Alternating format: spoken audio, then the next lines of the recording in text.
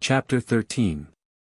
Containing the great address of the landlady, the great learning of a surgeon, and the solid skill in casuistry of the worthy lieutenant. When the wounded man was carried to his bed, and the house began again to clear up from the hurry which this accident had occasioned, the landlady thus addressed the commanding officer. "I am afraid, sir," said she, "this young man did not behave himself as well as he should do to your honours. And if he had been killed, I suppose he had but his desarts. To be sure, when gentlemen admit inferior parsons into their company, they oft to keep their distance, but, as my first husband used to say, few of them know how to do it. For my own part, I am sure I should not have suffered any fellows to include themselves into gentlemen's company, but I thought he had been an officer himself, till the sergeant told me he was but a recruit." "Landlady," answered the lieutenant, "you mistake the whole matter.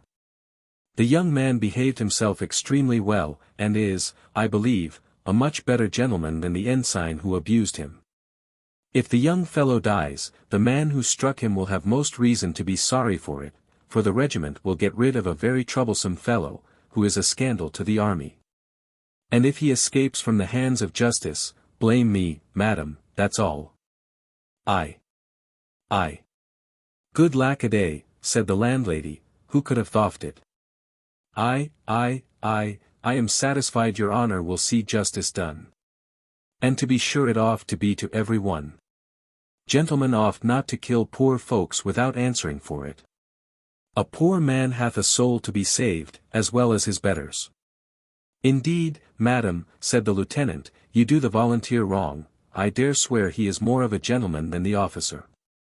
"Aye," cries the landlady, "why, look you there, now, well, my first husband was a wise man. He used to say, you can't always know the inside by the outside. Nay, that might have been well enough too, for I never saw him till he was all over blood. Who would have thought it? Mayhap, some young gentleman crossed in love. Good lack-a-day, if he should die, what a concern it will be to his parents. Why, sure the devil must possess the wicked wretch to do such an act. To be sure, he is a scandal to the army, as your honour says. For most of the gentlemen of the army that ever I saw, are quite different sort of people, and look as if they would scorn to spill any Christian blood as much as any men, I mean, that is, in a civil way, as my first husband used to say. To be sure, when they come into the wars, there must be bloodshed, but that they are not to be blamed for. The more of our enemies they kill there, the better, and I wish, with all my heart, they could kill every mother's son of them." "Oh fie, madam," said the lieutenant, smiling, "all is rather too bloody-minded a wish." "Not at all, sir," answered she, "I am not at all bloody-minded, only to our enemies, and there is no harm in that.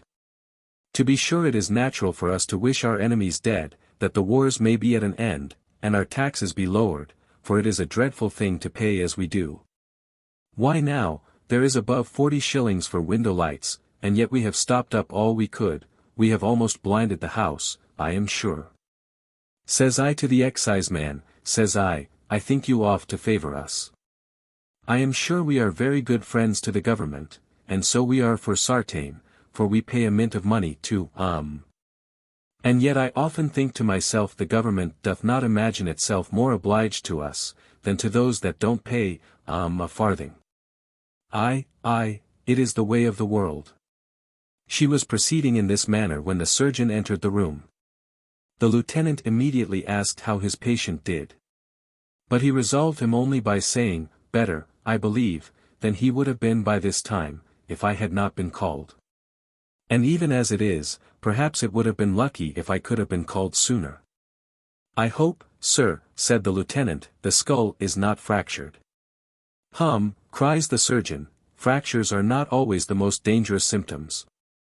Contusions and lacerations are often attended with worse phenomena, and with more fatal consequences, than fractures. People who know nothing of the matter conclude, if the skull is not fractured, all is well. Whereas, I had rather see a man's skull broke all to pieces, than some contusions I have met with." "I hope," says the lieutenant, "there are no such symptoms here." "Symptoms," answered the surgeon, are not always regular nor constant. I have known very unfavorable symptoms in the morning change to favorable ones at noon, and return to unfavorable again at night. Of wounds, indeed, it is rightly and truly said, nemo repent fiut turpissimus. I was once, I remember, called to a patient who had received a violent contusion in his tibia, by which the exterior cutis was lacerated, so that there was a profuse sanguinary discharge.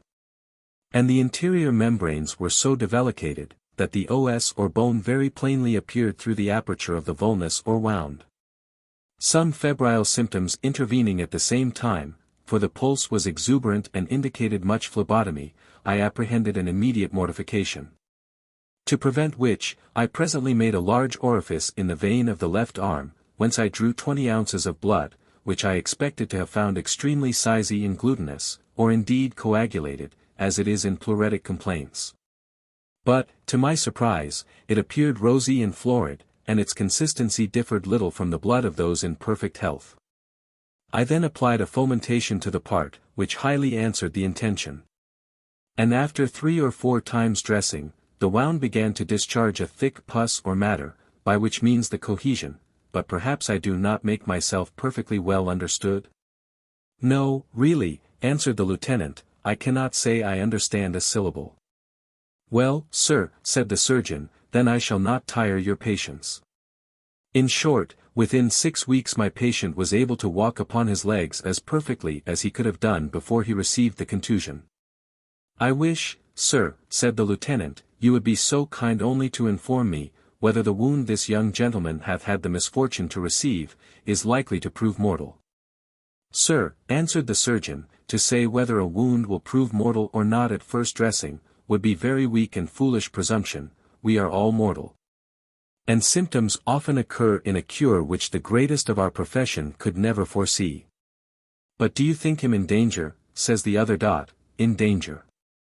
Aye, surely, cries the doctor, who is there among us, who, in the most perfect health, can be said not to be in danger? Can a man, therefore, with so bad a wound as this be said to be out of danger? All I can say at present is, that it is well I was called as I was, and perhaps it would have been better if I had been called sooner. I will see him again early in the morning, and in the meantime let him be kept extremely quiet, and drink liberally of water gruel. Won't you allow him sacquet, said the landlady. Aye, sacquet, cries the doctor, if you will, provided it be very small. And a little chicken broth too, added she. Yes, chicken broth, said the doctor, is very good. Mayn't I make him some jellies too, said the landlady. Aye, answered the doctor, jellies are very good for wounds, for they promote cohesion. And indeed it was lucky she had not named soup or high sauces, for the doctor would have complied, rather than have lost the custom of the house. The doctor was no sooner gone, than the landlady began to trumpet forth his fame to the lieutenant, who had not, from their short acquaintance, conceived quite so favorable an opinion of his physical abilities as the good woman. And all the neighborhood, entertained, and perhaps very rightly. For though I am afraid the doctor was a little of a coxcomb, he might be nevertheless very much of a surgeon.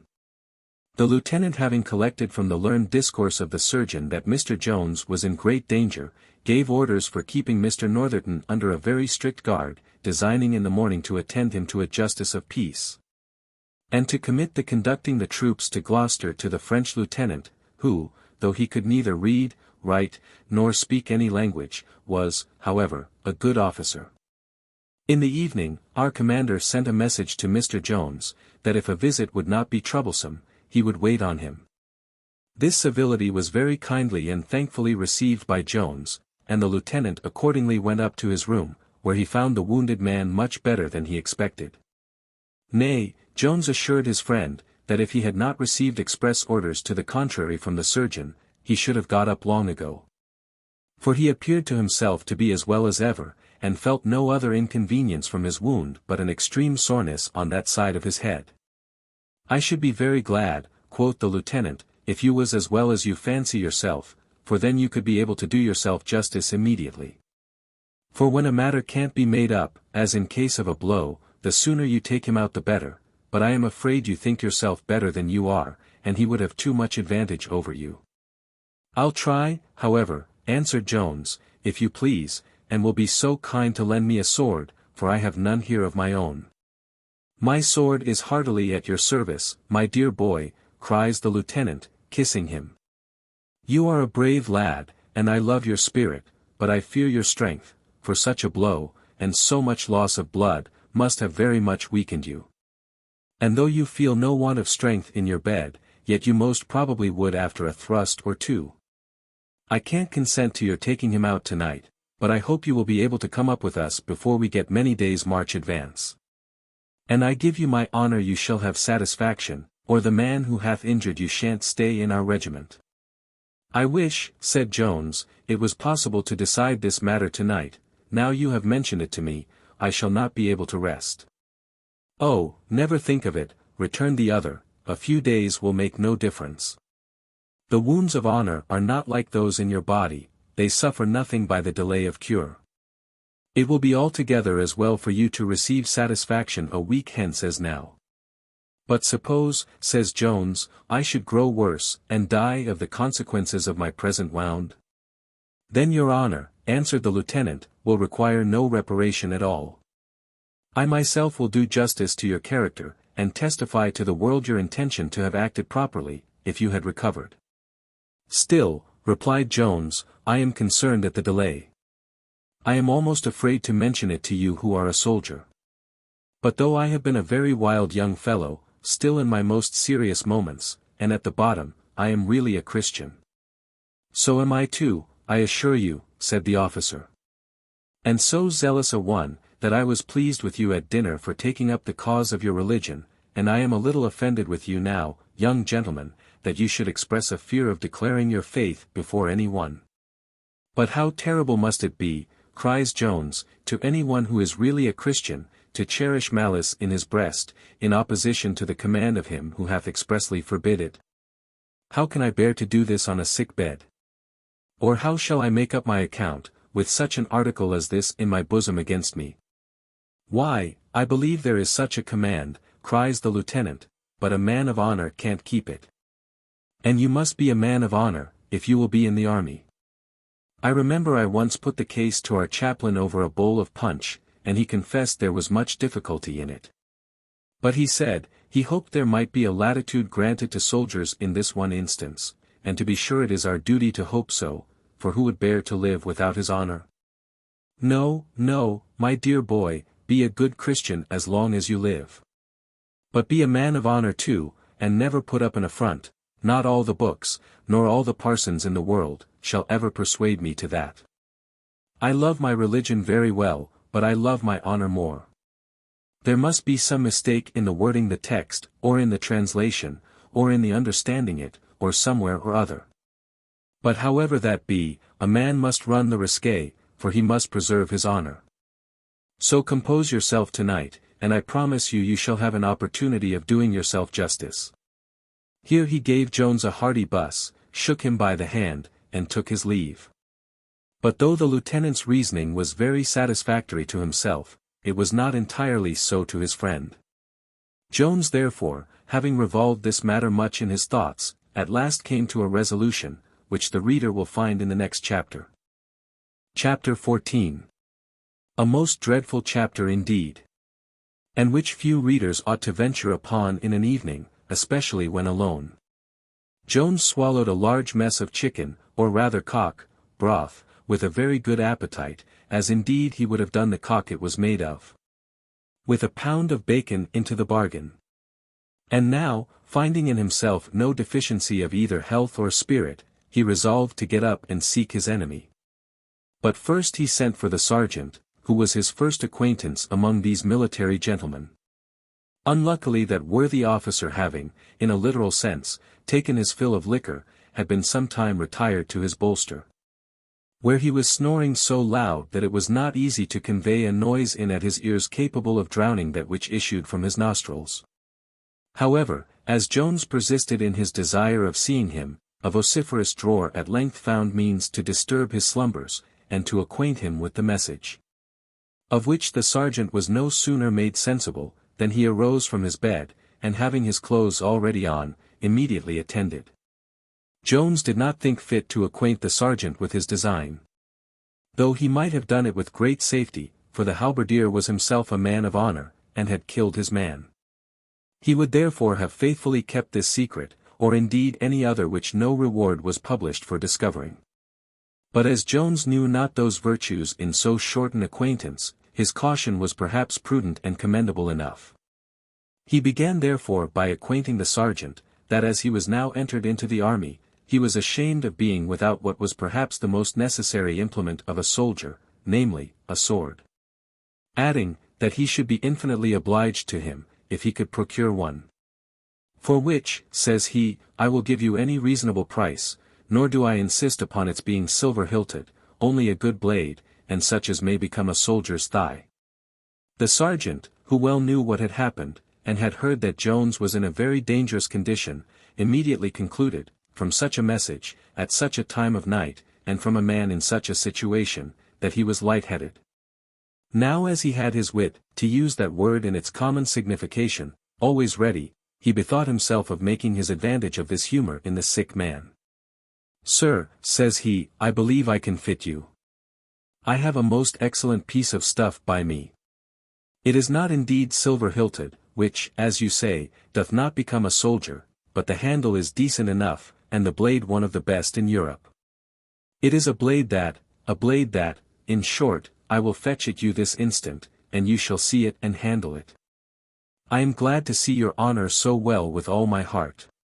Being instantly returned with the sword, he delivered it to Jones, who took it and drew it, and then told the sergeant it would do very well, and bid him name his price.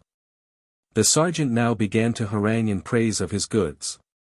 He said, nay, he swore very heartily, that the blade was taken from a French officer, of very high rank, at the battle of Dettingen. I took it myself, says he, from his side, after I had knocked him o' the head. The hilt was a golden one.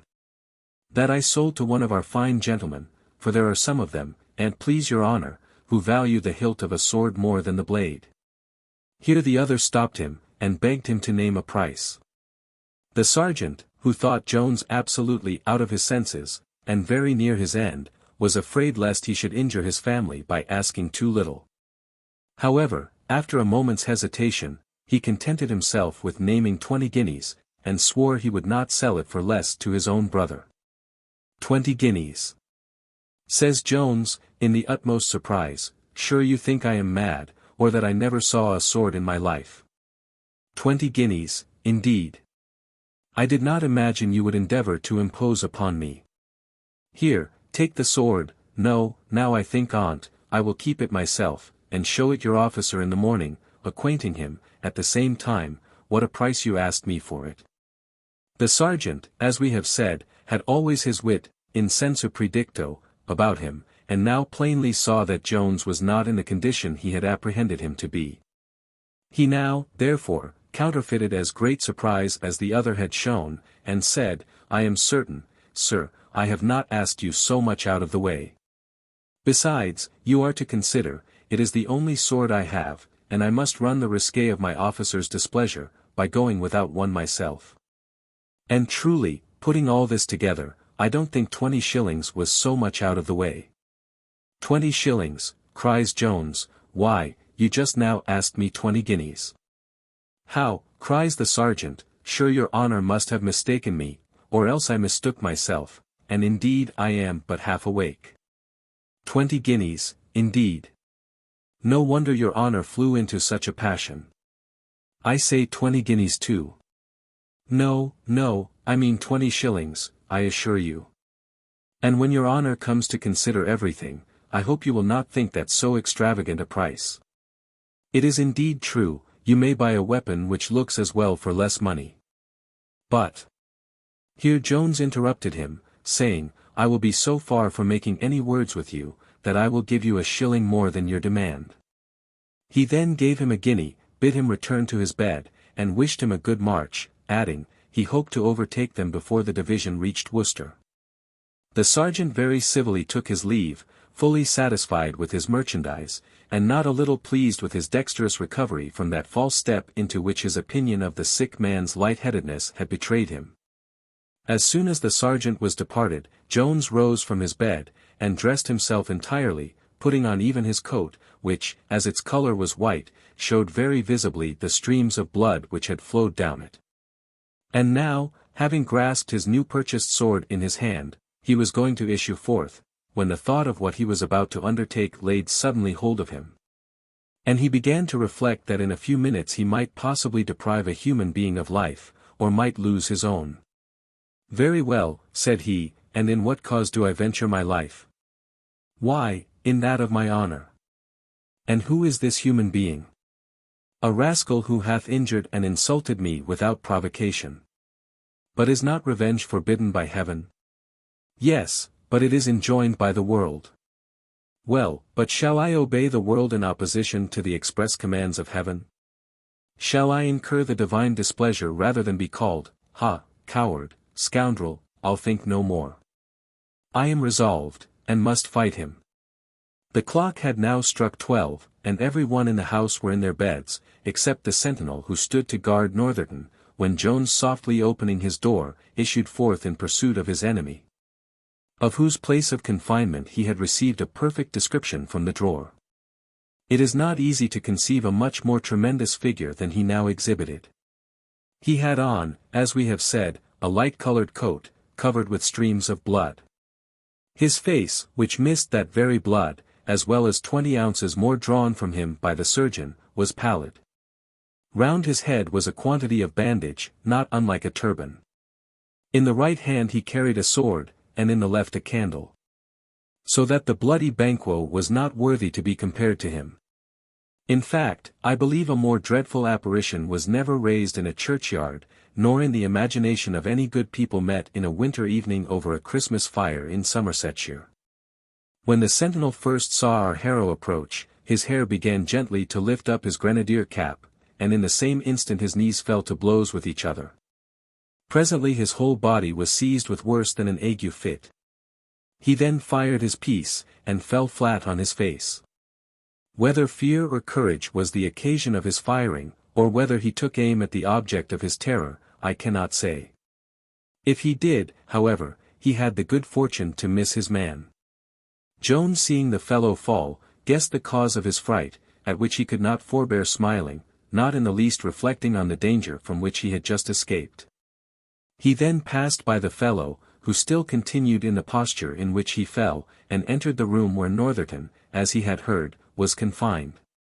Here, in a solitary situation, he found an empty quart pot standing on the table, on which some beer being spilt, it looked as if the room had lately been inhabited, but at present it was entirely vacant. Jones then apprehended it might lead to some other apartment, but upon searching all round it, he could perceive no other door than that at which he entered, and where the sentinel had been posted. He then proceeded to call Northerton several times by his name, but no one answered.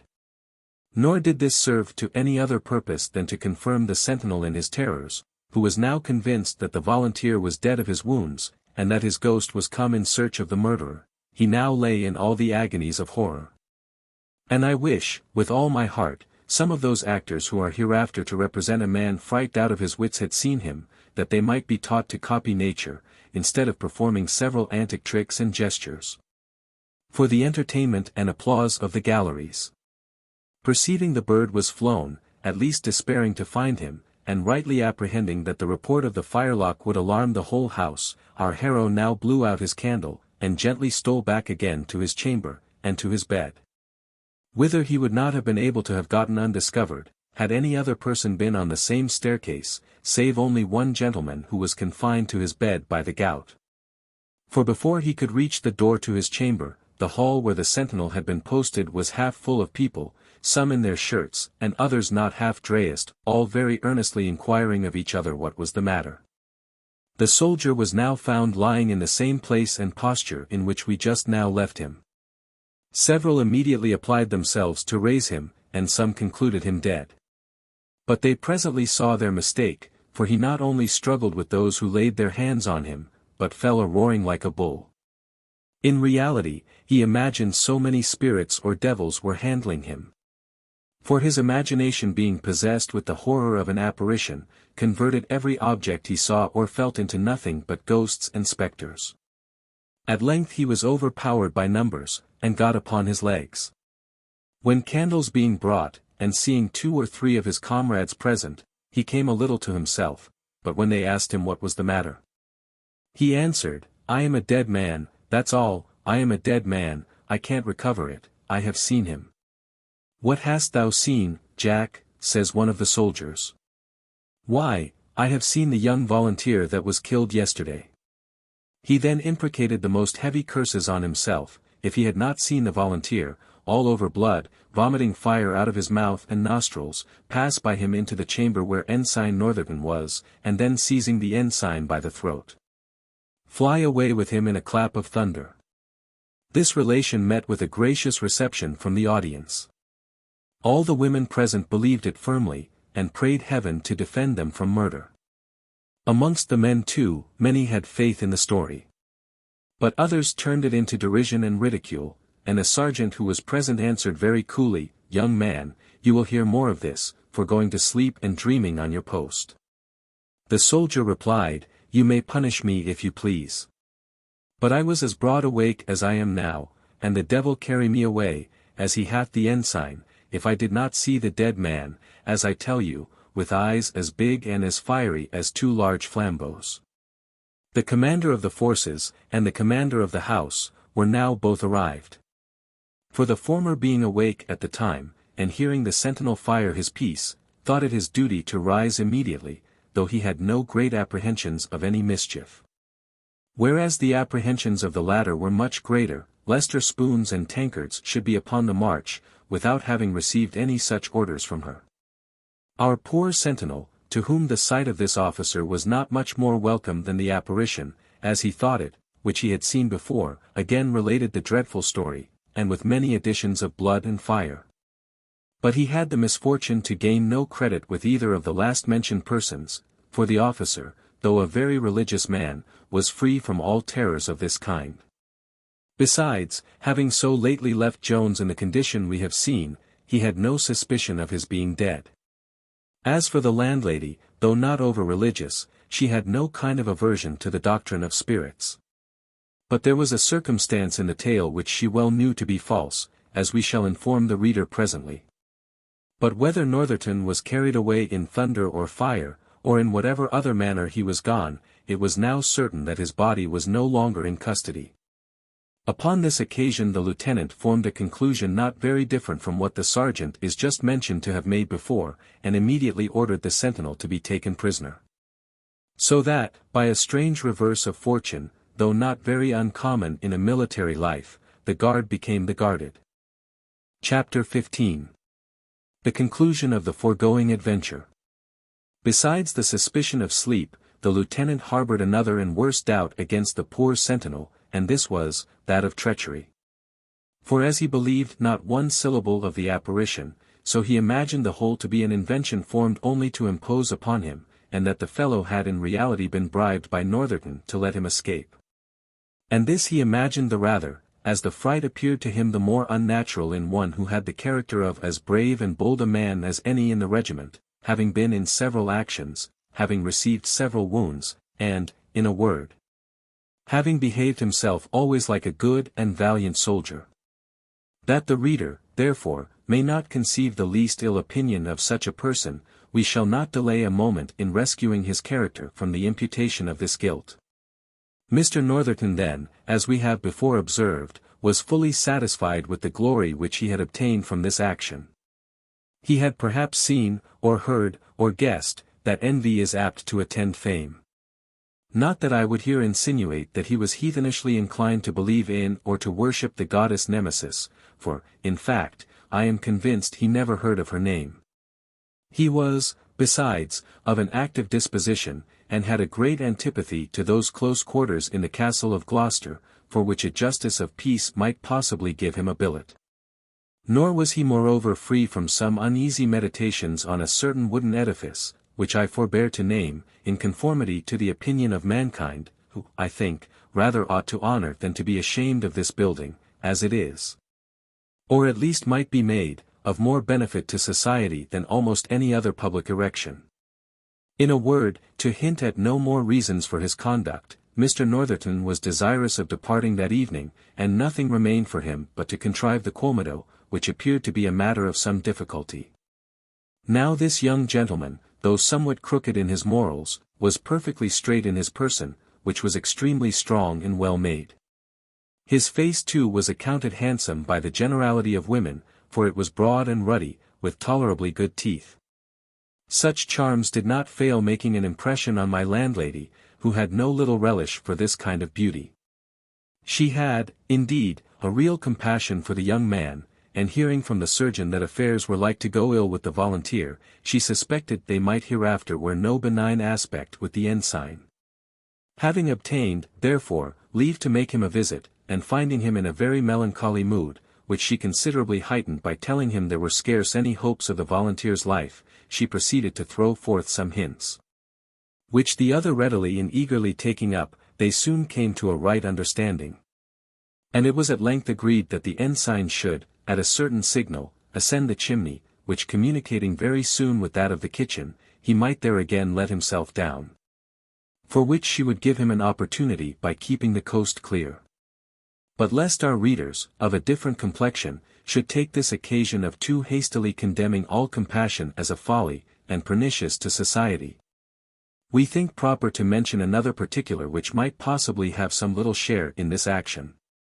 The ensign happened to be at this time possessed of the sum of £50, which did indeed belong to the whole company, for the captain having quarrelled with his lieutenant, had entrusted the payment of his company to the ensign. This money, however, he thought proper to deposit in my landlady's hand, possibly by way of bail or security that he would hereafter appear and answer to the charge against him. But whatever were the conditions, certain it is, that she had the money and the ensign his liberty. The reader may perhaps expect, from the compassionate temper of this good woman, that when she saw the poor sentinel taken prisoner for a fact of which she knew him innocent, she should immediately have interposed in his behalf. But whether it was that she had already exhausted all her compassion in the above-mentioned instance, or that the features of this fellow, though not very different from those of the ensign, could not raise it, I will not determine. But, far from being an advocate for the present prisoner, she urged his guilt to his officer, declaring, with uplifted eyes and hands, that she would not have had any concern in the escape of a murderer for all the world. Everything was now once more quiet, and most of the company returned again to their beds.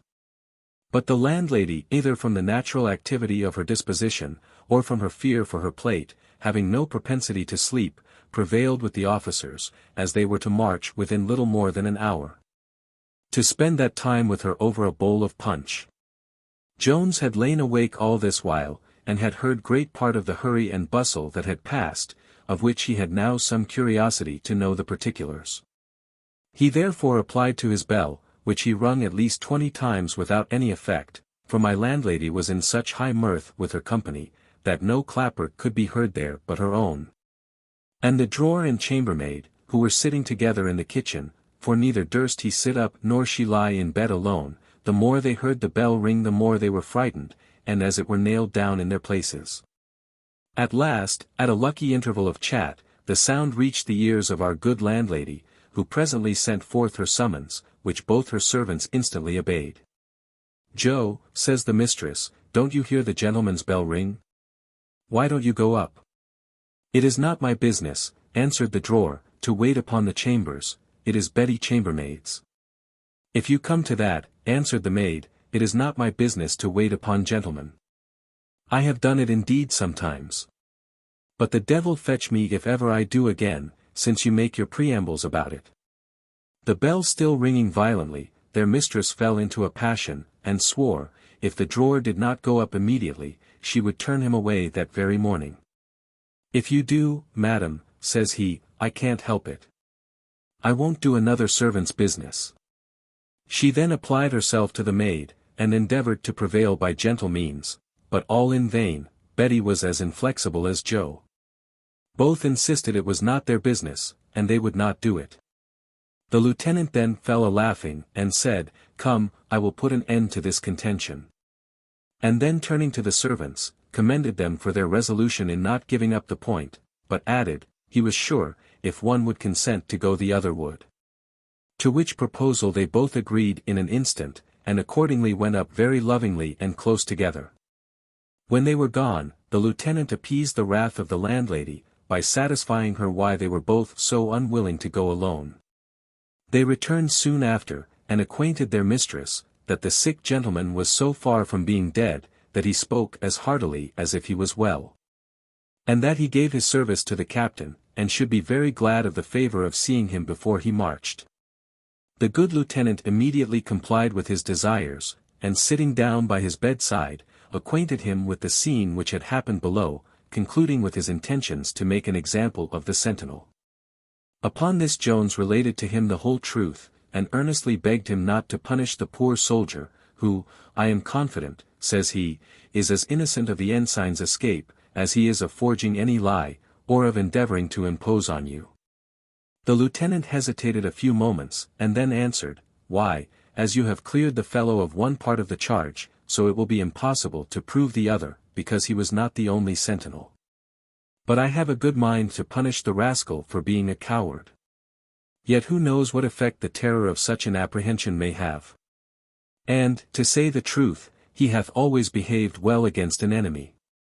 Come, it is a good thing to see any sign of religion in these fellows, so I promise you he shall be set at liberty when we march. But hark, the general beats. My dear boy, give me another bus. Don't discompose nor hurry yourself.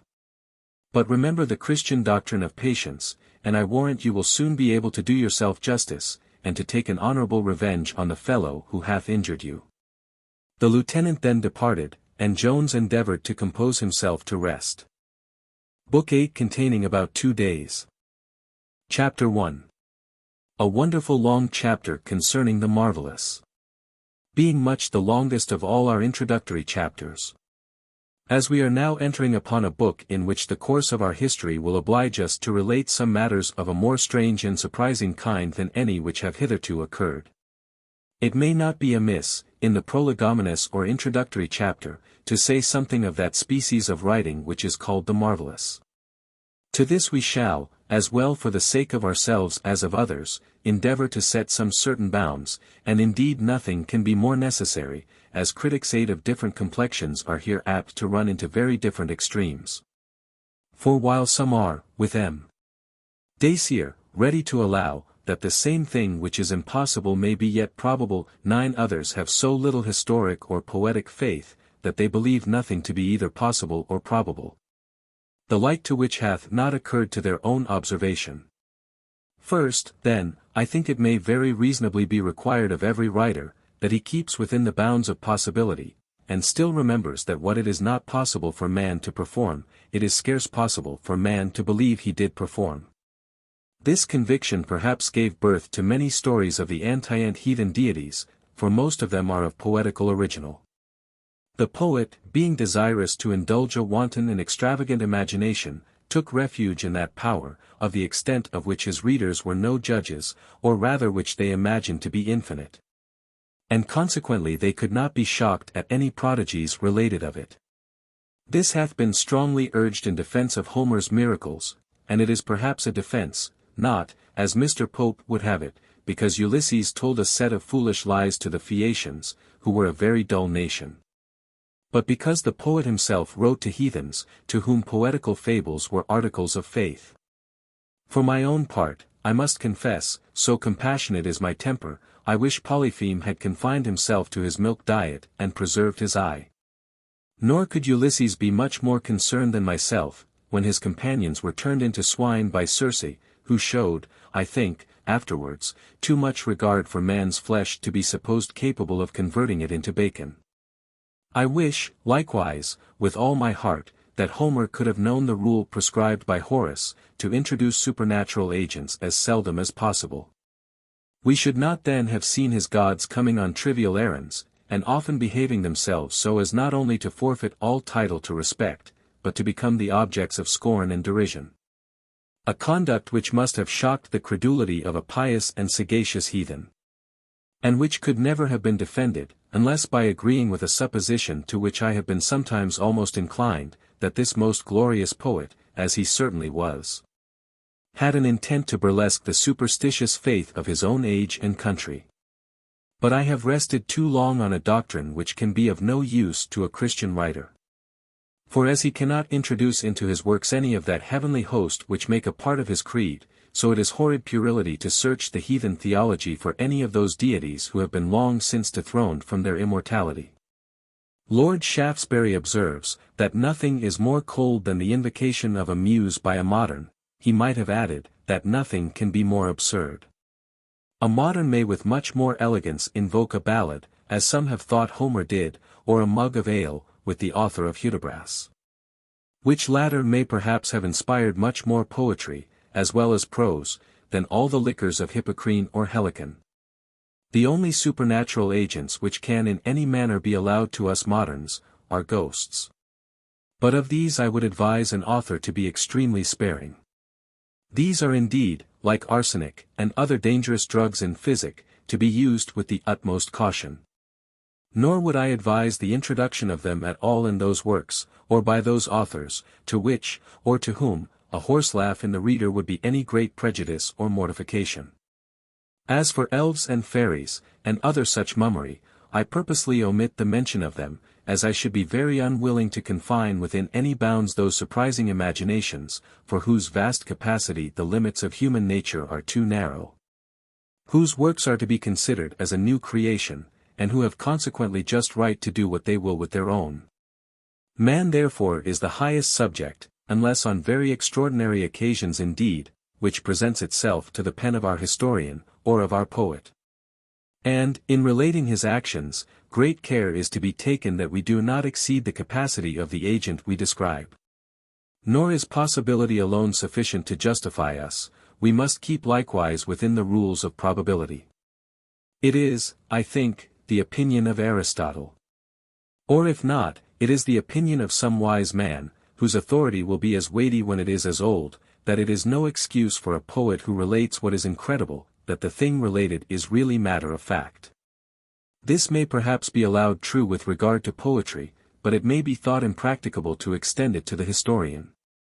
For he is obliged to record matters as he finds them, though they may be of so extraordinary a nature as will require no small degree of historical faith to swallow them. Such was the successless armament of Xerxes described by Herodotus, or the successful expedition of Alexander related by Arrian. Such of later years was the victory of Agincourt obtained by Harry V, or that of Narva won by Charles XII of Sweden. All which instances, the more we reflect on them, appear still the more astonishing. Such facts, however, as they occur in the thread of the story, nay, indeed, as they constitute the essential parts of it, the historian is not only justifiable in recording as they really happened, but indeed would be unpardonable should he omit or alter them. But there are other facts not of such consequence nor so necessary, which, though ever so well attested, may nevertheless be sacrificed to oblivion in complaisance to the skepticism of a reader.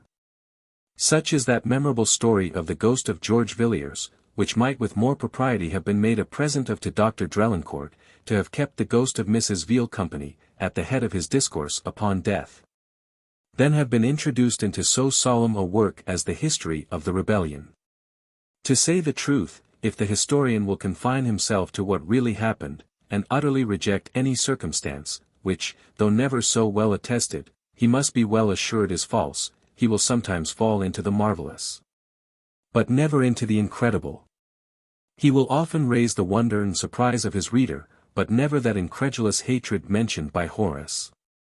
It is by falling into fiction, therefore, that we generally offend against this rule, of deserting probability, which the historian seldom, if ever, quits, till he forsakes his character and commences a writer of romance. In this, however, those historians who relate public transactions, have the advantage of us who confine ourselves to scenes of private life.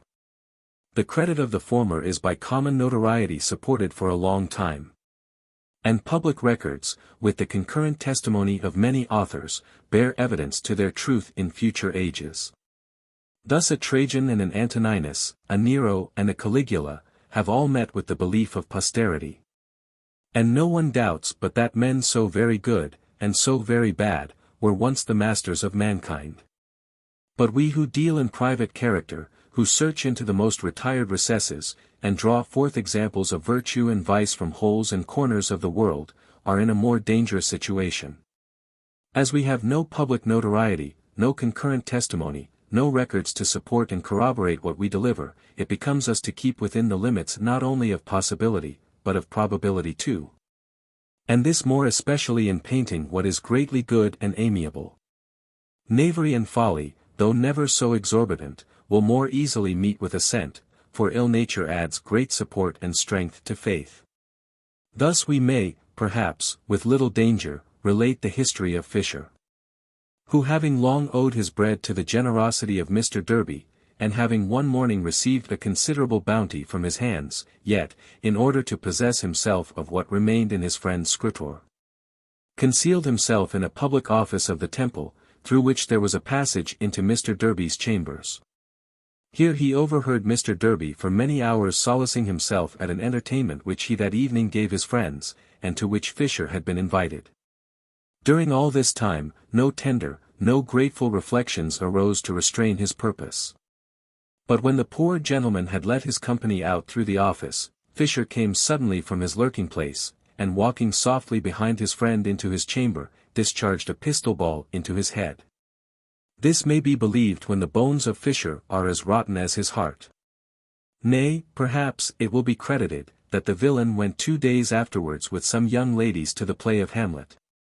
And with an unaltered countenance heard one of the ladies, who little suspected how near she was to the person, cry out, "Good God! If the man that murdered Mr. Derby was now present!" Manifesting in this a more seared and callous conscience than even Nero himself, of whom we are told by Suetonius, that the consciousness of his guilt, after the death of his mother, became immediately intolerable, and so continued. Nor could all the congratulations of the soldiers, of the Senate, and the people, allay the horrors of his conscience. But now, on the other hand, should I tell my reader, that I had known a man whose penetrating genius had enabled him to raise a large fortune in a way where no beginning was chalked out to him.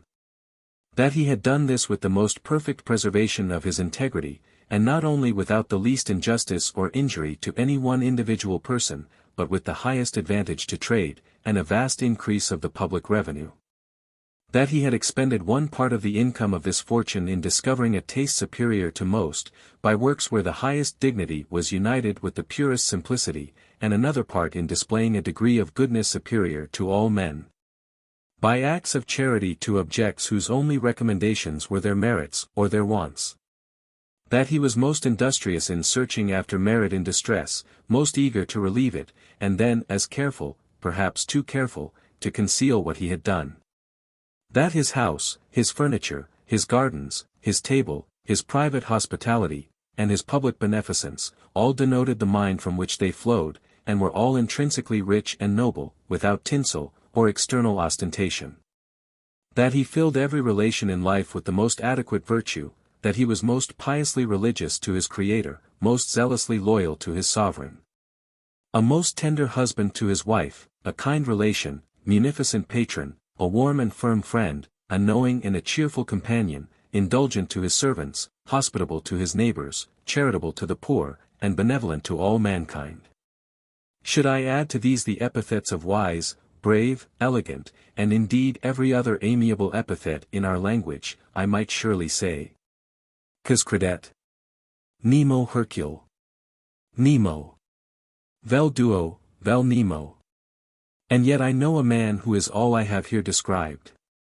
But a single instance, and I really know not such another, is not sufficient to justify us, while we are writing to thousands who never heard of the person, nor of anything like him. Such rari aves should be remitted to the epitaph writer, or to some poet who may condescend to hitch him in a distich, or to slide him into a rhyme with an air of carelessness and neglect, without giving any offense to the reader.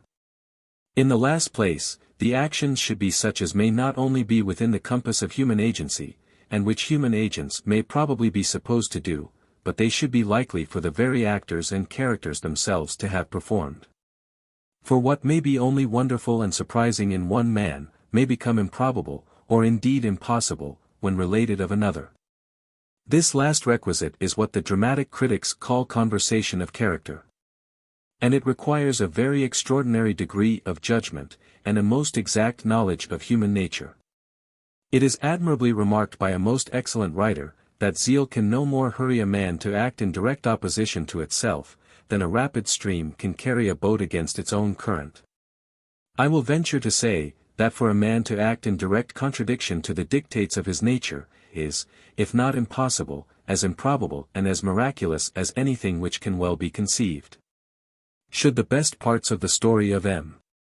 Antoninus be ascribed to Nero, or should the worst incidents of Nero's life be imputed to Antoninus, what would be more shocking to belief than either instance? Whereas both these being related of their proper agent, constitute the truly marvellous. Our modern authors of comedy have fallen almost universally into the error here hinted at. Their heroes generally are notorious rogues, and their heroines abandoned jades, during the first 4 acts. But in the 5th, the former become very worthy gentlemen, and the latter women of virtue and discretion, nor is the writer often so kind as to give himself the least trouble to reconcile or account for this monstrous change and incongruity. There is, indeed, no other reason to be assigned for it, than because the play is drawing to a conclusion, as if it was no less natural in a rogue to repent in the last act of a play, than in the last of his life. Which we perceive to be generally the case at Tyburn, a place which might indeed close the scene of some comedies with much propriety, as the heroes in these are most commonly eminent for those very talents which not only bring men to the gallows, but enable them to make an heroic figure when they are there. Within these few restrictions, I think, every writer may be permitted to deal as much in the wonderful as he pleases. Nay, if he thus keeps within the rules of credibility, the more he can surprise the reader the more he will engage his attention, and the more he will charm him. As a genius of the highest rank observes in his 5th chapter of the Bathos, the great art of all poetry is to mix truth with fiction, in order to join the credible with the surprising. For though every good author will confine himself within the bounds of probability, it is by no means necessary that his characters, or his incidents, should be trite, common, or vulgar. Such as happen in every street, or in every house, or which may be met with in the home articles of a newspaper. Nor must he be inhibited from showing many persons and things, which may possibly have never fallen within the knowledge of great part of his readers. If the writer strictly observes the rules above mentioned, he hath discharged his part, and is then entitled to some faith from his reader, who is indeed guilty of critical infidelity if he disbelieves him. For want of a portion of such faith, I remember the character of a young lady of quality, which was condemned on the stage for being unnatural, by the unanimous voice of a very large assembly of clerks and apprentices. Though it had the previous suffrages of many ladies of the first rank, one of whom, very eminent for her understanding, declared it was the picture of half the young people of her acquaintance. Chapter 2. In which the landlady pays a visit to Mr. Jones. When Jones had taken leave of his friend the lieutenant, he endeavored to close his eyes, but all in vain, his spirits were too lively and wakeful to be lulled to sleep. So having amused, or rather tormented, himself with the thoughts of his Sophia till it was open daylight, he called for some tea, upon which occasion my landlady herself vouchsafed to pay him a visit. This was indeed the first time she had seen him, or at least had taken any notice of him, but as the lieutenant had assured her that he was certainly some young gentleman of fashion, she now determined to show him all the respect in her power. For, to speak truly, this was one of those houses where gentlemen, to use the language of advertisements, meet with civil treatment for their money. She had no sooner begun to make his tea, than she likewise began to discourse. "La! Sir," said she, "I think it is great pity that such a pretty young gentleman should undervalue himself so, as to go about with these soldier fellows. They call themselves gentlemen, I warrant you. But, as my first husband used to say, they should remember it is we that pay them. And to be sure it is very hard upon us to be obliged to pay them, and to keep, too, as we publicans are. I had 20 of, last night, besides officers, nay, for matter that, I had rather have the soldiers than officers, for nothing is ever good enough for those sparks, and I am sure, if you was to see the bills, sir, it is nothing. I have had less trouble, I warrant you, with a good squire's family, where we take 40 or 50 shillings of a night, besides horses.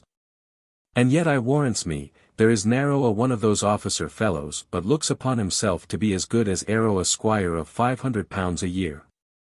To be sure it doth me good to hear their men run about after, crying your honour, and your honour. Marry come up with such honour, and an ordinary at a shilling a head. Then there's such swearing among, to be sure it frightens me out, my wits, I thinks nothing can ever prosper with such wicked people. And here one of, has used you in so barbarous a manner. I thought indeed how well the rest would secure him, they all hang together. For if you had been in danger of death, which I am glad to see you are not, it would have been all as one to such wicked people. They would have let the murderer go. Lord have mercy upon, I would not have such a sin to answer for the whole world. But though you are likely, with the blessing, to recover, there is law for him yet, and if you will employ lawyer Small, I darest be sworn he'll make the fellow fly the country for him.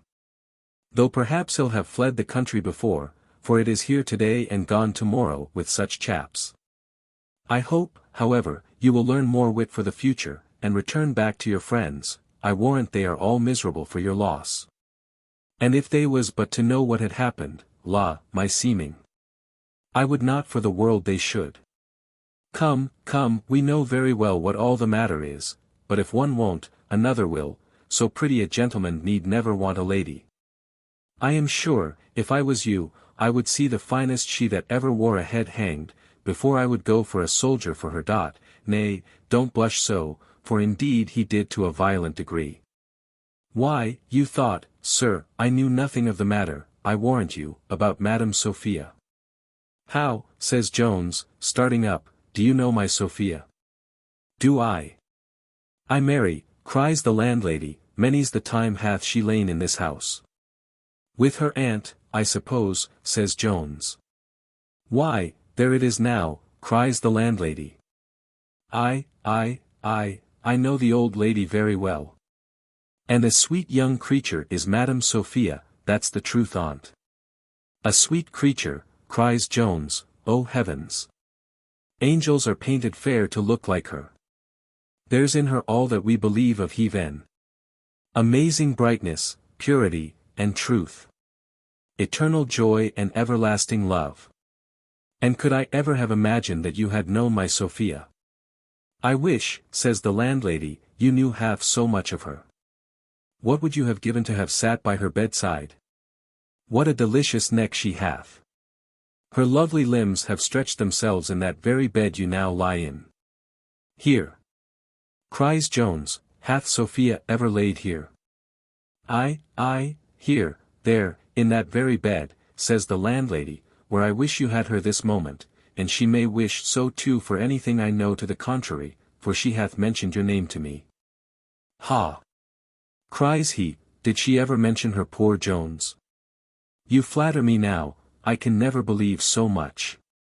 Why, then, answered she, as I hope to be saved, and may the devil fetch me if I speak a syllable more than the truth, I have heard her mention Mr. Jones, but in a civil and modest way, I confess. Yet I could perceive she thought a great deal more than she said. Oh my dear woman, cries Jones, her thoughts of me I shall never be worthy of. Oh, she is all gentleness, kindness, goodness. Why was such a rascal as I born, ever to give her soft bosom a moment's uneasiness? Why am I cursed? I, who would undergo all the plagues and miseries which any demon ever invented for mankind, to procure her any good. Nay, torture itself could not be misery to me, did I but know that she was happy. Why, look you there now, says the landlady, I told her you was a constant laveer. But pray, madam, tell me when or where you knew anything of me. For I never was here before, nor do I remember ever to have seen you. Nor is it possible you should, answered she, for you was a little thing when I had you in my lap at the Squire's. How, the Squire's? Says Jones. What, do you know that great and good Mr. Allworthy then? Yes, marry, do I, says she, who in the country doth not? The fame of his goodness indeed, answered Jones, must have extended farther than this. But heaven only can know him, can know that benevolence which it copied from itself, and sent upon earth as its own pattern.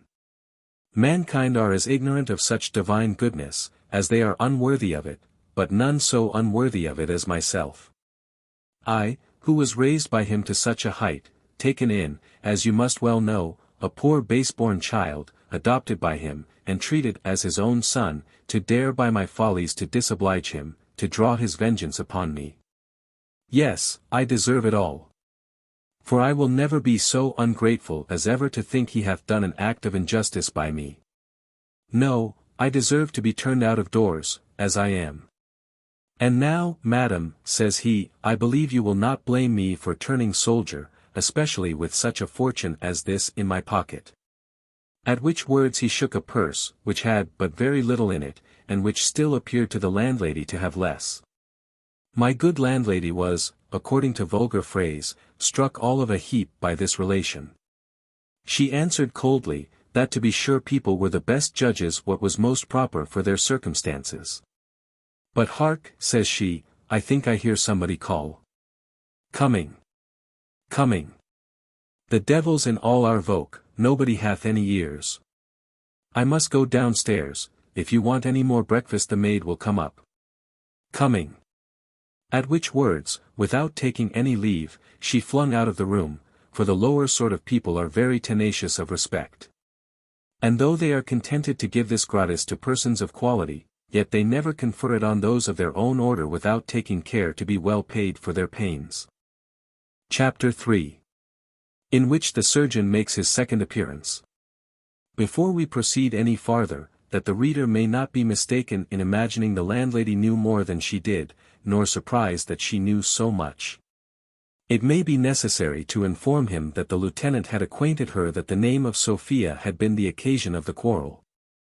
And as for the rest of her knowledge, the sagacious reader will observe how she came by it in the preceding scene. Great curiosity was indeed mixed with her virtues. And she never willingly suffered any one to depart from her house, without inquiring as much as possible into their names, families, and fortunes. She was no sooner gone than Jones, instead of animadverting on her behavior, reflected that he was in the same bed which he was informed had held his dear Sophia. This occasioned 1,000 fond and tender thoughts, which we would dwell longer upon, did we not consider that such kind of lovers will make a very inconsiderable part of our readers. In this situation the surgeon found him, when he came to dress his wound. The doctor perceiving, upon examination, that his pulse was disordered, and hearing that he had not slept, declared that he was in great danger. For he apprehended a fever was coming on, which he would have prevented by bleeding, but Jones would not submit, declaring he would lose no more blood. And, doctor, says he, if you will be so kind only to dress my head, I have no doubt of being well in a day or two. I wish, answered the surgeon, I could assure your being well in a month or two. Well, indeed. No, no, people are not so soon well of such contusions, but, sir, I am not at this time of day to be instructed in my operations by a patient, and I insist on making a revulsion before I dress you. Jones persisted obstinately in his refusal, and the doctor at last yielded. Telling him at the same time that he would not be answerable for the ill consequence, and hoped he would do him the justice to acknowledge that he had given him a contrary advice, which the patient promised he would. The doctor retired into the kitchen, where, addressing himself to the landlady, he complained bitterly of the undutiful behavior of his patient, who would not be blooded, though he was in a fever. It is an eating fever then, says the landlady. For he hath devoured 2 swinging buttered toasts this morning for breakfast. Very likely, says the doctor, I have known people eat in a fever, and it is very easily accounted for. Because the acidity occasioned by the febrile matter may stimulate the nerves of the diaphragm, and thereby occasion a craving which will not be easily distinguishable from a natural appetite. But the aliment will not be concreted, nor assimilated into chyle, and so will corrode the vascular orifices, and thus will aggravate the febrific symptoms. Indeed, I think the gentleman in a very dangerous way, and, if he is not blooded, I am afraid will die. Every man must die some time or other, answered the good woman, it is no business of mine. I hope, doctor, you would not have me hold him while you bleed him. But, hark ye, a word in your ear, I would advise you, before you proceed too far, to take care who is to be your paymaster. Paymaster, said the doctor, staring. Why, I've a gentleman under my hands, have I not? I imagine so as well as you, said the landlady, but, as my first husband used to say, everything is not what it looks to be. He is an arrant scrub, I assure you. However, take no notice that I mentioned anything to you of the matter, but I think people in business oft always to let one another know such things. And have I suffered such a fellow as this, cries the doctor, in a passion, to instruct me? Shall I hear my practice insulted by one who will not pay me? I am glad I have made this discovery in time. I will see now whether he will be blooded or no. He then immediately went upstairs, and flinging open the door of the chamber with much violence, awaked poor Jones from a very sound nap, into which he was fallen, and, what was still worse, from a delicious dream concerning Sophia. Will you be blooded or no? Cries the doctor, in a rage. I have told you my resolution already, answered Jones, and I wish with all my heart you had taken my answer, for you have awaked me out of the sweetest sleep which I ever had in my life. Ay, cries the doctor, many a man hath dozed away his life.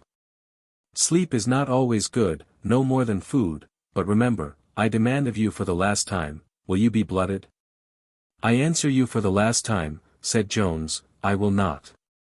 Then I wash my hands of you, cries the doctor, and I desire you to pay me for the trouble I have had already. 2 journeys at 5s. Each, 2 dressings at 5s. More, and half a crown for phlebotomy. I hope, said Jones, you don't intend to leave me in this condition. Indeed but I shall, said the other. Then, said Jones, you have used me rascally, and I will not pay you a farthing. Very well, cries the doctor.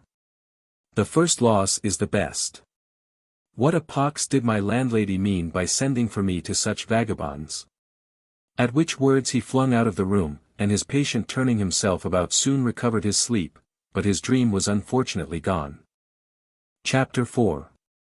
In which is introduced one of the pleasantest barbers that was ever recorded in history, the barber of Bagdad, or he in Don Quixote, not excepted. The clock had now struck 5 when Jones awaked from a nap of 7 hours, so much refreshed. And in such perfect health and spirits, that he resolved to get up and dress himself. For which purpose he unlocked his portmanteau, and took out clean linen, and a suit of clothes, but first he slipped on a frock, and went down into the kitchen to bespeak something that might pacify certain tumults he found rising within his stomach. Meeting the landlady, he accosted her with great civility, and asked, what he could have for dinner. For dinner, says she, it is an odd time of day to think about dinner. There is nothing driest in the house, and the fire is almost out. Well, but, says he, I must have something to eat, and it is almost indifferent to me what, for, to tell you the truth, I was never more hungry in my life. Then, says she, I believe there is a piece of cold buttock and carrot, which will fit you.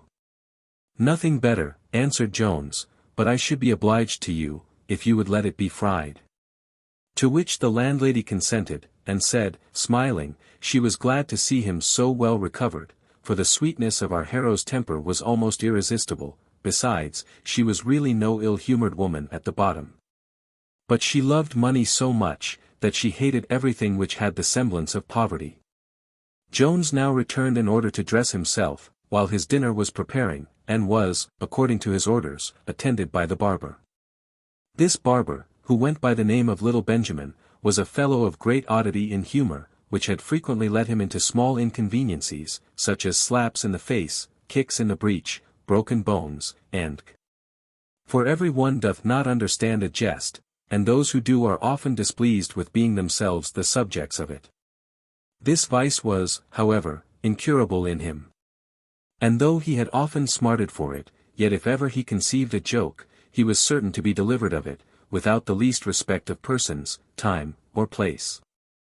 He had a great many other particularities in his character, which I shall not mention, as the reader will himself very easily perceive them, on his farther acquaintance with this extraordinary person. Jones, being impatient to be dressed, for a reason which may be easily imagined, thought the shaver was very tedious in preparing his suds, and begged him to make haste. To which the other answered with much gravity, for he never discomposed his muscles on any account, festina lente, is a proverb which I learned long before I ever touched a razor. I find, friend, you are a scholar, replied Jones. A poor one, said the barber, non omnia possumus omnes. Again, said Jones, I fancy you are good at capping verses. Excuse me, sir, said the barber, non tanto mi dignior honore. And then proceeding to his operation, sir, said he, since I have dealt in suds, I could never discover more than 2 reasons for shaving, the one is to get a beard, and the other to get rid of one. I conjecture, sir, it may not be long since you shaved from the former of these motives. Upon my word, you have had good success, for one may say of your beard, that it is tundenti gravier. I conjecture, says Jones, that thou art a very comical fellow. You mistake me widely, sir, said the barber, I am too much addicted to the study of philosophy, hinc illi lacrimi, sir, that's my misfortune. Too much learning hath been my ruin. Indeed, says Jones, I confess, friend, you have more learning than generally belongs to your trade, but I can't see how it can have injured you. Alas! Sir, answered the shaver, my father disinherited me for it. He was a dancing master, and because I could read before I could dance, he took an aversion to me, and left every farthing among his other children. Will you please to have your temples, O law?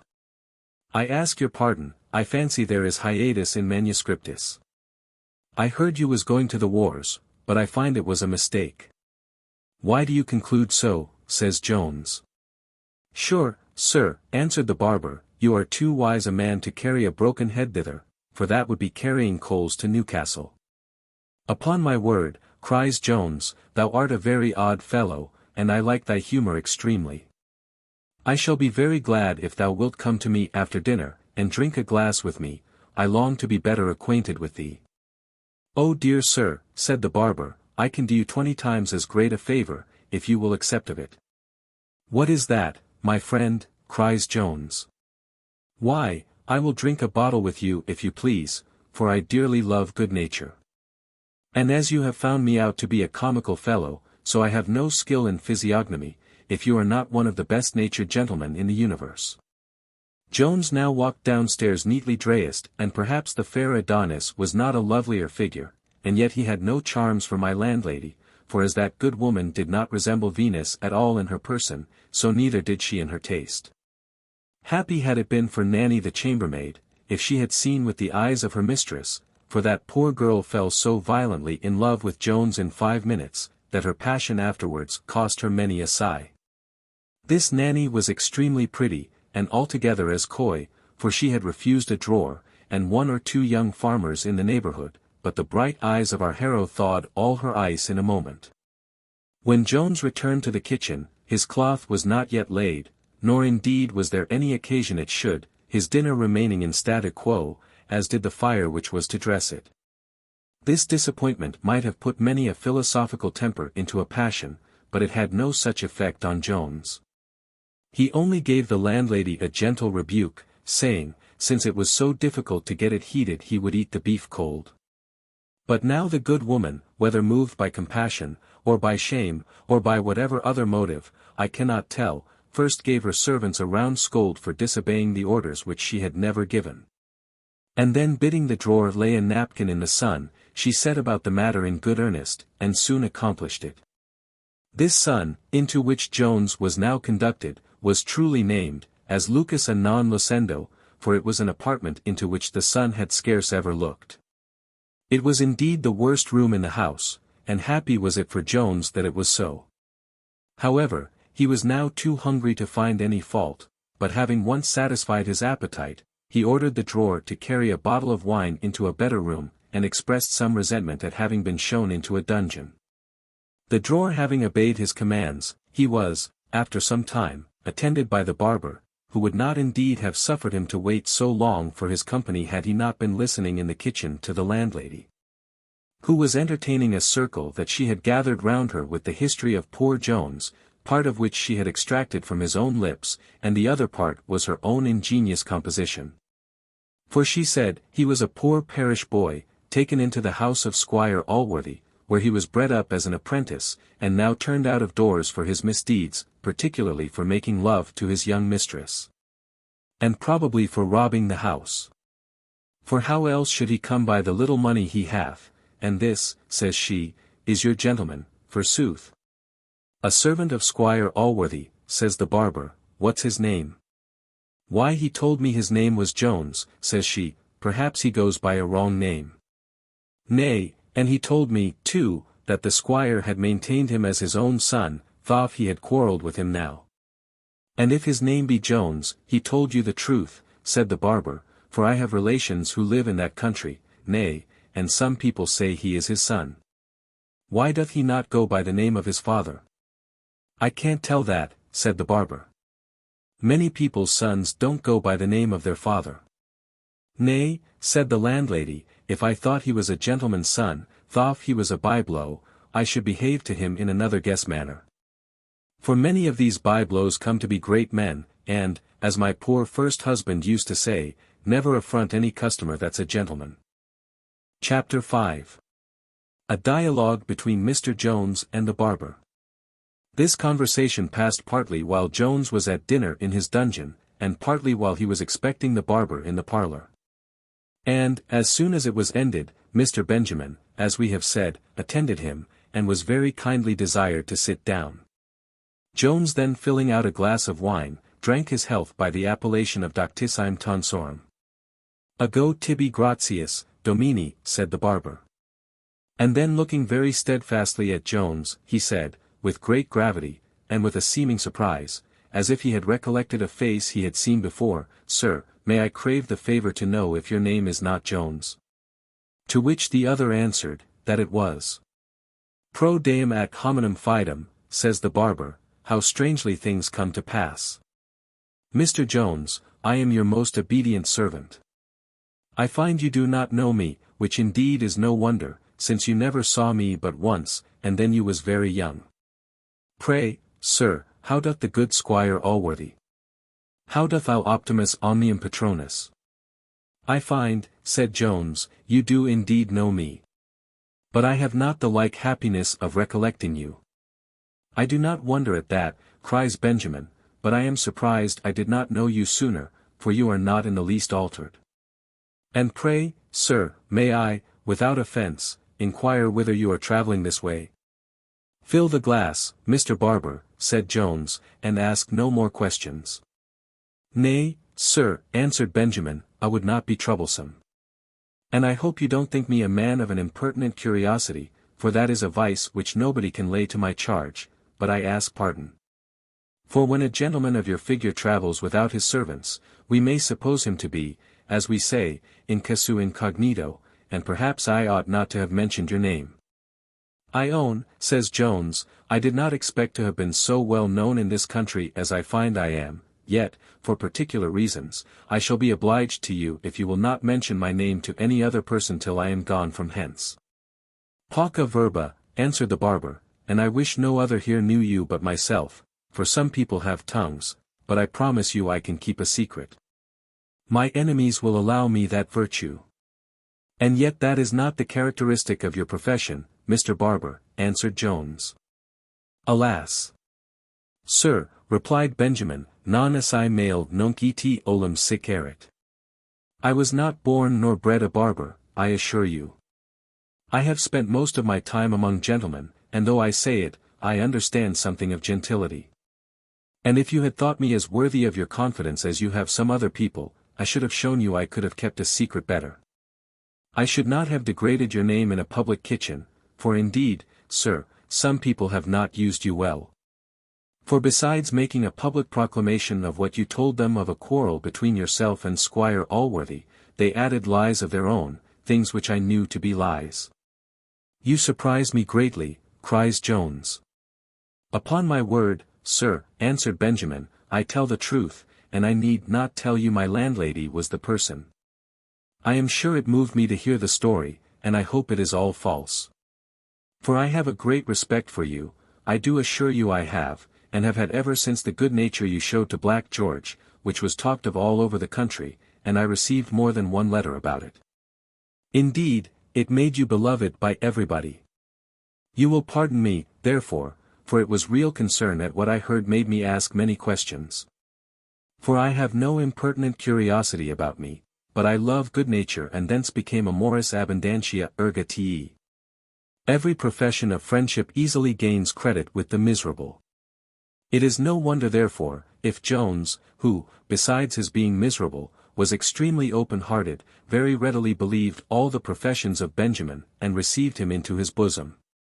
The scraps of Latin, some of which Benjamin applied properly enough, though it did not savour of profound literature, seemed yet to indicate something superior to a common barber, and so indeed did his whole behaviour. Jones therefore believed the truth of what he had said, as to his original and education.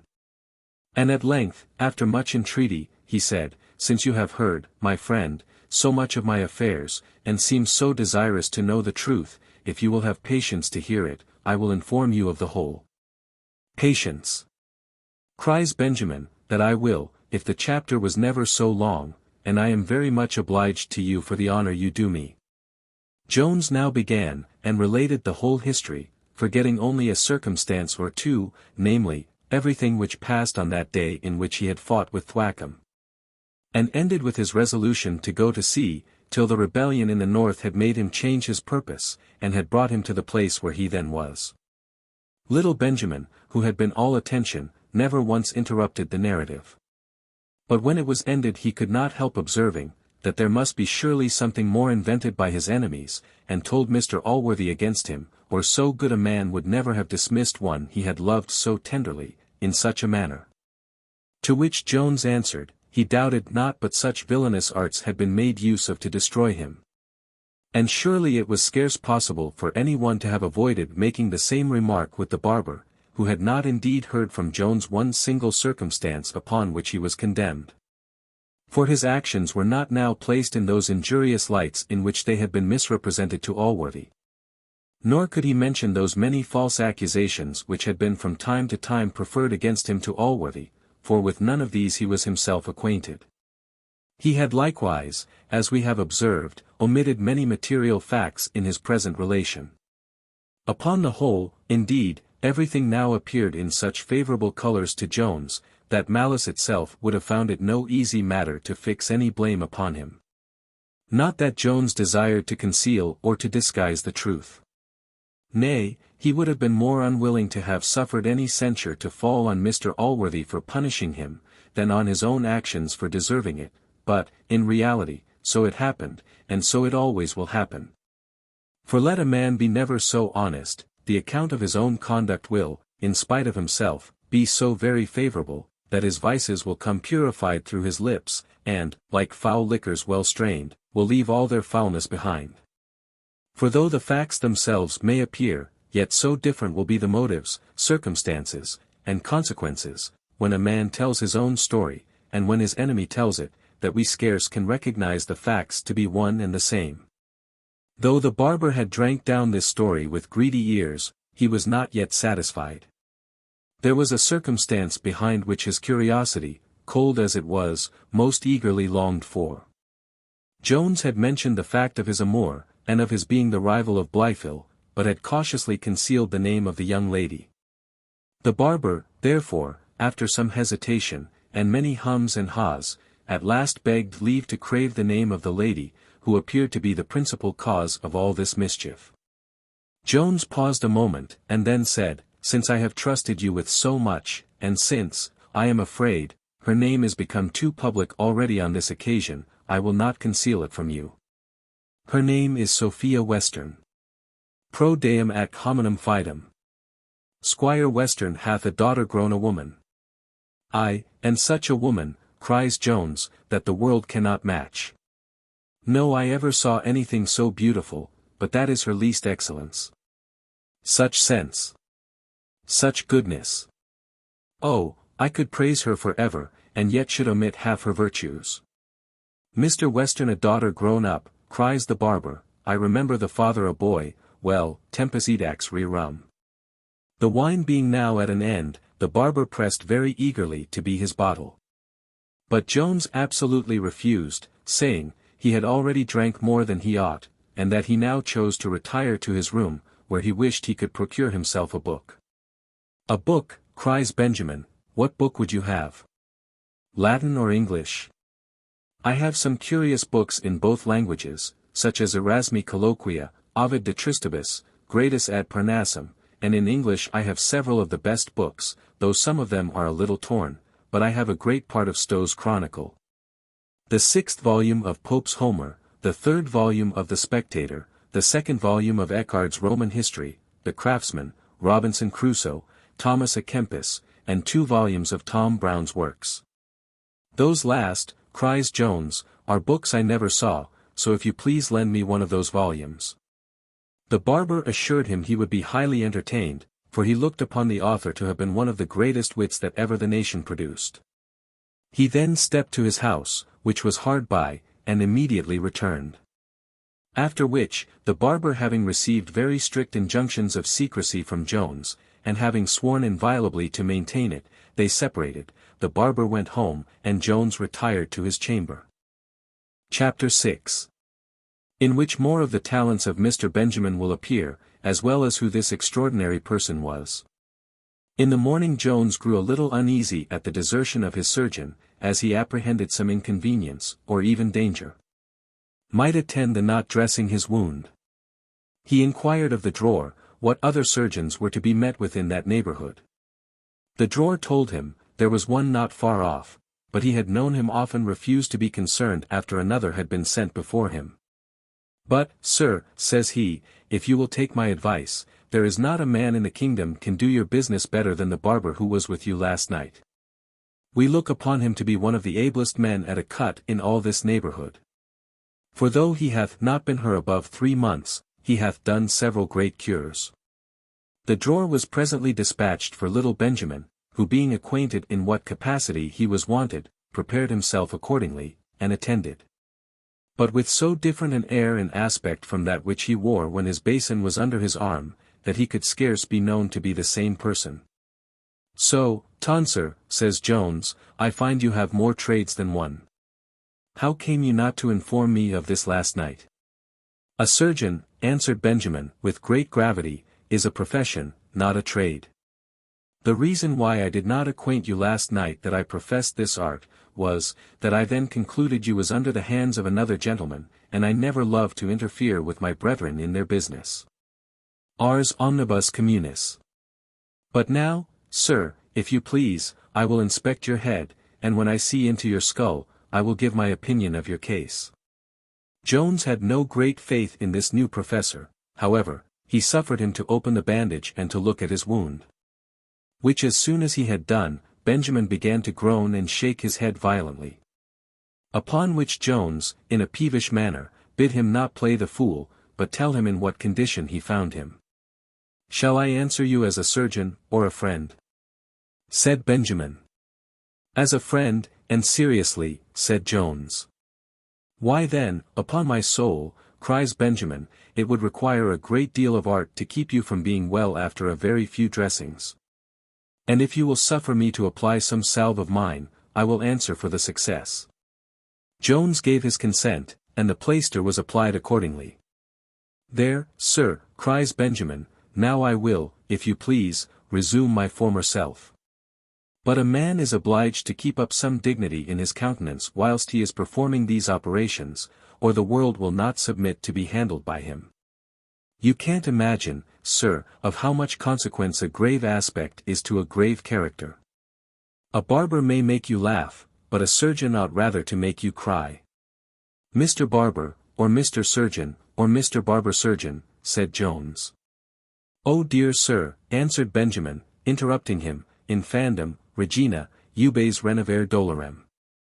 You recall to my mind that cruel separation of the united fraternities, so much to the prejudice of both bodies, as all separations must be, according to the old adage, vis unita fortior. Which to be sure there are not wanting some of one or of the other fraternity who are able to construe. What a blow was this to me, who unite both in my own person. Well, by whatever name you please to be called, continued Jones, you certainly are one of the oddest, most comical fellows I ever met with, and must have something very surprising in your story, which you must confess I have a right to hear. I do confess it, answered Benjamin, and will very readily acquaint you with it, when you have sufficient leisure, for I promise you it will require a good deal of time. Jones told him, he could never be more at leisure than at present. Well, then, said Benjamin, I will obey you, but first I will fasten the door, that none may interrupt us. He did so, and then advancing with a solemn air to Jones, said, I must begin by telling you, sir, that you yourself have been the greatest enemy I ever had. Jones was a little startled at this sudden declaration. I your enemy, sir? Says he, with much amazement, and some sternness in his look. Nay, be not angry, said Benjamin, for I promise you I am not. You are perfectly innocent of having intended me any wrong. For you was then an infant, but I shall, I believe, unriddle all this the moment I mention my name. Did you never hear, sir, of one Partridge, who had the honor of being reputed your father, and the misfortune of being ruined by that honor? I have, indeed, heard of that Partridge, says Jones, and have always believed myself to be his son. Well, sir, answered Benjamin, I am that Partridge, but I here absolve you from all filial duty, for I do assure you, you are no son of mine. How, replied Jones, and is it possible that a false suspicion should have drawn all the ill consequences upon you, with which I am too well acquainted? It is possible, cries Benjamin, for it is so, but though it is natural enough for men to hate even the innocent causes of their sufferings, yet I am of a different temper. I have loved you ever since I heard of your behavior to Black George, as I told you, and I am convinced, from this extraordinary meeting, that you are born to make me amends for all I have suffered on that account. Besides, I dreamt, the night before I saw you, that I stumbled over a stool without hurting myself. Which plainly showed me something good was towards me, and last night I dreamt again, that I rode behind you on a milk-white mare, which is a very excellent dream, and betokens much good fortune. Which I am resolved to pursue unless you have the cruelty to deny me. I should be very glad, Mr. Partridge, answered Jones, to have it in my power to make you amends for your sufferings on my account, though at present I see no likelihood of it. However, I assure you I will deny you nothing which is in my power to grant. It is in your power sure enough, replied Benjamin, for I desire nothing more than leave to attend you in this expedition. Nay, I have so entirely set my heart upon it, that if you should refuse me, you will kill both a barber and a surgeon in one breath.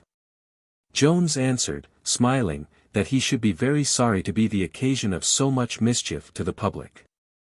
He then advanced many prudential reasons, in order to dissuade Benjamin, whom we shall hereafter call Partridge, from his purpose, but all were in vain. Partridge relied strongly on his dream of the milk-white mare. Besides, sir, says he, I promise you I have as good an inclination to the cause as any man can possibly have, and go I will, whether you admit me to go in your company or not. Jones, who was as much pleased with Partridge as Partridge could be with him, and who had not consulted his own inclination but the good of the other in desiring him to stay behind, when he found his friend so resolute, at last gave his consent. But then recollecting himself, he said, Perhaps, Mr. Partridge, you think I shall be able to support you, but I really am not, and then taking out his purse, he told out 9 guineas, which he declared were his whole fortune. Partridge answered, that his dependence was only on his future favour, for he was thoroughly convinced he would shortly have enough in his power. At present, sir, said he, I believe I am rather the richer man of the two. But all I have is at your service, and at your disposal. I insist upon your taking the whole, and I beg only to attend you in the quality of your servant. Nil desperandum est tucro duce eti auspis tucro, but to this generous proposal concerning the money, Jones would by no means submit. It was resolved to set out the next morning, when a difficulty arose concerning the baggage. For the portmanteau of Mr. Jones was too large to be carried without a horse. "If I may presume to give my advice," says Partridge, "this portmanteau, with everything in it, except a few shirts, should be left behind. Those I shall be easily able to carry for you, and the rest of your clothes will remain very safe locked up in my house." This method was no sooner proposed than agreed to. And then the barber departed, in order to prepare everything for his intended expedition. Chapter 7. Containing better reasons than any which have yet appeared for the conduct of Partridge, an apology for the weakness of Jones. And some further anecdotes concerning my landlady. Though Partridge was one of the most superstitious of men, he would hardly perhaps have desired to accompany Jones on his expedition merely from the omens of the joint stool and white mare. If his prospect had been no better than to have shared the plunder gained in the field of battle. In fact, when Partridge came to ruminate on the relation he had heard from Jones, he could not reconcile to himself that Mr. Allworthy should turn his son, for so he most firmly believed him to be, out of doors, for any reason which he had heard assigned. He concluded, therefore, that the whole was a fiction, and that Jones, of whom he had often from his correspondence heard the wildest character, had in reality run away from his father. It came into his head, therefore, that if he could prevail with the young gentleman to return back to his father, he should by that means render a service to Allworthy, which would obliterate all his former anger. Nay, indeed, he conceived that very anger was counterfeited, and that Allworthy had sacrificed him to his own reputation. And this suspicion indeed he well accounted for, from the tender behaviour of that excellent man to the foundling child. From his great severity to Partridge, who, knowing himself to be innocent, could not conceive that any other should think him guilty. Lastly, from the allowance which he had privately received long after the annuity had been publicly taken from him, and which he looked upon as a kind of smart money, or rather by way of atonement for injustice. For it is very uncommon, I believe, for men to ascribe the benefactions they receive to pure charity, when they can possibly impute them to any other motive. If he could by any means therefore persuade the young gentleman to return home, he doubted not but that he should again be received into the favour of Allworthy, and well rewarded for his pains. Nay, and should be again restored to his native country, a restoration which Ulysses himself never wished more heartily than poor Partridge. As for Jones, he was well satisfied with the truth of what the other had asserted, and believed that Partridge had no other inducements but love to him, and zeal for the cause. A blamable want of caution and diffidence in the veracity of others, in which he was highly worthy of censure.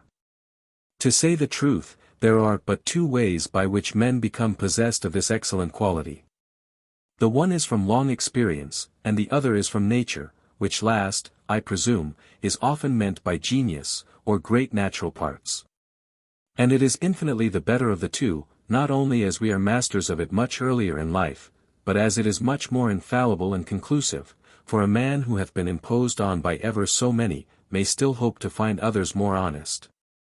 Whereas he who receives certain necessary admonitions from within, that this is impossible, must have very little understanding indeed, if he ever renders himself liable to be once deceived. As Jones had not this gift from nature, he was too young to have gained it by experience, for at the diffident wisdom which is to be acquired this way, we seldom arrive till very late in life. Which is perhaps the reason why some old men are apt to despise the understandings of all those who are a little younger than themselves. Jones spent most part of the day in the company of a new acquaintance. This was no other than the landlord of the house, or rather the husband of the landlady. He had but lately made his descent downstairs, after a long fit of the gout, in which distemper he was generally confined to his room during 1/2 of the year. And during the rest, he walked about the house, smoked his pipe, and drank his bottle with his friends, without concerning himself in the least with any kind of business. He had been bred, as they call it, a gentleman. That is, bred up to do nothing. And had spent a very small fortune, which he inherited from an industrious farmer his uncle, in hunting, horse racing, and cock-fighting, and had been married by my landlady for certain purposes, which he had long since desisted from answering. for which she hated him heartily. But as he was a surly kind of fellow, so she contented herself with frequently upbraiding him by disadvantageous comparisons with her first husband, whose praise she had eternally in her mouth. And as she was for the most part mistress of the prophet, so she was satisfied to take upon herself the care and government of the family, and, after a long successless struggle, to suffer her husband to be master of himself. In the evening, when Jones retired to his room, a small dispute arose between this fond couple concerning him. "What," says the wife, "you have been tippling with the gentleman, I see." "Yes," answered the husband, "we have cracked a bottle together, and a very gentlemanlike man he is, and hath a very pretty notion of horseflesh. Indeed, he is young, and hath not seen much of the world. For I believe he hath been at very few horse races." "Oh ho! He is one of your order, is he?" replies the landlady. "He must be a gentleman to be sure, if he is a horse racer. The devil fetch such gentry. I am sure I wish I had never seen any of them. I have reason to love horse racers truly." "That you have," says the husband, "for I was one, you know." "Yes," answered she, "you are a pure one indeed. As my first husband used to say, I may put all the good I have ever got by you in my eyes, and see never the worse." "D—n your first husband," cries he. "Don't d—n a better man than yourself," answered the wife. "If he had been alive, you durst not have done it." "Then you think," says he, "I have not so much courage as yourself, for you have d—n'd him often in my hearing." "If I did," says she, "I have repented of it many's the good time and oft. And if he was so good to forgive me a word spoken in haste or so, it doth not become such a one as you to twitter me. He was a husband to me, he was. And if ever I did make use of an ill word or so in a passion, I never called him rascal. I should have told a lie, if I had called him rascal." Much more she said, but not in his hearing. For having lighted his pipe, he staggered off as fast as he could. We shall therefore transcribe no more of her speech, as it approached still nearer and nearer to a subject too indelicate to find any place in this history. Early in the morning Partridge appeared at the bedside of Jones, ready equipped for the journey, with his knapsack at his back. This was his own workmanship, for besides his other trades, he was no indifferent tailor. He had already put up his whole stock of linen in it, consisting of 4 shirts, to which he now added 8 for Mr. Jones. And then packing up the portmanteau, he was departing with it towards his own house, but was stopped in his way by the landlady, who refused to suffer any removals till after the payment of the reckoning. The landlady was, as we have said, absolute governess in these regions. It was therefore necessary to comply with her rules. So the bill was presently writ out, which amounted to a much larger sum than might have been expected, from the entertainment which Jones had met with. But here we are obliged to disclose some maxims, which publicans hold to be the grand mysteries of their trade. The first is, if they have anything good in their house, which indeed very seldom happens, to produce it only to persons who travel with great equipages. 2. Delay, to charge the same for the very worst provisions, as if they were the best. And lastly, if any of their guests call but for little, to make them pay a double price for everything they have, so that the amount by the head may be much the same. The bill being made and discharged, Jones set forward with Partridge, carrying his knapsack, nor did the landlady condescend to wish him a good journey, for this was, it seems, an infrequented by people of fashion. And I know not whence it is, but all those who get their livelihood by people of fashion, contract as much insolence to the rest of mankind, as if they really belonged to that rank themselves. Chapter 8. Jones arrives at Gloucester, and goes to the Bell. The character of that house, and of a pettifogger which he there meets with. Mr. Jones and Partridge, or Little Benjamin, which epithet of little was perhaps given him ironically, he being in reality near 6 feet high. Having left their last quarters in the manner before described, travelled on to Gloucester without meeting any adventure worth relating. Being arrived here, they chose for their house of entertainment the Sign of the Bell, an excellent house indeed, and which I do most seriously recommend to every reader who shall visit this antient city. The master of it is brother to the great preacher Whitefield, but is absolutely untainted with the pernicious principles of Methodism, or of any other heretical sect. He is indeed a very honest plain man, and, in my opinion, not likely to create any disturbance either in church or state. His wife hath, I believe, had much pretension to beauty, and is still a very fine woman. Her person and deportment might have made a shining figure in the politest assemblies. But though she must be conscious of this and many other perfections, she seems perfectly contented with, and resigned to, that state of life to which she is called, and this resignation is entirely owing to the prudence and wisdom of her temper. For she is at present as free from any methodistical notions as her husband, I say at present. For she freely confesses that her brother's documents made at first some impression upon her, and that she had put herself to the expense of a long hood, in order to attend the extraordinary emotions of the spirit.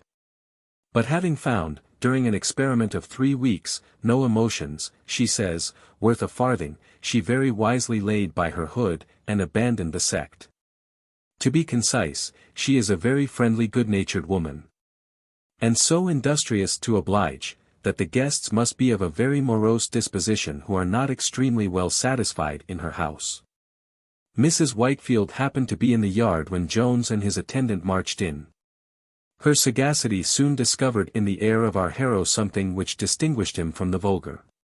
She ordered her servants, therefore, immediately to show him into a room, and presently afterwards invited him to dinner with herself.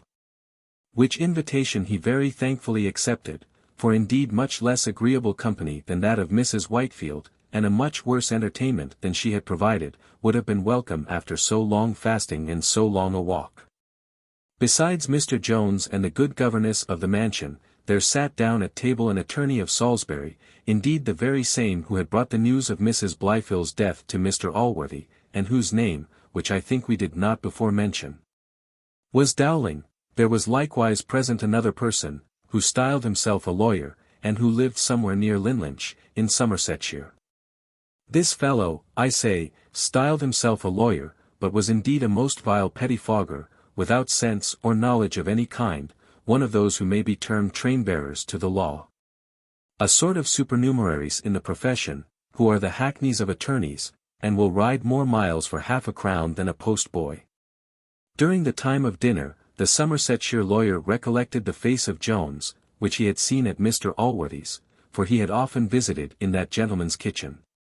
He therefore took occasion to inquire after the good family there with that familiarity which would have become an intimate friend or acquaintance of Mr. Allworthy. And indeed he did all in his power to insinuate himself to be such, though he had never had the honour of speaking to any person in that family higher than the butler. Jones answered all his questions with much civility, though he never remembered to have seen the pettifogger before. And though he concluded, from the outward appearance and behaviour of the man, that he usurped a freedom with his betters, to which he was by no means entitled. As the conversation of fellows of this kind is of all others the most detestable to men of any sense, the cloth was no sooner removed than Mr. Jones withdrew, and a little barbarously left poor Mrs. Whitefield to do a penance, which I have often heard Mr. Timothy Harris, and other publicans of good taste, lament, as the severest lot annexed to their calling, namely, that of being obliged to keep company with their guests. Jones had no sooner quitted the room, than the pettifogger, in a whispering tone, asked Mrs. Whitefield, if she knew who that fine spark was? She answered, she had never seen the gentleman before. The gentleman, indeed, replied the pettifogger, a pretty gentleman, truly. Why, he's the bastard of a fellow who was hanged for horse-stealing. He was dropped at Squire Allworthy's door, where one of the servants found him in a box so full of rain-water, that he would certainly have been drowned, had he not been reserved for another fate. You need not mention it, I protest, we understand what that fate is very well, cries Dowling, with a most facetious grin. Well, continued the other, the squire ordered him to be taken in. For he is a timbersome man everybody knows, and was afraid of drawing himself into a scrape, and there the bastard was bred up, and fed, and clothified all to the world like any gentleman. And there he got one of the servant maids with child, and persuaded her to swear it to the squire himself, and afterwards he broke the arm of one Mr. Thwackum, a clergyman, only because he reprimanded him for following whores.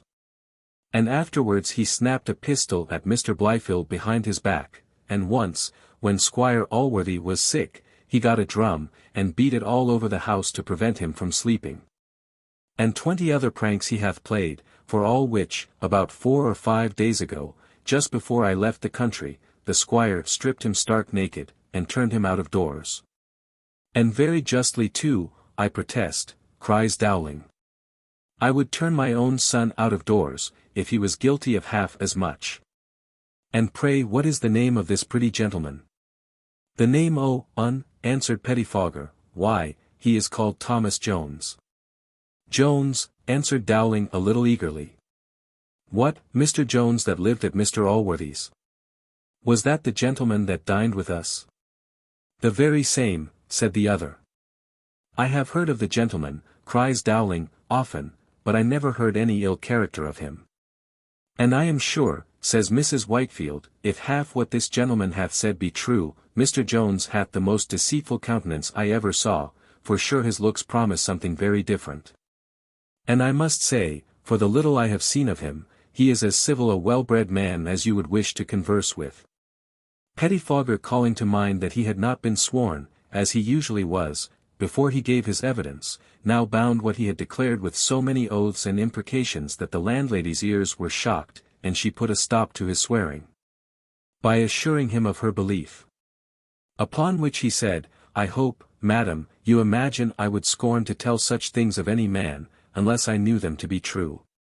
What interest have I in taking away the reputation of a man who never injured me? I promise you every syllable of what I have said is fact, and the whole country knows it. As Mrs. Whitefield had no reason to suspect that the pettifogger had any motive or temptation to abuse Jones, the reader cannot blame her for believing what he so confidently affirmed with many oaths. She accordingly gave up her skill in physiognomy, and henceforwards conceived so ill an opinion of her guest, that she heartily wished him out of her house. This dislike was now farther increased by a report which Mr. Whitefield made from the kitchen, where Partridge had informed the company, that though he carried the knapsack, and contented himself with staying among servants, while Tom Jones, as he called him, was regaling in the parlour, he was not his servant, but only a friend and companion, and as good a gentleman as Mr. Jones himself.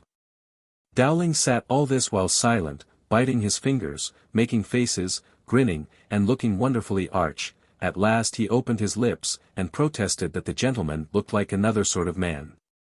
He then called for his bill with the utmost haste, declared he must be at Hereford that evening, lamented his great hurry of business, and wished he could divide himself into 20 pieces, in order to be at once in 20 places. The pettifogger now likewise departed, and then Jones desired the favour of Mrs. Whitefield's company to drink tea with him.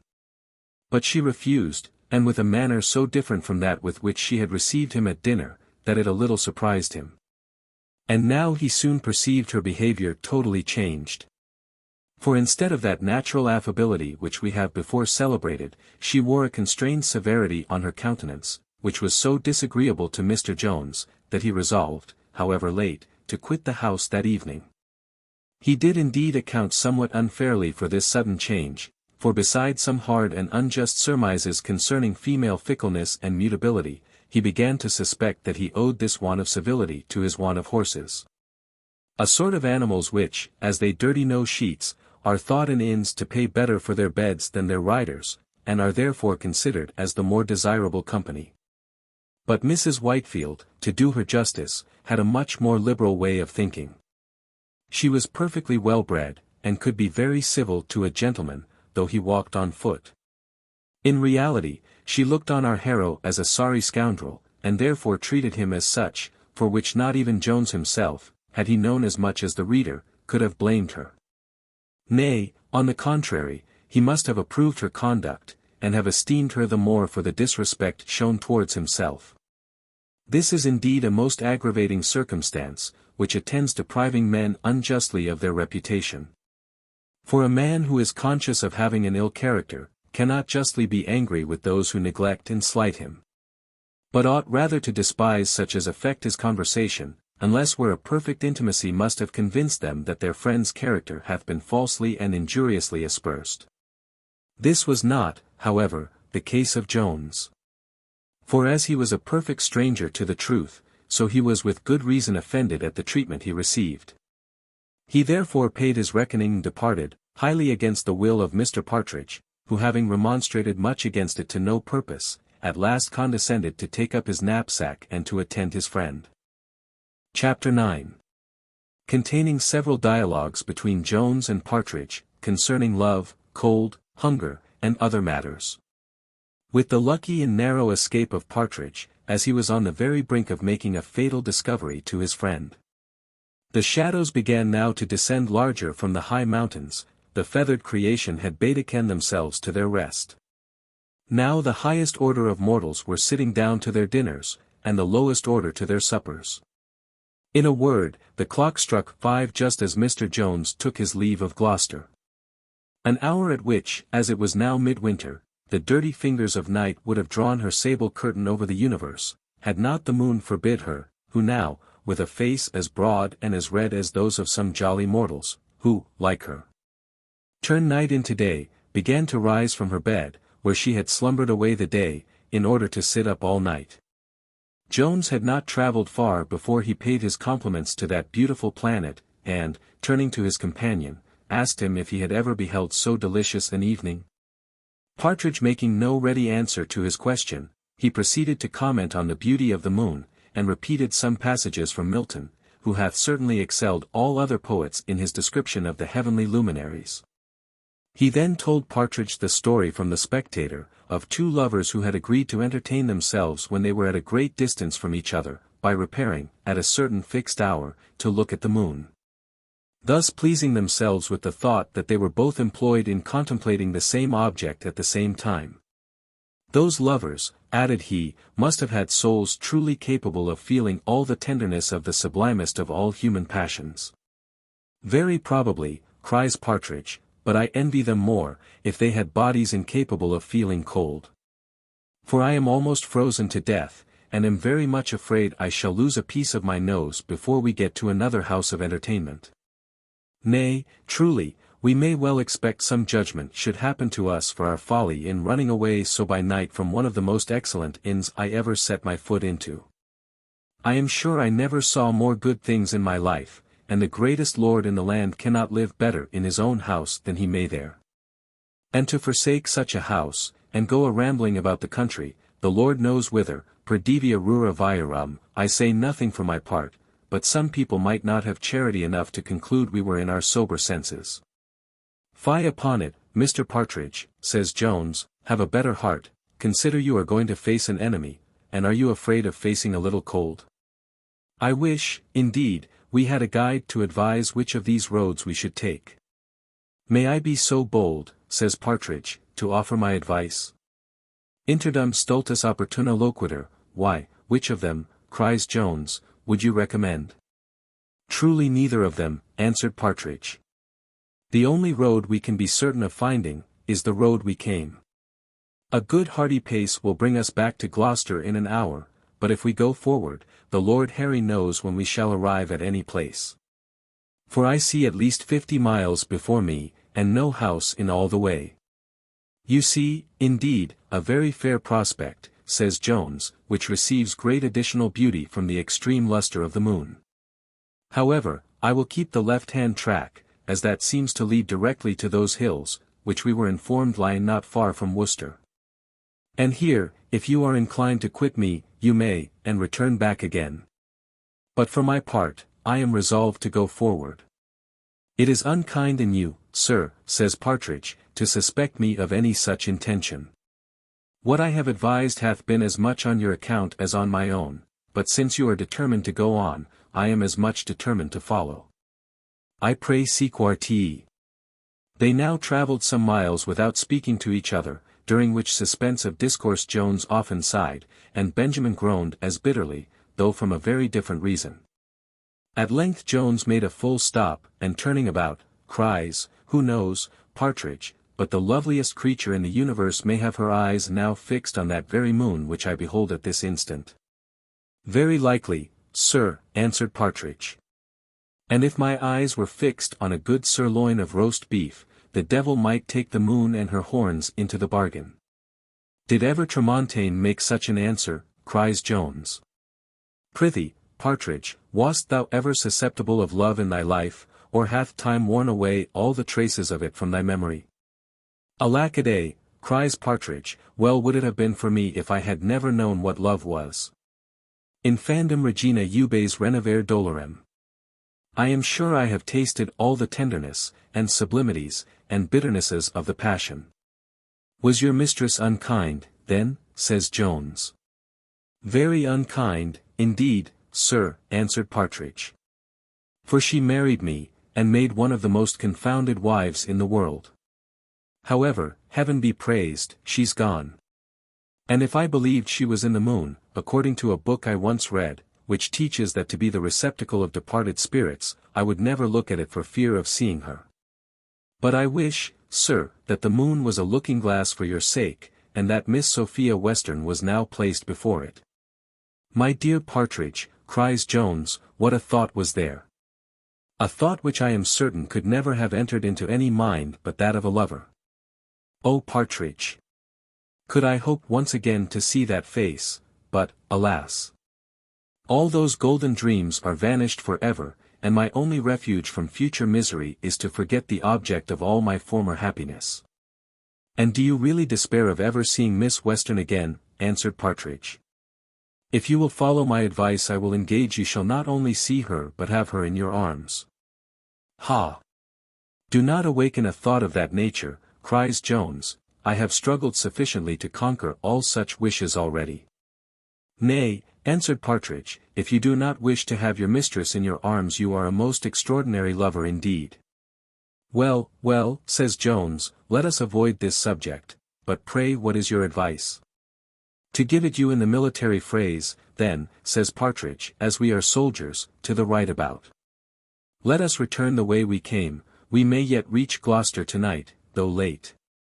Whereas, if we proceed, we are likely, for aught I see, to ramble about for ever without coming either to house or home." "I have already told you my resolution is to go on," answered Jones, "but I would have you go back. I am obliged to you for your company hither, and I beg you to accept a guinea as a small instance of my gratitude. Nay, it would be cruel in me to suffer you to go any farther. For, to deal plainly with you, my chief end and desire is a glorious death in the service of my king and country." "As for your money," replied Partridge, "I beg, sir, you will put it up, I will receive none of you at this time. For at present I am, I believe, the richer man of the two. And as your resolution is to go on, so mine is to follow you if you do. Nay, now my presence appears absolutely necessary to take care of you, since your intentions are so desperate. For I promise you my views are much more prudent, as you are resolved to fall in battle if you can, so I am resolved as firmly to come to no hurt if I can help it. And, indeed, I have the comfort to think there will be but little danger. For a popish priest told me the other day the business would soon be over, and he believed without a battle." "A popish priest," cries Jones, "I have heard is not always to be believed when he speaks in behalf of his religion." "Yes, but so far," answered the other, "from speaking in behalf of his religion, he assured me the Catholics did not expect to be any gainers by the change, for that Prince Charles was as good a Protestant as any in England. And that nothing but regard to right made him and the rest of the popish party to be Jacobites. I believe him to be as much a Protestant as I believe he hath any right," says Jones, "and I make no doubt of our success, but not without a battle. So that I am not so sanguine as your friend the popish priest." "Nay, to be sure, sir," answered Partridge, "all the prophecies I have ever read speak of a great deal of blood to be spilt in the quarrel, and the miller with 3 thumbs, who is now alive, is to hold the horses of 3 kings. Up to his knees in blood. Lord, have mercy upon us all, and send better times." "With what stuff and nonsense hast thou filled thy head?" answered Jones. "This too, I suppose, comes from the popish priest. Monsters and prodigies are the proper arguments to support monstrous and absurd doctrines. The cause of King George is the cause of liberty and true religion. In other words, it is the cause of common sense, my boy, and I warrant you will succeed, though Briareus himself was to rise again with his 100 thumbs, and to turn miller. Partridge made no reply to this. He was, indeed, cast into the utmost confusion by this declaration of Jones. For, to inform the reader of a secret, which he had no proper opportunity of revealing before, Partridge was in truth a Jacobite, and had concluded that Jones was of the same party, and was now proceeding to join the rebels. An opinion which was not without foundation. For the tall, long-sided dame, mentioned by Hudibras, that many-eyed, many-tongued, many-mouthed, many-eared monster of Virgil, had related the story of the quarrel between Jones and the officer, with the usual regard to truth. She had, indeed, changed the name of Sophia into that of the pretender, and had reported, that drinking his health was the cause for which Jones was knocked down. This Partridge had heard, and most firmly believed. 'Tis no wonder, therefore, that he had thence entertained the above-mentioned opinion of Jones, and which he had almost discovered to him before he found out his own mistake. And at this the reader will be the less inclined to wonder, if he pleases to recollect the doubtful phrase in which Jones first communicated his resolution to Mr. Partridge. And, indeed, had the words been less ambiguous, Partridge might very well have construed them as he did, being persuaded as he was that the whole nation were of the same inclination in their hearts. Nor did it stagger him that Jones had travelled in the company of soldiers, for he had the same opinion of the army which he had of the rest of the people. But however well affected he might be to James or Charles, he was still much more attached to little Benjamin than to either. For which reason he no sooner discovered the principles of his fellow-traveller than he thought proper to conceal and outwardly give up his own to the man on whom he depended for the making his fortune. Since he by no means believed the affairs of Jones to be so desperate as they really were with Mr. Allworthy. For as he had kept a constant correspondence with some of his neighbours since he left that country, he had heard much, indeed more than was true, of the great affection Mr. Allworthy bore this young man, who, as Partridge had been instructed, was to be that gentleman's heir, and whom, as we have said, he did not in the least doubt to be his son. He imagined therefore that whatever quarrel was between them, it would be certainly made up at the return of Mr. Jones. An event from which he promised great advantages, if he could take this opportunity of ingratiating himself with that young gentleman. And if he could by any means be instrumental in procuring his return, he doubted not, as we have before said, but it would as highly advance him in the favour of Mr. Allworthy. We have already observed, that he was a very good-natured fellow, and he hath himself declared the violent attachment he had to the person and character of Jones. But possibly the views which I have just before mentioned, might likewise have some little share in prompting him to undertake this expedition, at least in urging him to continue it, after he had discovered that his master and himself, like some prudent fathers and sons, though they travelled together in great friendship, had embraced opposite parties. I am led into this conjecture, by having remarked, that though love, friendship, esteem, and such like, have very powerful operations in the human mind, interest, however, is an ingredient seldom omitted by wise men, when they would work others to their own purposes. This is indeed a most excellent medicine, and, like Ward's pill, flies at once to the particular part of the body on which you desire to operate, whether it be the tongue, the hand, or any other member, where it scarce ever fails of immediately producing the desired effect. Chapter 10. In which our travellers meet with a very extraordinary adventure. Just as Jones and his friend came to the end of their dialogue in the preceding chapter, they arrived at the bottom of a very steep hill. Here Jones stopped short, and directing his eyes upwards, stood for a while silent. At length he called to his companion, and said, "Partridge, I wish I was at the top of this hill. It must certainly afford a most charming prospect, especially by this light, for the solemn gloom which the moon casts on all objects, is beyond expression beautiful, especially to an imagination which is desirous of cultivating melancholy ideas." "Very probably," answered Partridge, "but if the top of the hill be properest to produce melancholy thoughts, I suppose the bottom is the likeliest to produce merry ones, and these I take to be much the better of the two." I protest you have made my blood run cold with the very mentioning the top of that mountain, which seems to me to be one of the highest in the world. No, no, if we look for anything, let it be for a place underground, to screen ourselves from the frost. Do so, said Jones, let it be but within hearing of this place, and I will hallow to you at my return back. Surely, sir, you are not mad, said Partridge.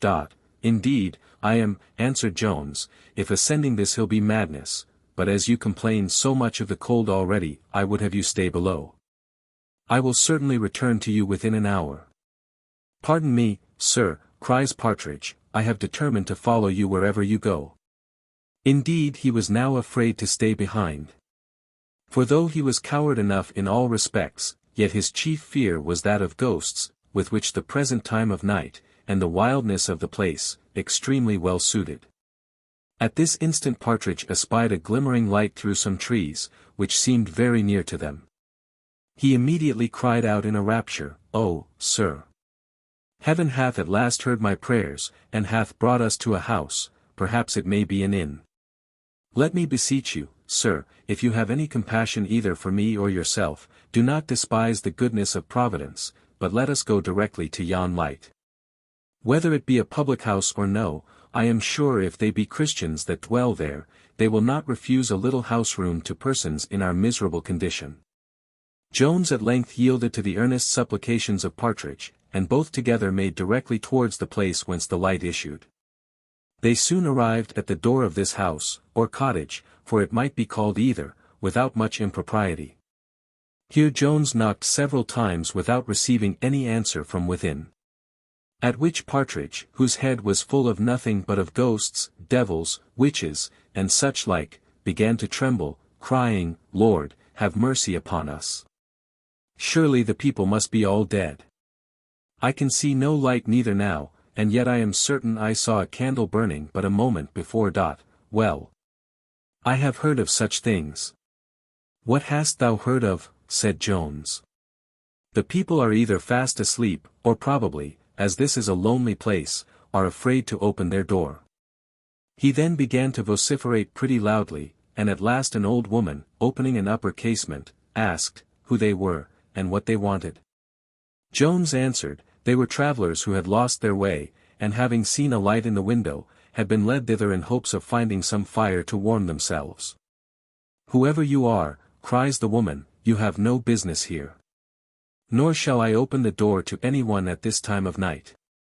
Partridge, whom the sound of a human voice had recovered from his fright, fell to the most earnest supplications to be admitted for a few minutes to the fire, saying, he was almost dead with the cold. To which fear had indeed contributed equally with the frost. He assured her that the gentleman who spoke to her was one of the greatest squires in the country, and made use of every argument, save one, which Jones afterwards effectually added. And this was, the promise of half a crown. A bribe too great to be resisted by such a person, especially as the genteel appearance of Jones, which the light of the moon plainly discovered to her, together with his affable behavior, had entirely subdued those apprehensions of thieves which she had at first conceived.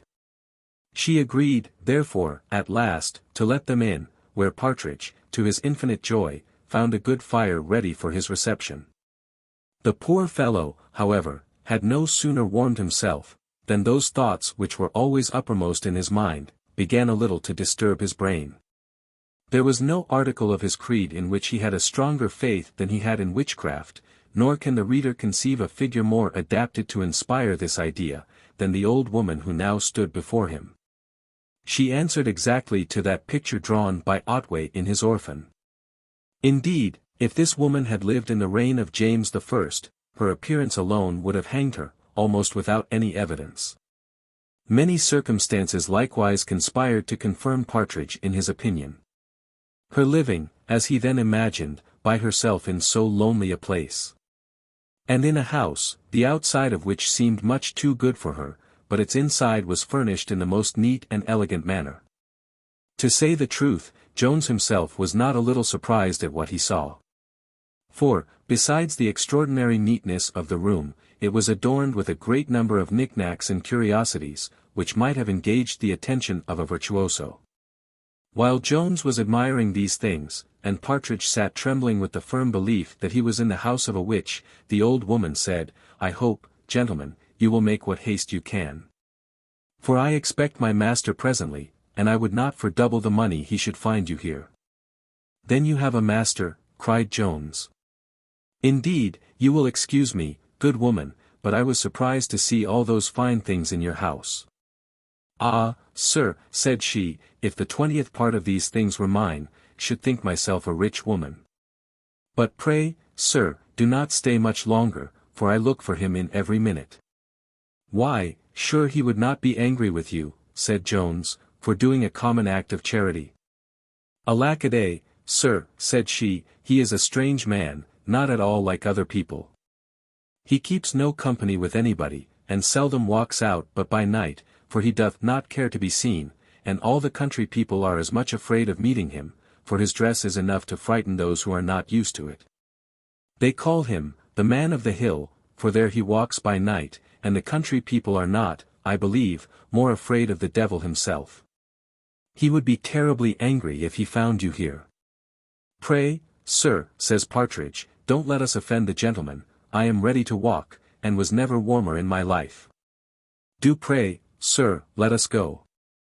Here are pistols over the chimney, who knows whether they be charged or no, or what he may do with them."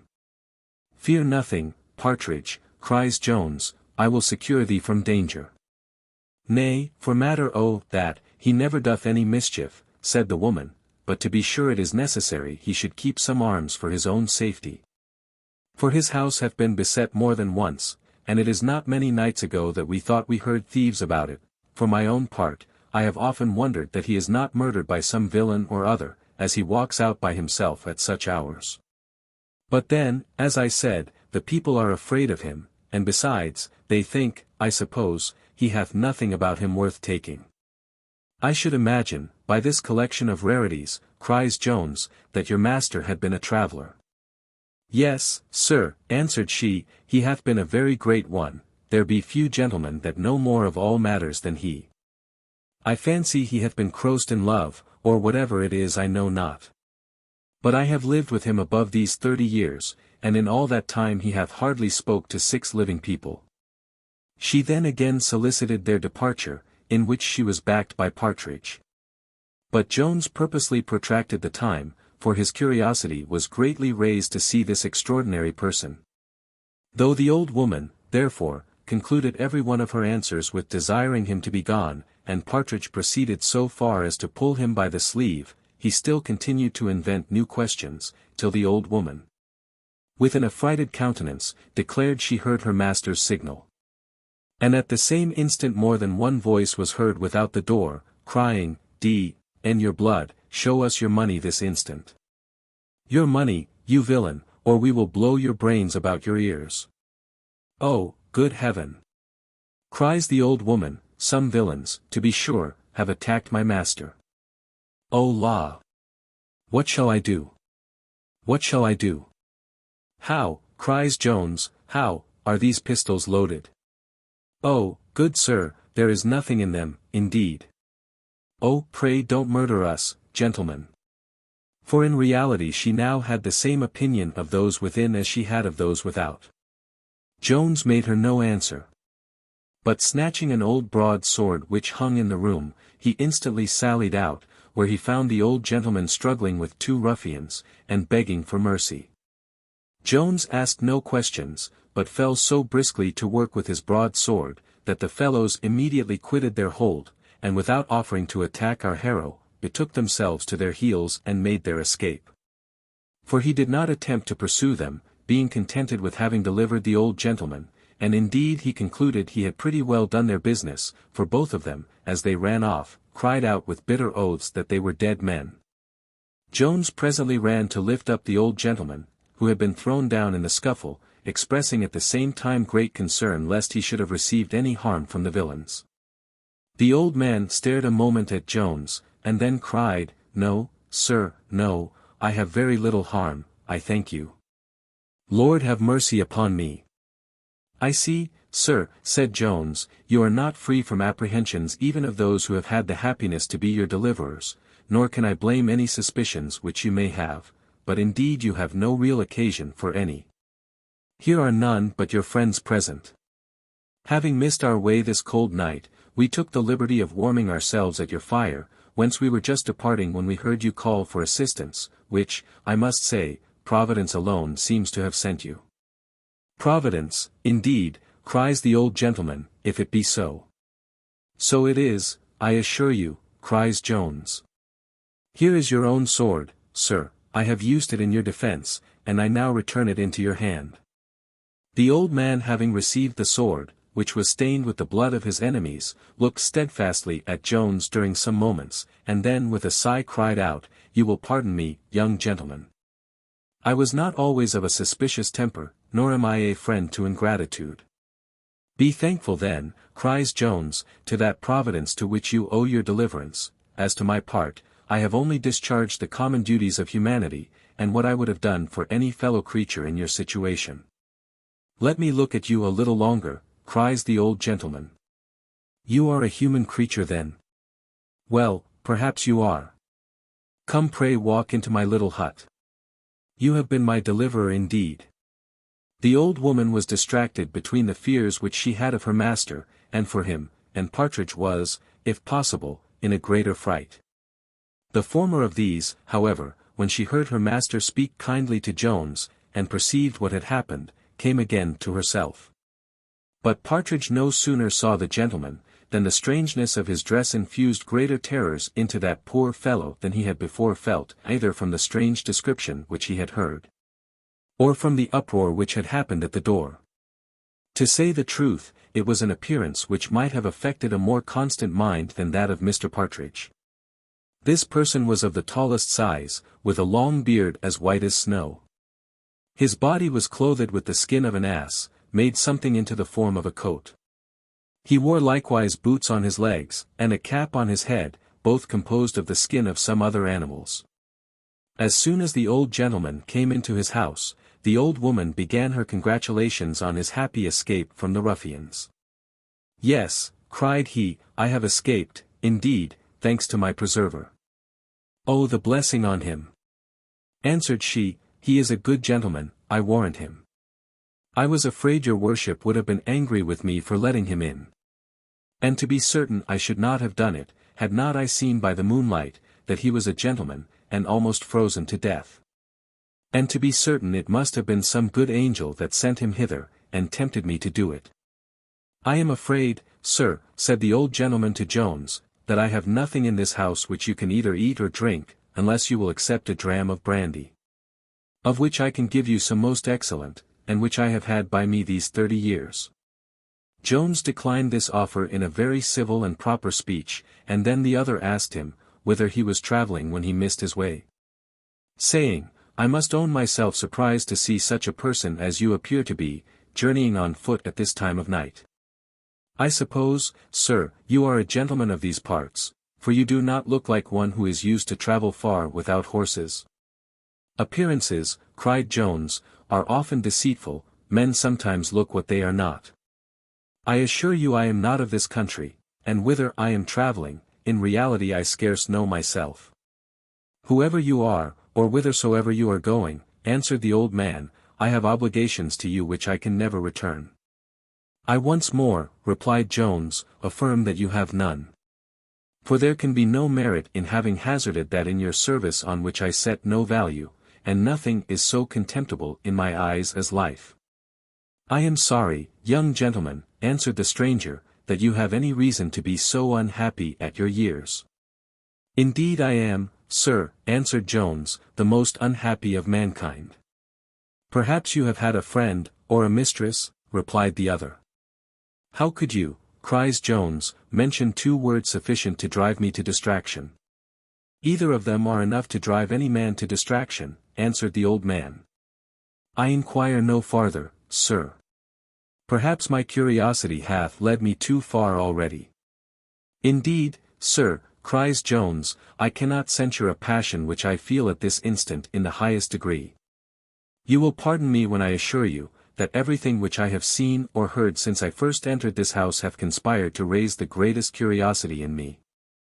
Something very extraordinary must have determined you to this course of life, and I have reason to fear your own history is not without misfortunes. Here the old gentleman again sighed, and remained silent for some minutes. At last, looking earnestly on Jones, he said, I have read that a good countenance is a letter of recommendation. If so, none ever can be more strongly recommended than yourself. If I did not feel some yearnings towards you from another consideration, I must be the most ungrateful monster upon earth. And I am really concerned it is no otherwise in my power than by words to convince you of my gratitude. Jones, after a moment's hesitation, answered, that it was in his power by words to gratify him extremely. I have confessed a curiosity, said he, sir, need I say how much obliged I should be to you, if you would condescend to gratify it? Will you suffer me therefore to beg, unless any consideration restrains you, that you would be pleased to acquaint me what motives have induced you thus to withdraw from the society of mankind? And to betake yourself to a course of life to which it sufficiently appears you were not born? I scarce think myself at liberty to refuse you anything after what hath happened, replied the old man. If you desire therefore to hear the story of an unhappy man, I will relate it to you. Indeed you judge rightly, in thinking there is commonly something extraordinary in the fortunes of those who fly from society. For however it may seem a paradox, or even a contradiction, certain it is, that great philanthropy chiefly inclines us to avoid and detest mankind, not on account so much of their private and selfish vices, but for those of a relative kind. Such as envy, malice, treachery, cruelty, with every other species of malevolence. These are the vices which true philanthropy abhors, and which rather than see and converse with, she avoids society itself. However, without a compliment to you, you do not appear to me one of those whom I should shun or detest. Nay, I must say, in what little hath dropped from you, there appears some parity in our fortunes. I hope, however, yours will conclude more successfully. Here some compliments passed between our hero and his host, and then the latter was going to begin his history, when Partridge interrupted him. His apprehensions had now pretty well left him, but some effects of his terrors remained. He therefore reminded the gentleman of that excellent brandy which he had mentioned. This was presently brought, and Partridge swallowed a large bumper. The gentleman then, without any farther preface, began as you may read in the next chapter. Chapter 11. In which the man of the hill begins to relate his history. I was born in a village of Somersetshire, called Mark, in the year 1657. My father was one of those whom they call gentlemen farmers. He had a little estate of about £300 a year of his own, and rented another estate of near the same value. He was prudent and industrious, and so good a husbandman, that he might have led a very easy and comfortable life, had not an errant vixen of a wife soured his domestic quiet. But though this circumstance perhaps made him miserable, it did not make him poor. For he confined her almost entirely at home, and rather chose to bear eternal upbraidings in his own house, than to injure his fortune by indulging her in the extravagancies she desired abroad. By this Xantippe, so was the wife of Socrates called, said Partridge, by this Xantippe he had 2 sons, of which I was the younger. He designed to give us both good education. But my elder brother, who, unhappily for him, was the favorite of my mother, utterly neglected his learning. Insomuch that, after having been 5 or 6 years at school with little or no improvement, my father, being told by his master that it would be to no purpose to keep him longer there, at last complied with my mother in taking him home from the hands of that tyrant, as she called his master. Though indeed he gave the lad much less correction than his idleness deserved, but much more, it seems, than the young gentleman liked, who constantly complained to his mother of his severe treatment, and she as constantly gave him a hearing. Yes, yes, cries Partridge, I have seen such mothers, I have been abused myself by them, and very unjustly. Such parents deserve correction as much as their children. Jones chid the pedagogue for his interruption, and then the stranger proceeded. My brother now, at the age of 15, bade adieu to all learning, and to everything else but to his dog and gun. With which latter he became so expert, that, though perhaps you may think it incredible, he could not only hit a standing mark with great certainty, but hath actually shot a crow as it was flying in the air. He was likewise excellent at finding a hare sitting, and was soon reputed one of the best sportsmen in the country, a reputation which both he and his mother enjoyed as much as if he had been thought the finest scholar. The situation of my brother made me at first think my lot the harder, in being continued at school, but I soon changed my opinion. For as I advanced pretty fast in learning, my labors became easy, and my exercise so delightful, that holidays were my most unpleasant time. For my mother, who never loved me, now apprehending that I had the greater share of my father's affection, and finding, or at least thinking, that I was more taken notice of by some gentlemen of learning, and particularly by the parson of the parish, than my brother, she now hated my sight, and made home so disagreeable to me, that what is called by schoolboys Black Monday, was to me the whitest in the whole year. Having at length gone through the school at Taunton, I was thence removed to Exeter College in Oxford, where I remained 4 years, at the end of which an accident took me off entirely from my studies. And hence, I may truly date the rise of all which happened to me afterwards in life. There was at the same college with myself one Sir George Gresham, a young fellow who was entitled to a very considerable fortune, which he was not, by the will of his father, to come into full possession of till he arrived at the age of 25. However, the liberality of his guardians gave him little cause to regret the abundant caution of his father. For they allowed him £500 a year while he remained at the university, where he kept his horses and his whore, and lived as wicked and as profligate a life as he could have done had he been never so entirely master of his fortune. For besides the 500 a year which he received from his guardians, he found means to spend 1,000 more. He was above the age of 21, and had no difficulty in gaining what credit he pleased. This young fellow, among many other tolerable bad qualities, had one very diabolical. He had a great delight in destroying and ruining the youth of inferior fortune, by drawing them into expenses which they could not afford so well as himself. And the better, and worthier, and soberer any young man was, the greater pleasure and triumph had he in his destruction. Thus acting the character which is recorded of the devil, and going about seeking whom he might devour. It was my misfortune to fall into an acquaintance and intimacy with this gentleman. My reputation of diligence in my studies made me a desirable object of his mischievous intention.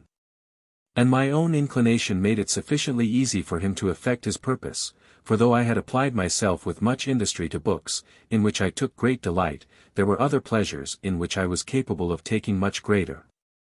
For I was high-mettled, had a violent flow of animal spirits, was a little ambitious, and extremely amorous. I had not long contracted an intimacy with Sir George before I became a partaker of all his pleasures. And when I was once entered on that scene, neither my inclination nor my spirit would suffer me to play an underpart. I was second to none of the company in any acts of debauchery. Nay, I soon distinguished myself so notably in all riots and disorders, that my name generally stood first in the roll of delinquents. And instead of being lamented as the unfortunate pupil of Sir George, I was now accused as the person who had misled and debauched that hopeful young gentleman.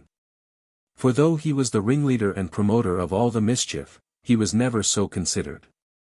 I fell at last under the censure of the Vice-Chancellor, and very narrowly escaped expulsion. You will easily believe, sir, that such a life as I am now describing must be incompatible with my further progress in learning. And that in proportion as I addicted myself more and more to loose pleasure, I must grow more and more remiss in application to my studies. This was truly the consequence, but this was not all. My expenses now greatly exceeded not only my former income, but those additions which I extorted from my poor generous father, on pretenses of sums being necessary for preparing for my approaching degree of Bachelor of Arts.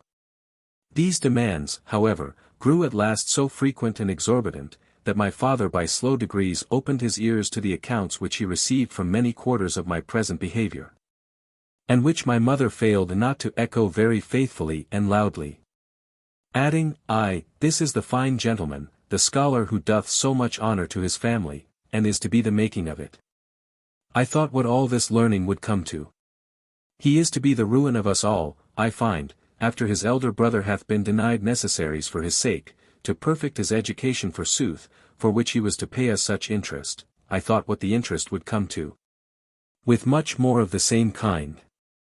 But I have, I believe, satisfied you with this taste. My father, therefore, began now to return remonstrances instead of money to my demands, which brought my affairs perhaps a little sooner to a crisis. But had he remitted me his whole income, you will imagine it could have sufficed a very short time to support one who kept pace with the expenses of Sir George Gresham. It is more than possible that the distress I was now in for money, and the impracticability of going on in this manner, might have restored me at once to my senses and to my studies. Had I opened my eyes before I became involved in debts from which I saw no hopes of ever extricating myself.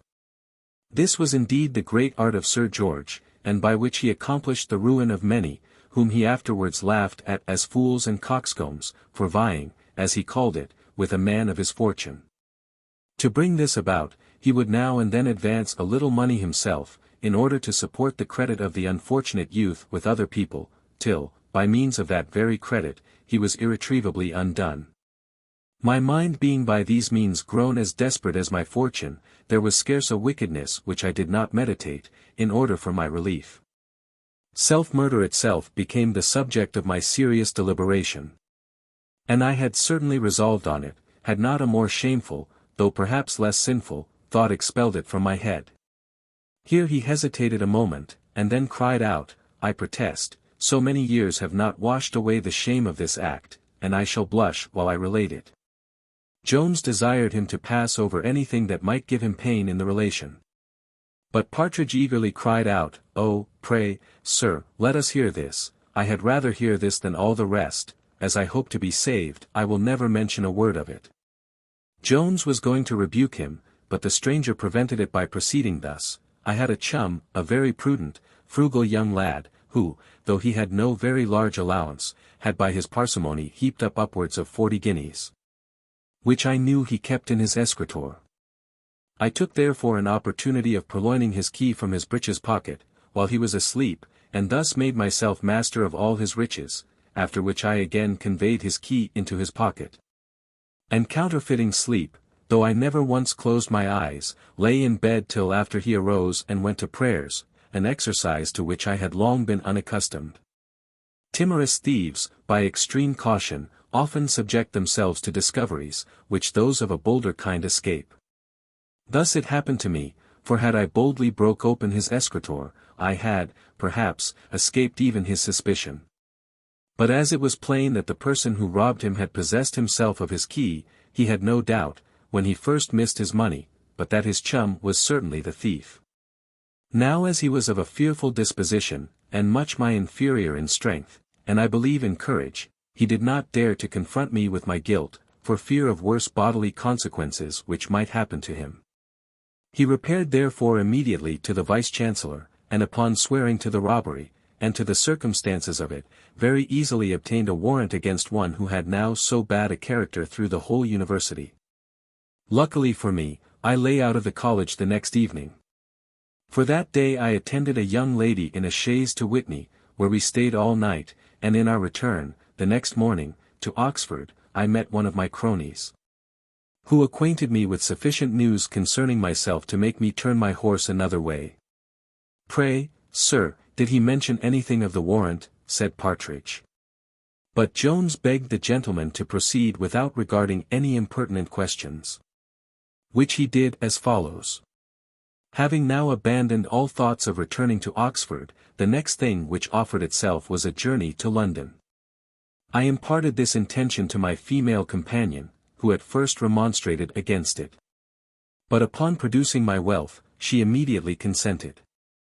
We then struck across the country, into the great Cirencester road, and made such haste, that we spent the next evening, save one, in London. When you consider the place where I now was, and the company with whom I was, you will, I fancy, conceive that a very short time brought me to an end of that sum of which I had so iniquitously possessed myself. I was now reduced to a much higher degree of distress than before, the necessaries of life began to be numbered among my wants. And what made my case still the more grievous was, that my paramour, of whom I was now grown immoderately fond, shared the same distresses with myself. To see a woman you love in distress. To be unable to relieve her, and at the same time to reflect that you have brought her into this situation, is perhaps a curse of which no imagination can represent the horrors to those who have not felt it. I believe it from my soul, cries Jones, and I pity you from the bottom of my heart. He then took 2 or 3 disorderly turns about the room, and at last begged pardon, and flung himself into his chair, crying, I thank heaven. I have escaped that. This circumstance, continued the gentleman, so severely aggravated the horrors of my present situation, that they became absolutely intolerable. I could with less pain endure the raging in my own natural unsatisfied appetites, even hunger or thirst, than I could submit to leave ungratified the most whimsical desires of a woman on whom I so extravagantly dote, that, though I knew she had been the mistress of half my acquaintance, I firmly intended to marry her. But the good creature was unwilling to consent to an action which the world might think so much to my disadvantage. And as, possibly, she compassionated the daily anxieties which she must have perceived me suffer on her account, she resolved to put an end to my distress. She soon, indeed, found means to relieve me from my troublesome and perplexed situation. For while I was distracted with various inventions to supply her with pleasures, she very kindly betrayed me to one of her former lovers at Oxford, by whose care and diligence I was immediately apprehended and committed to jail. Here I first began seriously to reflect on the miscarriages of my former life, on the errors I had been guilty of, on the misfortunes which I had brought on myself, and on the grief which I must have occasioned to one of the best of fathers. When I added to all these the perfidy of my mistress, such was the horror of my mind, that life, instead of being longer desirable, grew the object of my abhorrence. And I could have gladly embraced death as my dearest friend, if it had offered itself to my choice unattended by shame. The time of the assizes soon came, and I was removed by habeas corpus to Oxford, where I expected certain conviction and condemnation. But, to my great surprise, none appeared against me, and I was, at the end of the sessions, discharged for want of prosecution. In short, my chum had left Oxford, and whether from indolence, or from what other motive I am ignorant, had declined concerning himself any farther in the affair. Perhaps, cries Partridge, he did not care to have your blood upon his hands. And he was in the right on't. If any person was to be hanged upon my evidence, I should never be able to lie alone afterwards, for fear of seeing his ghost. I shall shortly doubt, Partridge, says Jones, whether thou art more brave or wise. You may laugh at me, sir, if you please, answered Partridge, but if you will hear a very short story which I can tell, and which is most certainly true, perhaps you may change your opinion. In the parish where I was born, here Jones would have silenced him, but the stranger interceded that he might be permitted to tell his story, and in the meantime promised to recollect the remainder of his own. Partridge then proceeded thus: in the parish where I was born, there lived a farmer whose name was Bridle, and he had a son named Francis, a good hopeful young fellow. I was at the grammar school with him, where I remember he was got into Ovid's epistles, and he could construe you 3 lines together sometimes without looking into a dictionary. Besides all this, he was a very good lad, never missed church Sundays, and was reckoned one of the best psalm singers in the whole parish. He would indeed now and then take a cup too much, and that was the only fault he had.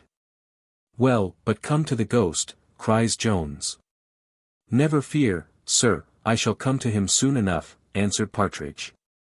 You must know, then, that Farmer Bridle lost a mare, a sorrel one, to the best of my remembrance. And so it fell out that this young Francis shortly afterward being at a fair at Hindon, and as I think it was on, I can't remember the day, and being as he was, what should he happen to meet but a man upon his father's mare? Frank called out presently, "Stop thief," and it being in the middle of the fair, it was impossible, you know, for the man to make his escape. So they apprehended him and carried him before the justice. I remember it was Justice Willoughby, of Noyle, a very worthy good gentleman. And he committed him to prison, and bound Frank in a recognizance, I think they call it, a hard word compounded of re and cognosco, but it differs in its meaning from the use of the simple, as many other compounds do. Well, at last down came my Lord Justice Page to hold the assizes, and so the fellow was had up, and Frank was had up for a witness. To be sure, I shall never forget the face of the judge, when he began to ask him what he had to say against the prisoner. He made poor Frank tremble and shake in his shoes. "Well, you fellow," says my lord, "what have you to say? Don't stand humming and hawing, but speak out." But, however, he soon turned altogether as civil to Frank, and began to thunder at the fellow, and when he asked him if he had anything to say for himself, the fellow said, he had found the horse. "Ay," answered the judge, "thou art a lucky fellow. I have travelled the circuit these 40 years, and never found a horse in my life, but I'll tell thee what, friend, thou wast more lucky than thou didst know of. For thou didst not only find a horse, but a halter too, I promise thee. To be sure, I shall never forget the word." Upon which everybody fell a laughing, as how could they help it? Nay, and 20 other jests he made, which I can't remember now. There was something about his skill in horseflesh which made all the folks laugh. To be certain, the judge must have been a very brave man, as well as a man of much learning. It is indeed charming sport to hear trials upon life and death. One thing I own I thought a little hard, that the prisoner's counsel was not suffered to speak for him, though he desired only to be heard one very short word, but my lord would not hearken to him. Though he suffered a counsellor to talk against him for above half an hour. I thought it hard, I own, that there should be so many of them, my lord, and the court, and the jury, and the counsellors, and the witnesses, all upon one poor man, and he too in chains. Well, the fellow was hanged, as to be sure it could be no otherwise, and poor Frank could never be easy about it. He never was in the dark alone, but he fancied he saw the fellow's spirit. "Well, and is this thy story?" cries Jones. "No, no," answered Partridge. "O Lord, have mercy upon me. I am just now coming to the matter, for one night, coming from the alehouse, in a long, narrow, dark lane, there he ran directly up against him.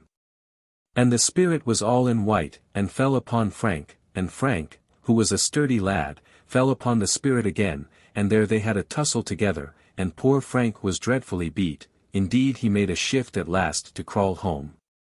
But what with the beating, and what with the fright, he lay ill above a fortnight, and all this is most certainly true, and the whole parish will bear witness to it." The stranger smiled at this story, and Jones burst into a loud fit of laughter. Upon which Partridge cried, "Ay, you may laugh, sir," and so did some others, particularly a squire, who is thought to be no better than an atheist. Who, forsooth, because there was a calf with a white face found dead in the same lane the next morning, would fain have it that the battle was between Frank and that, as if a calf would set upon a man. Besides, Frank told me he knew it to be a spirit, and could swear to him in any court in Christendom, and he had not drank above a quart or two or such a matter of liquor, at the time. Lud have mercy upon us, and keep us all from dipping our hands in blood, I say. "Well, sir," said Jones to the stranger, "Mr. Partridge hath finished his story, and I hope will give you no future interruption, if you will be so kind to proceed." He then resumed his narration, but as he hath taken breath for a while, we think proper to give it to our reader, and shall therefore put an end to this chapter. Chapter 12. In which the man of the hill continues his history. "I had now regained my liberty," said the stranger, "but I had lost my reputation. For there is a wide difference between the case of a man who is barely acquitted of a crime in a court of justice, and of him who is acquitted in his own heart, and in the opinion of the people. I was conscious of my guilt, and ashamed to look any one in the face, so resolved to leave Oxford the next morning, before the daylight discovered me to the eyes of any beholders. When I had got clear of the city, it first entered into my head to return home to my father, and endeavour to obtain his forgiveness. But as I had no reason to doubt his knowledge of all which had passed, and as I was well assured of his great aversion to all acts of dishonesty, I could entertain no hopes of being received by him. Especially since I was too certain of all the good offices in the power of my mother. Nay, had my father's pardon been as sure, as I conceived his resentment to be, I yet question whether I could have had the assurance to behold him, or whether I could, upon any terms, have submitted to live and converse with those who, I was convinced, knew me to have been guilty of so base an action. I hastened therefore back to London, the best retirement of either grief or shame, unless for persons of a very public character. For here you have the advantage of solitude without its disadvantage, since you may be alone and in company at the same time. And while you walk or sit unobserved, noise, hurry, and a constant succession of objects, entertain the mind, and prevent the spirits from preying on themselves, or rather on grief or shame, which are the most unwholesome diet in the world. And on which, though there are many who never taste either but in public, there are some who can feed very plentifully and very fatally when alone. But as there is scarce any human good without its concomitant evil, so there are people who find an inconvenience in this unobserving temper of mankind, I mean persons who have no money. For as you are not put out of countenance, so neither are you clothed or fed by those who do not know you. And a man may be as easily starved in Leadenhall Market as in the deserts of Arabia. It was at present my fortune to be destitute of that great evil, as it is apprehended to be by several writers, who I suppose were overburthened with it, namely, money. With submission, sir, said Partridge, I do not remember any writers who have called it malorum, butyritimenta malorum. Ephodianter opes, iritimenta malorum, well, sir, continued the stranger, whether it be an evil, or only the cause of evil, I was entirely void of it, and at the same time of friends, and, as I thought, of acquaintance. When one evening, as I was passing through the inner temple, very hungry, and very miserable, I heard a voice on a sudden hailing me with great familiarity by my Christian name. And upon turning about, I presently recollected the person who so saluted me to have been my fellow collegiate, one who had left the university above a year, and long before any of my misfortunes had befallen me. This gentleman, whose name was Watson, shook me heartily by the hand, and expressing great joy at meeting me, proposed our immediately drinking a bottle together. I first declined the proposal, and pretended business, but as he was very earnest and pressing, hunger at last overcame my pride, and I fairly confessed to him I had no money in my pocket. Yet not without framing a lie for an excuse, and imputing it to my having changed my breeches that morning. Mr. Watson answered, I thought, Jack, you and I had been too old acquaintance for you to mention such a matter. He then took me by the arm, and was pulling me along, but I gave him very little trouble, for my own inclinations pulled me much stronger than he could do. We then went into the Friars, which you know is the scene of all mirth and jollity. Here, when we arrived at the tavern, Mr. Watson applied himself to the drawer only, without taking the least notice of the cook, for he had no suspicion but that I had dined long since. However, as the case was really otherwise, I forged another falsehood, and told my companion I had been at the further end of the city on business of consequence, and had snapped up a mutton chop in haste. So that I was again hungry, and wished he would add a beefsteak to his bottle. Some people, cries Partridge, ought to have good memories, or did you find just money enough in your breeches to pay for the mutton chop? Your observation is right, answered the stranger, and I believe such blunders are inseparable from all dealing in untruth. But to proceed, I began now to feel myself extremely happy. The meat and wine soon revived my spirits to a high pitch, and I enjoyed much pleasure in the conversation of my old acquaintance, the rather as I thought him entirely ignorant of what had happened at the university since his leaving it. But he did not suffer me to remain long in this agreeable delusion. For taking a bumper in one hand, and holding me by the other, Here, my boy, cries he, here's wishing you joy of your being so honourably acquitted of that affair laid to your charge. I was thunderstruck with confusion at those words, which Watson observing, proceeded thus, Nay, never be ashamed, man, thou hast been acquitted, and no one now dares call thee guilty. But, prithee, do tell me, who am thy friend? I hope thou didst really rob him. For rat me if it was not a meritorious action to strip such a sneaking, pitiful rascal, and instead of the 200 guineas, I wish you had taken as many thousand. Come, come, my boy, don't be shy of confessing to me, you are not now brought before one of the pimps. D.N. me if I don't honour you for it, for, as I hope for salvation, would have made no manner of scruple of doing the same thing. This declaration a little relieved my abashment.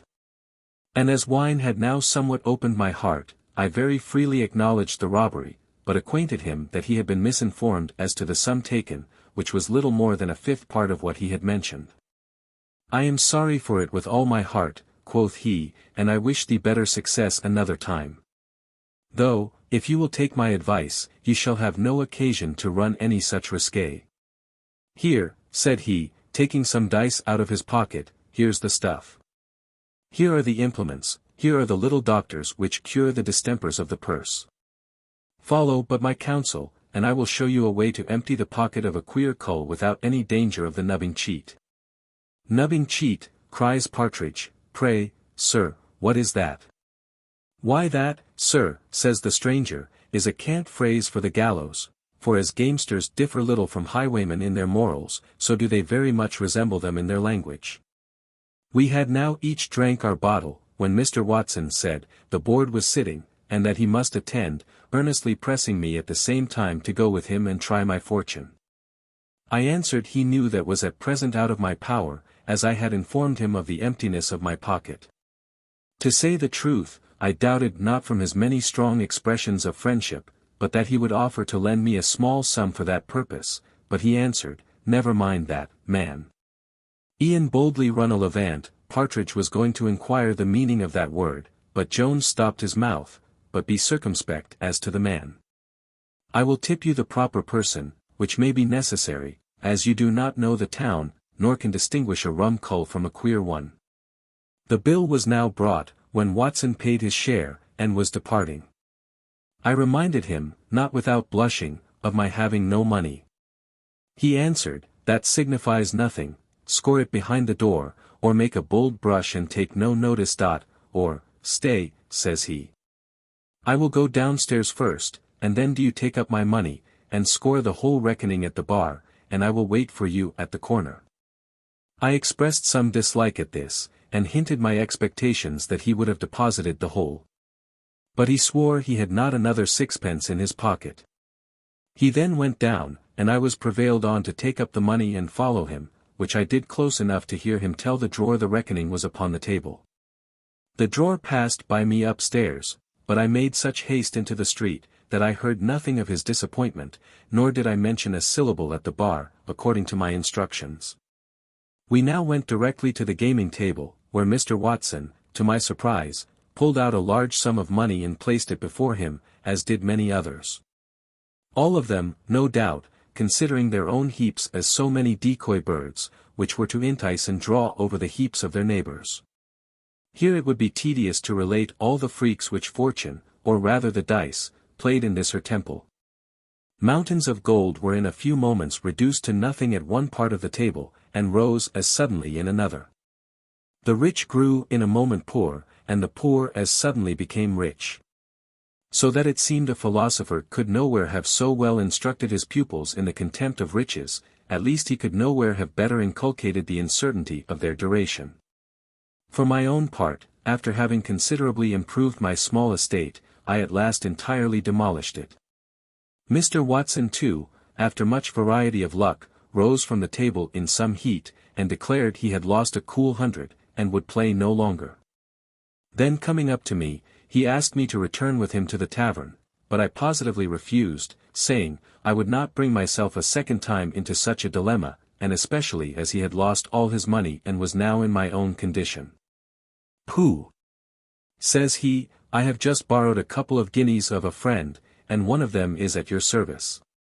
He immediately put one of them into my hand, and I no longer resisted his inclination. I was at first a little shocked at returning to the same house whence we had departed in so unhandsome a manner. But when the drawer, with very civil address, told us, he believed we had forgot to pay our reckoning, I became perfectly easy, and very readily gave him a guinea, bid him pay himself, and acquiesced in the unjust charge which had been laid on my memory. Mr. Watson now bespoke the most extravagant supper he could well think of, and though he had contented himself with simple claret before, nothing now but the most precious Burgundy would serve his purpose. Our company was soon increased by the addition of several gentlemen from the gaming table, most of whom, as I afterwards found, came not to the tavern to drink, but in the way of business. For the true gamesters pretended to be ill, and refused their glass, while they plied heartily 2 young fellows, who were to be afterwards pillaged, as indeed they were without mercy. Of this plunder I had the good fortune to be a sharer, though I was not yet let into the secret. There was one remarkable accident attended this tavern play, for the money by degrees totally disappeared. So that though at the beginning the table was half covered with gold, yet before the play ended, which it did not till the next day, being Sunday, at noon, there was scarce a single guinea to be seen on the table. And this was the stranger, as every person present, except myself, declared he had lost, and what was become of the money, unless the devil himself carried it away, is difficult to determine. Most certainly he did, says Partridge, for evil spirits can carry away anything without being seen, though there were never so many folk in the room. And I should not have been surprised if he had carried away all the company of a set of wicked wretches, who were at play in sermon time. And I could tell you a true story, if I would, where the devil took a man out of bed from another man's wife, and carried him away through the keyhole of the door. I've seen the very house where it was done, and nobody hath lived in it these 30 years. Though Jones was a little offended by the impertinence of Partridge, he could not however avoid smiling at his simplicity. The stranger did the same, and then proceeded with his story, as will be seen in the next chapter. Chapter 13. In which the foregoing story is farther continued. My fellow collegiate had now entered me in a new scene of life. I soon became acquainted with the whole fraternity of sharpers, and was let into their secrets. I mean, into the knowledge of those gross cheats which are proper to impose upon the raw and unexperienced, for there are some tricks of a finer kind, which are known only to a few of the gang, who are at the head of their profession. A degree of honor beyond my expectation. For drink, to which I was immoderately addicted, and the natural warmth of my passions, prevented me from arriving at any great success in an art which requires as much coolness as the most austere school of philosophy. Mr. Watson, with whom I now lived in the closest amity, had unluckily the former failing to a very great excess. So that instead of making a fortune by his profession, as some others did, he was alternately rich and poor, and was often obliged to surrender to his cooler friends, over a bottle which they never tasted. That plunder that he had taken from culls at the public table. However, we both made a shift to pick up an uncomfortable livelihood, and for 2 years I continued of the calling. During which time I tasted all the varieties of fortune, sometimes flourishing in affluence, and at others being obliged to struggle with almost incredible difficulties. Today wallowing in luxury, and tomorrow reduced to the coarsest and most homely fare. My fine clothes being often on my back in the evening, and at the pawnshop the next morning. One night, as I was returning penniless from the gaming table, I observed a very great disturbance, and a large mob gathered together in the street. As I was in no danger from pickpockets, I ventured into the crowd, where upon inquiry I found that a man had been robbed and very ill used by some ruffians. The wounded man appeared very bloody, and seemed scarce able to support himself on his legs. As I had not therefore been deprived of my humanity by my present life and conversation, though they had left me very little of either honesty or shame, I immediately offered my assistance to the unhappy person, who thankfully accepted it, and, putting himself under my conduct, begged me to convey him to some tavern, where he might send for a surgeon, being, as he said, faint with loss of blood. He seemed indeed highly pleased at finding one who appeared in the dress of a gentleman, for as to all the rest of the company present, their outside was such that he could not wisely place any confidence in them. I took the poor man by the arm, and led him to the tavern where we kept our rendezvous, as it happened to be the nearest at hand.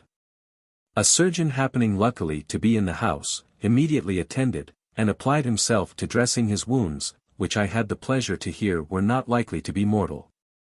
The surgeon having very expeditiously and dexterously finished his business, began to inquire in what part of the town the wounded man lodged, who answered, that he was come to town that very morning. That his horse was at an inn in Piccadilly, and that he had no other lodging, and very little or no acquaintance in town. This surgeon, whose name I have forgot, though I remember it began with an R, had the first character in his profession, and was sergeant surgeon to the king. He had moreover many good qualities, and was a very generous good-natured man, and ready to do any service to his fellow creatures. He offered his patient the use of his chariot to carry him to his inn, and at the same time whispered in his ear, that if he wanted any money, he would furnish him. The poor man was not now capable of returning thanks for this generous offer. For having had his eyes for some time steadfastly on me, he threw himself back in his chair, crying, "Oh, my son! My son," and then fainted away. Many of the people present imagined this accident had happened through his loss of blood. But I, who at the same time began to recollect the features of my father, was now confirmed in my suspicion, and satisfied that it was he himself who appeared before me. I presently ran to him, raised him in my arms, and kissed his cold lips with the utmost eagerness. Here I must draw a curtain over a scene which I cannot describe. For though I did not lose my being, as my father for a while did, my senses were however so overpowered with affright and surprise, that I am a stranger to what passed during some minutes. And indeed till my father had again recovered from his swoon, and I found myself in his arms, both tenderly embracing each other, while the tears trickled apace down the cheeks of each of us. Most of those present seemed affected by this scene, which we, who might be considered as the actors in it, were desirous of removing from the eyes of all spectators as fast as we could. My father therefore accepted the kind offer of the surgeon's chariot, and I attended him in it to his inn. When we were alone together, he gently upbraided me with having neglected to write to him during so long a time, but entirely omitted the mention of that crime which had occasioned it. He then informed me of my mother's death, and insisted on my returning home with him, saying, that he had long suffered the greatest anxiety on my account. That he knew not whether he had most feared my death or wished it, since he had so many more dreadful apprehensions for me. At last, he said, a neighboring gentleman, who had just recovered a son from the same place, informed him where I was. And that to reclaim me from this course of life was the sole cause of his journey to London. He thanked heaven he had succeeded so far as to find me out by means of an accident which had like to have proved fatal to him. And had the pleasure to think he partly owed his preservation to my humanity, with which he professed himself to be more delighted than he should have been with my filial piety, if I had known that the object of all my care was my own father. Vice had not so depraved my heart as to excite in it an insensibility of so much paternal affection, though so unworthily bestowed. I presently promised to obey his commands in my return home with him, as soon as he was able to travel, which indeed he was in a very few days, by the assistance of that excellent surgeon who had undertaken his cure. The day preceding my father's journey, before which time I scarce ever left him, I went to take my leave of some of my most intimate acquaintance, particularly of Mr. Watson, who dissuaded me from burying myself, as he called it, out of a simple compliance with the fond desires of a foolish old fellow. Such solicitations, however, had no effect, and I once more saw my own home. My father now greatly solicited me to think of marriage, but my inclinations were utterly averse to any such thoughts. I had tasted of love already, and perhaps you know the extravagant excesses of that most tender and most violent passion. Here the old gentleman paused, and looked earnestly at Jones, whose countenance, within a minute's space, displayed the extremities of both red and white. Upon which the old man, without making any observations, renewed his narrative. Being now provided with all the necessaries of life, I betook myself once again to study, and that with a more inordinate application than I had ever done formerly. The books which now employed my time solely were those, as well antient as modern, which treat of true philosophy, a word which is by many thought to be the subject only of farce and ridicule. I now read over the works of Aristotle and Plato, with the rest of those inestimable treasures which antient Greece had bequeathed to the world. These authors, though they instructed me in no science by which men may promise to themselves to acquire the least riches or worldly power, taught me, however, the art of despising the highest acquisitions of both. They elevate the mind, and steel and harden it against the capricious invasions of fortune. They not only instruct in the knowledge of wisdom, but confirm men in her habits, and demonstrate plainly, that this must be our guide, if we propose ever to arrive at the greatest worldly happiness, or to defend ourselves. with any tolerable security, against the misery which everywhere surrounds and invests us. To this I added another study, compared to which, all the philosophy taught by the wisest heathens is little better than a dream, and is indeed as full of vanity as the silliest jester ever pleased to represent it. This is that divine wisdom which is alone to be found in the Holy Scriptures, for they impart to us the knowledge and assurance of things much more worthy our attention than all which this world can offer to our acceptance. Of things which heaven itself hath condescended to reveal to us, and to the smallest knowledge of which the highest human wit unassisted could never ascend. I began now to think all the time I had spent with the best heathen writers was little more than labor lost, for, however pleasant and delightful their lessons may be, or however adequate to the right regulation of our conduct with respect to this world only, yet, when compared with the glory revealed in Scripture, their highest documents will appear as trifling, and of as little consequence, as the rules by which children regulate their childish little games and pastime. True it is, that philosophy makes us wiser, but Christianity makes us better men. Philosophy elevates and steels the mind, Christianity softens and sweetens it. The former makes us the objects of human admiration, the latter of divine love. That ensures us a temporal, but this an eternal happiness. But I am afraid I tire you with my rhapsody. Not at all, cries Partridge, Lud forbid we should be tired with good things. I had spent, continued the stranger, about 4 years in the most delightful manner to myself, totally given up to contemplation, and entirely unembarrassed with the affairs of the world, when I lost the best of fathers. And one whom I so entirely loved, that my grief at his loss exceeds all description. I now abandoned my books, and gave myself up for a whole month to the effects of melancholy and despair. Time, however, the best physician of the mind, at length brought me relief. Ay, tempus edax rerum, said Partridge. I then, continued the stranger, betook myself again to my former studies, which I may say perfected my cure. For philosophy and religion may be called the exercises of the mind, and when this is disordered, they are as wholesome as exercise can be to a distempered body. They do indeed produce similar effects with exercise. For they strengthen and confirm the mind, till man becomes, in the noble strain of Horace, Fortis, etiam saipso totus teres ac rotundus. Externiani quid valit per leve morari. In quem manca rut semper fortuna. 10. And breaks misfortunes with superior force. Mr. Francis. Here Jones smiled at some conceit which intruded itself into his imagination. But the stranger, I believe, perceived it not, and proceeded thus. My circumstances were now greatly altered by the death of that best of men. For my brother, who was now become master of the house, differed so widely from me in his inclinations, and our pursuits in life had been so very various, that we were the worst of company to each other. But what made our living together still more disagreeable, was the little harmony which could subsist between the few who resorted to me, and the numerous train of sportsmen who often attended my brother from the field to the table. For such fellows, besides the noise and nonsense with which they persecute the ears of sober men, endeavor always to attack them with affront and contempt.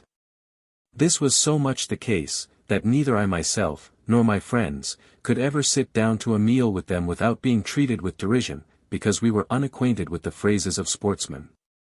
For men of true learning, and almost universal knowledge, always compassionate the ignorance of others, but fellows who excel in some little, low, contemptible art, are always certain to despise those who are unacquainted with that art. In short, we soon separated, and I went, by the advice of a physician, to drink the Bath waters. For my violent affliction, added to a sedentary life, had thrown me into a kind of paralytic disorder, for which those waters are accounted an almost certain cure. The second day after my arrival, as I was walking by the river, the sun shone so intensely hot, though it was early in the year, that I retired to the shelter of some willows, and sat down by the river side. Here I had not been seated long before I heard a person on the other side of the willows sighing and bemoaning himself bitterly. On a sudden, having uttered a most impious oath, he cried, "I am resolved to bear it no longer," and directly threw himself into the water. I immediately started, and ran towards the place, calling at the same time as loudly as I could for assistance. An angler happened luckily to be fishing a little below me, though some very high sedge had hid him from my sight. He immediately came up, and both of us together, not without some hazard of our lives, drew the body to the shore. At first we perceived no sign of life remaining. But having held the body up by the heels, for we soon had assistance enough, it discharged a vast quantity of water at the mouth, and at length began to discover some symptoms of breathing. And a little afterwards to move both its hands and its legs. An apothecary, who happened to be present among others, advised that the body, which seemed now to have pretty well emptied itself of water, and which began to have many convulsive motions, should be directly taken up, and carried into a warm bed. This was accordingly performed, the apothecary and myself attending. As we were going towards an inn, for we knew not the man's lodgings, luckily a woman met us, who, after some violent screaming, told us that the gentleman lodged at her house.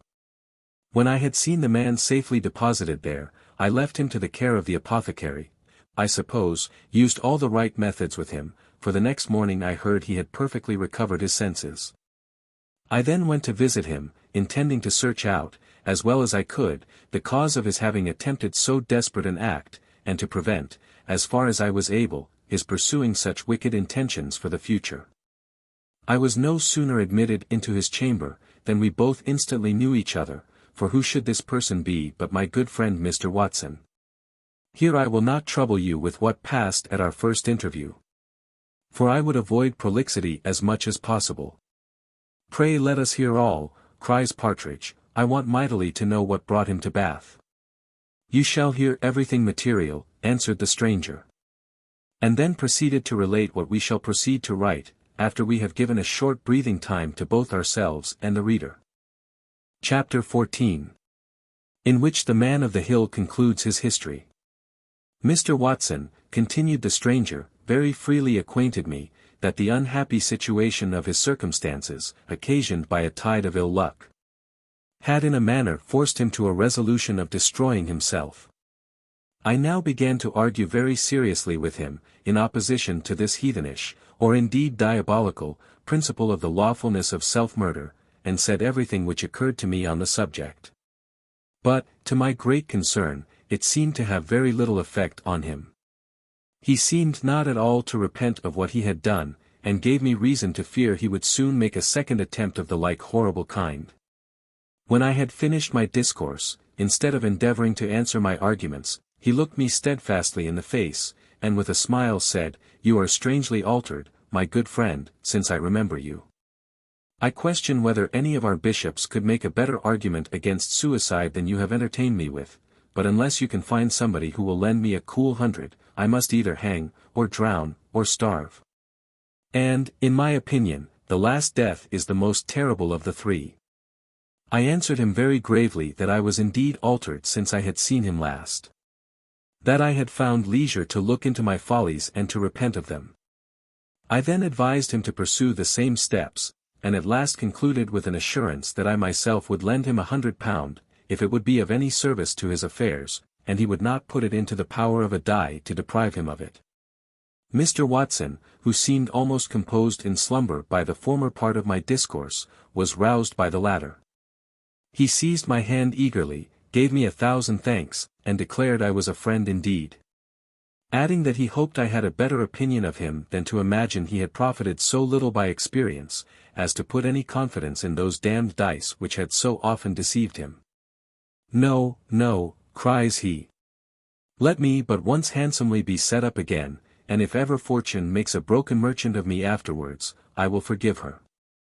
I very well understood the language of setting up, and broken merchant.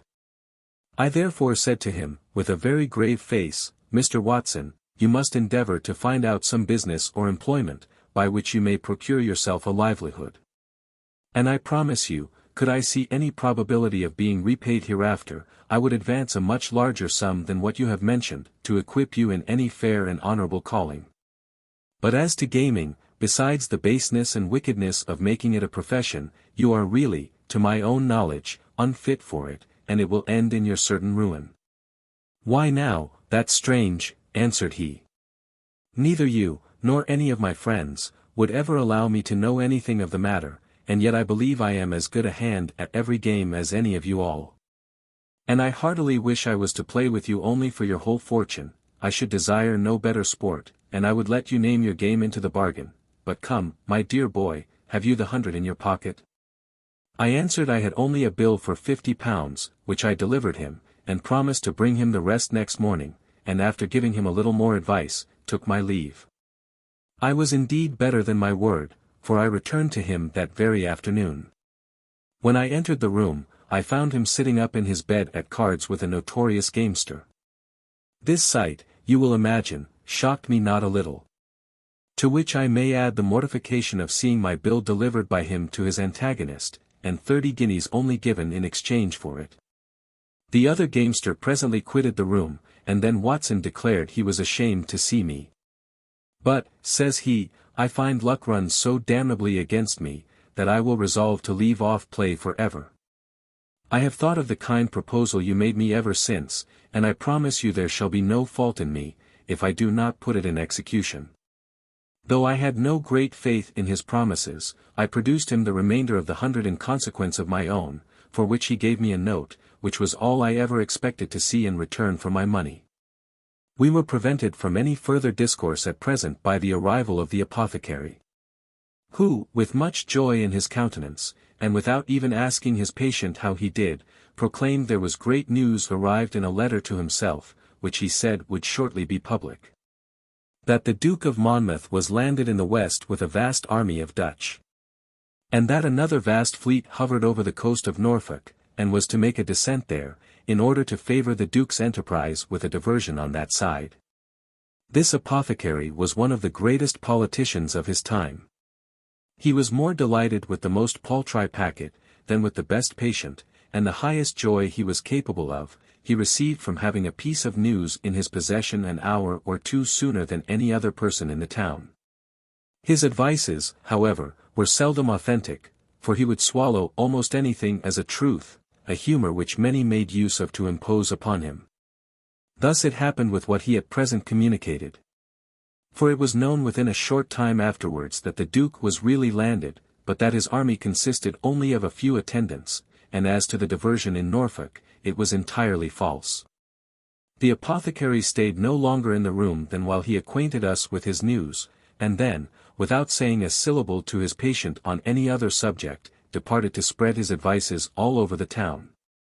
Events of this nature in the public are generally apt to eclipse all private concerns. Our discourse therefore now became entirely political. For my own part, I had been for some time very seriously affected with the danger to which the Protestant religion was so visibly exposed under a popish prince, and thought the apprehension of it alone sufficient to justify that insurrection. For no real security can ever be found against the persecuting spirit of popery, when armed with power, except the depriving it of that power, as woeful experience presently showed. You know how King James behaved after getting the better of this attempt, how little he valued either his royal word, or coronation oath, or the liberties and rights of his people. But all had not the sense to foresee this at first. And therefore the Duke of Monmouth was weakly supported, yet all could feel when the evil came upon them. And therefore all united, at last, to drive out that king, against whose exclusion a great party among us had so warmly contended during the reign of his brother, and for whom they now fought with such zeal and affection. What you say, interrupted Jones, is very true. And it has often struck me, as the most wonderful thing I ever read of in history, that so soon after this convincing experience which brought our whole nation to join so unanimously in expelling King James, for the preservation of our religion and liberties, there should be a party among us mad enough to desire the placing his family again on the throne. You are not in earnest, answered the old man, there can be no such party. As bad an opinion as I have of mankind, I cannot believe them infatuated to such a degree. There may be some hot-headed papists led by their priests to engage in this desperate cause, and think it a holy war, but that Protestants, that are members of the Church of England, should be such apostates, such fellows d'essai, I cannot believe it. No, no, young man, unacquainted as I am with what has passed in the world for these last 30 years, I cannot be so imposed upon as to credit so foolish a tale, but I see you have a mind to sport with my ignorance. Can it be possible, replied Jones, that you have lived so much out of the world as not to know that during that time there have been 2 rebellions in favor of the son of King James, one of which is now actually raging in the very heart of the kingdom? At these words the old gentleman started up, and in a most solemn tone of voice, conjured Jones by his Maker to tell him if what he said was really true. Which the other as solemnly affirming, he walked several turns about the room in a profound silence, then cried, then laughed, and at last fell down on his knees, and blessed God, in a loud thanksgiving prayer, for having delivered him from all society with human nature, which could be capable of such monstrous extravagances. After which, being reminded by Jones that he had broke off his story, he resumed it again in this manner. As mankind, in the days I was speaking of, was not yet arrived at that pitch of madness which I find they are capable of now, and which, to be sure, I have only escaped by living alone, and at a distance from the contagion, there was a considerable rising in favor of Monmouth. And my principles strongly inclining me to take the same part, I determined to join him. And Mr. Watson, from different motives concurring in the same resolution, for the spirit of a gamester will carry a man as far upon such an occasion as the spirit of patriotism, we soon provided ourselves with all necessaries, and went to the Duke at Bridgewater. The unfortunate event of this enterprise, you are, I conclude, as well acquainted with as myself. I escaped, together with Mr. Watson, from the battle at Sedgemoor, in which action I received a slight wound. We rode near 40 miles together on the Exeter road, and then abandoning our horses, scrambled as well as we could through the fields and by-roads, till we arrived at a little wild hut on a common, where a poor old woman took all the care of us she could, and dressed my wound with salve, which quickly healed it. Pray, sir, where was the wound? Says Partridge. The stranger satisfied him it was in his arm, and then continued his narrative. Here, sir, said he, Mr. Watson left me the next morning, in order, as he pretended, to get us some provision from the town of Columpton, but, can I relate it, or can you believe it? This Mr. Watson, this friend, this base, barbarous, treacherous villain, betrayed me to a party of horse belonging to King James, and at his return delivered me into their hands. The soldiers, being 6 in number, had now seized me, and were conducting me to Taunton jail. But neither my present situation, nor the apprehensions of what might happen to me, were half so irksome to my mind as the company of my false friend, who, having surrendered himself, was likewise considered as a prisoner, though he was better treated, as being to make his peace at my expense. He at first endeavored to excuse his treachery, but when he received nothing but scorn and upbraiding from me, he soon changed his note, abused me as the most atrocious and malicious rebel, and laid all his own guilt to my charge, who, as he declared, had solicited, and even threatened him, to make him take up arms against his gracious as well as lawful sovereign. This false evidence, for in reality he had been much the forwarder of the two, stung me to the quick, and raised an indignation scarce conceivable by those who have not felt it. However, fortune at length took pity on me. For as we were got a little beyond Wellington, in a narrow lane, my guards received a false alarm, that near 50 of the enemy were at hand, upon which they shifted for themselves, and left me and my betrayer to do the same. That villain immediately ran from me, and I am glad he did, or I should have certainly endeavored, though I had no arms, to have executed vengeance on his baseness. I was now once more at liberty, and immediately withdrawing from the highway into the fields, I travelled on, scarce knowing which way I went, and making it my chief care to avoid all public roads and all towns, nay, even the most homely houses. For I imagined every human creature whom I saw desirous of betraying me. At last, after rambling several days about the country, during which the fields afforded me the same bed and the same food which nature bestows on our savage brothers of the creation, I at length arrived at this place, where the solitude and wildness of the country invited me to fix my abode. The first person with whom I took up my habitation was the mother of this old woman, with whom I remained concealed till the news of the glorious revolution put an end to all my apprehensions of danger, and gave me an opportunity of once more visiting my own home, and of inquiring a little into my affairs, which I soon settled as agreeably to my brother as to myself. Having resigned everything to him, for which he paid me the sum of £1,000, and settled on me an annuity for life. His behaviour in this last instance, as in all others, was selfish and ungenerous. I could not look on him as my friend, nor indeed did he desire that I should, so I presently took my leave of him, as well as of my other acquaintance, and from that day to this, my history is little better than a blank. And is it possible, sir, said Jones, that you can have resided here from that day to this? Oh no, sir, answered the gentleman, I have been a great traveller, and there are few parts of Europe with which I am not acquainted. I have not, sir, cried Jones, the assurance to ask it of you now. Indeed it would be cruel. After so much breath as you have already spent, but you will give me leave to wish for some further opportunity of hearing the excellent observations which a man of your sense and knowledge of the world must have made in so long a course of travels. Indeed, young gentleman, answered the stranger, I will endeavour to satisfy your curiosity on this head likewise, as far as I am able. Jones attempted fresh apologies, but was prevented. And while he and Partridge sat with greedy and impatient ears, the stranger proceeded as in the next chapter. The rest of this paragraph and the two following paragraphs in the first edition were as follows. For my own part, I had been for some time very seriously affected with the danger to which the Protestant religion was so visibly exposed, that nothing but the immediate interposition of Providence seemed capable of preserving it. For King James had indeed declared war against the Protestant cause. He had brought known papists into the army and attempted to bring them into the church and into the university.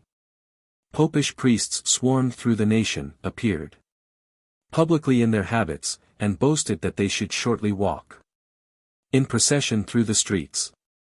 Our own clergy were forbid to preach against popery, and bishops were ordered to suppend those who did, and to do the business at once. An illegal ecclesiastical commission was erected, little inferior to an inquisition, of which probably it was intended to be the ringleader. Thus, as our duty to the king can never be called more than our second duty, he had discharged us from this by making it incompatible with our preserving the first, which is surely to heaven. Besides this, he had dissolved his subjects from their allegiance by breaking his coronation oath, to which their allegiance is annexed. For he had imprisoned bishops because they would not give up their religion, and turned out judges because they would not absolutely surrender the law into his hands. Nay, he seized this himself, and when he claimed a dispensing power, he declared himself, in fact, as absolute as any tyrant ever was or can be. I have recapitulated these matters in full lest some of them should have been omitted in history. And I think nothing less than such provocations as I have here mentioned, nothing less than certain and imminent danger to their religion and liberties, can justify or even mitigate the dreadful sin of rebellion in any people. I promise you, sir, says Jones, all these facts, and more, I have read in history, but I will tell you a fact which is not yet recorded and of which I suppose you are ignorant. There is actually now a rebellion on foot in this kingdom in favour of the son of that very King James, a professed papist, more bigoted, if possible, than his father. And this carried on by Protestants against a king who hath never in one single instance made the least invasion on our liberties. Prodigious indeed, answered the stranger. You tell me what would be incredible of a nation which did not deserve the character that Virgil gives of a woman, varium et mutabile semper. Surely this is to be unworthy of the care which Providence seems to have taken of Us in the preservation of our religion against the powerful designs and constant machinations of popery. A preservation so strange and unaccountable that I almost think we may appeal to it as to a miracle for the proof of its holiness. Prodigious indeed. A Protestant rebellion in favor of a popish prince. The folly of mankind is as wonderful as their knavery. But to conclude my story, I resolved to take arms in defense of my country, of my religion, and my liberty, and Mr. Watson joined in the same resolution. We soon provided ourselves with the necessaries and joined the Duke at Bridgewater. The unfortunate event of this enterprise you are perhaps better acquainted with than myself. I escaped together with Mr. Watson from the battle at Sedgemoor. Chapter 15. A brief history of Europe, and a curious discourse between Mr. Jones and the man of the hill. In Italy the landlords are very silent. In France they are more talkative, but yet civil. In Germany and Holland they are generally very impertinent.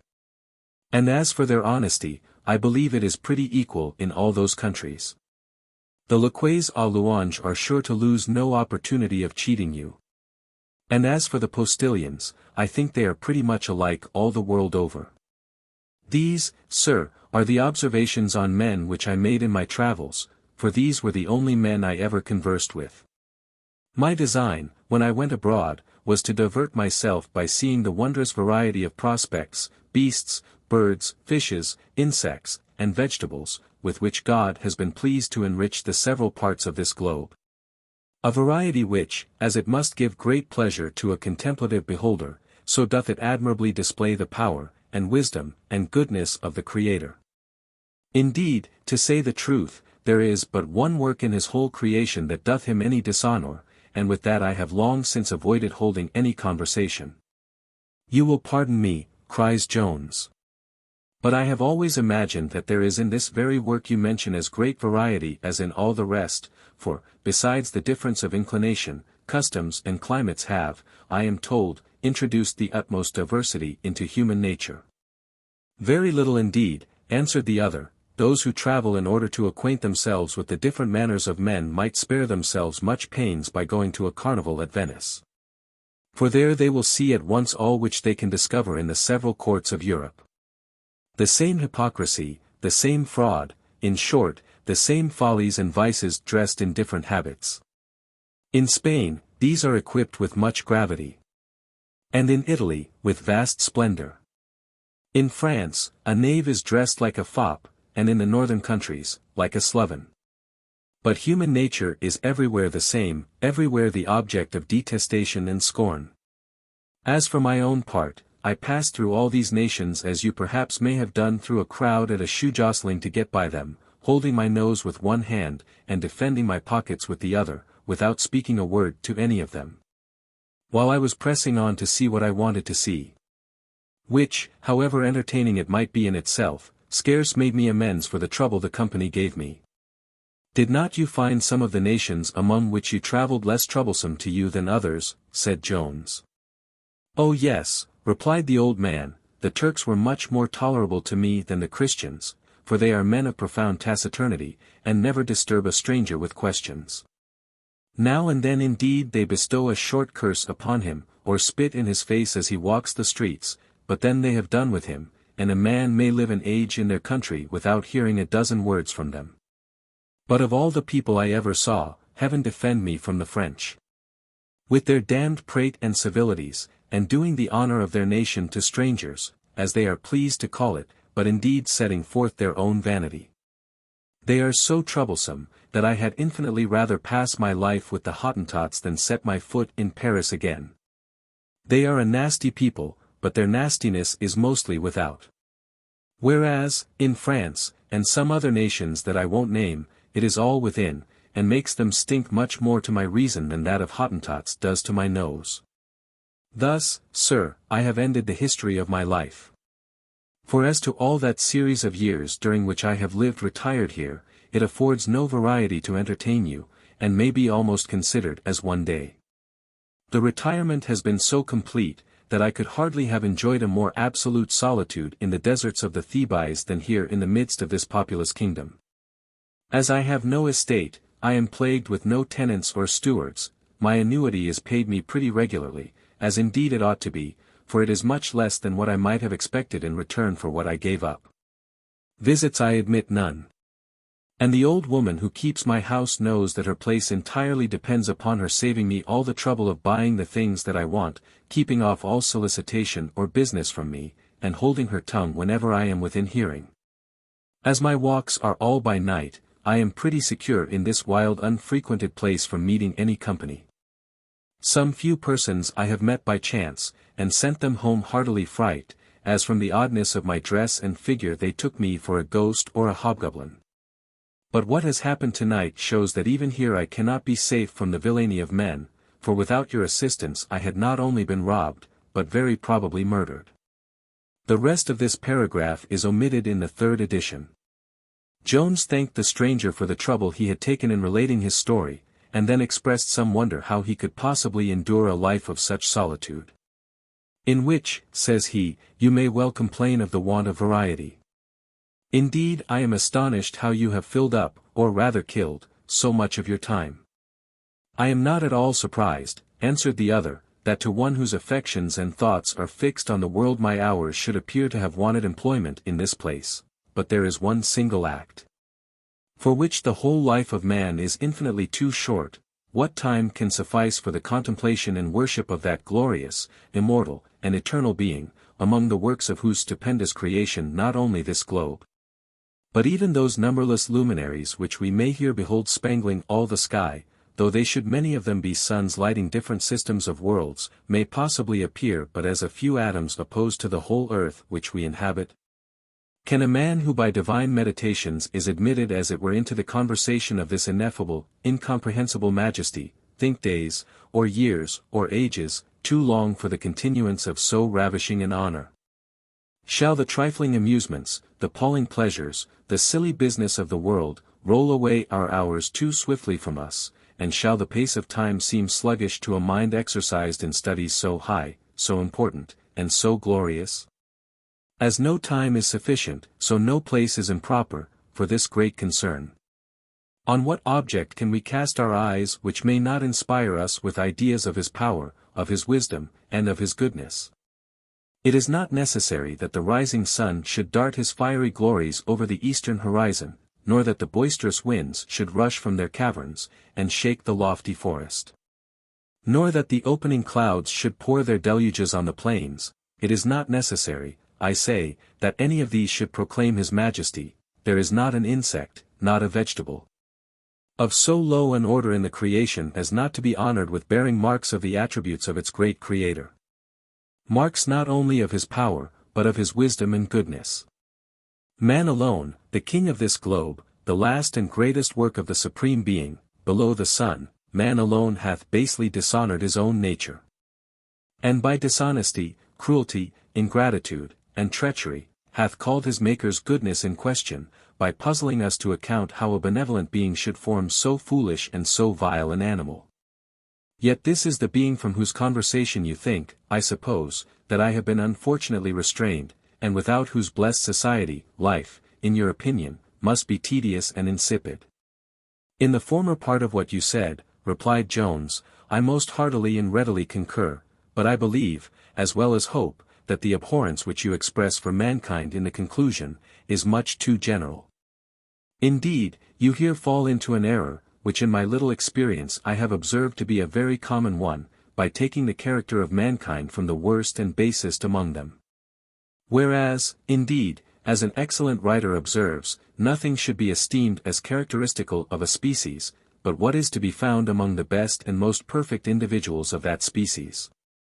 This error, I believe, is generally committed by those who from want of proper caution in the choice of their friends and acquaintance, have suffered injuries from bad and worthless men. 2 or 3 instances of which are very unjustly charged on all human nature. I think I had experience enough of it, answered the other. My first mistress and my first friend betrayed me in the basest manner, and in matters which threatened to be of the worst of consequences, even to bring me to a shameful death. But you will pardon me, cries Jones, if I desire you to reflect who that mistress and who that friend were. What better, my good sir, could be expected in love derived from the stews, or in friendship first produced and nourished at the gaming table? To take the characters of women from the former instance, or of men from the latter, would be as unjust as to assert that air is a nauseous and unwholesome element, because we find it so in a Jakes. I have lived but a short time in the world, and yet have known men worthy of the highest friendship, and women of the highest love. Alas! Young man, answered the stranger, you have lived, you confess, but a very short time in the world. I was somewhat older than you when I was of the same opinion. You might have remained so still, replies Jones, if you had not been unfortunate, I will venture to say incautious, in the placing your affections. If there was, indeed, much more wickedness in the world than there is, it would not prove such general assertions against human nature, since much of this arrives by mere accident. And many a man who commits evil is not totally bad and corrupt in his heart. In truth, none seem to have any title to assert human nature to be necessarily and universally evil, but those whose own minds afford them one instance of this natural depravity, which is not, I am convinced, your case. And such, said the stranger, will be always the most backward to assert any such thing. Knaves will no more endeavor to persuade us of the baseness of mankind, than a highwayman will inform you that there are thieves on the road. This would, indeed, be a method to put you on your guard, and to defeat their own purposes. For which reason, though knaves, as I remember, are very apt to abuse particular persons, yet they never cast any reflection on human nature in general. The old gentleman spoke this so warmly, that as Jones despaired of making a convert, and was unwilling to offend, he returned no answer. The day now began to send forth its first streams of light, when Jones made an apology to the stranger for having stayed so long, and perhaps detained him from his rest. The stranger answered, he never wanted rest less than at present. For that day and night were in different seasons to him, and that he commonly made use of the former for the time of his repose and of the latter for his walks and lucubrations. However, said he, it is now a most lovely morning, and if you can bear any longer to be without your own rest or food, I will gladly entertain you with the sight of some very fine prospects which I believe you have not yet seen. Jones very readily embraced this offer, and they immediately set forward together from the cottage. As for Partridge, he had fallen into a profound repose just as the stranger had finished his story. For his curiosity was satisfied, and the subsequent discourse was not forcible enough in its operation to conjure down the charms of sleep. Jones therefore left him to enjoy his nap. And as the reader may perhaps be at this season glad of the same favor, we will here put an end to the 8th book of our history. Book 9 containing 12 hours. Chapter 1. Of those who lawfully may, and of those who may not, write such histories as this. Among other good uses for which I have thought proper to institute these several introductory chapters, I have considered them as a kind of mark or stamp, which may hereafter enable a very indifferent reader to distinguish what is true and genuine in this historic kind of writing, from what is false and counterfeit.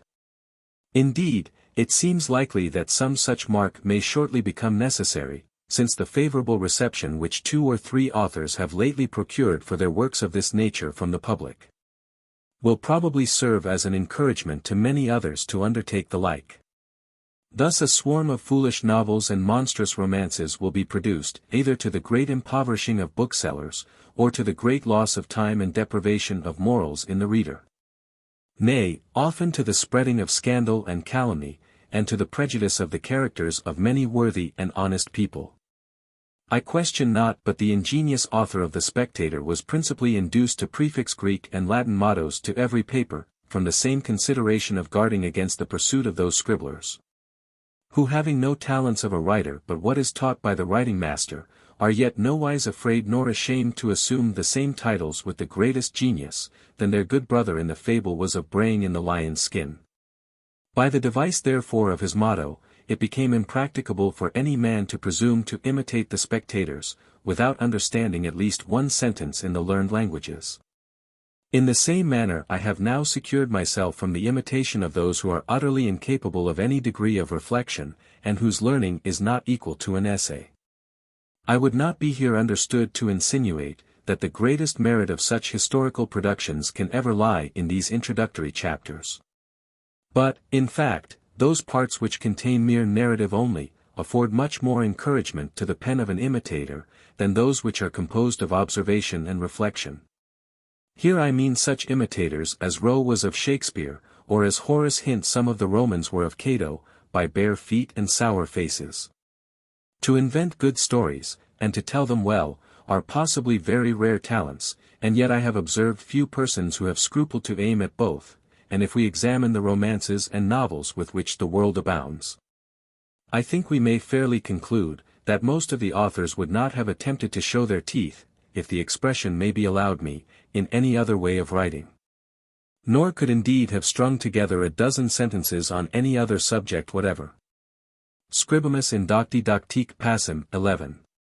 May be more truly said of the historian and biographer, than of any other species of writing. For all the arts and sciences, even criticism itself, requires some little degree of learning and knowledge.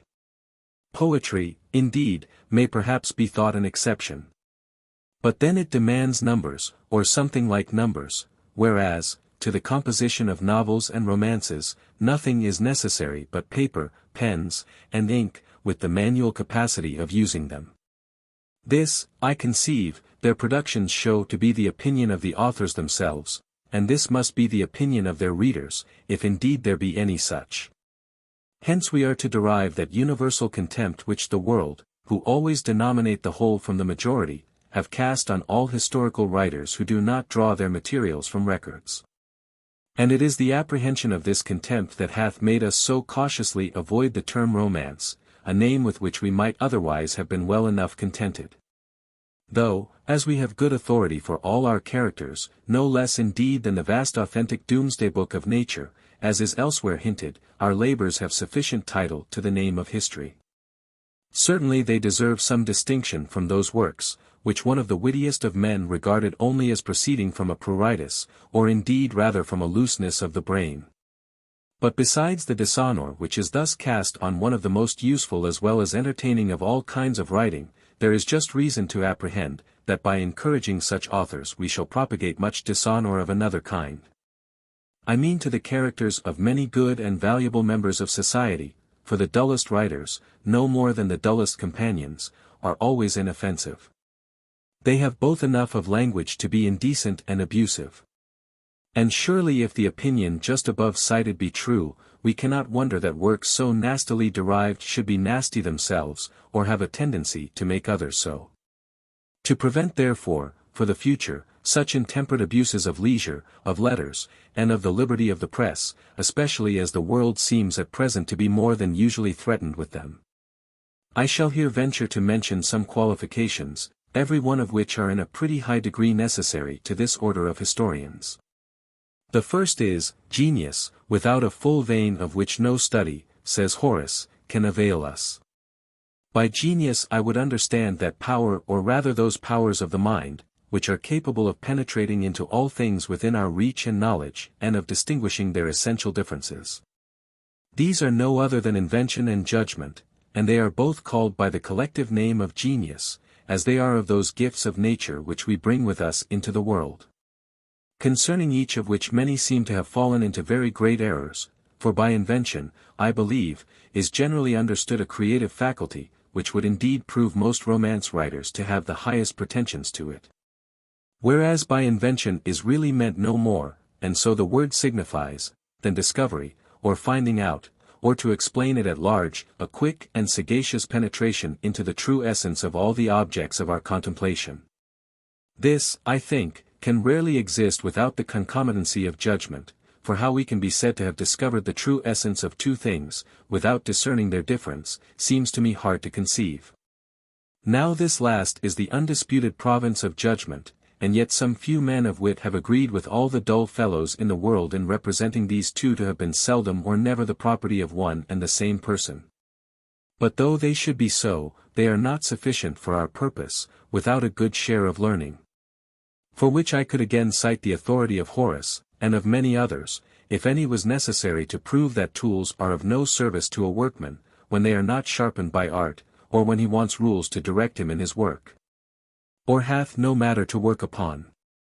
All these uses are supplied by learning, for nature can only furnish us with capacity, or, as I have chose to illustrate it, with the tools of our profession.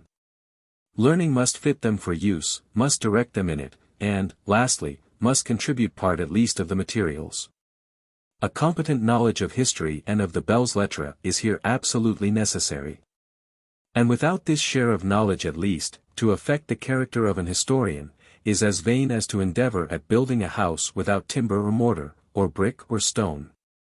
Homer and Milton, who, though they added the ornament of numbers to their works, were both historians of our order, were masters of all the learning of their times. Again, there is another sort of knowledge, beyond the power of learning to bestow, and this is to be had by conversation. So necessary is this to the understanding the characters of men, that none are more ignorant of them than those learned pedants whose lives have been entirely consumed in colleges, and among books. For however exquisitely human nature may have been described by writers, the true practical system can be learnt only in the world. Indeed the like happens in every other kind of knowledge. Neither physic nor law are to be practically known from books. Nay, the farmer, the planter, the gardener, must perfect by experience what he hath acquired the rudiments of by reading.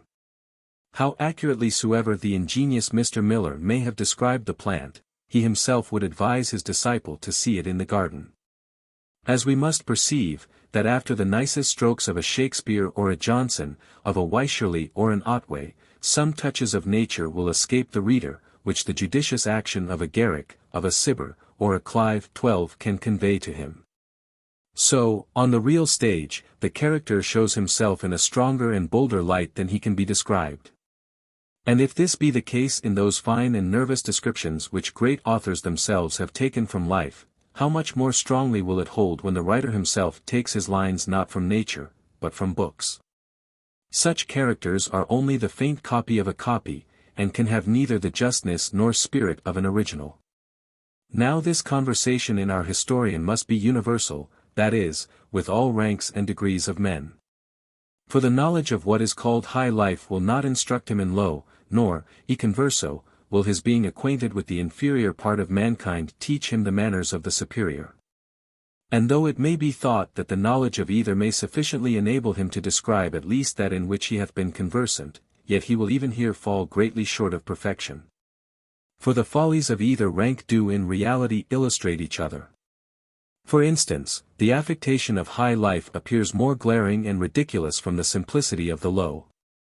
And again, the rudeness and barbarity of this latter, strikes with much stronger ideas of absurdity, when contrasted with, and opposed to, the politeness which controls the former.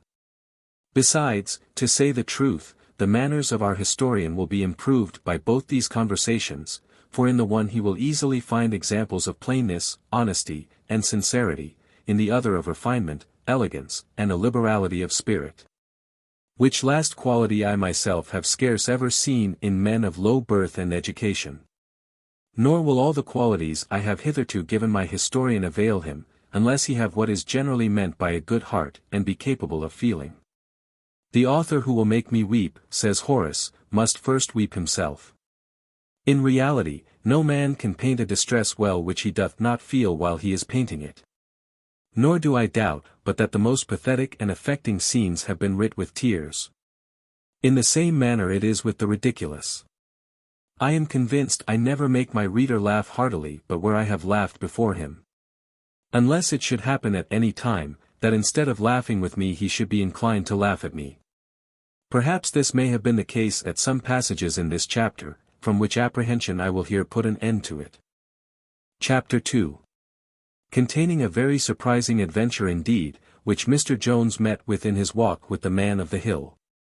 Aurora now first opened her casement, unless the day began to break, when Jones walked forth in company with the stranger, and mounted Mazard Hill, of which they had no sooner gained the summit than one of the most noble prospects in the world presented itself to their view, and which we would likewise present to the reader, but for two reasons. First, We despair of making those who have seen this prospect admire our description. Secondly, we very much doubt whether those who have not seen it would understand it. Jones stood for some minutes fixed in one posture, and directing his eyes towards the south. Upon which the old gentleman asked, what he was looking at with so much attention. Alas! Sir, answered he with a sigh, I was endeavouring to trace out my own journey hither. Good heavens! What a distance is Gloucester from us! What a vast tract of land must be between me and my own home! Ay, young gentleman, cries the other, and by your sighing, from what you love better than your own home, or I am mistaken. I perceive now the object of your contemplation is not within your sight, and yet I fancy you have a pleasure in looking that way. Jones answered with a smile, I find, old friend, you have not yet forgot the sensations of your youth. I own my thoughts were employed as you have guessed. They now walked to that part of the hill which looks to the northwest, and which hangs over a vast and extensive wood. Here they were no sooner arrived than they heard at a distance the most violent screams of a woman, proceeding from the wood below them. Jones listened a moment, and then, without saying a word to his companion, for indeed the occasion seemed sufficiently pressing, ran, or rather slid, down the hill, and, without the least apprehension or concern for his own safety, made directly to the thicket, whence the sound had issued. He had not entered far into the wood before he beheld a most shocking sight indeed, a woman stripped half naked, under the hands of a ruffian, who had put his garter round her neck, and was endeavouring to draw her up to a tree. Jones asked no questions at this interval, but fell instantly upon the villain, and made such good use of his trusty oaken stick that he laid him sprawling on the ground before he could defend himself, indeed almost before he knew he was attacked. Nor did he cease the prosecution of his blows till the woman herself begged him to forbear, saying, she believed he had sufficiently done his business. The poor wretch then fell upon her knees to Jones, and gave him 1,000 thanks for her deliverance. He presently lifted her up, and told her he was highly pleased with the extraordinary accident which had sent him thither for her relief, where it was so improbable she should find any. Adding, that heaven seemed to have designed him as the happy instrument of her protection. Nay, answered she, I could almost conceive you to be some good angel, and, to say the truth, you look more like an angel than a man in my eye. Indeed he was a charming figure, and if a very fine person, and a most comely set of features, adorned with youth, health, strength, freshness, spirit, and good nature, can make a man resemble an angel, he certainly had that resemblance. The redeemed captive had not altogether so much of the human angelic species, she seemed to be at least of the middle age, nor had her face much appearance of beauty. But her clothes being torn from all the upper part of her body, her breasts, which were well formed and extremely white, attracted the eyes of her deliverer, and for a few moments they stood silent, and gazing at each other.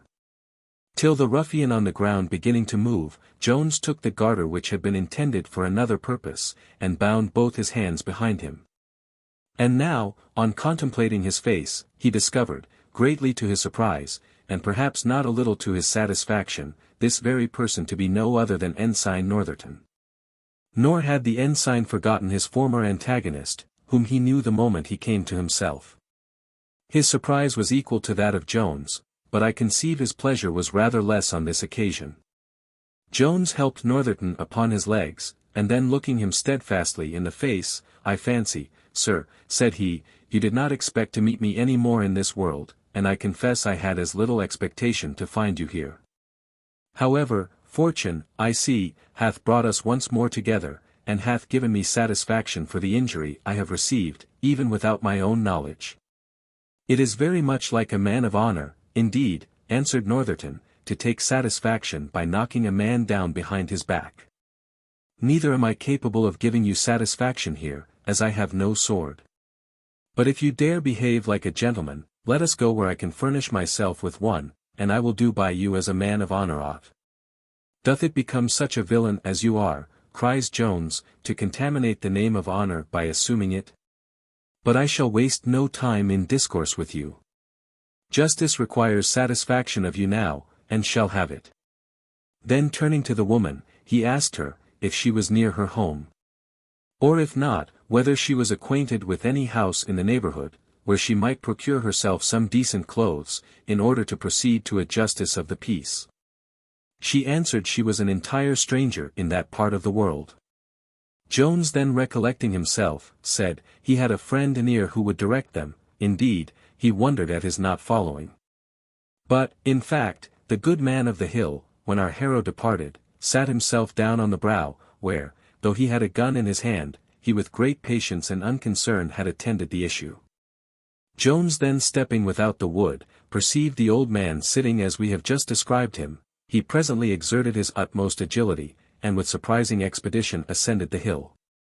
The old man advised him to carry the woman to Upton, which, he said, was the nearest town, and there he would be sure of furnishing her with all manner of conveniencies. Jones having received his direction to the place, took his leave of the man of the hill, and, desiring him to direct Partridge the same way, returned hastily to the wood. Our hero, at his departure to make this inquiry of his friend, had considered, that as the ruffian's hands were tied behind him, he was incapable of executing any wicked purposes on the poor woman. Besides, he knew he should not be beyond the reach of her voice, and could return soon enough to prevent any mischief. He had moreover declared to the villain, that if he attempted the least insult, he would be himself immediately the executioner of vengeance on him. But Jones unluckily forgot, that though the hands of Northerton were tied, his legs were at liberty. Nor did he lay the least injunction on the prisoner that he should not make what use of these he pleased. Northerton therefore having given no parole of that kind, thought he might without any breach of honour depart. Not being obliged, as he imagined, by any rules, to wait for a formal discharge. He therefore took up his legs, which were at liberty, and walked off through the wood, which favoured his retreat. Nor did the woman, whose eyes were perhaps rather turned toward her deliverer, once think of his escape, or give herself any concern or trouble to prevent it. Jones therefore, at his return, found the woman alone.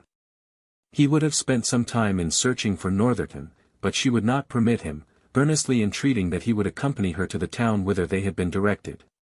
As to the fellow's escape, said she, it gives me no uneasiness.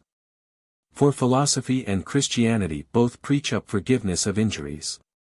But for you, sir, I am concerned at the trouble I give you, nay, indeed, my nakedness may well make me ashamed to look you in the face. And if it was not for the sake of your protection, I should wish to go alone. Jones offered her his coat, but, I know not for what reason, she absolutely refused the most earnest solicitations to accept it. He then begged her to forget both the causes of her confusion. With regard to the former, says he, I have done no more than my duty in protecting you, and as for the latter, I will entirely remove it, by walking before you all the way. For I would not have my eyes offend you, and I could not answer for my power of resisting the attractive charms of so much beauty. Thus our hero and the redeemed lady walked in the same manner as Orpheus and Eurydice marched heretofore. But though I cannot believe that Jones was designedly tempted by his fair one to look behind him, yet as she frequently wanted his assistance to help her over stiles, and had besides many trips and other accidents, he was often obliged to turn about. However, he had better fortune than what attended poor Orpheus, for he brought his companion, or rather follower, safe into the famous town of Upton. Chapter 3. The arrival of Mr. Jones with his lady at the inn. With a very full description of the Battle of Upton.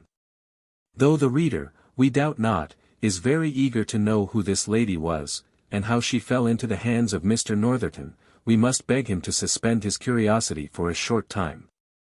As we are obliged, for some very good reasons which hereafter perhaps he may guess, to delay his satisfaction a little longer.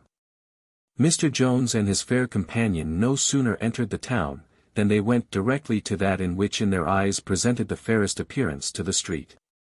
Here Jones, having ordered a servant to show a room above stairs, was ascending, when the dishevelled fair, hastily following, was laid hold on by the master of the house, who cried, Heyday, where is that beggar wench going? Stay below stairs, I desire you. But Jones at that instant thundered from above, Let the lady come up, in so authoritative a voice, that the good man instantly withdrew his hands, and the lady made the best of her way to the chamber. Here Jones wished her joy of her safe arrival, and then departed, in order, as he promised, to send the landlady up with some clothes. The poor woman thanked him heartily for all his kindness, and said, she hoped she should see him again soon, to thank him 1,000 times more. During this short conversation, she covered her white bosom as well as she could possibly with her arms. For Jones could not avoid stealing a sly peep or two, though he took all imaginable care to avoid giving any offence. Our travellers had happened to take up their residence at a house of exceeding good repute, whither Irish ladies of strict virtue, and many northern lasses of the same predicament, were accustomed to resort in their way to Bath. The landlady therefore would by no means have admitted any conversation of a disreputable kind to pass under her roof. Indeed, so foul and contagious are all such proceedings, that they contaminate the very innocent scenes where they are committed, and give the name of a bad house, or of a house of ill repute, to all those where they are suffered to be carried on. Not that I would intimate that such strict chastity as was preserved in the temple of Vesta can possibly be maintained at a public inn. My good landlady did not hope for such a blessing, nor would any of the ladies I have spoken of, or indeed any others of the most rigid note, have expected or insisted on any such thing. But to exclude all vulgar concubinage, and to drive all whores in rags from within the walls, is within the power of every one. This my landlady very strictly adhered to, and this her virtuous guests, who did not travel in rags, would very reasonably have expected of her. Now it required no very blamable degree of suspicion to imagine that Mr. Jones and his ragged companion had certain purposes in their intention, which, though tolerated in some Christian countries, connived at in others, and practised in all, are however as expressly forbidden as murder, or any other horrid vice, by that religion which is universally believed in those countries. The landlady, therefore, had no sooner received an intimation of the entrance of the above-said persons than she began to meditate the most expeditious means for their expulsion. In order to this, she had provided herself with a long and deadly instrument, with which, in times of peace, the chambermaid was wont to demolish the labours of the industrious spider. In vulgar phrase, she had taken up the broomstick, and was just about to sally from the kitchen, when Jones accosted her with a demand of a gown and other vestments, to cover the half-naked woman upstairs. Nothing can be more provoking to the human temper, nor more dangerous to that cardinal virtue, patience, than solicitations of extraordinary offices of kindness on behalf of those very persons with whom we are highly incensed.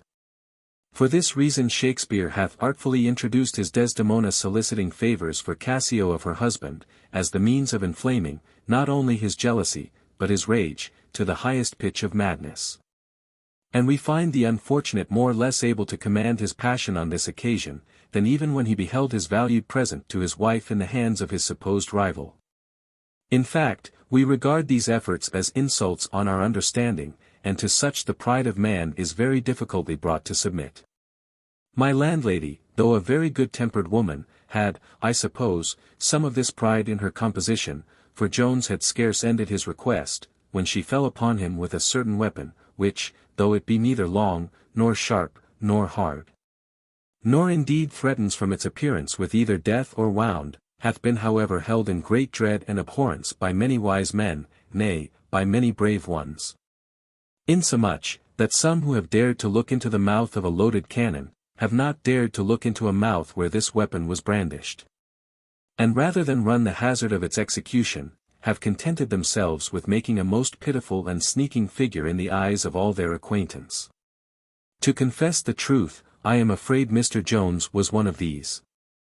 For though he was attacked and violently belaboured with the aforesaid weapon, he could not be provoked to make any resistance, but in a most cowardly manner applied, with many entreaties, to his antagonist to desist from pursuing her blows.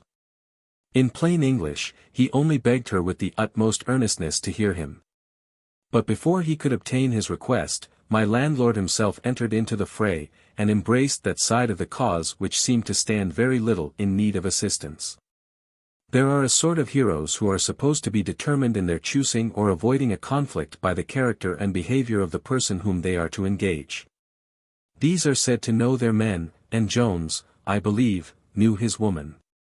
For though he had been so submissive to her, he was no sooner attacked by her husband, than he demonstrated an immediate spirit of resentment, and enjoined him silence under a very severe penalty. No less than that, I think, of being converted into fuel for his own fire. The husband, with great indignation, but with a mixture of pity, answered, "You must pray first to be made able. I believe I am a better man than yourself. Every way, that I am." And presently proceeded to discharge half a dozen whores at the lady above stairs, the last of which had scarce issued from his lips, when a swinging blow from the cudgel that Jones carried in his hand assaulted him over the shoulders.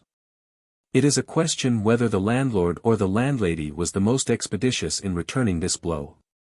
My landlord, whose hands were empty, fell to with his fist, and the good wife, uplifting her broom and aiming at the head of Jones, had probably put an immediate end to the fray, and to Jones likewise.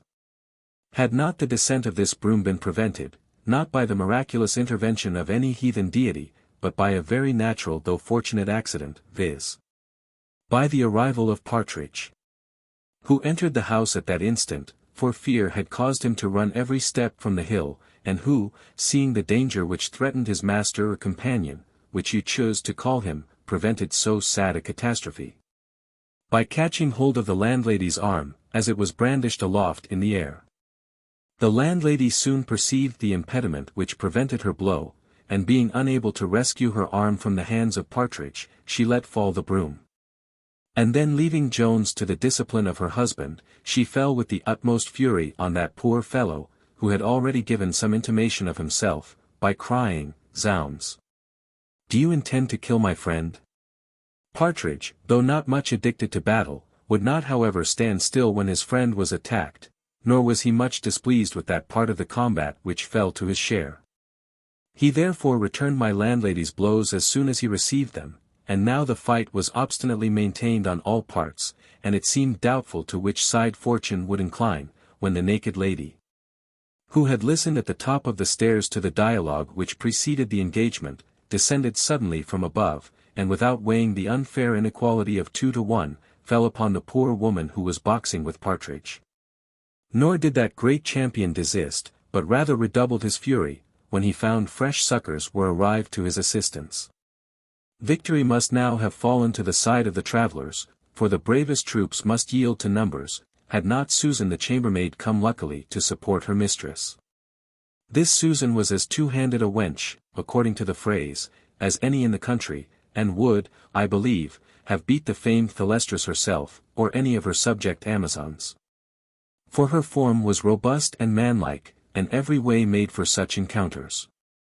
As her hands and arms were formed to give blows with great mischief to an enemy, so was her face as well contrived to receive blows without any great injury to herself, her nose being already flat to her face.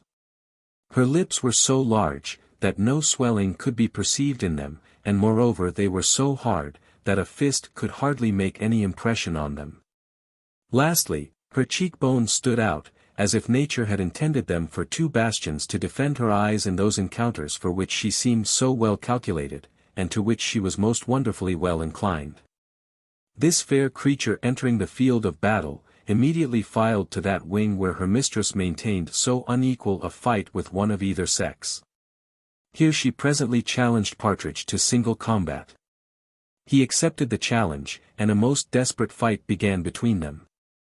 Now the dogs of war being let loose, began to lick their bloody lips, now Victory, with golden wings, hung hovering in the air.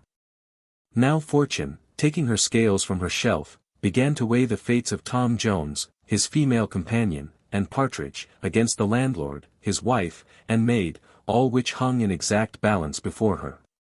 When a good-natured accident put suddenly an end to the bloody fray, with which half of the combatants had already sufficiently feasted. This accident was the arrival of a coach and 4. Upon which my landlord and landlady immediately desisted from fighting, and at their entreaty obtained the same favour of their antagonists, but Susan was not so kind to Partridge. For that Amazonian fair having overthrown and bestrid her enemy, was now cuffing him lustily with both her hands, without any regard to his request of a cessation of arms, or to those loud exclamations of murder which he roared forth. No sooner, however, had Jones quitted the landlord, than he flew to the rescue of his defeated companion, from whom he with much difficulty drew off the enraged chambermaid, but Partridge was not immediately sensible of his deliverance. For he still lay flat on the floor, guarding his face with his hands. Nor did he cease roaring till Jones had forced him to look up, and to perceive that the battle was at an end. The landlord, who had no visible hurt, and the landlady, hiding her well-scratched face with her handkerchief, ran both hastily to the door to attend the coach, from which a young lady and her maid now alighted. These the landlady presently ushered into that room where Mr. Jones had at first deposited his fair prize, as it was the best apartment in the house. Hither they were obliged to pass through the field of battle, which they did with the utmost haste, covering their faces with their handkerchiefs, as desirous to avoid the notice of any one. Indeed their caution was quite unnecessary. For the poor unfortunate Helen, the fatal cause of all the bloodshed, was entirely taken up in endeavouring to conceal her own face, and Jones was no less occupied in rescuing Partridge from the fury of Susan. Which being happily effected, the poor fellow immediately departed to the pump to wash his face, and to stop that bloody torrent which Susan had plentifully set a-flowing from his nostrils. Chapter 4. In which the arrival of a man of war puts a final end to hostilities, and causes the conclusion of a firm and lasting peace between all parties. A sergeant and a file of musketeers, with a deserter in their custody, arrived about this time. The sergeant presently inquired for the principal magistrate of the town, and was informed by my landlord, that he himself was vested in that office. He then demanded his billets, together with a mug of beer, and complaining it was cold, spread himself before the kitchen fire. Mr. Jones was at this time comforting the poor distressed lady, who sat down at a table in the kitchen, and leaning her head upon her arm, was bemoaning her misfortunes. But lest my fair readers should be in pain concerning a particular circumstance, I think proper here to acquaint them, that before she had quitted the room above stairs, she had so well covered herself with a pillow bier which she there found, that her regard to decency was not in the least violated by the presence of so many men as were now in the room. One of the soldiers now went up to the sergeant, and whispered something in his ear, upon which he steadfastly fixed his eyes on the lady, and having looked at her for near a minute, he came up to her, saying, "I ask pardon, madam. But I am certain I am not deceived, you can be no other person than Captain Waters's lady?" The poor woman, who in her present distress had very little regarded the face of any person present, no sooner looked at the sergeant than she presently recollected him, and calling him by his name, answered, that she was indeed the unhappy person he imagined her to be. But added, "I wonder any one should know me in this disguise." To which the sergeant replied, he was very much surprised to see her ladyship in such a dress, and was afraid some accident had happened to her. "An accident hath happened to me, indeed," says she, "and I am highly obliged to this gentleman," pointing to Jones, "that it was not a fatal one, or that I am now living to mention it." "Whatever the gentleman hath done," cries the sergeant, "I am sure the captain will make him amends for it. And if I can be of any service, your ladyship may command me, and I shall think myself very happy to have it in my power to serve your ladyship, and so indeed may any one, for I know the captain will well reward them for it." The landlady, who heard from the stairs all that passed between the sergeant and Mrs. Waters, came hastily down, and running directly up to her, began to ask pardon for the offences she had committed, begging that all might be imputed to ignorance of her quality, for, lud, "Madam," says she, "how should I have imagined that a lady of your fashion would appear in such a dress? I am sure, madam, if I had once suspected that your ladyship was your ladyship, I would sooner have burnt my tongue out, than have said what I have said, and I hope your ladyship will accept of a gown, till you can get your own clothes." "Prithee, woman," says Mrs. Waters, "cease your impertinence. How can you imagine I should concern myself about anything which comes from the lips of such low creatures as yourself? But I am surprised at your assurance in thinking, after what is past, that I will condescend to put on any of your dirty things. I would have you know, creature, I have a spirit above that. Here Jones interfered, and begged Mrs. Waters to forgive the landlady, and to accept her gown, for I must confess, cries he, our appearance was a little suspicious when first we came in. And I am well assured all this good woman did was, as she professed, out of regard to the reputation of her house. Yes, upon my truly was it, says she, the gentleman speaks very much like a gentleman, and I see very plainly is so. And to be certain the house is well known to be a house of as good reputation as any on the road, and though I say it, is frequented by gentry of the best quality, both Irish and English. I defy anybody to say black is my eye, for that matter. And, as I was saying, if I had known your ladyship to be your ladyship, I would as soon have burnt my fingers as have affronted your ladyship. But truly where gentry come and spend their money, I am not willing that they should be scandalized by a set of poor shabby vermin, that, wherever they go, leave more lice than money behind them. Such folks never raise my compassion, for to be certain it is foolish to have any for them, and if our justices did as they ought, they would be all whipped out of the kingdom, for to be certain it is what is most fitting for them. But as for your ladyship, I am heartily sorry your ladyship hath had a misfortune, and if your ladyship will do me the honour to wear my clothes till you can get some of your ladyship's own. To be certain the best I have is at your ladyship's service. Whether cold, shame, or the persuasions of Mr. Jones prevailed most on Mrs. Waters, I will not determine, but she suffered herself to be pacified by this speech of my landlady, and retired with that good woman, in order to apparel herself in a decent manner. My landlord was likewise beginning his oration to Jones, but was presently interrupted by that generous youth, who shook him heartily by the hand, and assured him of entire forgiveness, saying, if you are satisfied, my worthy friend, I promise you I am. And indeed, in one sense, the landlord had the better reason to be satisfied, for he had received a bellyful of drubbing, whereas Jones had scarce felt a single blow. Partridge, who had been all this time washing his bloody nose at the pump, returned into the kitchen at the instant when his master and the landlord were shaking hands with each other. As he was of a peaceable disposition, he was pleased with those symptoms of reconciliation. And though his face bore some marks of Susan's fist, and many more of her nails, he rather chose to be contented with his fortune in the last battle than to endeavour at bettering it in another. The heroic Susan was likewise well contented with her victory, though it had cost her a black eye, which Partridge had given her at the first onset. Between these two, therefore, a league was struck, and those hands which had been the instruments of war became now the mediators of peace. Matters were thus restored to a perfect calm. At which the sergeant, though it may seem so contrary to the principles of his profession, testified his approbation. Why now, that's friendly, said he, D.N.me, I hate to see two people bear ill will to one another after they have had a tussle. The only way when friends quarrel is to see it out fairly in a friendly manner, as a man may call it, either with a fist, or sword, or pistol, according as they like, and then let it be all over. For my own part, D.N.me if ever I love my friend better than when I am fighting with him. To bear malice is more like a Frenchman than an Englishman. He then proposed a libation as a necessary part of the ceremony at all treaties of this kind.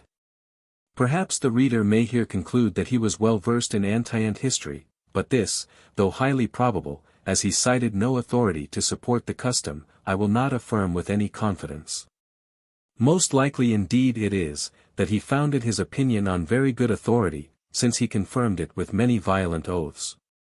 Jones no sooner heard the proposal than, immediately agreeing with the learned sergeant, he ordered a bowl, or rather a large mug, filled with the liquor used on these occasions, to be brought in, and then began the ceremony himself. He placed his right hand in that of the landlord, and, seizing the bowl with his left, uttered the usual words, and then made his libation. After which, the same was observed by all present. Indeed, there is very little need of being particular in describing the whole form, as it differed so little from those libations of which so much is recorded in antient authors and their modern transcribers.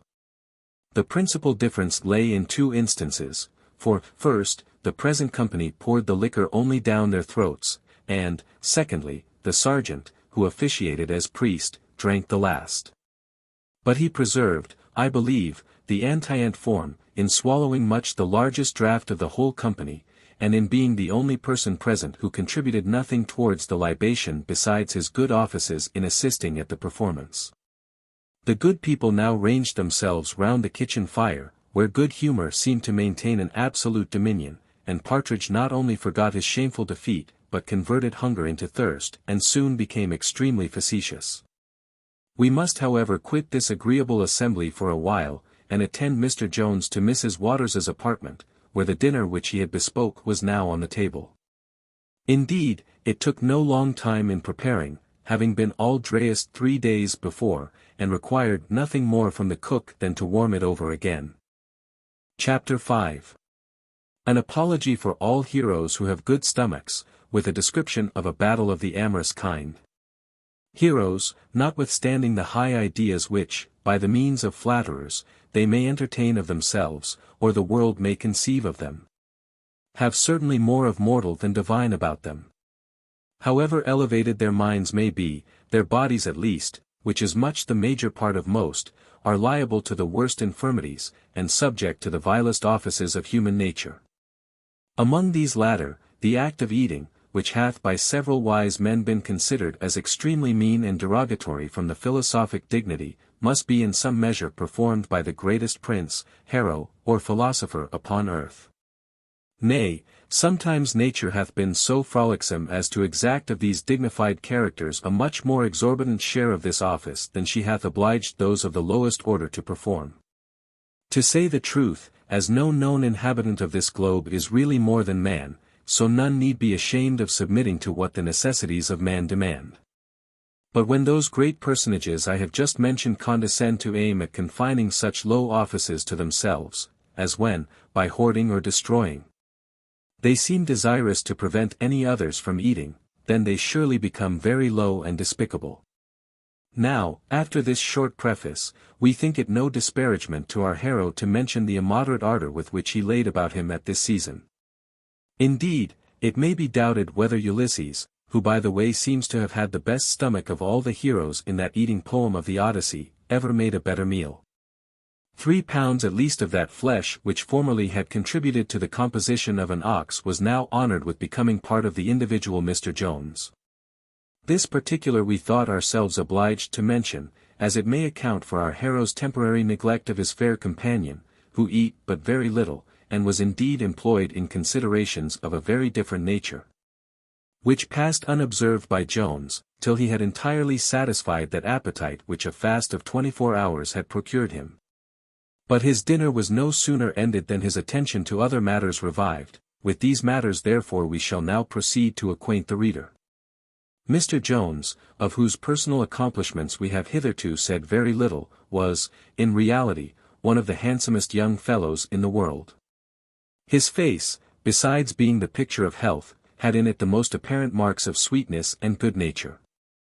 These qualities were indeed so characteristical in his countenance, that, while the spirit and sensibility in his eyes, though they must have been perceived by an accurate observer, might have escaped the notice of the less discerning, so strongly was this good nature painted in his look, that it was remarked by almost every one who saw him. It was, perhaps, as much owing to this as to a very fine complexion that his face had a delicacy in it almost inexpressible, and which might have given him an air rather too effeminate, had it not been joined to a most masculine person and mien, which latter had as much in them of the Hercules as the former had of the Adonis. He was besides active, genteel, gay, and good-humoured, and had a flow of animal spirits which enlivened every conversation where he was present. When the reader hath duly reflected on these many charms which all centred in our hero, and considers at the same time the fresh obligations which Mrs. Waters had to him, it will be a mark more of prudery than candour to entertain a bad opinion of her because she conceived a very good opinion of him. But, whatever censures may be passed upon her, it is my business to relate matters of fact with veracity. Mrs. Waters had, in truth, not only a good opinion of our hero, but a very great affection for him. To speak out boldly at once, she was in love, according to the present universally received sense of that phrase, by which love is applied indiscriminately to the desirable objects of all our passions, appetites, and senses. and is understood to be that preference which we give to one kind of food rather than to another. But though the love to these several objects may possibly be one and the same in all cases, its operations however must be allowed to be different, for, how much soever we may be in love with an excellent sirloin of beef, or bottle of Burgundy, with a damask rose, or Cremona fiddle, yet do we never smile, nor ogle, nor dress, nor flatter, nor endeavour by any other arts or tricks to gain the affection of the said beef, and sigh indeed we sometimes may. But it is generally in the absence, not in the presence, of the beloved object. For otherwise we might possibly complain of their ingratitude and deafness, with the same reason as Pasiphae doth of her bull, whom she endeavoured to engage by all the coquetry practised with good success in the drawing-room on the much more sensible as well as tender hearts of the fine gentlemen there. The contrary happens in that love which operates between persons of the same species, but of different sexes. Here we are no sooner in love than it becomes our principal care to engage the affection of the object beloved. For what other purpose indeed are our youth instructed in all the arts of rendering themselves agreeable? If it was not with a view to this love, I question whether any of those trades which deal in setting off and adorning the human person would procure a livelihood.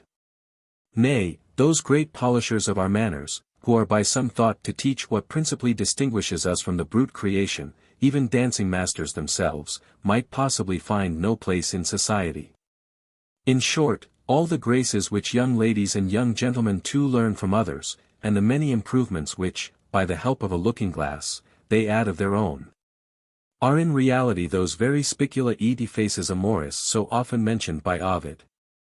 Or, as they are sometimes called in our own language, the whole artillery of love. Now Mrs. Waters and our hero had no sooner sat down together than the former began to play this artillery upon the latter.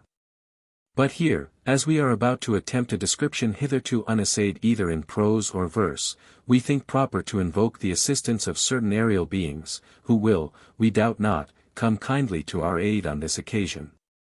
Say then, ye graces, you that inhabit the heavenly mansions of Seraphina's countenance, for you are truly divine, are always in her presence, and well know all the arts of charming. Say, what were the weapons now used to captivate the heart of Mr. Jones? First, from two lovely blue eyes, whose bright orbs flashed lightning at their discharge, flew forth two pointed ogles. But, happily for our hero, hit only a vast piece of beef which he was then conveying into his plate, and harmless spent their force. The fair warrior perceived their miscarriage, and immediately from her fair bosom drew forth a deadly sigh. A sigh which none could have heard unmoved, and which was sufficient at once to have swept off a dozen bows.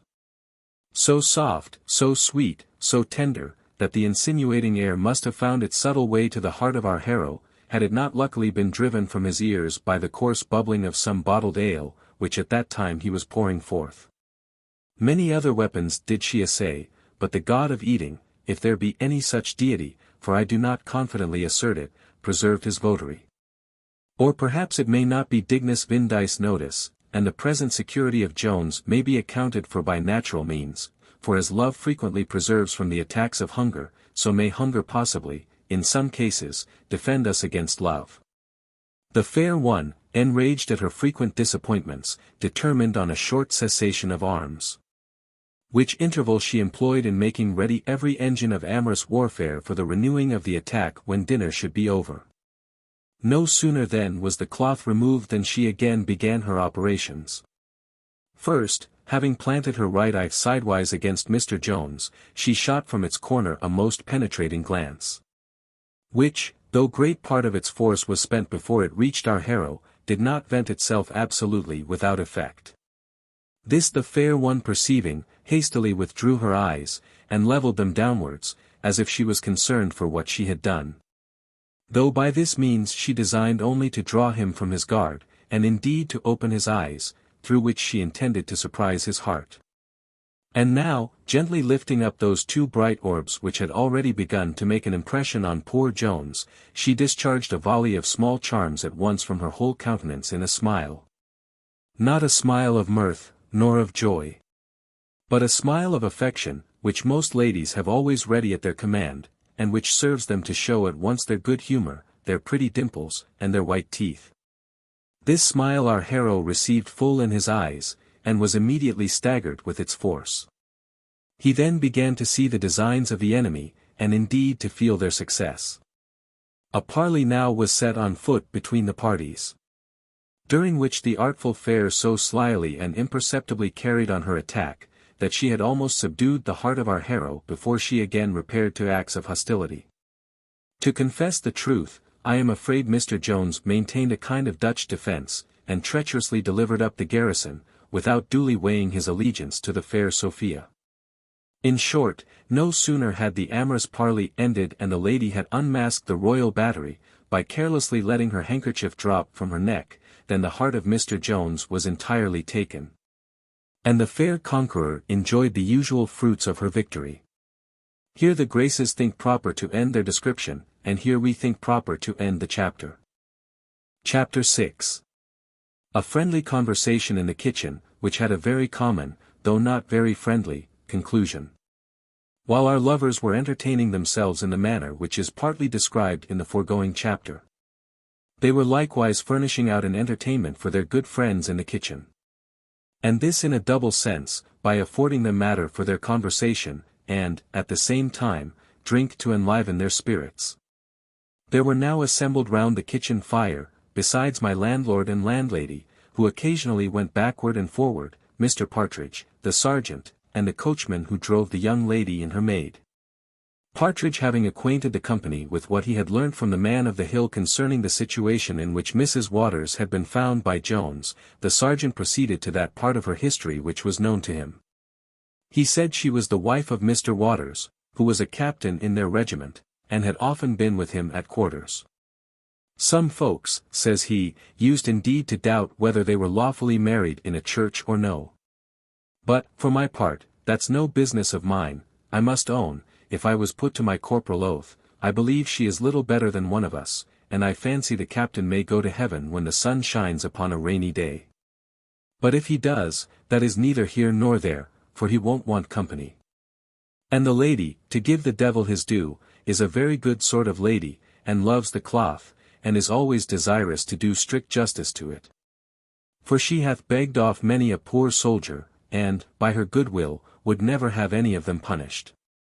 But yet, to be sure, Ensign Northerton and she were very well acquainted together at our last quarters. That is the very right and truth of the matter. But the captain he knows nothing about it, and as long as there is enough for him too, what does it signify?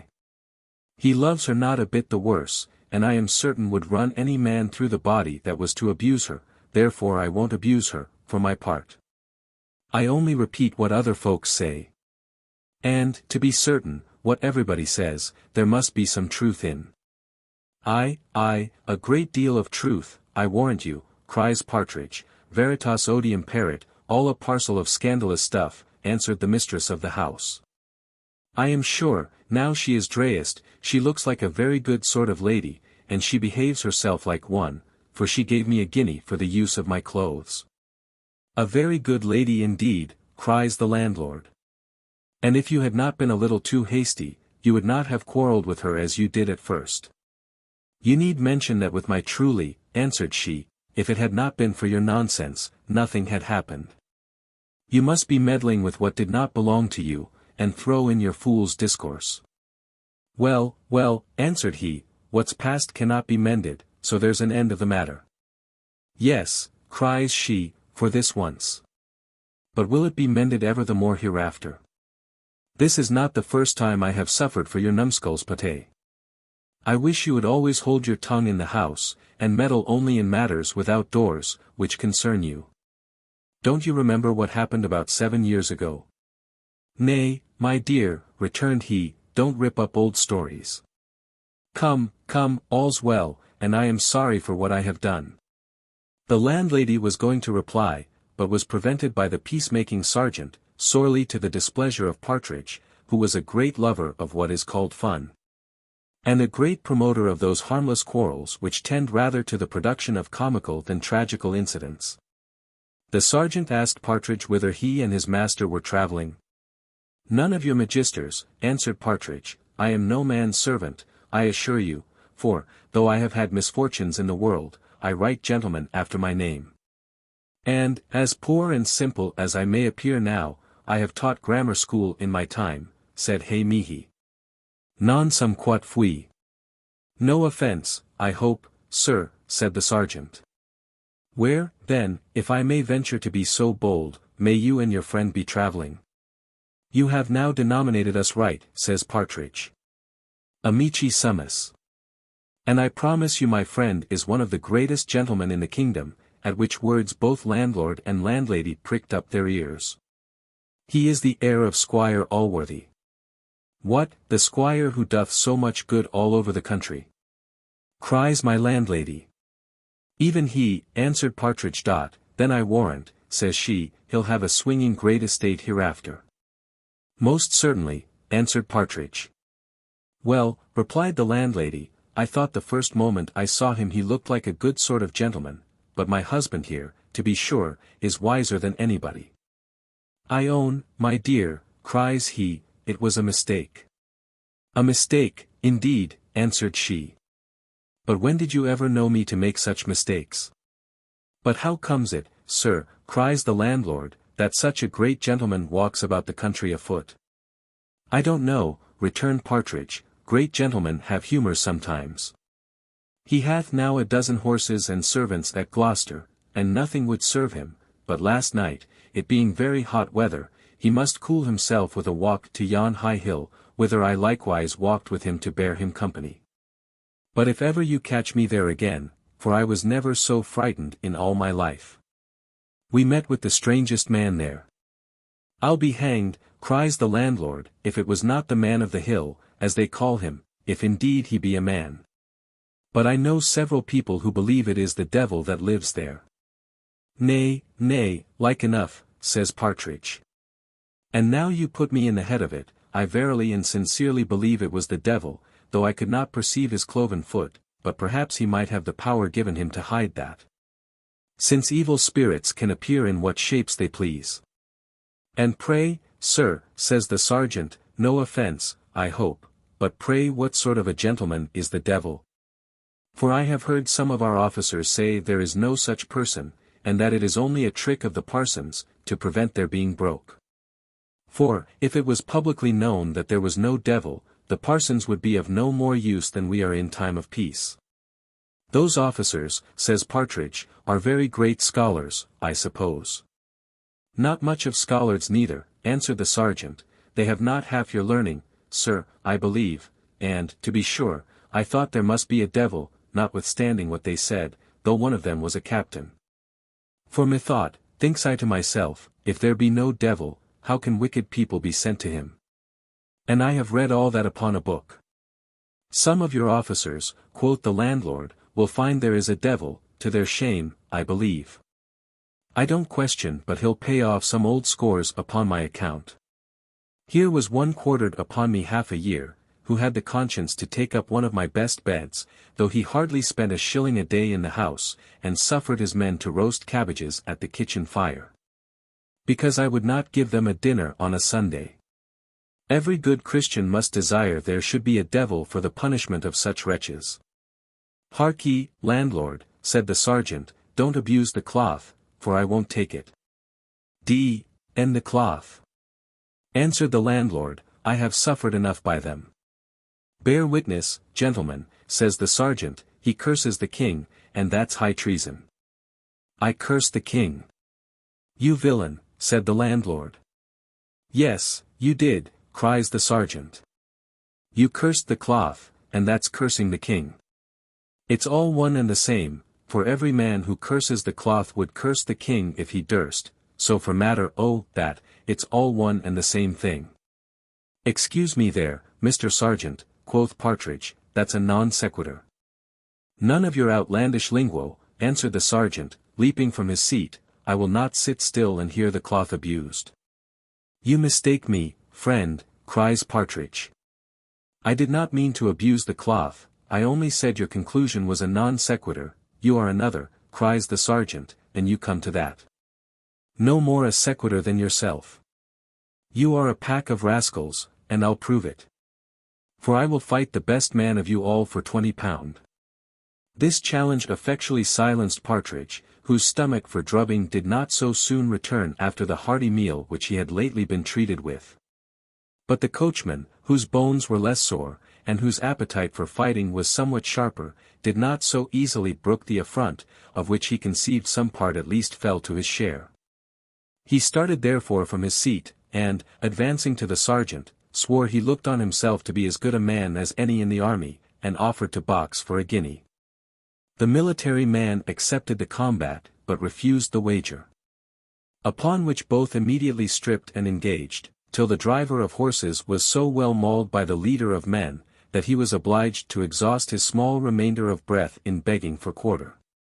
This word, which the sergeant unhappily mistook for an affront, is a term in logic, and means that the conclusion does not follow from the premises.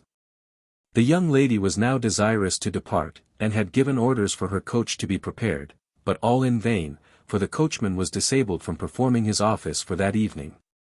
An antient heathen would perhaps have imputed this disability to the god of drink, no less than to the god of war, for, in reality, both the combatants had sacrificed as well to the former deity as to the latter.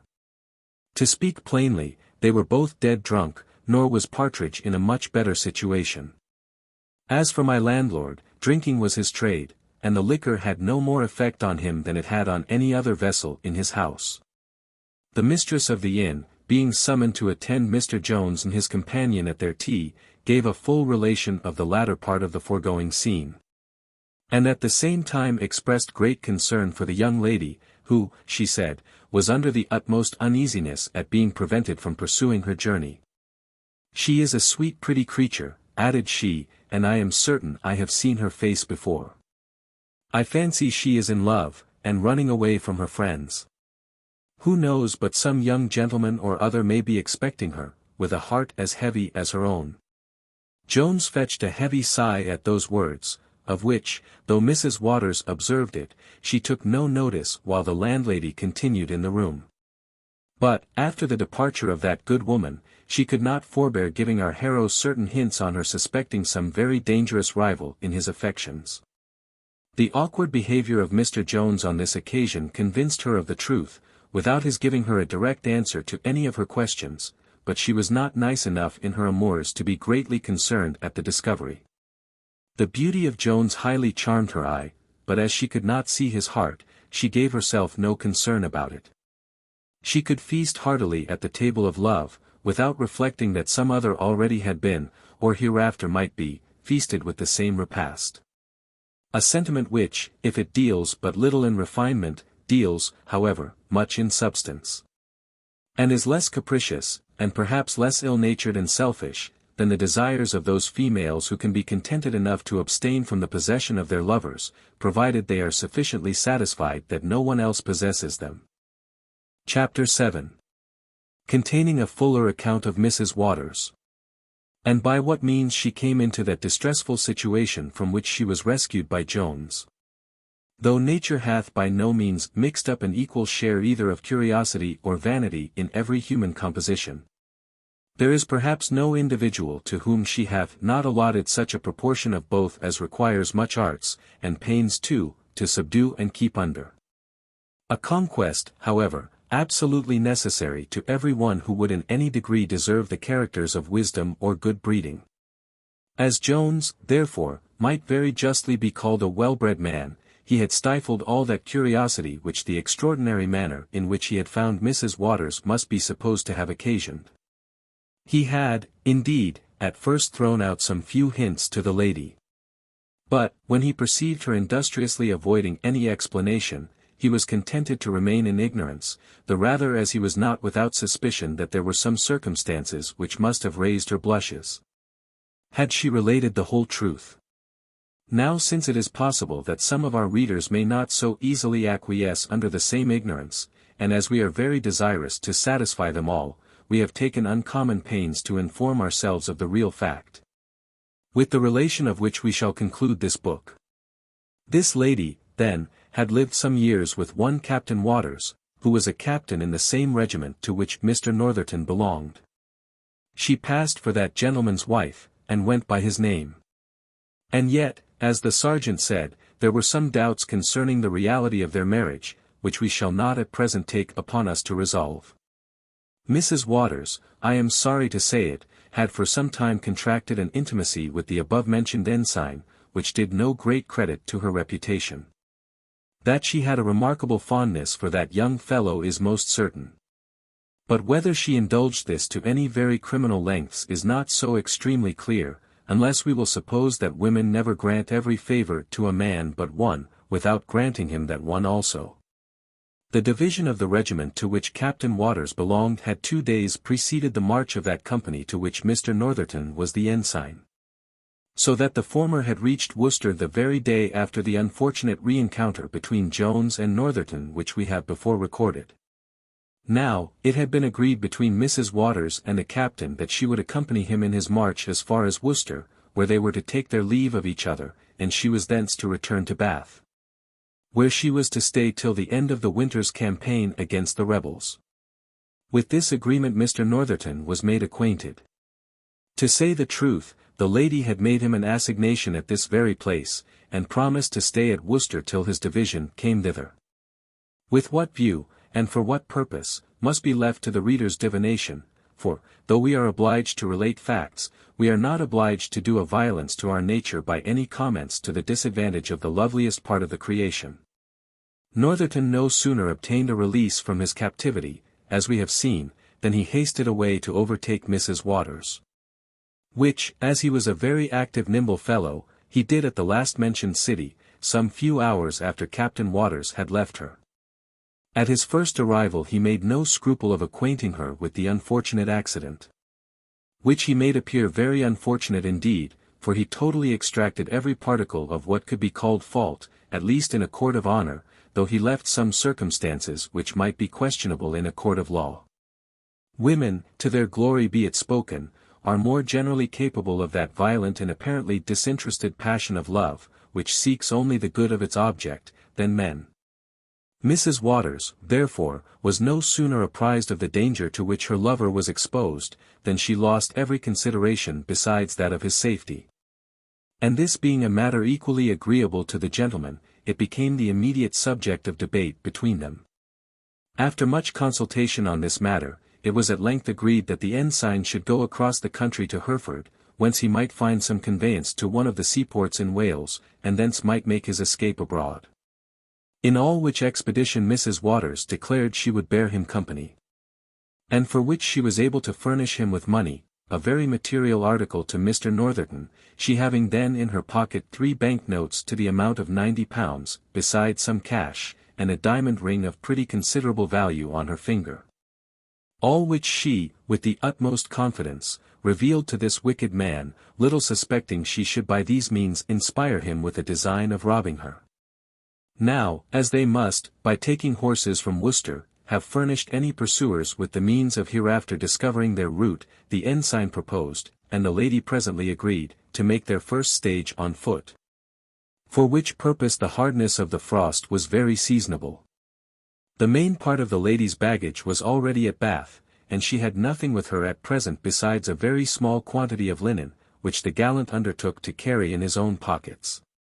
All things, therefore, being settled in the evening, they arose early the next morning, and at 5 o'clock departed from Worcester, it being then above 2 hours before day, but the moon, which was then at the full, gave them all the light she was capable of affording.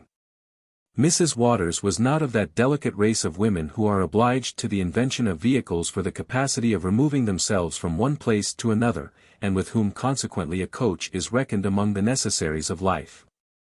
Her limbs were indeed full of strength and agility, and, as her mind was no less animated with spirit, she was perfectly able to keep pace with her nimble lover.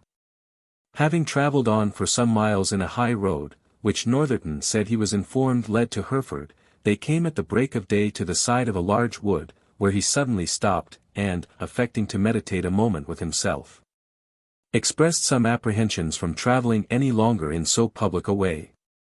Upon which he easily persuaded his fair companion to strike with him into a path which seemed to lead directly through the wood, and which at length brought them both to the bottom of Mazard Hill. Whether the execrable scheme which he now attempted to execute was the effect of previous deliberation, or whether it now first came into his head, I cannot determine.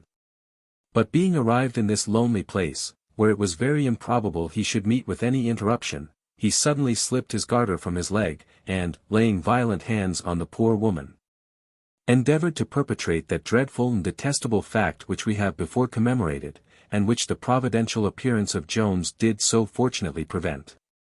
Happy was it for Mrs. Waters that she was not of the weakest order of females. For no sooner did she perceive, by his tying a knot in his garter, and by his declarations, what his hellish intentions were, than she stood stoutly to her defence, and so strongly struggled with her enemy, screaming all the while for assistance, that she delayed the execution of the villain's purpose several minutes, by which means Mr. Jones came to her relief at that very instant when her strength failed and she was totally overpowered, and delivered her from the ruffian's hands, with no other loss than that of her clothes, which were torn from her back, and of the diamond ring, which during the contention either dropped from her finger, or was wrenched from it by Northerton. Thus, reader, we have given thee the fruits of a very painful inquiry which for thy satisfaction we have made into this matter. And here we have opened to thee a scene of folly as well as villainy, which we could scarce have believed a human creature capable of being guilty of, had we not remembered that this fellow was at that time firmly persuaded that he had already committed a murder, and had forfeited his life to the law. As he concluded therefore that his only safety lay in flight, he thought the possessing himself of this poor woman's money and ring would make him amends for the additional burthen he was to lay on his conscience. And here, reader, we must strictly caution thee that thou dost not take any occasion, from the misbehaviour of such a wretch as this, to reflect on so worthy and honourable a body of men as are the officers of our army in general. Thou wilt be pleased to consider that this fellow, as we have already informed thee, had neither the birth nor education of a gentleman, nor was a proper person to be enrolled among the number of such. If, therefore, his baseness can justly reflect on any besides himself, it must be only on those who gave him his commission. Book 10, in which the history goes forward about 12 hours. Chapter 1. Containing instructions very necessary to be perused by modern critics. Reader, it is impossible we should know what sort of person thou wilt be. For, perhaps, thou mayst be as learned in human nature as Shakespeare himself was, and, perhaps, thou mayst be no wiser than some of his editors. Now, lest this latter should be the case, we think proper, before we go any farther together, to give thee a few wholesome admonitions. That thou mayst not as grossly misunderstand and misrepresent us, as some of the said editors have misunderstood and misrepresented their author. First, then, we warn thee not too hastily to condemn any of the incidents in this our history as impertinent and foreign to our main design, because thou dost not immediately conceive in what manner such incident may conduce to that design. This work may, indeed, be considered as a great creation of our own.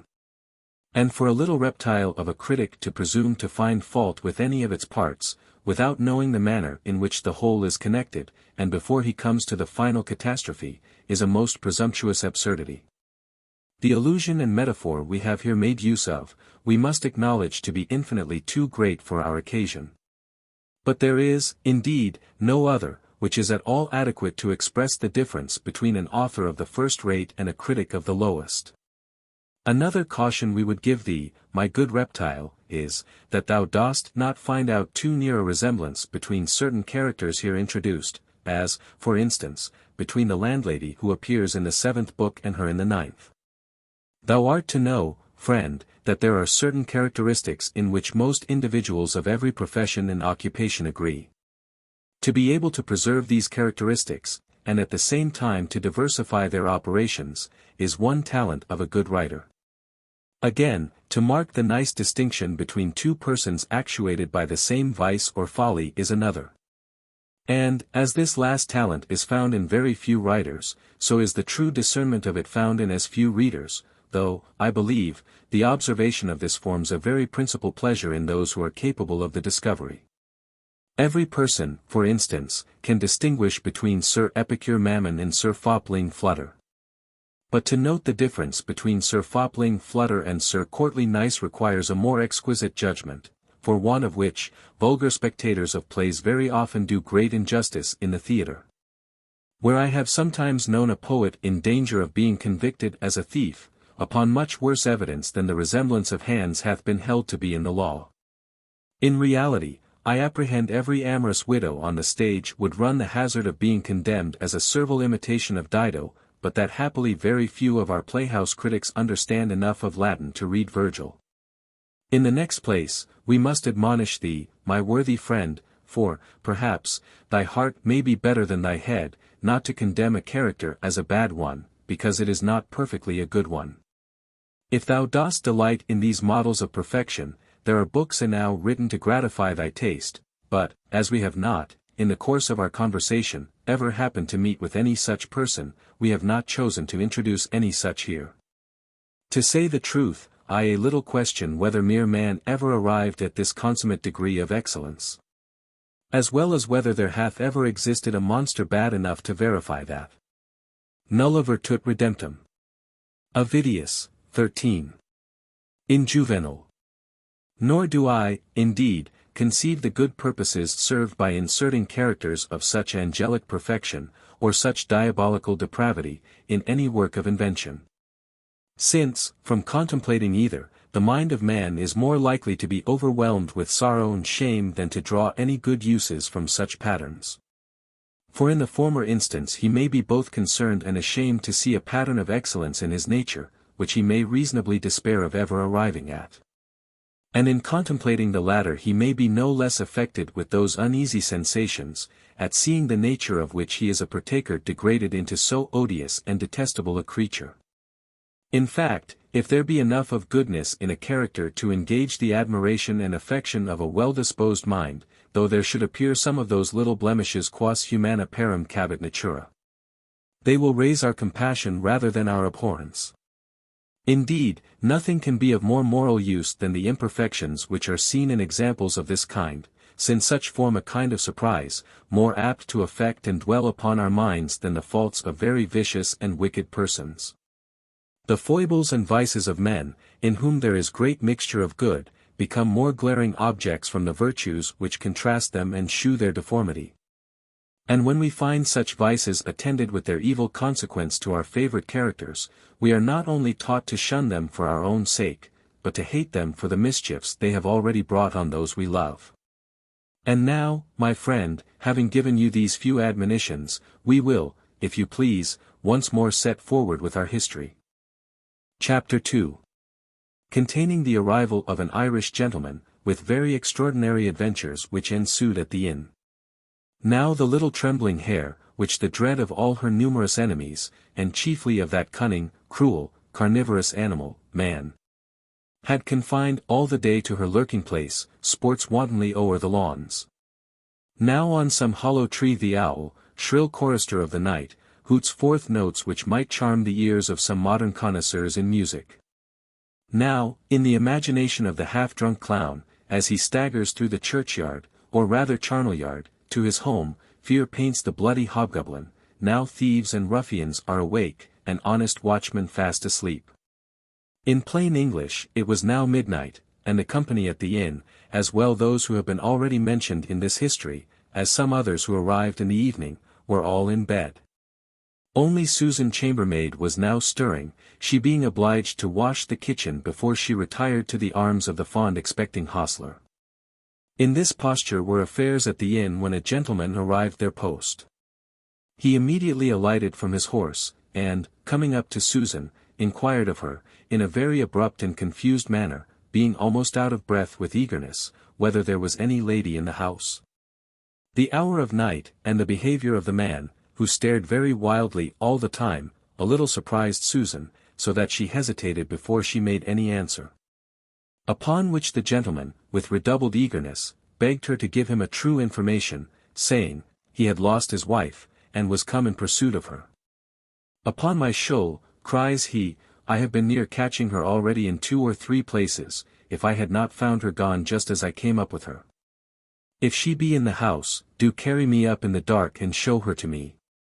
And if she be gone away before me, do tell me which way I shall go after her to meet her, and, upon my shoul, I will make you the richest poor woman in the nation. He then pulled out a handful of guineas, a sight which would have bribed persons of much greater consequence than this poor wench to much worse purposes.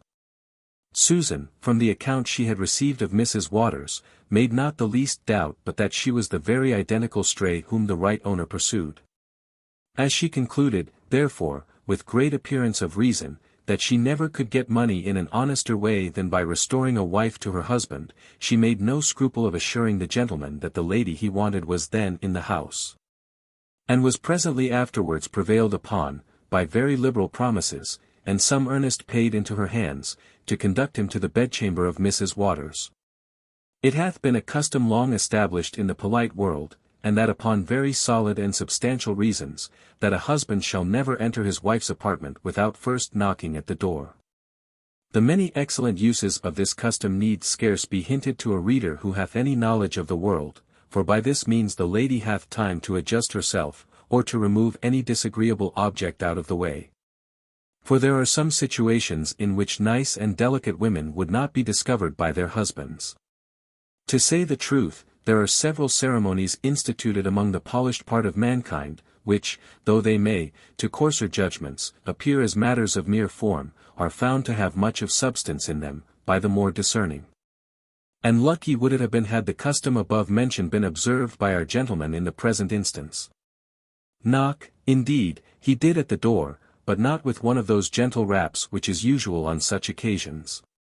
On the contrary, when he found the door locked, he flew at it with such violence, that the lock immediately gave way, the door burst open, and he fell headlong into the room. He had no sooner recovered his legs than forth from the bed, upon his legs likewise, appeared, with shame and sorrow are we obliged to proceed, our hero himself, who, with a menacing voice, demanded of the gentleman who he was, and what he meant by daring to burst open his chamber in that outrageous manner. The gentleman at first thought he had committed a mistake, and was going to ask pardon and retreat, when, on a sudden, as the moon shone very bright, he cast his eyes on stays, gowns, petticoats, caps, ribbons, stockings, garters, shoes, clogs, and all which lay in a disordered manner on the floor. All these, operating on the natural jealousy of his temper, so enraged him, that he lost all power of speech, and, without returning any answer to Jones, he endeavored to approach the bed. Jones immediately interposing, a fierce contention arose, which soon proceeded to blows on both sides. And now Mrs. Waters, for we must confess she was in the same bed, being, I suppose, awakened from her sleep, and seeing two men fighting in her bedchamber, began to scream in the most violent manner, crying out murder, robbery, and more frequently rape. Which last, some, perhaps, may wonder she should mention, who do not consider that these words of exclamation are used by ladies in a fright, as fa, la, ra, de, and are in music, only as the vehicles of sound, and without any fixed ideas. Next to the lady's chamber was deposited the body of an Irish gentleman who arrived too late at the inn to have been mentioned before. This gentleman was one of those whom the Irish call a calaballaro, or cavalier. He was a younger brother of a good family, and, having no fortune at home, was obliged to look abroad in order to get one. For which purpose he was proceeding to the Bath, to try his luck with cards and the women. This young fellow lay in bed reading one of Mrs. Benn's novels. For he had been instructed by a friend that he would find no more effectual method of recommending himself to the ladies than the improving his understanding, and filling his mind with good literature. He no sooner, therefore, heard the violent uproar in the next room, than he leapt from his bolster, and, taking his sword in one hand, and the candle which burnt by him in the other, he went directly to Mrs. Waters's chamber. If the sight of another man in his shirt at first added some shock to the decency of the lady, it made her presently amends by considerably abating her fears. For no sooner had the calaballaro entered the room than he cried out, Mr. Fitzpatrick, what the devil is the meaning of this? Upon which the other immediately answered, Oh, Mr. Maclaughlan, I am rejoiced you are here. This villain hath debauched my wife, and is got into bed with her. What wife? Cries Maclaughlan. Do not I know Mrs. Fitzpatrick very well, and don't I see that the lady, whom the gentleman who stands here in his shirt is lying in bed with, is none of her? Fitzpatrick, now perceiving, as well by the glimpse he had of the lady, as by her voice, which might have been distinguished at a greater distance than he now stood from her, that he had made a very unfortunate mistake, began to ask many pardons of the lady. And then, turning to Jones, he said, I would have you take notice I do not ask your pardon, for you have bait me, for which I am resolved to have your blood in the morning. Jones treated this menace with much contempt. And Mr. Maclaughlan answered, Indeed, Mr. Fitzpatrick, you may be ashamed of your own self, to disturb people at this time of night. If all the people in the inn were not asleep, you would have awakened them as you have me. The gentleman has served you very rightly. Upon my conscience, though I have no wife, if you had treated her so, I would have cut your throat. Jones was so confounded with his fears for his lady's reputation, that he knew neither what to say or do, but the invention of women is, as hath been observed, much readier than that of men. She recollected that there was a communication between her chamber and that of Mr. Jones, relying, therefore, on his honour and her own assurance, she answered, I know not what you mean, villains. I am wife to none of you. Help. Rape. Murder.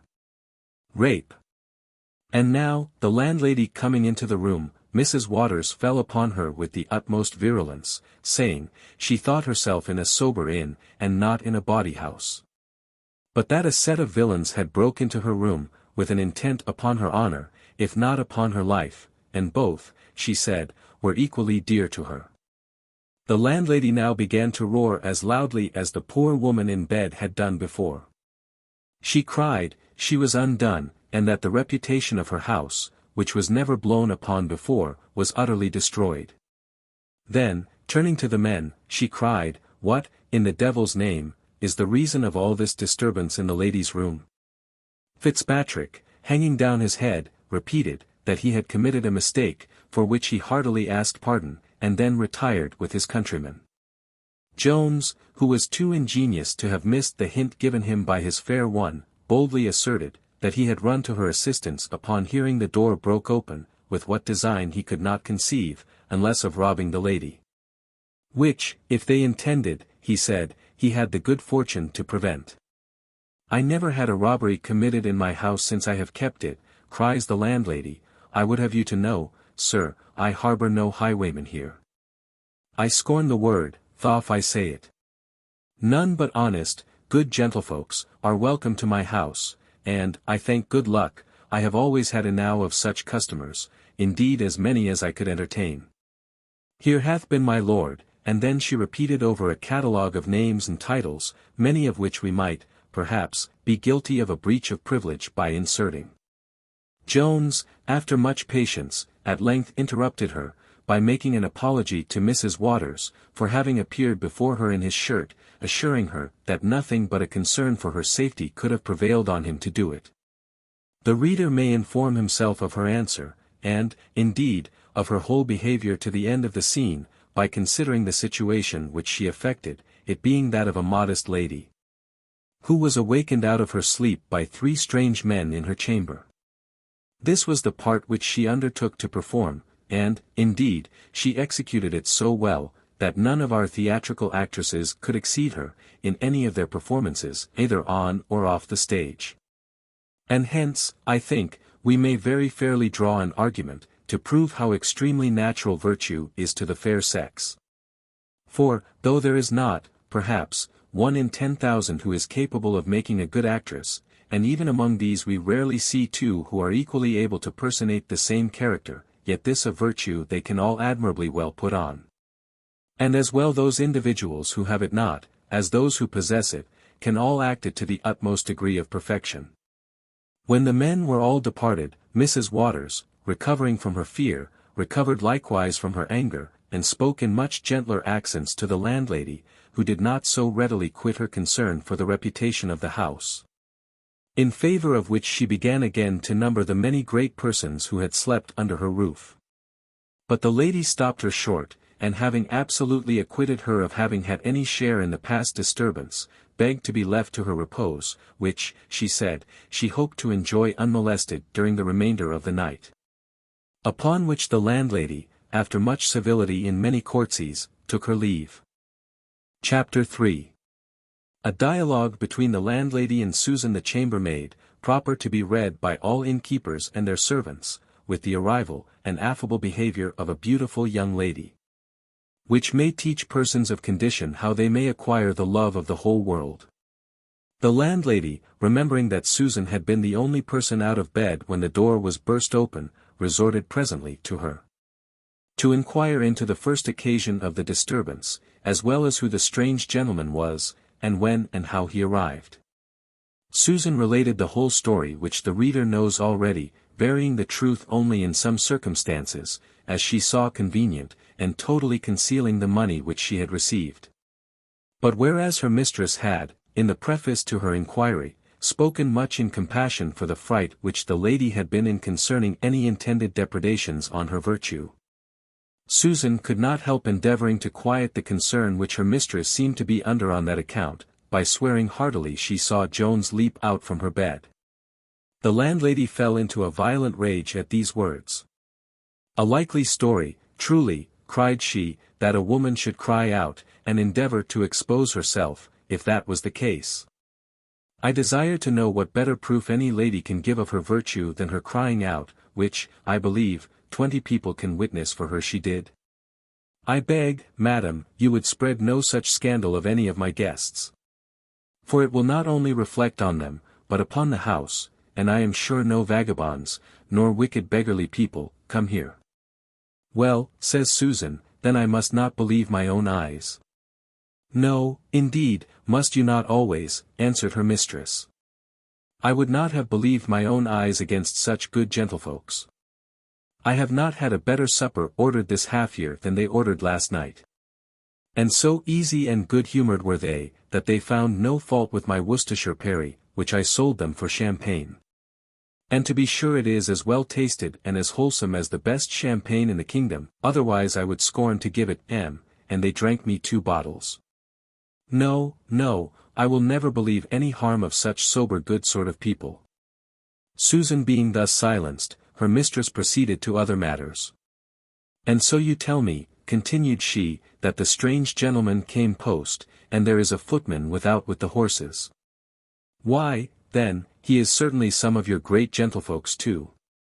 Why did not you ask him whether he'd have any supper? I think he is in the other gentleman's room, go up and ask whether he called. Perhaps he'll order something when he finds anybody stirring in the house to dress it. Now don't commit any of your usual blunders, by telling him the fire's out, and the fowls alive. And if he should order mutton, don't blab out that we have none. The butcher, I know, killed a sheep just before I went to bed, and he never refuses to cut it up warm when I desire it. Go, remember there's all sorts of mutton and fowls, go, open the door with, 'Gentlemen, d'ye call?' And if they say nothing, ask what his honour will be pleased to have for supper. Don't forget his honour. Go, if you don't mind all these matters better, you'll never come to anything." Susan departed, and soon returned with an account that the 2 gentlemen were got both into the same bed. "2 gentlemen," says the landlady, "in the same bed? That's impossible, they are 2 arrant scrubs, I warrant them.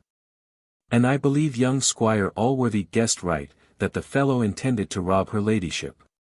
For, if he had broke open the lady's door with any of the wicked designs of a gentleman, he would never have sneaked away to another room to save the expense of a supper and a bed to himself. They are certainly thieves, and their searching after a wife is nothing but a pretence." In these censures my landlady did Mr. Fitzpatrick great injustice, for he was really born a gentleman, though not worth a groat. And though, perhaps, he had some few blemishes in his heart as well as in his head, yet being a sneaking or a niggardly fellow was not one of them. In reality, he was so generous a man, that, whereas he had received a very handsome fortune with his wife, he had now spent every penny of it, except some little pittance which was settled upon her. And, in order to possess himself of this, he had used her with such cruelty, that, together with his jealousy, which was of the bitterest kind, it had forced the poor woman to run away from him. This gentleman then being well tired with his long journey from Chester in one day, with which, and some good dry blows he had received in the scuffle, his bones were so sore, that, added to the soreness of his mind, it had quite deprived him of any appetite for eating. And being now so violently disappointed in the woman whom, at the maid's instance, he had mistaken for his wife, it never once entered into his head that she might nevertheless be in the house, though he had erred in the first person he had attacked. He therefore yielded to the dissuasions of his friend from searching any farther after her that night, and accepted the kind offer of part of his bed. The footman and postboy were in a different disposition. They were more ready to order than the landlady was to provide. However, after being pretty well satisfied by them of the real truth of the case, and that Mr. Fitzpatrick was no thief, she was at length prevailed on to set some cold meat before them, which they were devouring with great greediness, when Partridge came into the kitchen. He had been first awaked by the hurry which we have before seen. And while he was endeavouring to compose himself again on his pillow, a screech owl had given him such a serenade at his window, that he leapt in a most horrible affright from his bed, and, huddling on his clothes with great expedition, ran down to the protection of the company, whom he heard talking below in the kitchen. His arrival detained my landlady from returning to her rest, for she was just about to leave the other two guests to the care of Susan. But the friend of young Squire Allworthy was not to be so neglected, especially as he called for a pint of wine to be mulled. She immediately obeyed, by putting the same quantity of perry to the fire. For this readily answered to the name of every kind of wine. The Irish footman was retired to bed, and the postboy was going to follow, but Partridge invited him to stay and partake of his wine, which the lad very thankfully accepted. The schoolmaster was indeed afraid to return to bed by himself. And as he did not know how soon he might lose the company of my landlady, he was resolved to secure that of the boy, in whose presence he apprehended no danger from the devil or any of his adherents. And now arrived another postboy at the gate. Upon which Susan, being ordered out, returned, introducing two young women in riding habits, one of which was so very richly laced, that Partridge and the postboy instantly started from their chairs, and my landlady fell to her courtesies, and her ladyship's, with great eagerness. The lady in the rich habit said, with a smile of great condescension, "If you will give me leave, madam, I will warm myself a few minutes at your kitchen fire, for it is really very cold, but I must insist on disturbing no one from his seat." This was spoken on account of Partridge, who had retreated to the other end of the room, struck with the utmost awe and astonishment at the splendor of the lady's dress. Indeed, she had a much better title to respect than this, for she was one of the most beautiful creatures in the world. The lady earnestly desired Partridge to return to his seat, but could not prevail.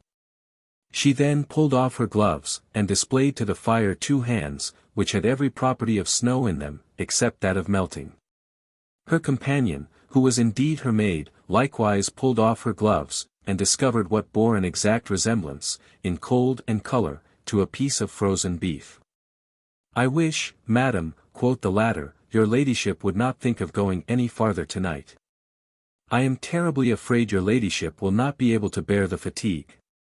"Why sure," cries the landlady, "her ladyship's honour can never intend it. Oh, bless me! Farther tonight, indeed.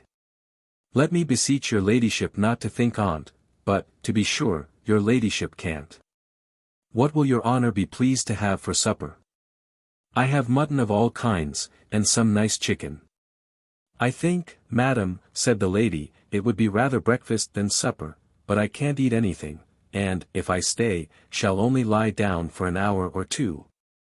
However, if you please, madam, you may get me a little sack whey, made very small and thin." "Yes, madam," cries the mistress of the house, "I have some excellent white wine." "You have no sack, then?" says the lady. "Yes, and please your honour, I have. I may challenge the country for that, but let me beg your ladyship to eat something." "Upon my word, I can't eat a morsel," answered the lady. "And I shall be much obliged to you if you will please to get my apartment ready as soon as possible, for I am resolved to be on horseback again in 3 hours. "Why, Susan," cries the landlady, "is there a fire lit yet in the Wild Goose?" "I am sorry, madam, all my best rooms are full. Several people of the first quality are now in bed. Here's a great young squire, and many other great gentlefolks of quality. Susan answered, that the Irish gentlemen were got into the Wild Goose. Was ever anything like it, says the mistress, why the devil would you not keep some of the best rooms for the quality, when you know scarce a day passes without some calling here? If they be gentlemen, I am certain, when they know it is for her ladyship, they will get up again. Not upon my account, says the lady, I will have no person disturbed for me.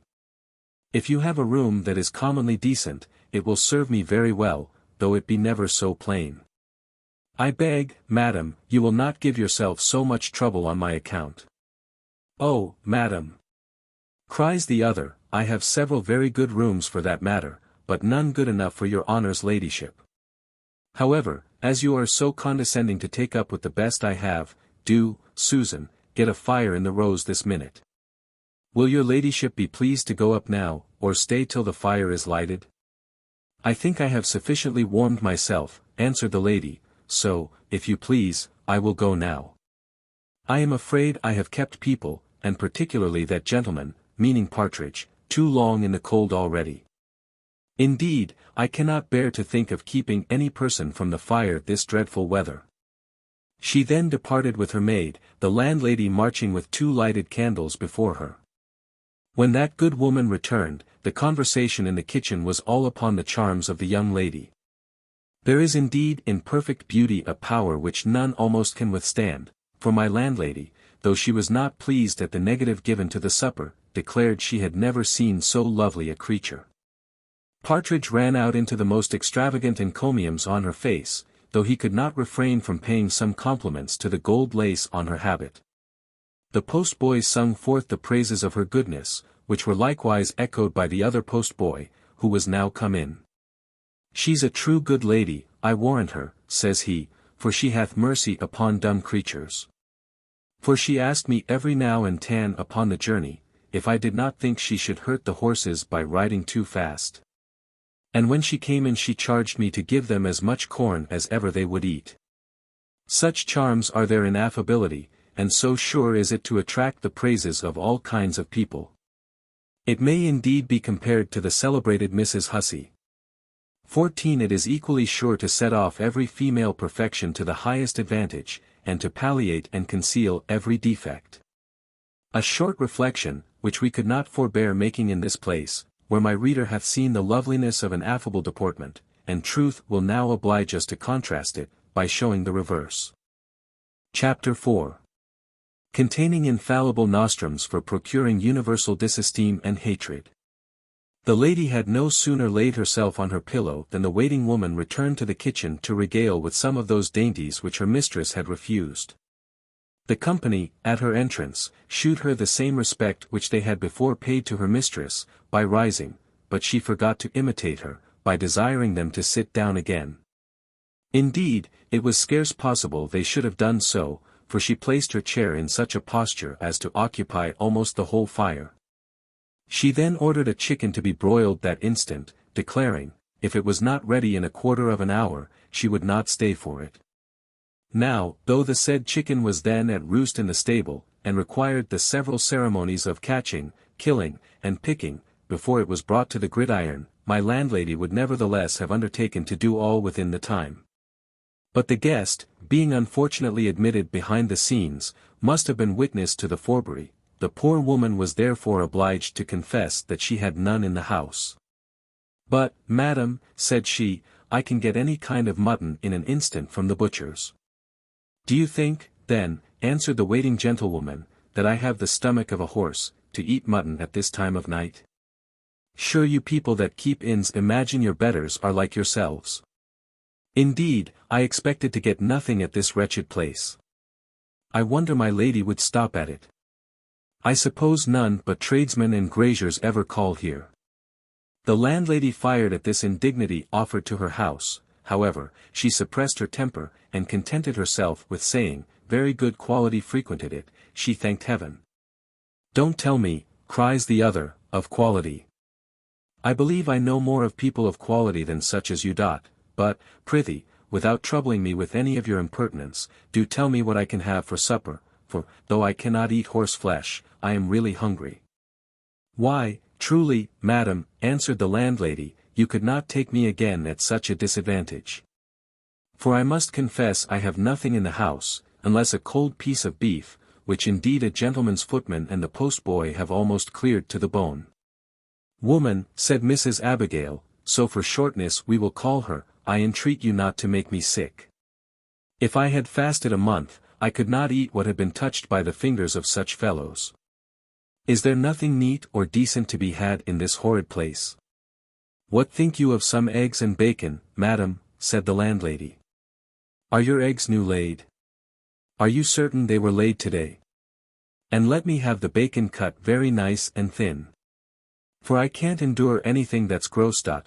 Prithee try if you can do a little tolerably for once, and don't think you have a farmer's wife, or some of those creatures, in the house." The landlady began then to handle her knife. But the other stopped her, saying, "Good woman, I must insist upon your first washing your hands, for I am extremely nice, and have been always used from my cradle to have everything in the most elegant manner." The landlady, who governed herself with much difficulty, began now the necessary preparations. For as to Susan, she was utterly rejected, and with such disdain, that the poor wench was as hard put to it to restrain her hands from violence as her mistress had been to hold her tongue. This indeed Susan did not entirely. For, though she literally kept it within her teeth, yet there it muttered many, "Marry come ups, as good flesh and blood as yourself," with other such indignant phrases. While the supper was preparing, Mrs. Abigail began to lament she had not ordered a fire in the parlor, but, she said, that was now too late. "However," said she, "I have novelty to recommend a kitchen. For I do not believe I ever eat in one before."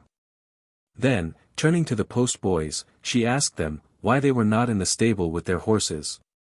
"If I must eat my hard fare here, madam," cries she to the landlady, "I beg the kitchen may be kept clear, that I may not be surrounded with all the blackguards in town. As for you, sir," says she to Partridge, "you look somewhat like a gentleman. And may sit still if you please. I don't desire to disturb anybody but mob." "Yes, yes, madam," cries Partridge, "I am a gentleman, I do assure you, and I am not so easily to be disturbed. Non semper vox casualis est verbo nominativus." This Latin she took to be some affront, and answered, "You may be a gentleman, sir, but you don't show yourself as one to talk Latin to a woman." Partridge made a gentle reply, and concluded with more Latin. Upon which she tossed up her nose, and contented herself by abusing him with the name of a great scholar. The supper being now on the table, Mrs. Abigail eat very heartily for so delicate a person. And, while a second course of the same was by her order preparing, she said, "And so, madam, you tell me your house is frequented by people of great quality?" The landlady answered in the affirmative, saying, there were a great many very good quality in gentlefolks in it now. "There's young Squire Allworthy, as that gentleman there knows." "And pray who is this young gentleman of quality, this young Squire Allworthy?" said Abigail. "Who should he be," answered Partridge, "but the son and heir of the great Squire Allworthy, of Somersetshire?" "Upon my word," said she, "you tell me strange news, for I know Mr. Allworthy of Somersetshire very well, and I know he hath no son alive." The landlady pricked up her ears at this, and Partridge looked a little confounded. However, after a short hesitation, he answered, "Indeed, madam, it is true, everybody doth not know him to be Squire Allworthy's son, for he was never married to his mother. But his son he certainly is, and will be his heir too, as certainly as his name is Jones." At that word, Abigail let drop the bacon which she was conveying to her mouth, and cried out, "You surprise me, sir. Is it possible Mr. Jones should be now in the house?" "Quare non," answered Partridge, "it is possible, and it is certain." Abigail now made haste to finish the remainder of her meal, and then repaired back to her mistress, when the conversation passed which may be read in the next chapter. Chapter 5. Showing who the amiable lady, and her unamiable maid, were. As in the month of June, the damask rose, which chance hath planted among the lilies, with their candid hue mixes his vermilion. Or as some playesome heifer in the pleasant month of May diffuses her odoriferous breath over the flowery meadows, or as, in the blooming month of April, the gentle, constant dove, perched on some fair bough, sits meditating on her mate. So, looking 100 charms and breathing as many sweets, her thoughts being fixed on her Tommy, with a heart as good and innocent as her face was beautiful, Sophia, for it was she herself, lay reclining her lovely head on her hand. When her maid entered the room, and, running directly to the bed, cried, "Madam, madam, who doth your ladyship think is in the house?" Sophia, starting up, cried, "I hope my father hath not overtaken us." "No, madam, it is one worth 100 fathers, Mr. Jones himself is here at this very instant." "Mr. Jones," says Sophia, "it is impossible. I cannot be so fortunate." Her maid averred the fact, and was presently detached by her mistress to order him to be called, for she said she was resolved to see him immediately. Mrs. Honour had no sooner left the kitchen in the manner we have before seen than the landlady fell severely upon her. The poor woman had indeed been loading her heart with foul language for some time, and now it scoured out of her mouth, as filth doth from a mud-cart, when the board which confines it is removed.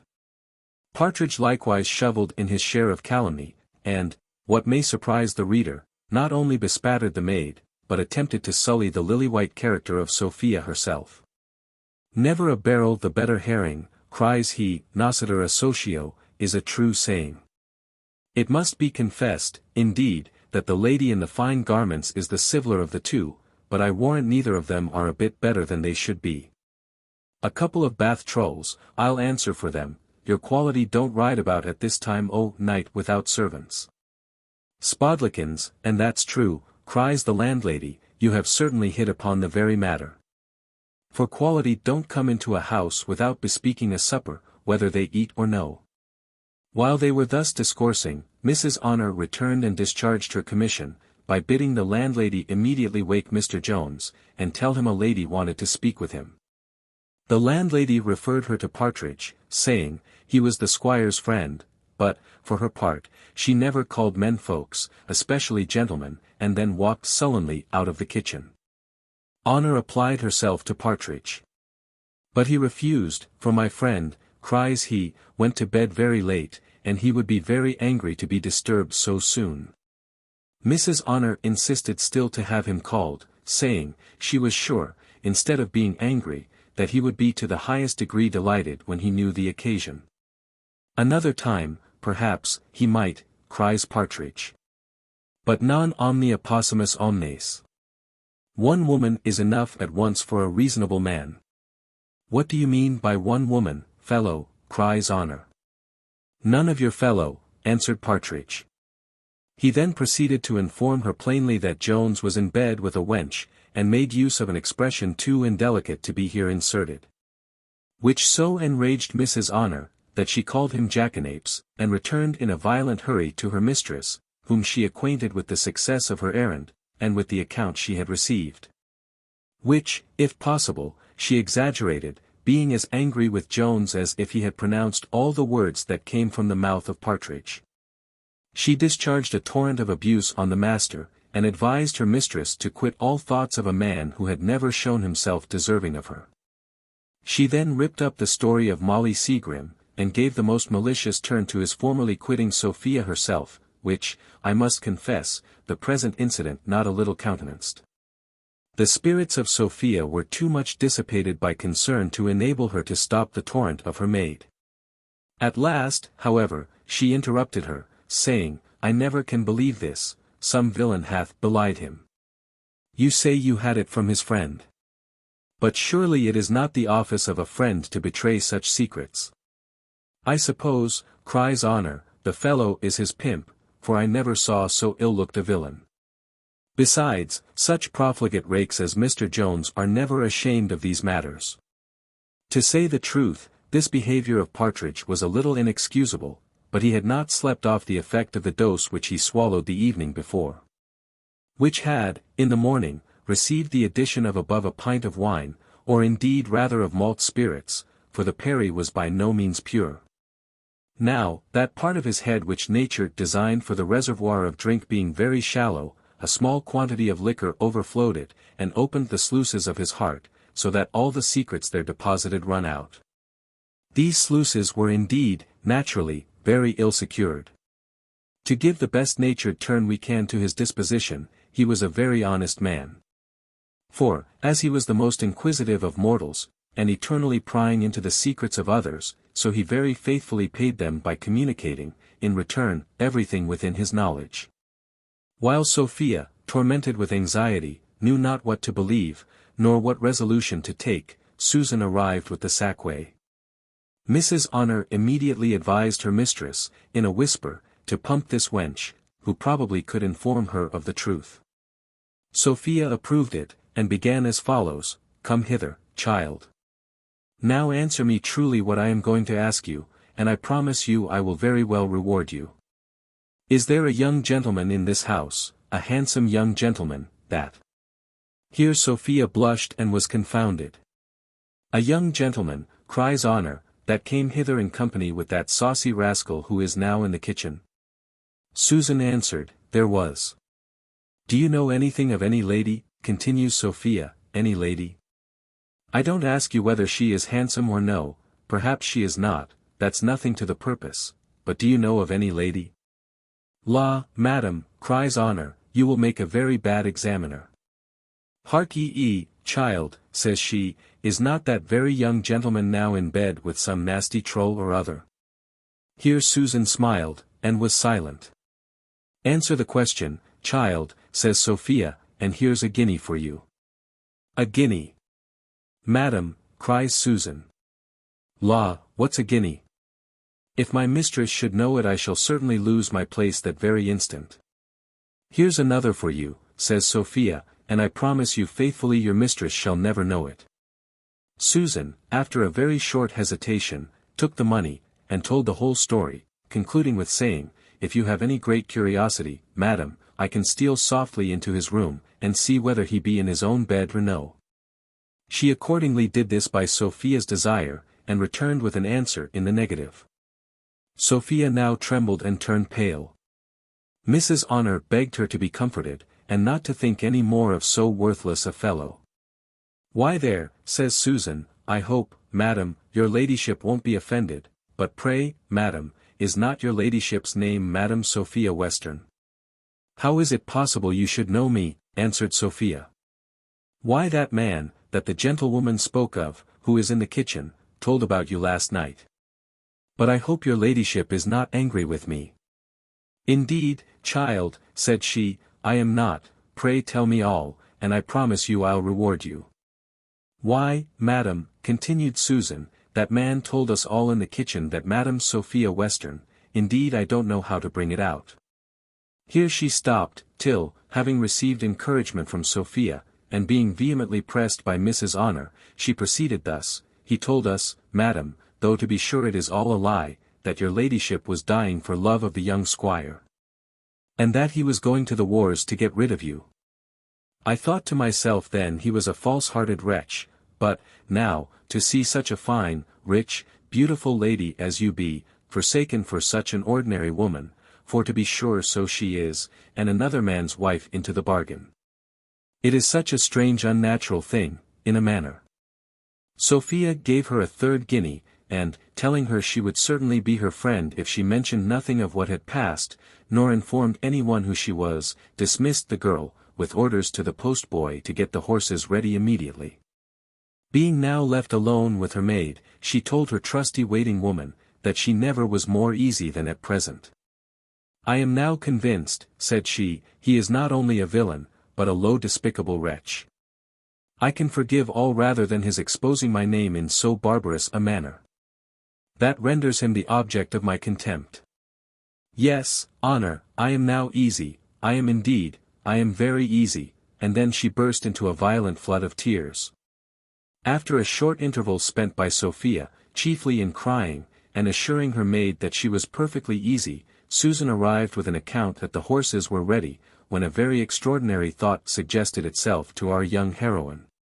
by which Mr. Jones would be acquainted with her having been at the inn, in a way which, if any sparks of affection for her remained in him, would be at least some punishment for his faults. The reader will be pleased to remember a little muff, which hath had the honour of being more than once remembered already in this history. This muff, ever since the departure of Mr. Jones, had been the constant companion of Sophia by day, and her bedfellow by night, and this muff she had at this very instant upon her arm.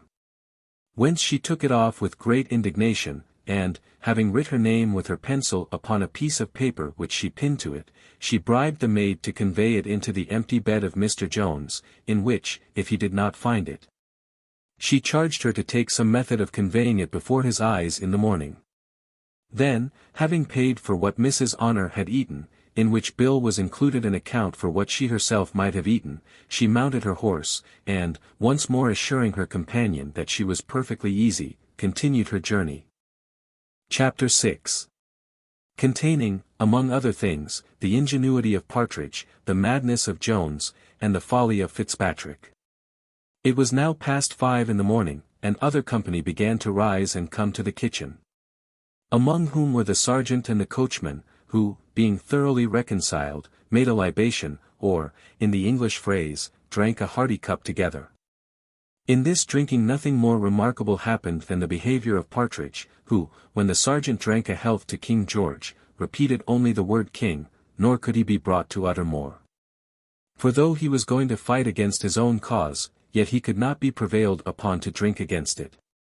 Mr. Jones, being now returned to his own bed, but from whence he returned we must beg to be excused from relating, summoned Partridge from this agreeable company, who, after a ceremonious preface, having obtained leave to offer his advice, delivered himself as follows.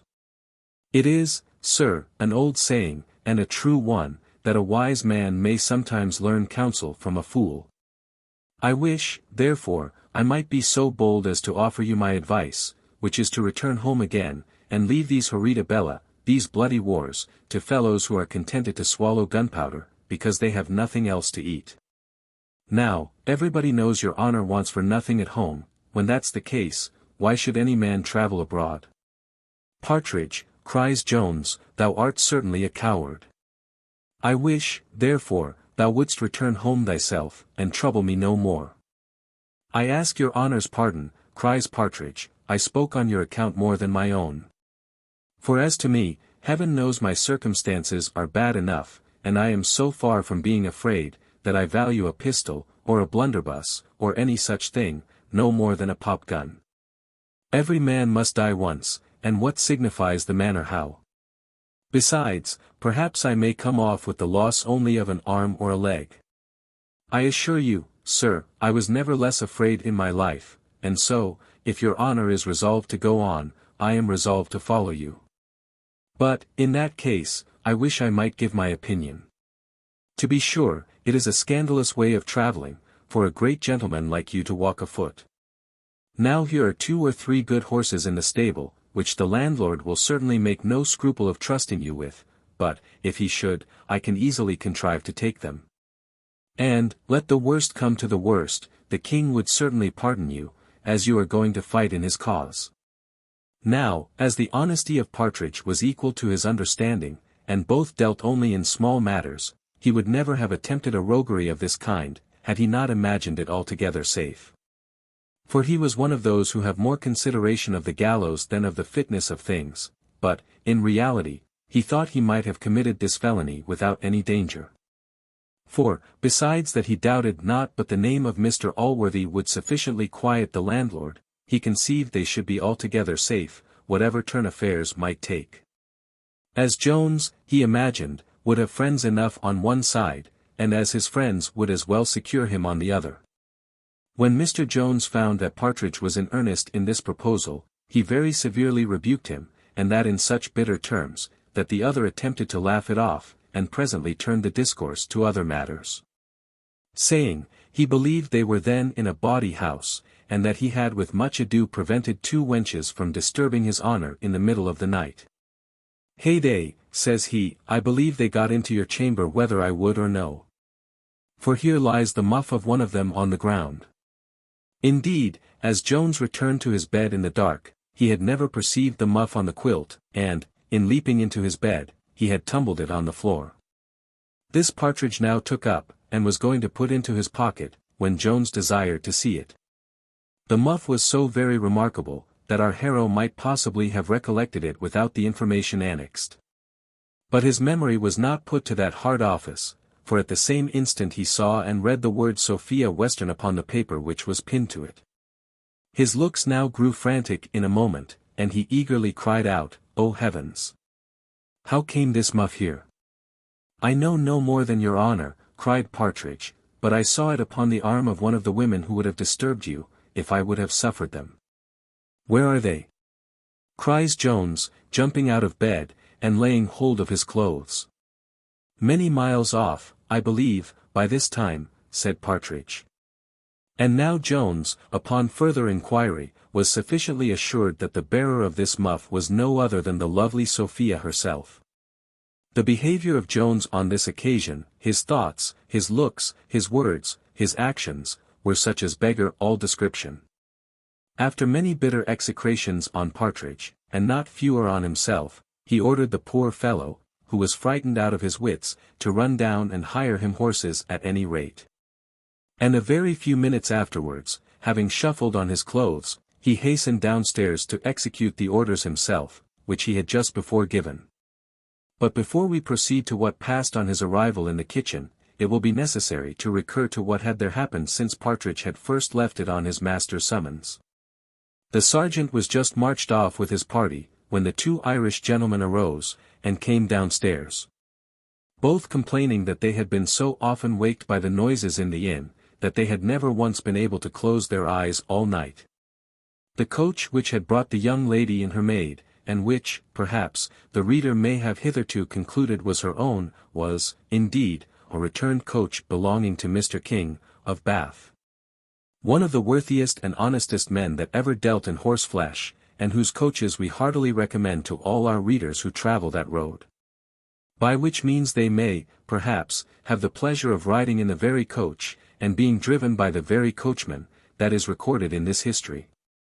The coachman, having but 2 passengers, and hearing Mr. Maclaughlan was going to Bath, offered to carry him thither at a very moderate price. He was induced to this by the report of the hostler, who said that the horse which Mr. Maclaughlan had hired from Worcester would be much more pleased with returning to his friends there than to prosecute a long journey. For that the said horse was rather a 2-legged than a 4-legged animal.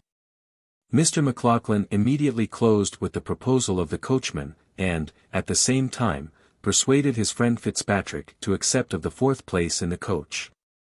This conveyance the soreness of his bones made more agreeable to him than a horse, and, being well assured of meeting with his wife at Bath, he thought a little delay would be of no consequence.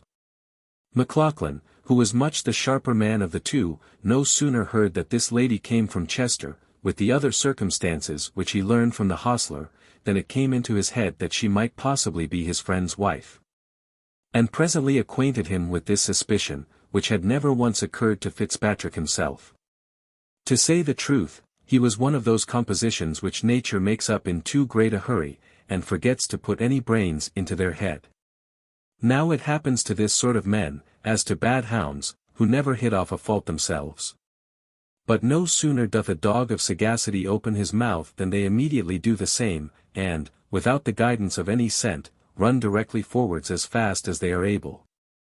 In the same manner, the very moment Mr. Maclaughlan had mentioned his apprehension, Mr. Fitzpatrick instantly concurred, and flew directly upstairs, to surprise his wife, before he knew where she was. And unluckily, as fortune loves to play tricks with those gentlemen who put themselves entirely under her conduct, ran his head against several doors and posts to no purpose. Much kinder was she to me, when she suggested that simile of the hounds, just before inserted, since the poor wife may, on these occasions, be so justly compared to a hunted hare. Like that little wretched animal, she pricks up her ears to listen after the voice of her pursuer, like her, flies away trembling when she hears it, and, like her, is generally overtaken and destroyed in the end. This was not however the case at present, for after a long fruitless search, Mr. Fitzpatrick returned to the kitchen, where, as if this had been a real chase, entered a gentleman hallooing as hunters do when the hounds are at a fault. He was just alighted from his horse, and had many attendants at his heels. Here, reader, it may be necessary to acquaint thee with some matters, which, if thou dost know already, thou art wiser than I take thee to be. And this information thou shalt receive in the next chapter. Chapter 7. In which are concluded the adventures that happened at the inn at Upton. In the first place, then, this gentleman just arrived was no other person than Squire Western himself, who was come hither in pursuit of his daughter. And, had he fortunately been 2 hours earlier, he had not only found her, but his niece into the bargain, for such was the wife of Mr. Fitzpatrick, who had run away with her 5 years before, out of the custody of that sage lady, Madam Western. Now this lady had departed from the inn much about the same time with Sophia. For, having been waked by the voice of her husband, she had sent up for the landlady, and being by her apprised of the matter, had bribed the good woman, at an extravagant price, to furnish her with horses for her escape. Such prevalence had money in this family, and though the mistress would have turned away her maid for a corrupt hussy, if she had known as much as the reader, yet she was no more proof against corruption herself than poor Susan had been. Mr. Western and his nephew were not known to one another, nor indeed would the former have taken any notice of the latter if he had known him. For, this being a stolen match, and consequently an unnatural one in the opinion of the good squire, he had, from the time of her committing it, abandoned the poor young creature, who was then no more than 18, as a monster. And had never since suffered her to be named in his presence. The kitchen was now a scene of universal confusion, Western inquiring after his daughter, and Fitzpatrick as eagerly after his wife, when Jones entered the room, unfortunately having Sophia's muff in his hand.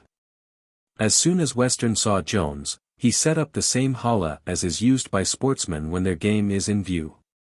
He then immediately run up and laid hold of Jones, crying, "We have got the dog fox, I warrant the bitch is not far off." The jargon which followed for some minutes, where many spoke different things at the same time, as it would be very difficult to describe, so would it be no less unpleasant to read. Jones having, at length, shaken Mr. Western off, and some of the company having interfered between them, our hero protested his innocence as to knowing anything of the lady, when Parson Supple stepped up, and said, "It is folly to deny it. For why, the marks of guilt are in thy hands. I will myself asseverate and bind it by an oath, that the muff thou bearest in thy hand belongeth unto Madam Sophia, for I have frequently observed her, of later days, to bear it about her." "My daughter's muff," cries the squire in a rage. "Hath he got my daughter's muff? Bear witness the goods are found upon him. I'll have him before a justice of peace this instant. Where is my daughter, villain?" "Sir," said Jones, "I beg you would be pacified. The muff, I acknowledge, is the young lady's, but, upon my honor, I have never seen her." At these words Western lost all patience, and grew inarticulate with rage. Some of the servants had acquainted Fitzpatrick who Mr. Western was. The good Irishman, therefore, thinking he had now an opportunity to do an act of service to his uncle, and by that means might possibly obtain his favor, stepped up to Jones, and cried out, "Upon my conscience, sir, you may be ashamed of denying your having seen the gentleman's daughter before my face, when you know I found you there upon the bed together." Then, turning to Western, he offered to conduct him immediately to the room where his daughter was. Which offer being accepted, he, the squire, the parson, and some others, ascended directly to Mrs. Waters's chamber, which they entered with no less violence than Mr. Fitzpatrick had done before. The poor lady started from her sleep with as much amazement as terror, and beheld at her bedside a figure which might very well be supposed to have escaped out of Bedlam. Such wildness and confusion were in the looks of Mr. Western, who no sooner saw the lady than he started back, shewing sufficiently by his manner, before he spoke, that this was not the person sought after. So much more tenderly do women value their reputation than their persons, that, though the latter seemed now in more danger than before, yet, as the former was secure, the lady screamed not with such violence as she had done on the other occasion. However, she no sooner found herself alone than she abandoned all thoughts of further repose, and, as she had sufficient reason to be dissatisfied with her present lodging, she dressed herself with all possible expedition. Mr. Western now proceeded to search the whole house, but to as little purpose as he had disturbed poor Mrs. Waters. He then returned disconsolate into the kitchen, where he found Jones in the custody of his servants. This violent uproar had raised all the people in the house, though it was yet scarcely daylight. Among these was a grave gentleman, who had the honour to be in the commission of the peace for the county of Worcester. Of which Mr. Western was no sooner informed than he offered to lay his complaint before him. The justice declined executing his office, as he said he had no clerk present, nor no book about justice business. And that he could not carry all the law in his head about stealing away daughters, and such sort of things. Here Mr. Fitzpatrick offered to lend him his assistance, informing the company that he had been himself bred to the law. And indeed he had served 3 years as clerk to an attorney in the north of Ireland, when, choosing a genteeler walk in life, he quitted his master, came over to England, and set up that business which requires no apprenticeship, namely, that of a gentleman, in which he had succeeded, as hath been already partly mentioned. Mr. Fitzpatrick declared that the law concerning daughters was out of the present case, that stealing a muff was undoubtedly felony, and the goods being found upon the person, were sufficient evidence of the fact. The magistrate, upon the encouragement of so learned a coadjutor, and upon the violent intercession of the squire, was at length prevailed upon to seat himself in the chair of justice, where being placed. Upon viewing the muff which Jones still held in his hand, and upon the parson swearing it to be the property of Mr. Western, he desired Mr. Fitzpatrick to draw up a commitment, which he said he would sign.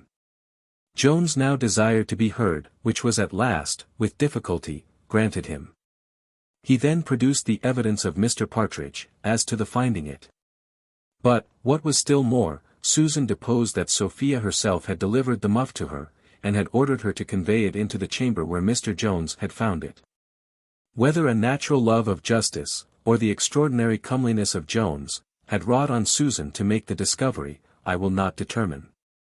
But such were the effects of her evidence, that the magistrate, throwing himself back in his chair, declared that the matter was now altogether as clear on the side of the prisoner as it had before been against him, with which the parson concurred, saying, the Lord forbid he should be instrumental in committing an innocent person to durance. The justice then arose, acquitted the prisoner, and broke up the court. Mr. Western now gave every one present a hearty curse, and, immediately ordering his horses, departed in pursuit of his daughter, without taking the least notice of his nephew Fitzpatrick, or returning any answer to his claim of kindred. Notwithstanding all the obligations he had just received from that gentleman. In the violence, moreover, of his hurry, and of his passion, he luckily forgot to demand the muff of Jones. I say luckily, for he would have died on the spot rather than have parted with it. Jones likewise, with his friend Partridge, set forward the moment he had paid his reckoning, in quest of his lovely Sophia, whom he now resolved never more to abandon the pursuit of. Nor could he bring himself even to take leave of Mrs. Waters, of whom he detested the very thoughts, as she had been, though not designedly, the occasion of his missing the happiest interview with Sophia, to whom he now vowed eternal constancy. As for Mrs. Waters, she took the opportunity of the coach which was going to Bath, for which place she set out in company with the 2 Irish gentlemen, the landlady kindly lending her clothes. In return for which she was contented only to receive about double their value, as a recompense for the loan. Upon the road she was perfectly reconciled to Mr. Fitzpatrick, who was a very handsome fellow, and indeed did all she could to console him in the absence of his wife. Thus ended the many odd adventures which Mr. Jones encountered at his inn at Upton, where they talk, to this day, of the beauty and lovely behaviour of the charming Sophia, by the name of the Somersetshire Angel. Chapter 8. In which the history goes backward. Before we proceed any farther in our history, it may be proper to look a little back, in order to account for the extraordinary appearance of Sophia and her father at the inn at Upton.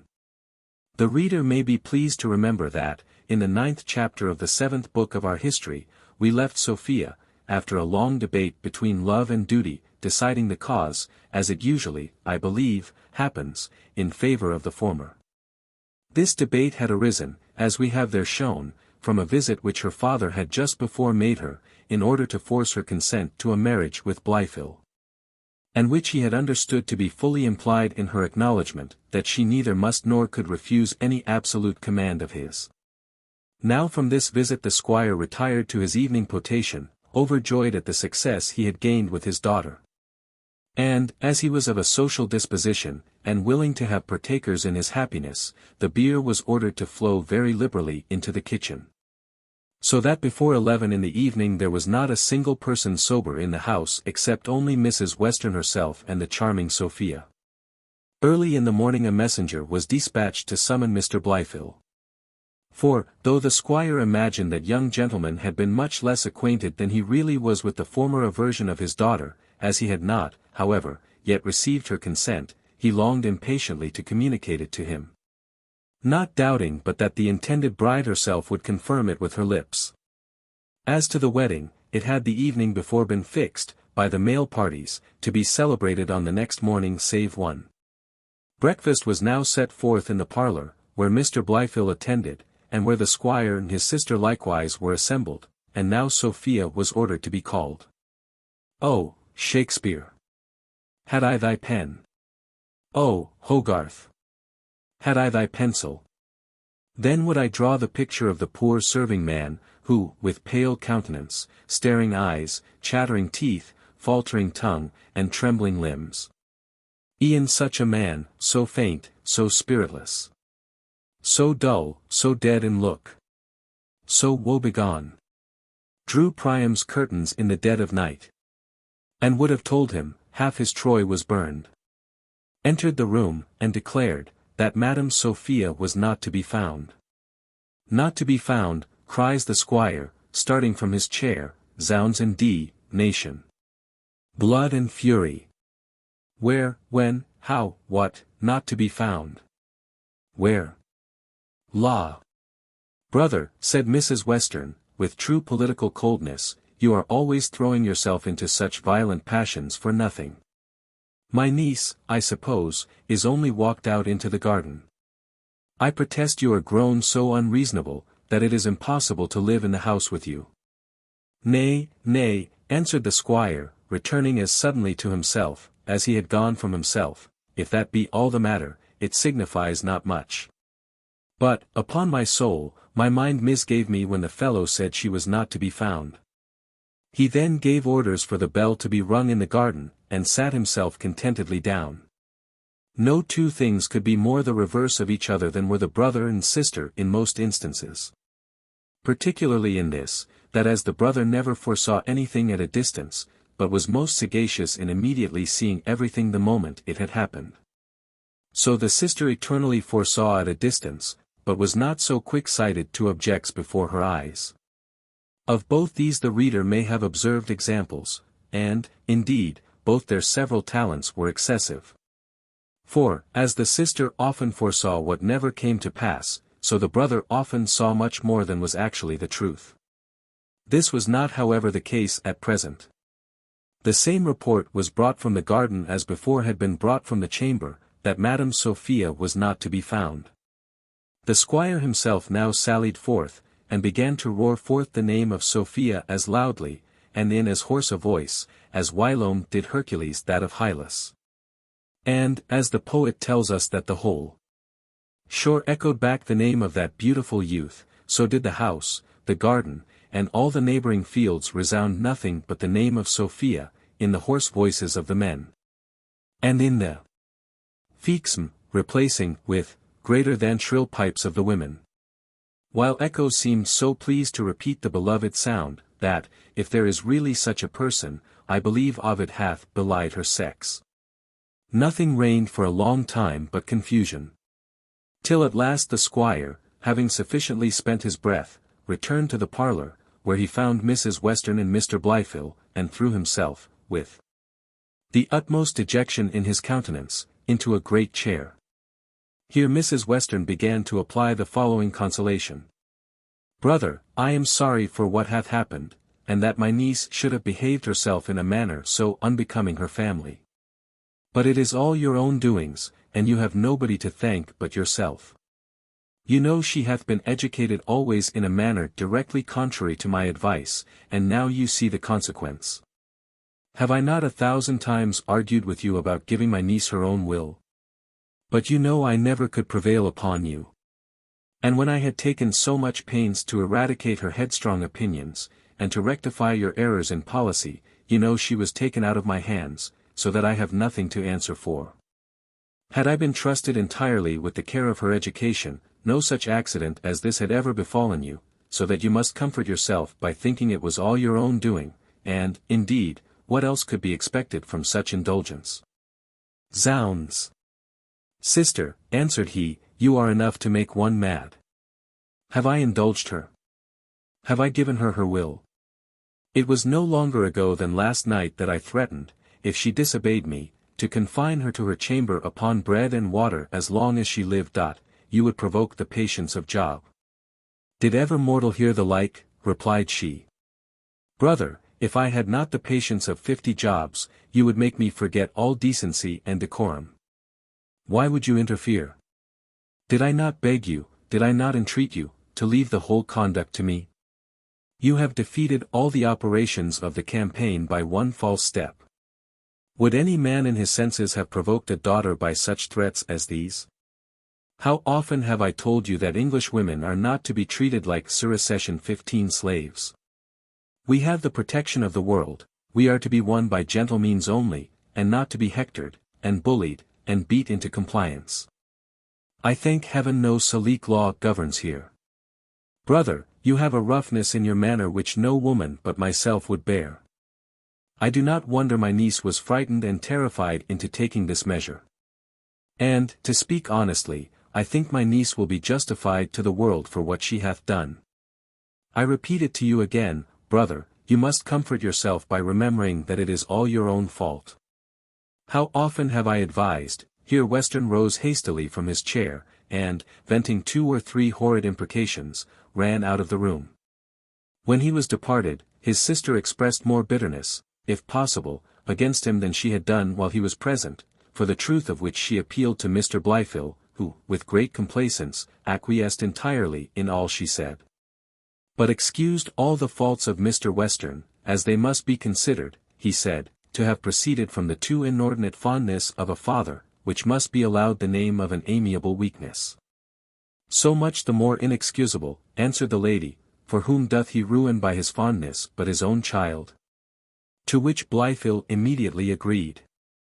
Mrs. Western then began to express great confusion on the account of Mr. Blifil, and of the usage which he had received from a family to which he intended so much honor. On this subject she treated the folly of her niece with great severity, but concluded with throwing the whole on her brother, who, she said, was inexcusable to have proceeded so far without better assurances of his daughter's consent, but he was, says she, always of a violent, headstrong temper. And I can scarce forgive myself for all the advice I have thrown away upon him. After much of this kind of conversation, which, perhaps, would not greatly entertain the reader, was it here particularly related, Mr. Blifil took his leave and returned home, not highly pleased with his disappointment, which, however, the philosophy which he had acquired from Squire, and the religion infused into him by Thwackum, together with somewhat else, taught him to bear rather better than more passionate lovers bear these kinds of evils. Chapter 9. The Escape of Sophia.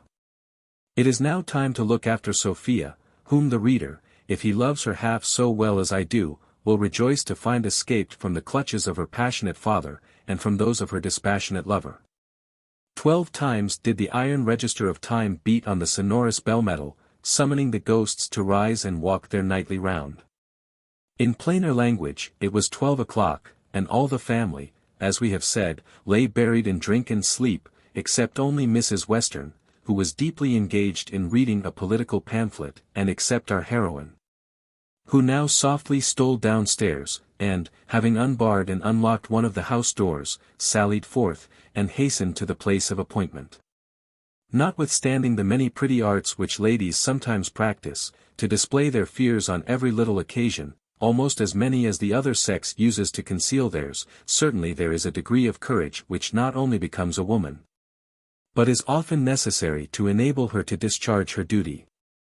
It is, indeed, the idea of fierceness, and not of bravery, which destroys the female character, for who can read the story of the justly celebrated Arria without conceiving as high an opinion of her gentleness and tenderness as of her fortitude? At the same time, perhaps, many a woman who shrieks at a mouse, or a rat, may be capable of poisoning a husband, or, what is worse, of driving him to poison himself. Sophia, with all the gentleness which a woman can have, had all the spirit which she ought to have. When, therefore, she came to the place of appointment, and, instead of meeting her maid, as was agreed, saw a man ride directly up to her, she neither screamed out nor fainted away, not that her pulse then beat with its usual regularity.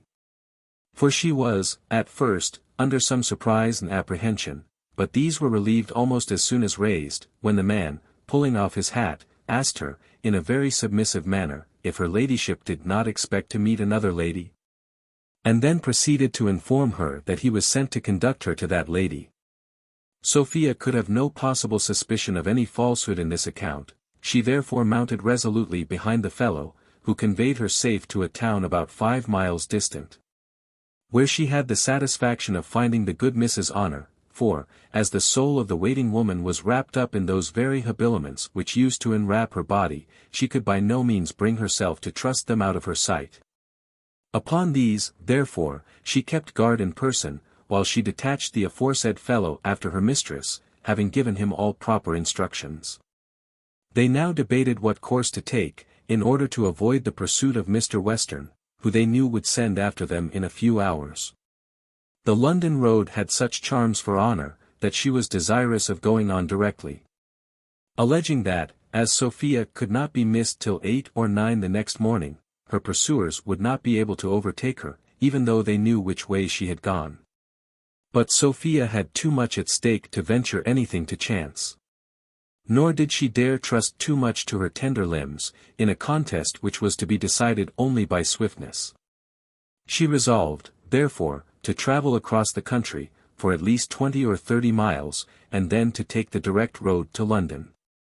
So, having hired horses to go 20 miles one way, when she intended to go 20 miles the other, she set forward with the same guide behind whom she had ridden from her father's house. The guide having now taken up behind him, in the room of Sophia, a much heavier, as well as much less lovely burden. Being, indeed, a huge portmanteau, well stuffed with those outside ornaments, by means of which the fair Honor hoped to gain many conquests, and, finally, to make her fortune in London city. When they had gone about 200 paces from the inn on the London road, Sophia rode up to the guide, and, with a voice much fuller of honey than was ever that of Plato, though his mouth is supposed to have been a beehive, begged him to take the first turning which led towards Bristol. Reader, I am not superstitious, nor any great believer of modern miracles. I do not, therefore, deliver the following as a certain truth. For, indeed, I can scarce credit it myself, but the fidelity of an historian obliges me to relate what hath been confidently asserted. The horse, then, on which the guide rode, is reported to have been so charmed by Sophia's voice, that he made a full stop, and expressed an unwillingness to proceed any farther. Perhaps, however, the fact may be true, and less miraculous than it hath been represented. Since the natural cause seems adequate to the effect, for, as the guide at that moment desisted from a constant application of his armed right heel, for, like Hudibras, he wore but one spur. It is more than possible that this omission alone might occasion the beast to stop, especially as this was very frequent with him at other times. But if the voice of Sophia had really an effect on the horse, it had very little on the rider. He answered somewhat surlily, that Meester had ordered him to go a different way, and that he should lose his place if he went any other than that he was ordered. Sophia, finding all her persuasions had no effect, began now to add irresistible charms to her voice, charms which, according to the proverb, makes the old mare trot, instead of standing still, charms to which modern ages have attributed all that irresistible force which the ancients imputed to perfect oratory. In a word, she promised she would reward him to his utmost expectation. The lad was not totally deaf to these promises. But he disliked their being indefinite, for, though perhaps he had never heard that word, yet that, in fact, was his objection. He said, gentlefolks did not consider the case of poor Volks. That he had liked to have been turned away the other day, for riding about the country with a gentleman from Squire Allworthy's, who did not reward him as he should have done. With whom? Says Sophia eagerly. With a gentleman from Squire Allworthy's, repeated the lad, the squire's son, I think they call on. Whither? Which way did he go? Says Sophia. Why, a little one side Bristol, about 20 miles off, answered the lad. Guide me, says Sophia, to the same place, and I'll give thee a guinea, or two, if one is not sufficient. To be certain, said the boy, it is honestly worth two, when your ladyship considers what a risk I run. But, however, if your ladyship will promise me the 2 guineas, I'll e'en venture.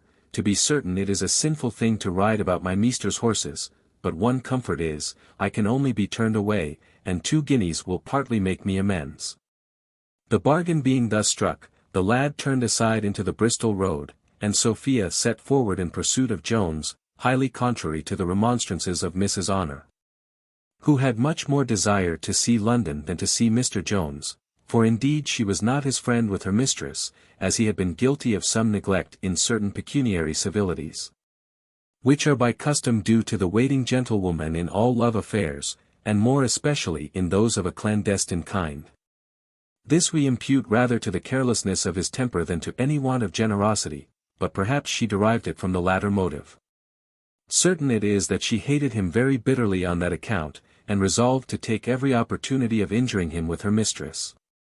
It was therefore highly unlucky for her, that she had gone to the very same town and in whence Jones had started, and still more unlucky was she in having stumbled on the same guide, and on this accidental discovery which Sophia had made. Our travellers arrived at Hambrook 16 at the break of day, where Honour was against her will charge to inquire the route which Mr. Jones had taken. Of this, indeed, the guide himself could have informed them. But Sophia, I know not for what reason, never asked him the question. When Mrs. Honour had made her report from the landlord, Sophia, with much difficulty, procured some indifferent horses, which brought her to the inn where Jones had been confined rather by the misfortune of meeting with a surgeon than by having met with a broken head.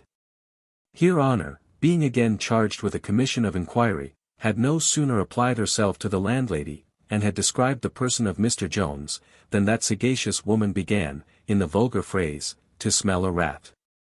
When Sophia therefore entered the room, instead of answering the maid, the landlady, addressing herself to the mistress, began the following speech, Good lack-a-day.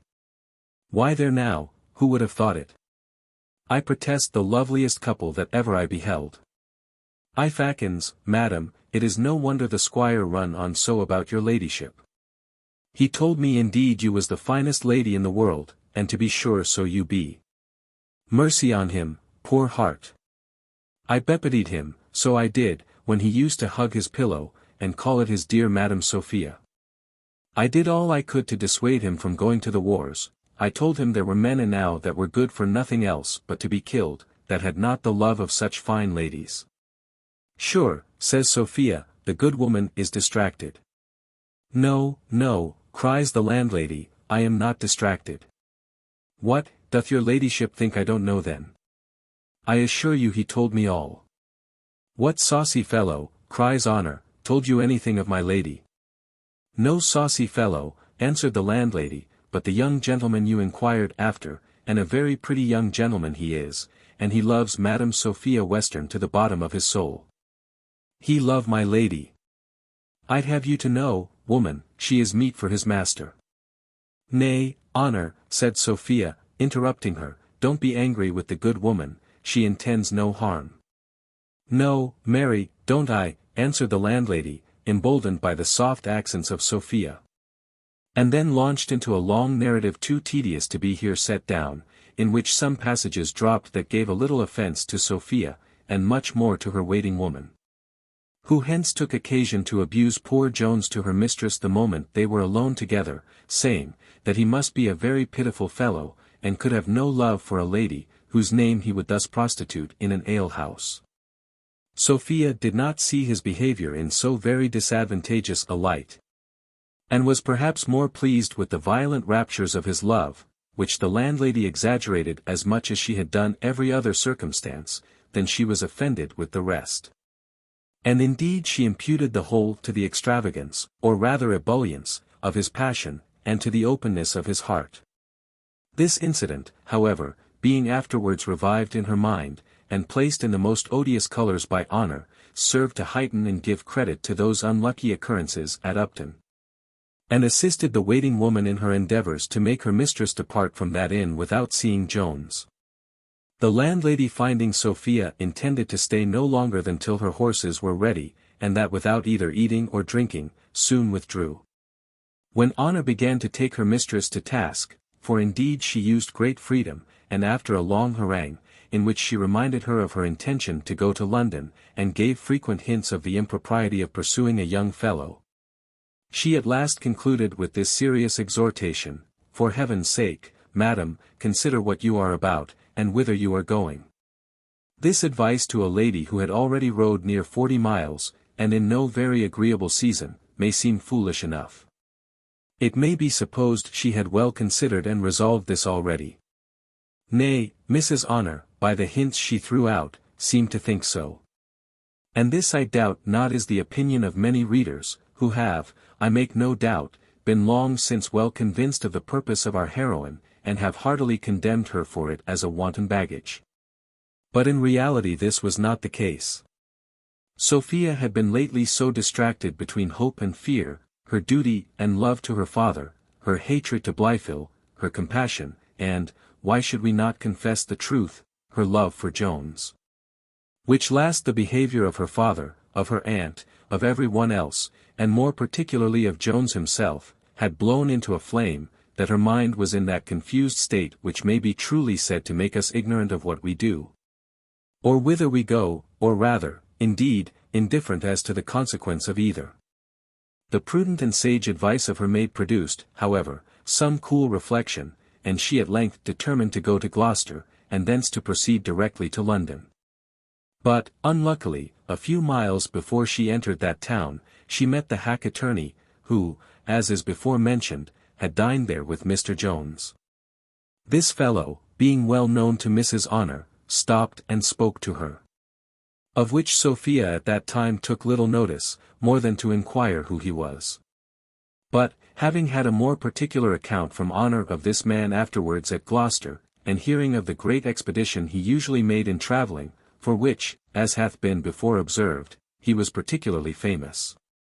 Recollecting, likewise, that she had overheard Mrs. Honour inform him that they were going to Gloucester, she began to fear lest her father might, by this fellow's means, be able to trace her to that city. Wherefore, if she should there strike into the London road, she apprehended he would certainly be able to overtake her.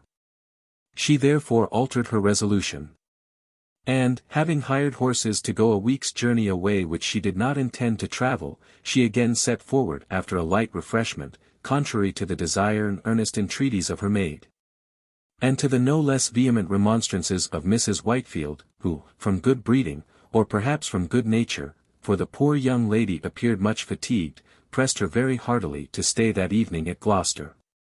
Having refreshed herself only with some tea, and with lying about 2 hours on the bed, while her horses were getting ready, she resolutely left Mrs. Whitefield's about 11 at night, and, striking directly into the Worcester road, within less than 4 hours arrived at that very inn where we last saw her. Having thus traced our heroine very particularly back from her departure, till her arrival at Upton, we shall in a very few words bring her father to the same place, who, having received the first sent from the post-boy, who conducted his daughter to Hambrook, very easily traced her afterwards to Gloucester, whence he pursued her to Upton, as he had learned Mr. Jones had taken that route, for Partridge, to use the squire's expression, left everywhere a strong scent behind him, and he doubted not in the least but Sophia travelled, or, as he phrased it, ran, the same way. He used indeed a very coarse expression, which need not be here inserted, as fox hunters, who alone will understand it, will easily suggest it to themselves. Book 11 containing about 3 days. Chapter 1. A Crust for the Critics. In our last initial chapter we may be supposed to have treated that formidable set of men who are called critics with more freedom than becomes us. Since they exact, and indeed generally receive, great condescension from authors. We shall in this, therefore, give the reasons of our conduct to this august body. And here we shall, perhaps, place them in a light in which they have not hitherto been seen.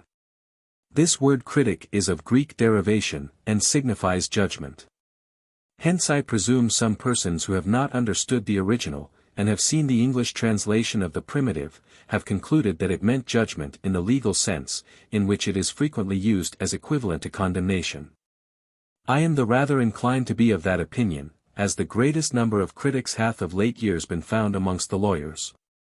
Many of these gentlemen, from despair, perhaps, of ever rising to the bench in Westminster Hall, have placed themselves on the benches at the playhouse, where they have exerted their judicial capacity, and have given judgment, i.e., condemned without mercy. The gentlemen would, perhaps, be well enough pleased, if we were to leave them thus compared to one of the most important and honourable offices in the Commonwealth, and, if we intended to apply to their favour, we would do so. But, as we design to deal very sincerely and plainly too with them, we must remind them of another officer of justice of a much lower rank, to whom, as they not only pronounce, but execute, their own judgment, they bear likewise some remote resemblance. But in reality there is another light, in which these modern critics may, with great justice and propriety, be seen. And this is that of a common slanderer. If a person who prys into the characters of others, with no other design but to discover their faults, and to publish them to the world, deserves the title of a slanderer of the reputations of men, why should not a critic, who reads with the same malevolent view, be as properly styled the slanderer of the reputation of books?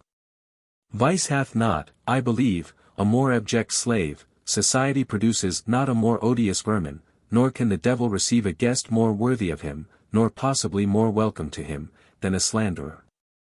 The world, I am afraid, regards not this monster with half the abhorrence which he deserves, and I am more afraid to assign the reason of this criminal lenity shown towards him, yet it is certain that the thief looks innocent in the comparison.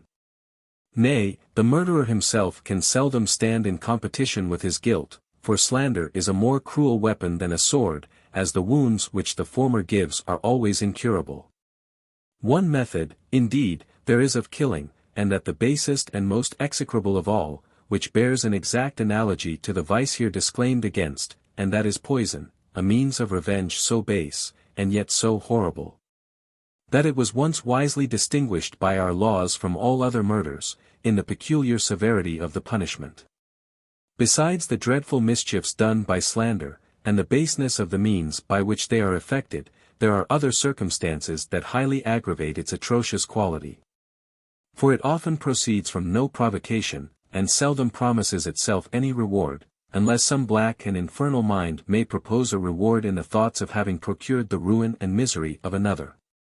Shakespeare hath nobly touched this vice, when he says, "Who steals my purse steals trash, is something, nothing. 'Twas mine, 'tis his, and hath been slave to thousands. But he that filches from me my good name, robs me of that which not enriches him, but makes me poor indeed." With all this my good reader will doubtless agree. But much of it will probably seem too severe, when applied to the slanderer of books. But let it here be considered that both proceed from the same wicked disposition of mind, and are alike void of the excuse of temptation. Nor shall we conclude the injury done this way to be very slight, when we consider a book as the author's offspring, and indeed as the child of his brain.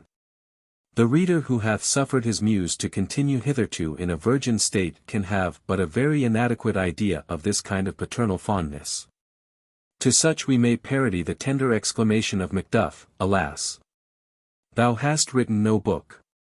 But the author whose muse hath brought forth will feel the pathetic strain, perhaps will accompany me with tears, especially if his darling be already no more, while I mention the uneasiness with which the big muse bears about her burden, the painful labor with which she produces it, and, lastly, the care, the fondness, with which the tender father nourishes his favourite, till it be brought to maturity, and produced into the world.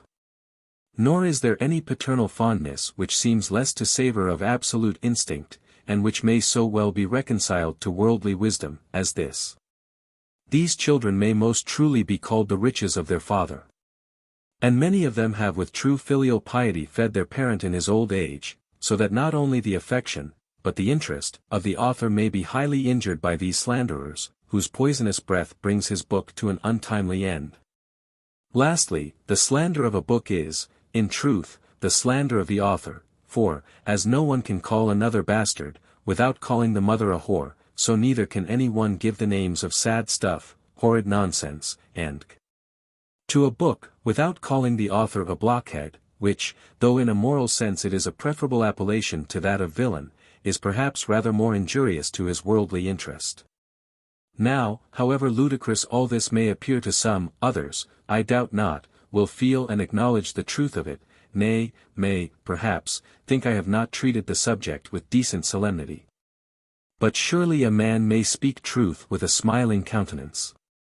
In reality, to depreciate a book maliciously, or even wantonly, is at least a very ill-natured office, and a morose snarling critic may, I believe, be suspected to be a bad man. I will therefore endeavour, in the remaining part of this chapter, to explain the marks of this character, and to show what criticism I here intend to obviate, for I can never be understood, unless by the very persons here meant. To insinuate that there are no proper judges of writing, or to endeavour to exclude from the commonwealth of literature any of those noble critics to whose labours the learned world are so greatly indebted. Such were Aristotle, Horace, and Longinus, among the ancients, Dacier and Bossu among the French, and some perhaps among us, who have certainly been duly authorized to execute at least a judicial authority in foro literario. But without ascertaining all the proper qualifications of a critic, which I have touched on elsewhere, I think I may very boldly object to the censures of any one passed upon works which he hath not himself read. Such censures as these, whether they speak from their own guess or suspicion, or from the report and opinion of others, may properly be said to slander the reputation of the book they condemn.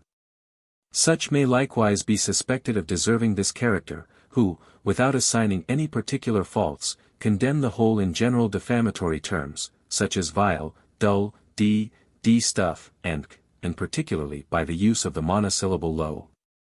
A word which becomes the mouth of no critic who is not right honourable. Again, though there may be some faults justly assigned in the work, yet, if those are not in the most essential parts, or if they are compensated by greater beauties, it will savour rather of the malice of a slanderer than of the judgment of a true critic to pass a severe sentence upon the whole, merely on account of some vicious part. This is directly contrary to the sentiments of Horace. Verum ubi plura nitent in carmine, non ego paucis. Offenda maculis, quas aut in curia fudit. Aut humana parum cavit natura. But where the beauties, more in number, shine. I am not angry, when a casual line, that with some trivial faults unequal flows, a careless hand or human frailty shows. Mr. Francis. For, as Martial says, a litter non fit, avite, liber. No book can be otherwise composed. All beauty of character, as well as of countenance, and indeed of everything human, is to be tried in this manner. Cruel indeed would it be if such a work as this history, which hath employed some thousands of hours in the composing, should be liable to be condemned, because some particular chapter, or perhaps chapters, may be obnoxious to very just and sensible objections. And yet nothing is more common than the most rigorous sentence upon books supported by such objections, which, if they were rightly taken, and that they are not always, do by no means go to the merit of the whole. In the theatre especially, a single expression which doth not coincide with the taste of the audience, or with any individual critic of that audience, is sure to be hissed, and one scene which should be disapproved would hazard the whole piece. To write within such severe rules as these is as impossible as to live up to some splenetic opinions, and if we judge according to the sentiments of some critics, and of some Christians, no author will be saved in this world, and no man in the next. Chapter 2. The adventures which Sophia met with after her leaving Upton. Our history, just before it was obliged to turn about and travel backwards, had mentioned the departure of Sophia and her maid from the inn. We shall now therefore pursue the steps of that lovely creature, and leave her unworthy lover a little longer to bemoan his ill luck, or rather his ill conduct. Sophia having directed her guide to travel through by-roads, across the country, they now passed the Severn, and had scarce got a mile from the inn, when the young lady, looking behind her, saw several horses coming after on full speed. This greatly alarmed her fears, and she called to the guide to put on as fast as possible. He immediately obeyed her, and away they rode a full gallop. But the faster they went, the faster were they followed. And as the horses behind were somewhat swifter than those before, so the former were at length overtaken. A happy circumstance for poor Sophia, whose fears, joined to her fatigue, had almost overpowered her spirits. But she was now instantly relieved by a female voice, that greeted her in the softest manner, and with the utmost civility. This greeting Sophia, as soon as she could recover her breath, with like civility, and with the highest satisfaction to herself, returned. The travellers who joined Sophia, and who had given her such terror, consisted, like her own company, of 2 females and a guide. The 2 parties proceeded 3 full miles together before any one offered again to open their mouths. When our heroine, having pretty well got the better of her fear, but yet being somewhat surprised that the other still continued to attend her, as she pursued no great road, and had already passed through several turnings, accosted the strange lady in a most obliging tone, and said, she was very happy to find they were both travelling the same way. The other, who, like a ghost, only wanted to be spoke to, readily answered, that the happiness was entirely hers. That she was a perfect stranger in that country, and was so overjoyed at meeting a companion of her own sex, that she had perhaps been guilty of an impertinence, which required great apology, in keeping pace with her. More civilities passed between these 2 ladies, for Mrs. Honour had now given place to the fine habit of the stranger, and had fallen into the rear. But, though Sophia had great curiosity to know why the other lady continued to travel on through the same by-roads with herself, nay, though this gave her some uneasiness, yet fear, or modesty, or some other consideration, restrained her from asking the question. The strange lady now laboured under a difficulty which appears almost below the dignity of history to mention. Her bonnet had been blown from her head not less than 5 times within the last mile. Nor could she come at any ribbon or handkerchief to tie it under her chin. When Sophia was informed of this, she immediately supplied her with a handkerchief for this purpose, which while she was pulling from her pocket, she perhaps too much neglected the management of her horse, for the beast, now unluckily making a false step, fell upon his forelegs, and threw his fair rider from his back. Though Sophia came head foremost to the ground, she happily received not the least damage, and the same circumstances which had perhaps contributed to her fall now preserved her from confusion. For the lane which they were then passing was narrow, and very much overgrown with trees, so that the moon could here afford very little light, and was moreover, at present, so obscured in a cloud, that it was almost perfectly dark. By these means the young lady's modesty, which was extremely delicate, escaped as free from injury as her limbs, and she was once more reinstated in her saddle, having received no other harm than a little fright by her fall. Daylight at length appeared in its full lustre, and now the 2 ladies, who were riding over a common side by side, looking steadfastly at each other, at the same moment both their eyes became fixed. Both their horses stopped, and, both speaking together, with equal joy pronounced, the one the name of Sophia, the other that of Harriet. This unexpected encounter surprised the ladies much more than I believe it will the sagacious reader, who must have imagined that the strange lady could be no other than Mrs. Fitzpatrick, the cousin of Miss Western, whom we before mentioned to have sallied from the inn a few minutes after her. So great was the surprise and joy which these 2 cousins conceived at this meeting, for they had formerly been most intimate acquaintance and friends, and had long lived together with their Aunt Western, that it is impossible to recount half the congratulations which passed between them, before either asked a very natural question of the other, namely, whither she was going. This at last, however, came first from Mrs. Fitzpatrick, but, easy and natural as the question may seem, Sophia found it difficult to give it a very ready and certain answer. She begged her cousin therefore to suspend all curiosity till they arrived at some inn, which I suppose, says she, can hardly be far distant, and, believe me, Harriet, I suspend as much curiosity on my side. For, indeed, I believe our astonishment is pretty equal. The conversation which passed between these ladies on the road was, I apprehend, little worth relating, and less certainly was that between the two waiting women. For they likewise began to pay their compliments to each other. As for the guides, they were debarred from the pleasure of discourse, the one being placed in the van, and the other obliged to bring up the rear. In this posture they travelled many hours, till they came into a wide and well-beaten road, which, as they turned to the right, soon brought them to a very fair promising inn, where they all alighted, but so fatigued was Sophia, that as she had sat her horse during the last 5 or 6 miles with great difficulty, so was she now incapable of dismounting from him without assistance. This the landlord, who had hold of her horse, presently perceiving, offered to lift her in his arms from her saddle, and she too readily accepted the tender of his service. Indeed fortune seems to have resolved to put Sophia to the blush that day, and the second malicious attempt succeeded better than the first.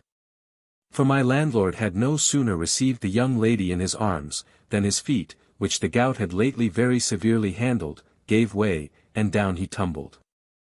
But, at the same time, with no less dexterity than gallantry, contrived to throw himself under his charming burden, so that he alone received any bruise from the fall. For the great injury which happened to Sophia was a violent shock given to her modesty by an immoderate grin, which, at her rising from the ground, she observed in the countenances of most of the bystanders. This made her suspect what had really happened, and what we shall not here relate for the indulgence of those readers who are capable of laughing at the offence given to a young lady's delicacy. Accidents of this kind we have never regarded in a comical light. Nor will we scruple to say that he must have a very inadequate idea of the modesty of a beautiful young woman, who would wish to sacrifice it to so paltry a satisfaction as can arise from laughter. This fright and shock, joined to the violent fatigue which both her mind and body had undergone, almost overcame the excellent constitution of Sophia, and she had scarce strength sufficient to totter into the inn, leaning on the arm of her maid. Here she was no sooner seated than she called for a glass of water, but Mrs. Honour, very judiciously, in my opinion, changed it into a glass of wine. Mrs. Fitzpatrick, hearing from Mrs. Honour that Sophia had not been in bed during the 2 last nights, and observing her to look very pale and wan with her fatigue, earnestly entreated her to refresh herself with some sleep. She was yet a stranger to her history, or her apprehensions, but, had she known both, she would have given the same advice, for rest was visibly necessary for her. And their long journey through byroads so entirely removed all danger of pursuit, that she was herself perfectly easy on that account. Sophia was easily prevailed on to follow the counsel of her friend, which was heartily seconded by her maid. Mrs. Fitzpatrick likewise offered to bear her cousin company, which Sophia, with much complaisance, accepted. The mistress was no sooner in bed than the maid prepared to follow her example. She began to make many apologies to her sister Abigail for leaving her alone in so horrid a place as an inn, but the other stopped her short, being as well inclined to a nap as herself and desired the honour of being her bedfellow. Sophia's maid agreed to give her a share of her bed, but put in her claim to all the honour. So, after many courtesies and compliments, to bed together went the waiting women, as their mistresses had done before them. It was usual with my landlord, as indeed it is with the whole fraternity, to inquire particularly of all coachmen, footmen, post-boys, and others, into the names of all his guests, what their estate was, and where it lay. It cannot therefore be wondered at that the many particular circumstances which attended our travellers, and especially their retiring all to sleep at so extraordinary and unusual an hour as 10 in the morning, should excite his curiosity. As soon, therefore, as the guides entered the kitchen, he began to examine who the ladies were, and whence they came, but the guides, though they faithfully related all they knew, gave him very little satisfaction. On the contrary, they rather inflamed his curiosity than extinguished it. This landlord had the character, among all his neighbours, of being a very sagacious fellow. He was thought to see farther and deeper into things than any man in the parish, the parson himself not excepted. Perhaps his look had contributed not a little to procure him this reputation.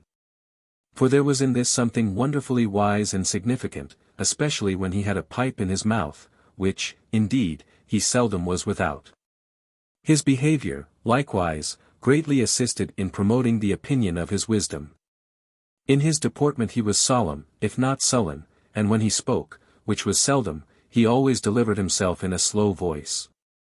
And, though his sentences were short, they were still interrupted with many hums and ha's, ayes, and other expletives, so that, though he accompanied his words with certain explanatory gestures, such as shaking or nodding the head, or pointing with his forefinger, he generally left his hearers to understand more than he expressed. Nay, he commonly gave them a hint that he knew much more than he thought proper to disclose. This last circumstance alone may, indeed, very well account for his character of wisdom. Since men are strangely inclined to worship what they do not understand. A grand secret, upon which several imposers on mankind have totally relied for the success of their frauds. This polite person, now taking his wife aside, asked her, what she thought of the ladies lately arrived. Think of them, said the wife. Why, what should I think of them? I know, answered he, what I think. The guides tell strange stories. One pretends to be come from Gloucester, and the other from Upton, and neither of them, for what I can find, can tell whither they are going. But what people ever travel across the country from Upton hither, especially to London? And one of the maid servants, before she alighted from her horse, asked if this was not the London road. Now I have put all these circumstances together, and whom do you think I have found them out to be? Nay, answered she, you know I never pretend to guess at your discoveries. It is a good girl, replied he, chucking her under the chin. I must own you have always submitted to my knowledge of these matters. Why, then, depend upon it. Mind what I say, depend upon it, they are certainly some of the rebel ladies, who, they say, travel with the young chevalier, and have taken a roundabout way to escape the Duke's army. Husband, quoth the wife, you have certainly hit it. For one of them is dressed as fine as any princess, and, to be sure, she looks for all the world like one doth, but yet, when I consider one thing, when you consider, cries the landlord contemptuously, come, pray let's hear what you consider. Why, it is, answered the wife, that she is too humble to be any very great lady, for, while our Betty was warming the bed, she called her nothing but child, and my dear, and sweetheart. And, when Betty offered to pull off her shoes and stockings, she would not suffer her, saying, she would not give her the trouble. Pew, answered the husband, that is nothing. Dost think, because you have seen some great ladies rude and uncivil to persons below them, that none of them know how to behave themselves when they come before their inferiors? I think I know people of fashion when I see them, I think I do. Did not she call for a glass of water when she came in? Another sort of women would have called for a dram, you know they would. If she be not a woman of very great quality, sell me for a fool. And, I believe, those who buy me will have a bad bargain. Now, would a woman of her quality travel without a footman, unless upon some such extraordinary occasion? Nay, to be sure, husband, cries she, you know these matters better than I, or most folk. I think I do know something, said he. To be sure, answered the wife, the poor little heart looked so piteous, when she sat down in the chair, I protest I could not help having a compassion for her almost as much as if she had been a poor body. But what's to be done, husband? If and she be a rebel, I suppose you intend to betray her up to the court. Well, she's a sweet-tempered, good-humoured lady, be she what she will, and I shall hardly refrain from crying when I hear she is hanged or beheaded. Pooh! Answered the husband. But, as to what's to be done, it is not so easy a matter to determine. I hope, before she goes away, we shall have the news of a battle. For, if the Chevalier should get the better, she may gain us interest at court, and make our fortunes without betraying her." "Why, that's true," replied the wife, "and I heartily hope she will have it in her power. Certainly she's a sweet good lady, it would go horribly against me to have her come to any harm." "Pooh," cries the landlord, "women are always so tender-hearted. Why, you would not harbour rebels, would you?" "No, certainly," answered the wife. "And as for betraying her, come what will on't, nobody can blame us. It is what anybody would do in our case." While our politic landlord, who had not, we see, undeservedly the reputation of great wisdom among his neighbours, was engaged in debating this matter with himself, for he paid little attention to the opinion of his wife. News arrived that the rebels had given the Duke the slip, and had got a day's march towards London. And soon after arrived a famous Jacobite squire, who, with great joy in his countenance, shook the landlord by the hand, saying, "All's our own, boy, 10,000 honest Frenchmen are landed in Suffolk. Old England for ever. 10,000 French, my brave lad. I am going to tap away directly." This news determined the opinion of the wise man, and he resolved to make his court to the young lady when she arose. For he had now, he said, discovered that she was no other than Madame Jenny Cameron herself. Chapter 3. A very short chapter, in which however is a sun, a moon, a star, and an angel. The sun, for he keeps very good hours at this time of the year, had been some time retired to rest when Sophia arose greatly refreshed by her sleep. Which, short as it was, nothing but her extreme fatigue could have occasioned.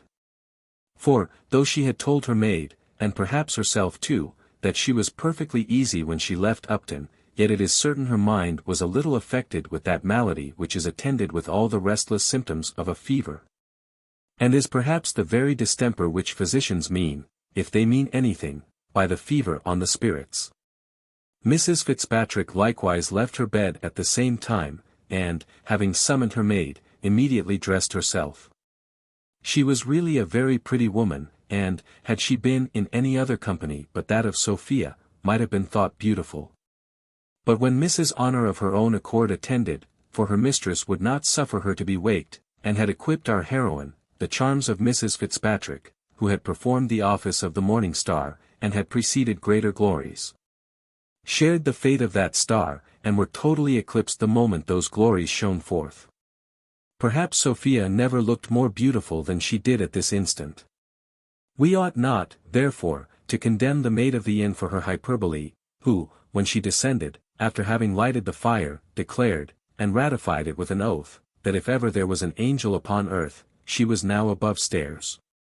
Sophia had acquainted her cousin with her design to go to London, and Mrs. Fitzpatrick had agreed to accompany her, for the arrival of her husband at Upton had put an end to her design of going to Bath, or to her Aunt Western.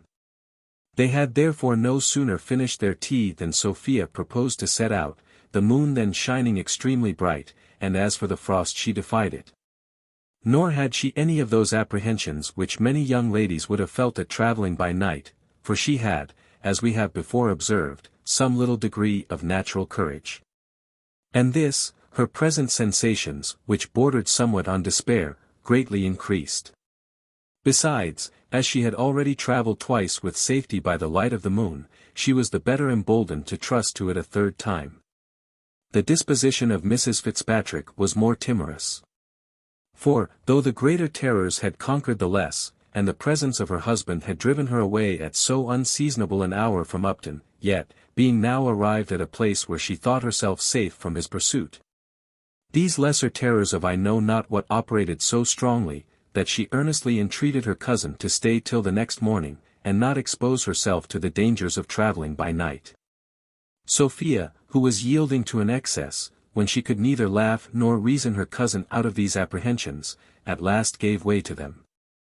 Perhaps, indeed, had she known of her father's arrival at Upton, it might have been more difficult to have persuaded her, for as to Jones, she had, I am afraid, no great horror at the thoughts of being overtaken by him. Nay, to confess the truth, I believe she rather wished than feared it, though I might honestly enough have concealed this wish from the reader, as it was one of those secret spontaneous emotions of the soul to which the reason is often a stranger. When our young ladies had determined to remain all that evening in their inn, they were attended by the landlady, who desired to know what their ladyships would be pleased to eat. Such charms were there in the voice, in the manner, and in the affable deportment of Sophia, that she ravished the landlady to the highest degree. And that good woman, concluding that she had attended Jenny Cameron, became in a moment a stanch Jacobite, and wished heartily well to the young pretender's cause. From the great sweetness and affability with which she had been treated by his supposed mistress, the two cousins began now to impart to each other their reciprocal curiosity to know what extraordinary accidents on both sides occasioned this so strange and unexpected meeting. At last Mrs. Fitzpatrick, having obtained of Sophia a promise of communicating likewise in her turn, began to relate what the reader, if he is desirous to know her history, may read in the ensuing chapter. Chapter 4. The History of Mrs. Fitzpatrick. Mrs. Fitzpatrick, after a silence of a few moments, fetching a deep sigh, thus began. It is natural to the unhappy to feel a secret concern in recollecting those periods of their lives which have been most delightful to them. The remembrance of past pleasures affects us with a kind of tender grief, like what we suffer for departed friends, and the ideas of both may be said to haunt our imaginations. For this reason, I never reflect without sorrow on those days, the happiest far of my life, which we spent together when both were under the care of my Aunt Western. Alas! Why are Miss Graveairs and Miss Giddy no more? You remember, I am sure, when we knew each other by no other names. Indeed, you gave the latter appellation with too much cause. I have since experienced how much I deserved it. You, my Sophia, was always my superior in everything, and I heartily hope you will be so in your fortune. I shall never forget the wise and matronly advice you once gave me, when I lamented being disappointed of a ball, though you could not be then 14 years old. Oh my Sophie, how blessed must have been my situation, when I could think such a disappointment a misfortune, and when indeed it was the greatest I had ever known. And yet, my dear Harriet, answered Sophia, it was then a serious matter with you. Comfort yourself therefore with thinking, that whatever you now lament may hereafter appear as trifling and contemptible as a ball would at this time.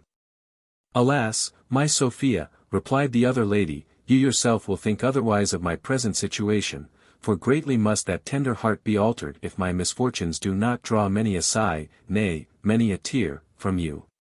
The knowledge of this should perhaps deter me from relating what I am convinced will so much affect you. Here Mrs. Fitzpatrick stopped, till, at the repeated entreaties of Sophia, she thus proceeded. Though you must have heard much of my marriage. Yet, as matters may probably have been misrepresented, I will set out from the very commencement of my unfortunate acquaintance with my present husband, which was at Bath, soon after you left my aunt, and returned home to your father. Among the gay young fellows who were at this season at Bath, Mr. Fitzpatrick was one. He was handsome, degage, extremely gallant, and in his dress exceeded most others. In short, my dear, if you was unluckily to see him now, I could describe him no better than by telling you he was the very reverse of everything which he is, for he hath rusticated himself so long, that he is become an absolute wild Irishman.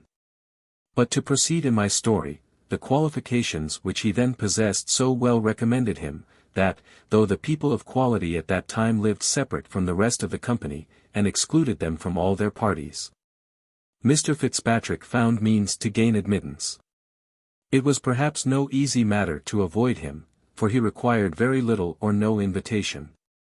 And as, being handsome and genteel, he found it no very difficult matter to ingratiate himself with the ladies, so, he having frequently drawn his sword, the men did not care publicly to affront him. Had it not been for some such reason, I believe he would have been soon expelled by his own sex, for surely he had no strict title to be preferred to the English gentry, nor did they seem inclined to show him any extraordinary favour. They all abused him behind his back, which might probably proceed from envy, for by the women he was well received, and very particularly distinguished by them. My aunt, though no person of quality herself, as she had always lived about the court, was enrolled in that party, for, by whatever means you get into the polite circle, when you are once there, it is sufficient merit for you that you are there. This observation, young as you was, you could scarce avoid making from my aunt, who was free, or reserved, with all people, just as they had more or less of this merit. And this merit, I believe, it was, which principally recommended Mr. Fitzpatrick to her favour. In which he so well succeeded, that he was always one of her private parties.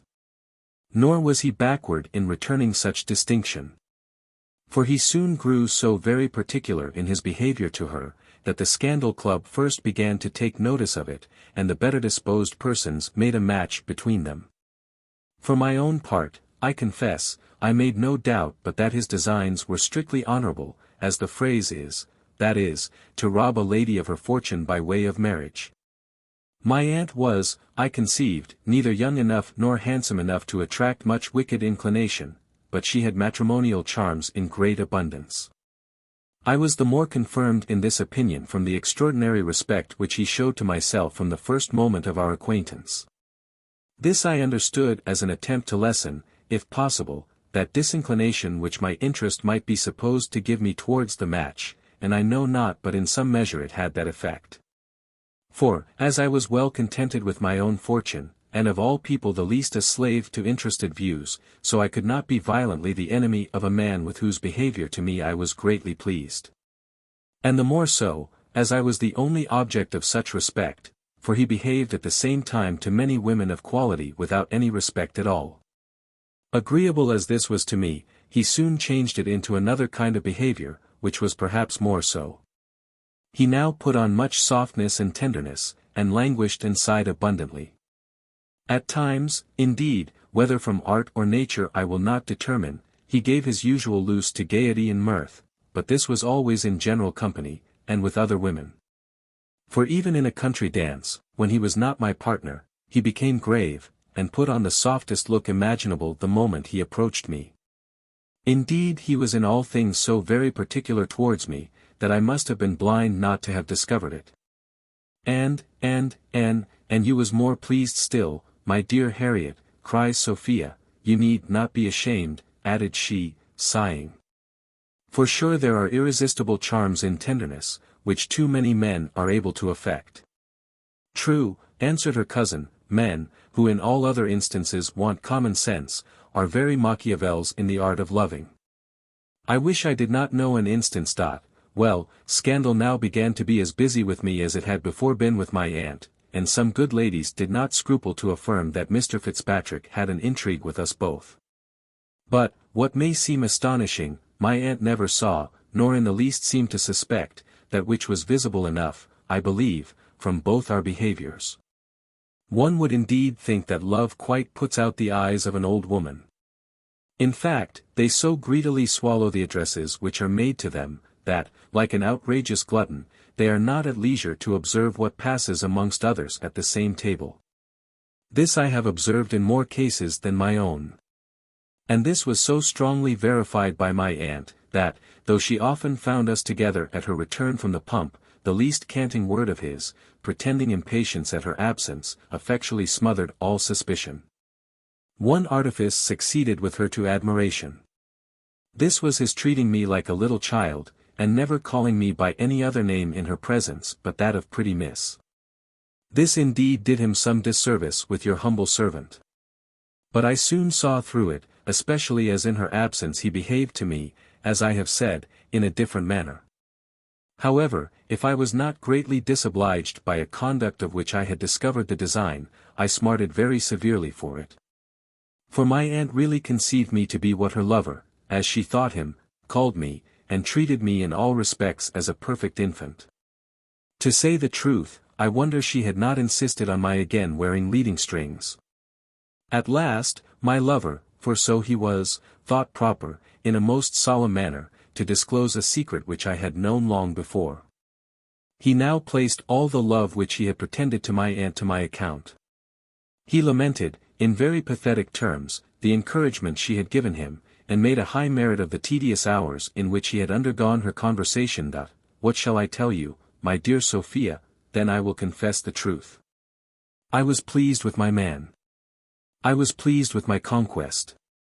To rival my aunt delighted me, to rival so many other women charmed me. In short, I am afraid I did not behave as I should do, even upon the very first declaration. I wish I did not almost give him positive encouragement before we parted. The Bath now talked loudly, I might almost say, roared against me. Several young women affected to shun my acquaintance, not so much, perhaps, from any real suspicion, as from a desire of banishing me from a company in which I too much engrossed their favourite man. And here I cannot omit expressing my gratitude to the kindness intended me by Mr. Nash, who took me one day aside, and gave me advice, which if I had followed, I had been a happy woman. "Child," says he, "I am sorry to see the familiarity which subsists between you and a fellow who is altogether unworthy of you, and I am afraid will prove your ruin. As for your old stinking aunt, if it was to be no injury to you and my pretty Sophie Western, I assure you I repeat his words, I should be heartily glad that the fellow was in possession of all that belongs to her. I never advise old women, for, if they take it into their heads to go to the devil, it is no more possible than worth while to keep them from him. Innocence and youth and beauty are worthy a better fate, and I would save them from his clutches. Let me advise you therefore, dear child, never suffer this fellow to be particular with you again." Many more things he said to me, which I have now forgotten, and indeed I attended very little to them at the time. For inclination contradicted all he said, and, besides, I could not be persuaded that women of quality would condescend to familiarity with such a person as he described. But I am afraid, my dear, I shall tire you with a detail of so many minute circumstances.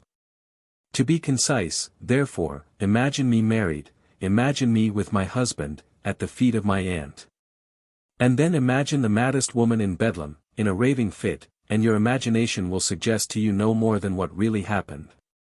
The very next day my aunt left the place, partly to avoid seeing Mr. Fitzpatrick or myself, and as much perhaps to avoid seeing anyone else.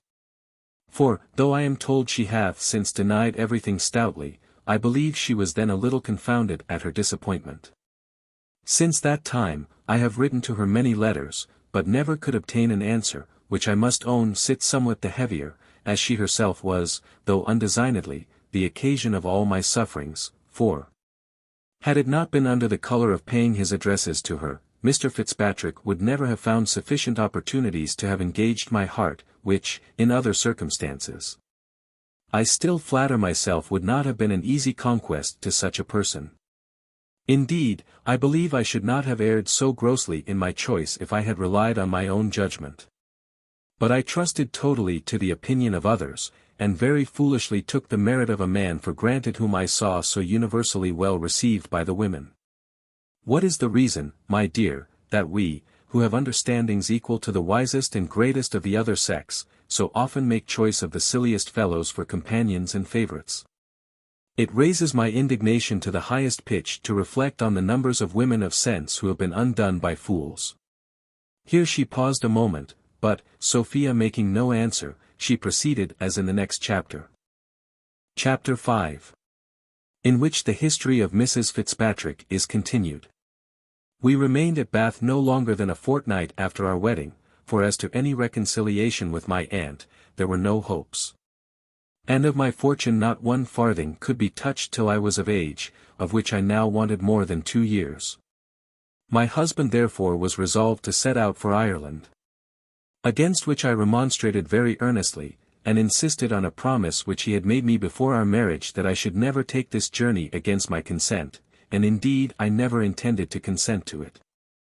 Nor will anybody, I believe, blame me for that resolution, but this, however, I never mentioned to my husband, and petitioned only for the reprieve of a month, but he had fixed the day, and to that day he obstinately adhered. The evening before our departure, as we were disputing this point with great eagerness on both sides, he started suddenly from his chair, and left me abruptly, saying he was going to the rooms.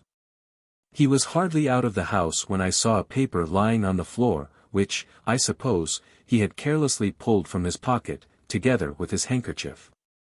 This paper I took up, and, finding it to be a letter, I made no scruple to open and read it, and indeed I read it so often that I can repeat it to you almost word for word. This then was the letter.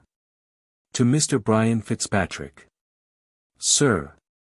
Yours received, and am surprised you should use me in this manner. As have never seen any of your cash, unless for one linsey woolsey coat, and your bill now is upwards of £150. Consider, sir, how often you have fobbed me off with your being shortly to be married to this lady and t'other lady, but I can neither live on hopes or promises. Nor will my woolen draper take any such in payment. You tell me you are secure of having either the aunt or the niece, and that you might have married the aunt before this, whose jointure you say is immense, but that you prefer the niece on account of her ready money. Pray, sir, take a fool's advice for once, and marry the first you can get. You will pardon my offering my advice, as you know I sincerely wish you well.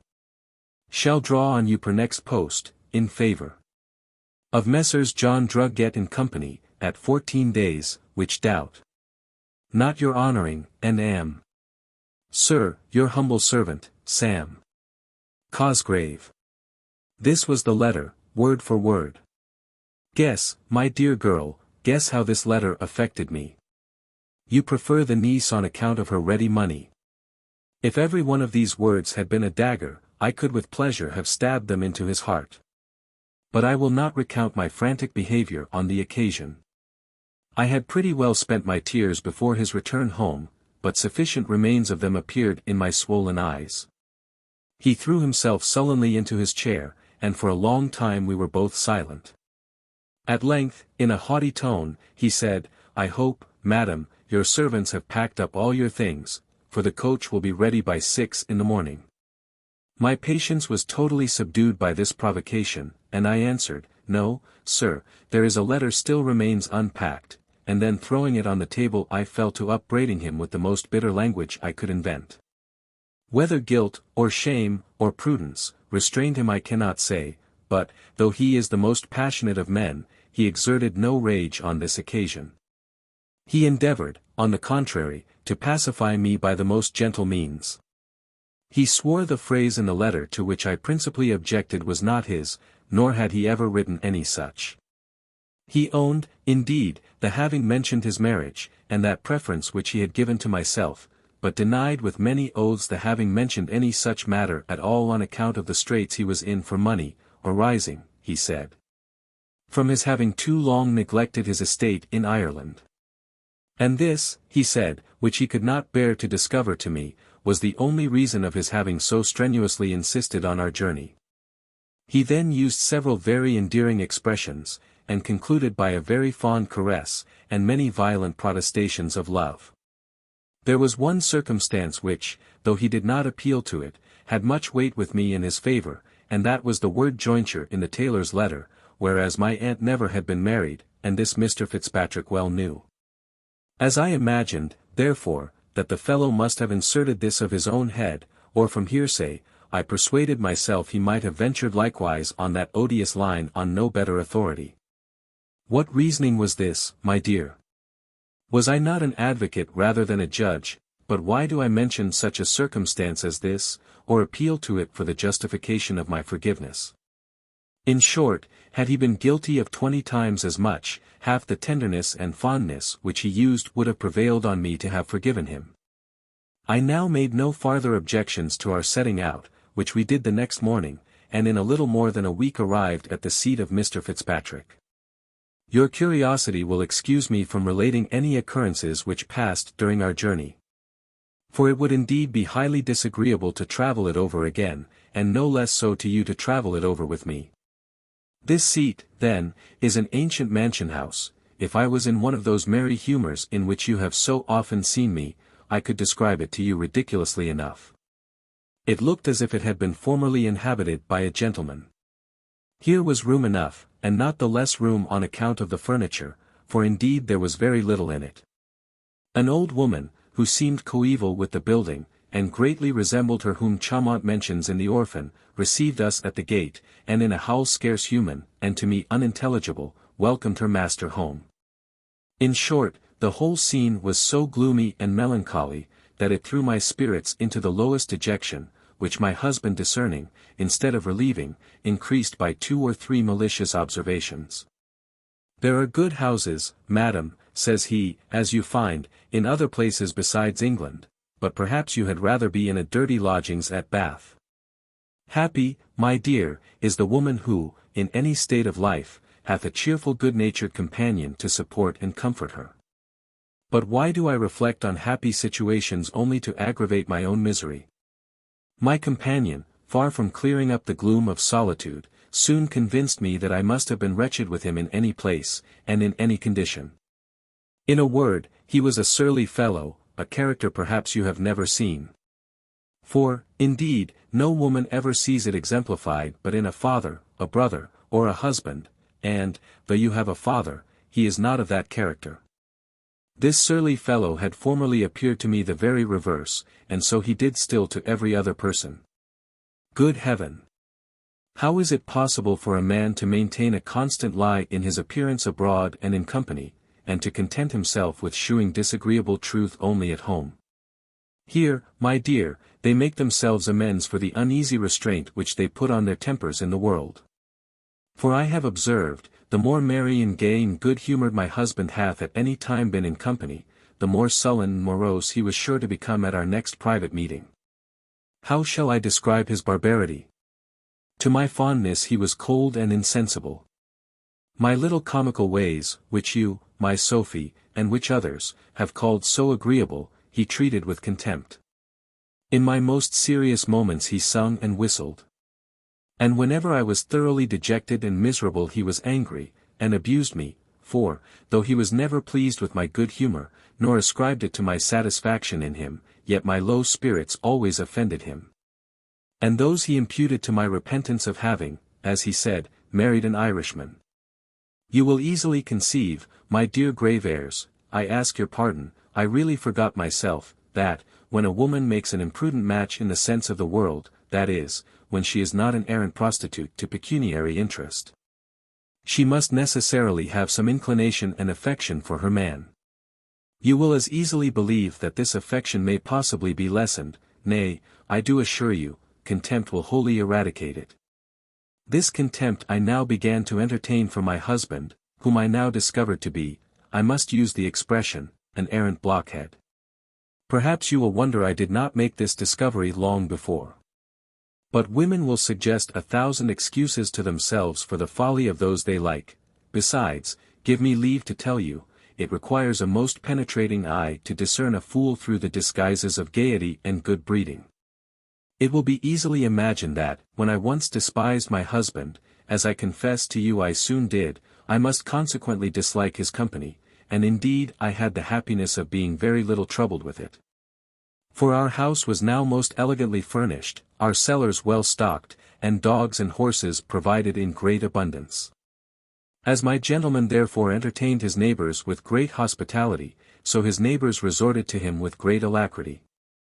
And sports and drinking consumed so much of his time, that a small part of his conversation, that is to say, of his ill humours, fell to my share. Happy would it have been for me if I could as easily have avoided all other disagreeable company. But, alas!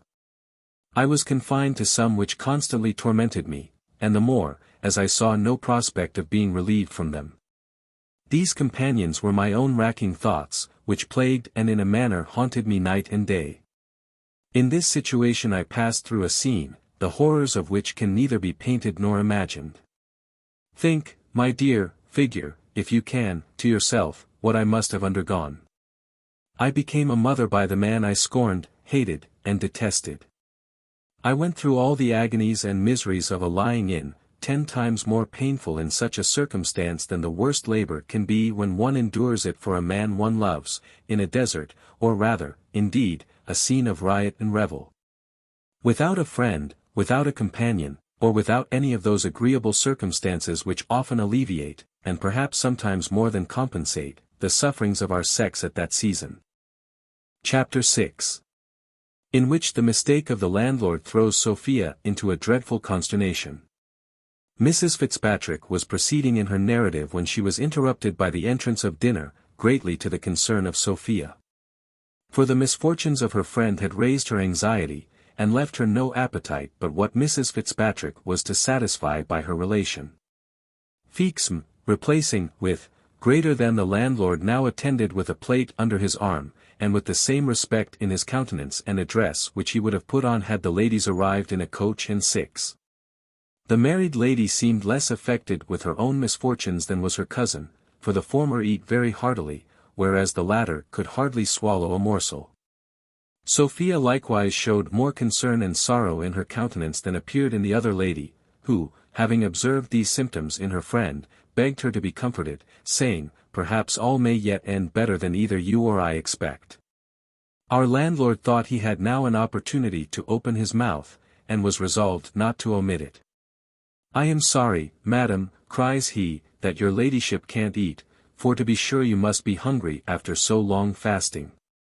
I hope your ladyship is not uneasy at anything, for, as madam there says, all may end better than anybody expects. A gentleman who was here just now brought excellent news. And perhaps some folks who have given other folks the slip may get to London before they are overtaken, and if they do, I make no doubt but they will find people who will be very ready to receive them. All persons under the apprehension of danger convert whatever they see and hear into the objects of that apprehension. Sophia therefore immediately concluded, from the foregoing speech, that she was known, and pursued by her father. She was now struck with the utmost consternation, and for a few minutes deprived of the power of speech. Which she no sooner recovered than she desired the landlord to send his servants out of the room, and then, addressing herself to him, said, I perceive, sir, you know who we are. But I beseech you, nay, I am convinced, if you have any compassion or goodness, you will not betray us. I betray your ladyship, quoth the landlord, no, and then he swore several very hearty oaths, I would sooner be cut into 10,000 pieces. I hate all treachery. I never betrayed any one in my life yet, and I am sure I shall not begin with so sweet a lady as your ladyship. All the world would very much blame me if I should, since it will be in your ladyship's power so shortly to reward me. My wife can witness for me, I knew your ladyship the moment you came into the house, I said it was your honour, before I lifted you from your horse, and I shall carry the bruises I got in your ladyship's service to the grave. But what signified that, as long as I saved your ladyship? To be sure some people this morning would have thought of getting a reward, but no such thought ever entered into my head. I would sooner starve than take any reward for betraying your ladyship. I promise you, sir, says Sophia, if it be ever in my power to reward you, you shall not lose by your generosity. Alack a day, madam, answered the landlord. In your ladyship's power. Heaven put it as much into your will. I am only afraid your honour will forget such a poor man as an innkeeper, but, if your ladyship should not, I hope you will remember what reward I refused. That is, I would have refused, and to be sure it may be called refusing, for I might have had it certainly, and to be sure you might have been in some houses. But, for my part, would not methinks for the world have your ladyship wrong me so much as to imagine I ever thought of betraying you, even before I heard the good news. What news, pray, says Sophia, something eagerly. Hath not your ladyship heard it, then, cries the landlord, nay, like enough, for I heard it only a few minutes ago, and if I had never heard it, may the devil fly away with me this instant if I would have betrayed your honour. No, if I would, may I, here he subjoined several dreadful imprecations, which Sophia at last interrupted, and begged to know what he meant by the news. He was going to answer, when Mrs. Honour came running into the room, all pale and breathless, and cried out, Madam, we are all undone, all ruined, they are come, they are come. These words almost froze up the blood of Sophia. But Mrs. Fitzpatrick asked Honour who were come, who, answered she, why, the French, several 100,000 of them are landed, and we shall be all murdered and ravished. As a miser, who hath, in some well-built city, a cottage, value 20 shillings, when at a distance he is alarmed with the news of a fire, turns pale and trembles at his loss. But when he finds the beautiful palaces only are burnt, and his own cottage remains safe, he comes instantly to himself, and smiles at his good fortunes, or as, for we dislike something in the former simile, the tender mother. When terrified with the apprehension that her darling boy is drowned, is struck senseless and almost dead with consternation. But when she is told that little master is safe, and the Victory only, with 1,200 brave men, gone to the bottom, life and sense again return, maternal fondness enjoys the sudden relief from all its fears. And the general benevolence which at another time would have deeply felt the dreadful catastrophe, lies fast asleep in her mind. So Sophia, than whom none was more capable of tenderly feeling the general calamity of her country, found such immediate satisfaction from the relief of those terrors she had of being overtaken by her father, that the arrival of the French scarce made any impression on her. She gently chid her maid for the fright into which she had thrown her, and said, she was glad it was no worse, for that she had feared somebody else was come. Ay, quoth the landlord, smiling, her ladyship knows better things. She knows the French are our very best friends, and come over hither only for our good. They are the people who are to make old England flourish again. I warrant her honour thought the Duke was coming, and that was enough to put her into a fright. I was going to tell your ladyship the news. His honour's majesty, heaven bless him, hath given the Duke the slip, and is marching as fast as he can to London, and 10,000 French are landed to join him on the road. Sophia was not greatly pleased with this news, nor with the gentleman who related it, but, as she still imagined he knew her, for she could not possibly have any suspicion of the real truth, she durst not show any dislike. And now the landlord, having removed the cloth from the table, withdrew, but at his departure frequently repeated his hopes of being remembered hereafter. The mind of Sophia was not at all easy under the supposition of being known at this house. For she still applied to herself many things which the landlord had addressed to Jenny Cameron. She therefore ordered her maid to pump out of him by what means he had become acquainted with her person, and who had offered him the reward for betraying her. She likewise ordered the horses to be in readiness by 4 in the morning, at which hour Mrs. Fitzpatrick promised to bear her company, and then, composing herself as well as she could, she desired that lady to continue her story. Chapter 7. In which Mrs. Fitzpatrick concludes her history. While Mrs. Honour, in pursuance of the commands of her mistress, ordered a bowl of punch, and invited my landlord and landlady to partake of it, Mrs. Fitzpatrick thus went on with her relation. Most of the officers who were quartered at a town in our neighbourhood were of my husband's acquaintance. Among these there was a lieutenant, a very pretty sort of man, and who was married to a woman, so agreeable both in her temper and conversation, that from our first knowing each other, which was soon after my lying in, we were almost inseparable companions. For I had the good fortune to make myself equally agreeable to her.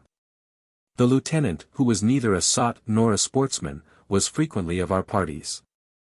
Indeed he was very little with my husband, and no more than good breeding constrained him to be, as he lived almost constantly at our house. My husband often expressed much dissatisfaction at the lieutenant's preferring my company to his. He was very angry with me on that account, and gave me many a hearty curse for drawing away his companions, saying, I ought to be d—d for having spoiled one of the prettiest fellows in the world, by making a milksop of him. You will be mistaken, my dear Sophia, if you imagine that the anger of my husband arose from my depriving him of a companion, for the lieutenant was not a person with whose society a fool could be pleased. And, if I should admit the possibility of this, so little right had my husband to place the loss of his companion to me, that I am convinced it was my conversation alone which induced him ever to come to the house. No, child, it was envy, the worst and most rancorous kind of envy, the envy of superiority of understanding. The wretch could not bear to see my conversation preferred to his, by a man of whom he could not entertain the least jealousy. Oh my dear Sophie, you are a woman of sense, if you marry a man, as is most probable you will, of less capacity than yourself, make frequent trials of his temper before marriage, and see whether he can bear to submit to such a superiority. Promise me, Sophie, you will take this advice, for you will hereafter find its importance. It is very likely I shall never marry at all, answered Sophia. I think, at least, I shall never marry a man in whose understanding I see any defects before marriage, and I promise you I would rather give up my own than see any such afterwards. "Give up your understanding," replied Mrs. Fitzpatrick. "Oh, fie, child. I will not believe so meanly of you. Everything else I might myself be brought to give up, but never this. Nature would not have allotted this superiority to the wife in so many instances, if she had intended we should all of us have surrendered it to the husband. This, indeed, men of sense never expect of us." Of which the lieutenant I have just mentioned was one notable example, for though he had a very good understanding, he always acknowledged, as was really true, that his wife had a better. And this, perhaps, was one reason of the hatred my tyrant bore her. Before he would be so governed by a wife, he said, especially such an ugly bee, for, indeed, she was not a regular beauty, but very agreeable and extremely genteel, he would see all the women upon earth at the devil. Which was a very usual phrase with him. He said, he wondered what I could see in her to be so charmed with her company, since this woman, says he, hath come among us, there is an end of your beloved reading, which you pretended to like so much, that you could not afford time to return the visits of the ladies in this country. And I must confess I had been guilty of a little rudeness this way, for the ladies there are at least no better than the mere country ladies here, and I think I need make no other excuse to you for declining any intimacy with them. This correspondence, however, continued a whole year, even all the while the lieutenant was quartered in that town, for which I was contented to pay the tax of being constantly abused in the manner above mentioned by my husband. I mean when he was at home, for he was frequently absent a month at a time at Dublin, and once made a journey of 2 months to London, in all which journeys I thought it a very singular happiness that he never once desired my company. Nay, by his frequent censures on men who could not travel, as he phrased it, without a wife tied up to their tail, he sufficiently intimated that, had I been never so desirous of accompanying him, my wishes would have been in vain. But, heaven knows, such wishes were very far from my thoughts. At length my friend was removed from me, and I was again left to my solitude, to the tormenting conversation with my own reflections, and to apply to books for my only comfort. I now read almost all day long. How many books do you think I read in 3 months? I can't guess, indeed, cousin, answered Sophia. Perhaps half a score. Half a score. Half 1,000, child, answered the other. I read a good deal in Daniel's English History of France, a great deal in Plutarch's Lives, the Atalantis, Pope's Homer, Dryden's Plays, Chillingworth, the Countess d'Aulnoy's, and Locke's Human Understanding. During this interval I wrote 3 very supplicating, and, I thought, moving letters to my aunt, but, as I received no answer to any of them, my disdain would not suffer me to continue my application. Here she stopped, and, looking earnestly at Sophia, said, Methinks, my dear, I read something in your eyes which reproaches me of a neglect in another place, where I should have met with a kinder return. Indeed, dear Harriet, answered Sophia, your story is an apology for any neglect, but, indeed, I feel that I have been guilty of a remissness, without so good an excuse. Yet pray proceed, for I long, though I tremble, to hear the end. Thus, then, Mrs. Fitzpatrick resumed her narrative. My husband now took a second journey to England, where he continued upwards of 3 months. During the greater part of this time I led a life which nothing but having led a worse could make me think tolerable. For perfect solitude can never be reconciled to a social mind, like mine, but when it relieves you from the company of those you hate. What added to my wretchedness was the loss of my little infant, not that I pretend to have had for it that extravagant tenderness of which I believe I might have been capable under other circumstances. But I resolved, in every instance, to discharge the duty of the tenderest mother, and this care prevented me from feeling the weight of that heaviest of all things, when it can be at all said to lie heavy on our hands. I had spent full 10 weeks almost entirely by myself, having seen nobody all that time, except my servants and a very few visitors, when a young lady, a relation to my husband, came from a distant part of Ireland to visit me. She had stayed once before a week at my house, and then I gave her a pressing invitation to return, for she was a very agreeable woman, and had improved good natural parts by a proper education. Indeed, she was to me a welcome guest.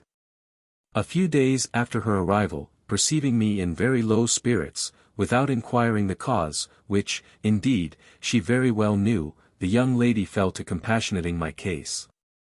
She said, though politeness had prevented me from complaining to my husband's relations of his behavior, yet they all were very sensible of it, and felt great concern upon that account, but none more than herself. And after some more general discourse on this head, which I own I could not forbear countenancing, at last, after much previous precaution and enjoined concealment, she communicated to me, as a profound secret, that my husband kept a mistress. You will certainly imagine I heard this news with the utmost insensibility. Upon my word, if you do, your imagination will mislead you. Contempt had not so kept down my anger to my husband, but that hatred rose again on this occasion. What can be the reason of this? Are we so abominably selfish, that we can be concerned at others having possession even of what we despise? Or are we not rather abominably vain, and is not this the greatest injury done to our vanity? What think you, Sophia? I don't know, indeed, answered Sophia.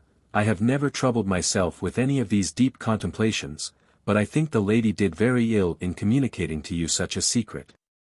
And yet, my dear, this conduct is natural, replied Mrs. Fitzpatrick, and, when you have seen and read as much as myself, you will acknowledge it to be so.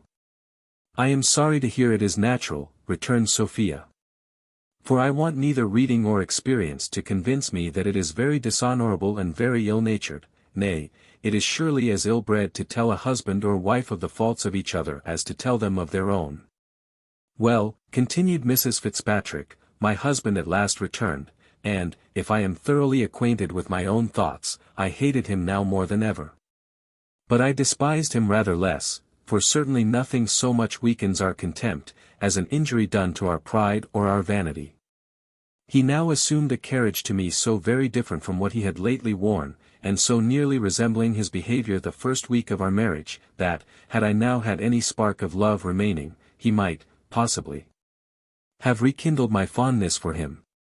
But, though hatred may succeed to contempt, and may perhaps get the better of it, love, I believe, cannot. The truth is, the passion of love is too restless to remain contented without the gratification which it receives from its object. And one can no more be inclined to love without loving than we can have eyes without seeing. When a husband, therefore, ceases to be the object of this passion, it is most probable some other man, I say, my dear, if your husband grows indifferent to you, if you once come to despise him, I say, that is, if you have the passion of love in you, lud. I have bewildered myself so, but one is apt, in these abstracted considerations, to lose the concatenation of ideas, as Mr. Locke says. In short, the truth is, in short, I scarce know what it is. But, as I was saying, my husband returned, and his behavior, at first, greatly surprised me, but he soon acquainted me with the motive, and taught me to account for it. In a word, then, he had spent and lost all the ready money of my fortune. And, as he could mortgage his own estate no deeper, he was now desirous to supply himself with cash for his extravagance, by selling a little estate of mine, which he could not do without my assistance. And to obtain this favor was the whole and sole motive of all the fondness which he now put on. With this I peremptorily refused to comply. I told him, and I told him truly, that, had I been possessed of the Indies at our first marriage, he might have commanded it all. For it had been a constant maxim with me, that where a woman disposes of her heart, she should always deposit her fortune. But, as he had been so kind, long ago, to restore the former into my possession, I was resolved likewise to retain what little remained of the latter. I will not describe to you the passion into which these words, and the resolute air in which they were spoken, threw him, nor will I trouble you with the whole scene which succeeded between us. Out came, you may be well assured, the story of the mistress, and out it did come, with all the embellishments which anger and disdain could bestow upon it. Mr. Fitzpatrick seemed a little thunderstruck with this, and more confused than I had seen him, though his ideas are always confused enough, heaven knows. He did not, however, endeavor to exculpate himself, but took a method which almost equally confounded me. What was this but recrimination? He affected to be jealous. He may, for aught I know, be inclined enough to jealousy in his natural temper. Nay, he must have had it from nature, or the devil must have put it into his head, for I defy all the world to cast a just aspersion on my character, nay, the most scandalous tongues have never dared censure my reputation. My fame, I thank heaven, hath been always as spotless as my life, and let falsehood itself accuse that if it dare. No, my dear grave heirs, however provoked, however ill-treated, however injured in my love, I have firmly resolved never to give the least room for censure on this account. And yet, my dear, there are some people so malicious, some tongues so venomous, that no innocence can escape them. The most undesigned word, the most accidental look, the least familiarity, the most innocent freedom, will be misconstrued, and magnified into I know not what, by some people. But I despise, my dear grave heirs, I despise all such slander. No such malice, I assure you, ever gave me an uneasy moment. No, no, I promise you I am above all that. But where was I? Oh, let me see, I told you my husband was jealous, and of whom, I pray, why, of whom but the lieutenant I mentioned to you before. He was obliged to resort above a year and more back to find any object for this unaccountable passion, if, indeed, he really felt any such, and was not an arrant counterfeit in order to abuse me. But I have tired you already with too many particulars. I will now bring my story to a very speedy conclusion. In short, then, after many scenes very unworthy to be repeated, in which my cousin engaged so heartily on my side, that Mr. Fitzpatrick at last turned her out of doors. When he found I was neither to be soothed nor bullied into compliance, he took a very violent method indeed.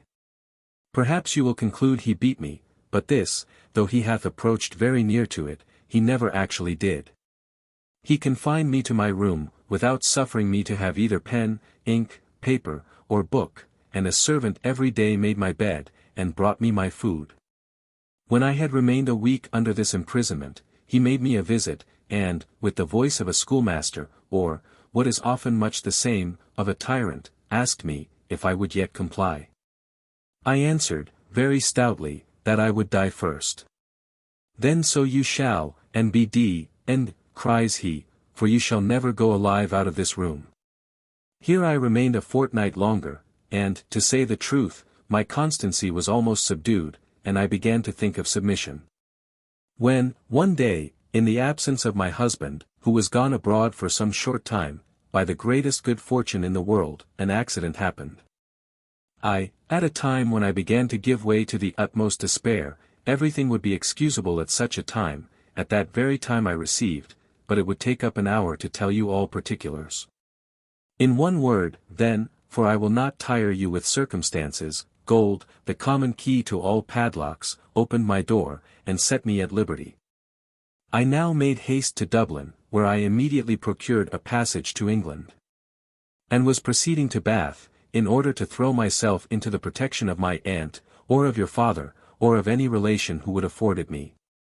My husband overtook me last night at the inn where I lay, and which you left a few minutes before me. But I had the good luck to escape him, and to follow you.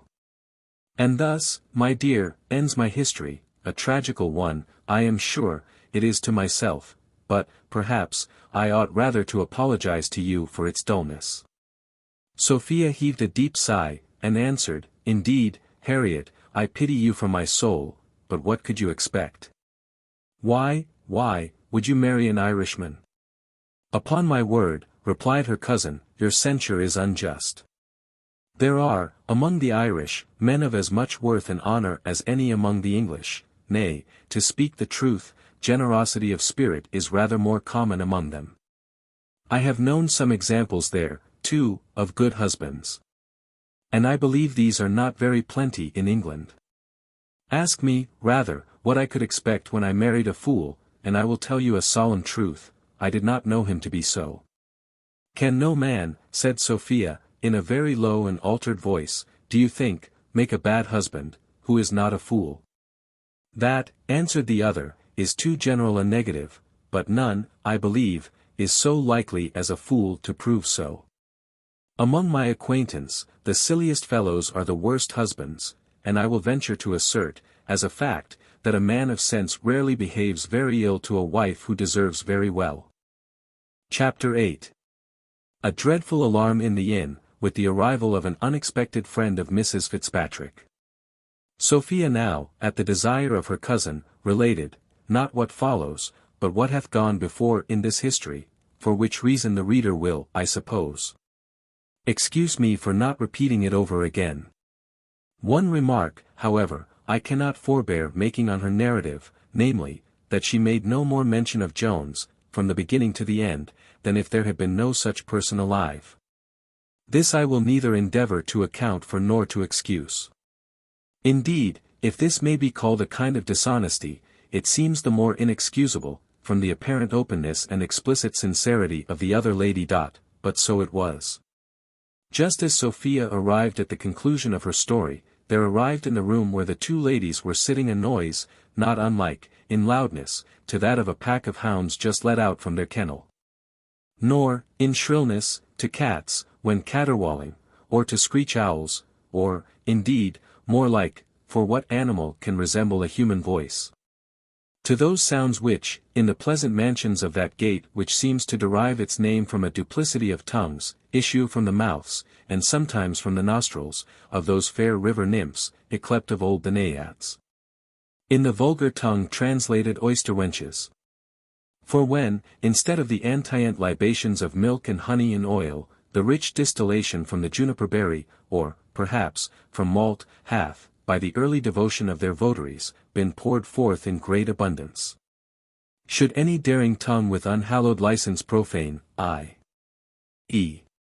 depreciate, the delicate fat Milton oyster, the plaice sound and firm, the flounder as much alive as when in the water, the shrimp as big as a prawn, the fine cod alive but a few hours ago, or any other of the various treasures which those water deities who fish the sea and rivers have committed to the care of the nymphs, the angry Naiads lift up their immortal voices, and the profane wretch is struck deaf for his impiety. Such was the noise which now burst from one of the rooms below. And soon the thunder, which long had rattled at a distance, began to approach nearer and nearer, till, having ascended by degrees upstairs, it at last entered the apartment where the ladies were. In short, to drop all metaphor and figure, Mrs. Honour, having scolded violently below stairs, and continued the same all the way up, came in to her mistress in a most outrageous passion, crying out, "What doth your ladyship think? Would you imagine that this impudent villain, the master of this house, hath had the impudence to tell me, nay, to stand it out to my face, that your ladyship is that nasty, stinking Jenny Cameron they call her, that runs about the country with the Pretender? Nay, the lying, saucy villain had the assurance to tell me that your ladyship had owned yourself to be so, but I have clawed the rascal, I have left the marks of my nails in his impudent face. My lady, says I, you saucy scoundrel. My lady is meet for no pretenders. She is a young lady of as good fashion, and family, and fortune, as any in Somersetshire. Did you never hear of the great Squire Western, sirrah? She is his only daughter. She is, an heiress to all his great estate. My lady to be called a nasty Scotch re by such a varlet, to be sure I wish I had knocked his brains out with the punch-bowl. The principal uneasiness with which Sophia was affected on this occasion Honour had herself caused, by having in her passion discovered who she was. However, as this mistake of the landlord sufficiently accounted for those passages which Sophia had before mistaken, she acquired some ease on that account, nor could she, upon the whole, forbear smiling. This enraged Honour, and she cried, "Indeed, madam, I did not think your ladyship would have made a laughing matter of it. To be called whore by such an impudent low rascal. Your ladyship may be angry with me, for aught I know, for taking your part, since proffered service, they say, stinks, but to be sure I could never bear to hear a lady of mine called whore. Nor will I bear it. I am sure your ladyship is as virtuous a lady as ever sat foot on English ground, and I will claw any villain's eyes out who dares for to offer to presume for to say the least word to the contrary. Nobody ever could say the least ill of the character of any lady that ever I waited upon. Hinc illi lacrimae. In plain truth, Honour had as much love for her mistress as most servants have, that is to say, but besides this, her pride obliged her to support the character of the lady she waited on. For she thought her own was in a very close manner connected with it. In proportion as the character of her mistress was raised, hers likewise, as she conceived, was raised with it. And, on the contrary, she thought the one could not be lowered without the other. On this subject, reader, I must stop a moment, to tell thee a story. The famous Nell Gwynn, stepping one day, from a house where she had made a short visit, into her coach, saw a great mob assembled, and her footman all bloody and dirty. The fellow, being asked by his mistress the reason of his being in that condition, answered, I have been fighting, madam, with an impudent rascal who called your ladyship a W.H.R. You blockhead, replied Mrs. Gwynn, at this rate you must fight every day of your life. Why, you fool, all the world knows it. Do they? Cries the fellow, in a muttering voice, after he had shut the coach door, they shan't call me a horse footman for all that. Thus the passion of Mrs. Honour appears natural enough, even if it were to be no otherwise accounted for. But, in reality, there was another cause of her anger, for which we must beg leave to remind our reader of a circumstance mentioned in the above simile. There are indeed certain liquors, which, being applied to our passions, or to fire, produce effects the very reverse of those produced by water, as they serve to kindle and inflame, rather than to extinguish. Among these, the generous liquor called punch is one. It was not, therefore, without reason, that the learned Dr. Cheney used to call drinking punch pouring liquid fire down your throat. Now, Mrs. Honour had unluckily poured so much of this liquid fire down her throat, that the smoke of it began to ascend into her pericranium and blinded the eyes of reason, which is there supposed to keep her residence. While the fire itself from the stomach easily reached the heart, and there inflamed the noble passion of pride. So that, upon the whole, we shall cease to wonder at the violent rage of the waiting woman, though at first sight we must confess the cause seems inadequate to the effect. Sophia and her cousin both did all in their power to extinguish these flames which had roared so loudly all over the house. They at length prevailed. Or, to carry the metaphor one step farther, the fire, having consumed all the fuel which the language affords, to wit, every reproachful term in it, at last went out of its own accord. But, though tranquillity was restored above stairs, it was not so below, where my landlady, highly resenting the injury done to the beauty of her husband by the flesh spades of Mrs. Honour, called aloud for revenge and justice. As to the poor man, who had principally suffered in the engagement, he was perfectly quiet. Perhaps the blood which he lost might have cooled his anger, for the enemy had not only applied her nails to his cheeks, but likewise her fist to his nostrils, which lamented the blow with tears of blood in great abundance. To this we may add reflections on his mistake, but indeed nothing so effectually silenced his resentment as the manner in which he now discovered his error, for as to the behaviour of Mrs. Honour, it had the more confirmed him in his opinion. But he was now assured by a person of great figure, and who was attended by a great equipage, that one of the ladies was a woman of fashion, and his intimate acquaintance. By the orders of this person, the landlord now ascended, and acquainted our fair travellers that a great gentleman below desired to do them the honour of waiting on them. Sophia turned pale and trembled at this message, though the reader will conclude it was too civil, notwithstanding the landlord's blunder, to have come from her father. But fear hath the common fault of a justice of peace, and is apt to conclude hastily from every slight circumstance, without examining the evidence on both sides. To ease the reader's curiosity, therefore, rather than his apprehensions, we proceed to inform him that an Irish peer had arrived very late that evening at the inn, in his way to London. This nobleman, having sallied from his supper at the Hurricane before commemorated, had seen the attendant of Mrs. Fitzpatrick, and upon a short inquiry, was informed that her lady, with whom he was very particularly acquainted, was above. This information he had no sooner received than he addressed himself to the landlord, pacified him, and sent him upstairs with compliments rather civiller than those which were delivered. It may perhaps be wondered at that the waiting woman herself was not the messenger employed on this occasion, but we are sorry to say she was not at present qualified for that, or indeed for any other office. The rum, for so the landlord chose to call the distillation from malt, had basely taken the advantage of the fatigue which the poor woman had undergone, and had made terrible depredations on her noble faculties. At a time when they were very unable to resist the attack. We shall not describe this tragical scene too fully, but we thought ourselves obliged, by that historic integrity which we profess, shortly to hint a matter which we would otherwise have been glad to have spared. Many historians, indeed, for want of this integrity, or of diligence, to say no worse, often leave the reader to find out these little circumstances in the dark, and sometimes to his great confusion and perplexity. Sophia was very soon eased of her causeless fright by the entry of the noble peer, who was not only an intimate acquaintance of Mrs. Fitzpatrick, but in reality a very particular friend of that lady. To say truth, it was by his assistance that she had been enabled to escape from her husband. For this nobleman had the same gallant disposition with those renowned knights of whom we read in heroic story, and had delivered many an imprisoned nymph from durance. He was indeed as bitter an enemy to the savage authority too often exercised by husbands and fathers, over the young and lovely of the other sex, as ever knight-errant was to the barbarous power of enchanters. Nay, to say truth, I have often suspected that those very enchanters with which romance everywhere abounds were in reality no other than the husbands of those days. And matrimony itself was, perhaps, the enchanted castle in which the nymphs were said to be confined. This nobleman had an estate in the neighbourhood of Fitzpatrick, and had been for some time acquainted with the lady.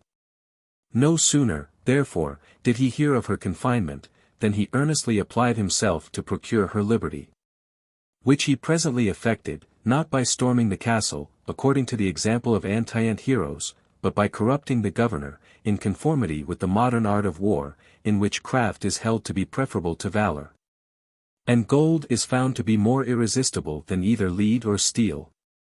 This circumstance, however, as the lady did not think it material enough to relate to her friend, we would not at that time impart it to the reader. We rather chose to leave him a while under a supposition that she had found, or coined, or by some very extraordinary, perhaps supernatural means, had possessed herself of the money with which she had bribed her keeper. Than to interrupt her narrative by giving a hint of what seemed to her of too little importance to be mentioned. The peer, after a short conversation, could not forbear expressing some surprise at meeting the lady in that place, nor could he refrain from telling her he imagined she had been gone to Bath. Mrs. Fitzpatrick very freely answered, that she had been prevented in her purpose by the arrival of a person she need not mention. In short, says she, I was overtaken by my husband, for I need not affect to conceal what the world knows too well already. I had the good fortune to escape in a most surprising manner, and am now going to London with this young lady, who is a near relation of mine, and who hath escaped from as great a tyrant as my own. His lordship, concluding that this tyrant was likewise a husband, made a speech full of compliments to both the ladies, and as full of invectives against his own sex. Nor indeed did he avoid some oblique glances at the matrimonial institution itself, and at the unjust powers given by it to man over the more sensible and more meritorious part of the species. He ended his oration with an offer of his protection, and of his coach and six, which was instantly accepted by Mrs. Fitzpatrick, and at last, upon her persuasions, by Sophia. Matters being thus adjusted, his lordship took his leave, and the ladies retired to rest, where Mrs. Fitzpatrick entertained her cousin with many high encomiums on the character of the noble peer, and enlarged very particularly on his great fondness for his wife, saying, she believed he was almost the only person of high rank who was entirely constant to the marriage bed. Indeed, added she, my dear Sophie, that is a very rare virtue amongst men of condition. Never expect it when you marry. For, believe me, if you do, you will certainly be deceived. A gentle sigh stole from Sophia at these words, which perhaps contributed to form a dream of no very pleasant kind. But, as she never revealed this dream to any one, so the reader cannot expect to see it related here. Chapter 9. The morning introduced in some pretty writing. A stagecoach. The civility of chambermaids. The heroic temper of Sophia. Her generosity. The return to it. The departure of the company, and their arrival at London. With some remarks for the use of travellers. Those members of society who are born to furnish the blessings of life now began to light their candles, in order to pursue their daily labours for the use of those who are born to enjoy these blessings. The sturdy hind now attends the levee of his fellow labourer the ox, the cunning artificer, the diligent mechanic, spring from their hard mattress. And now the bonny housemaid begins to repair the disordered drum-room, while the riotous authors of that disorder, in broken interrupted slumbers, tumble and toss, as if the hardness of down disquieted their repose. In simple phrase, the clock had no sooner struck 7 than the ladies were ready for their journey, and, at their desire, his lordship and his equipage were prepared to attend them. And now a matter of some difficulty arose. And this was how his lordship himself should be conveyed, for though in stage-coaches, where passengers are properly considered as so much luggage, the ingenious coachman stows half a dozen with perfect ease into the place of 4. For well he contrives that the fat hostess, or well-fed alderman, may take up no more room than the slim miss, or taper master, it being the nature of guts, when well squeezed, to give way, and to lie in a narrow compass. Yet in these vehicles, which are called, for distinction's sake, gentlemen's coaches, though they are often larger than the others, this method of packing is never attempted. His lordship would have put a short end to the difficulty, by very gallantly desiring to mount his horse, but Mrs. Fitzpatrick would by no means consent to it. It was therefore concluded that the Abigails should, by turns, relieve each other on one of his lordship's horses, which was presently equipped with a side saddle for that purpose. Everything being settled at the inn, the ladies discharged their former guides, and Sophia made a present to the landlord, partly to repair the bruise which he had received under herself, and partly on account of what he had suffered under the hands of her enraged waiting woman.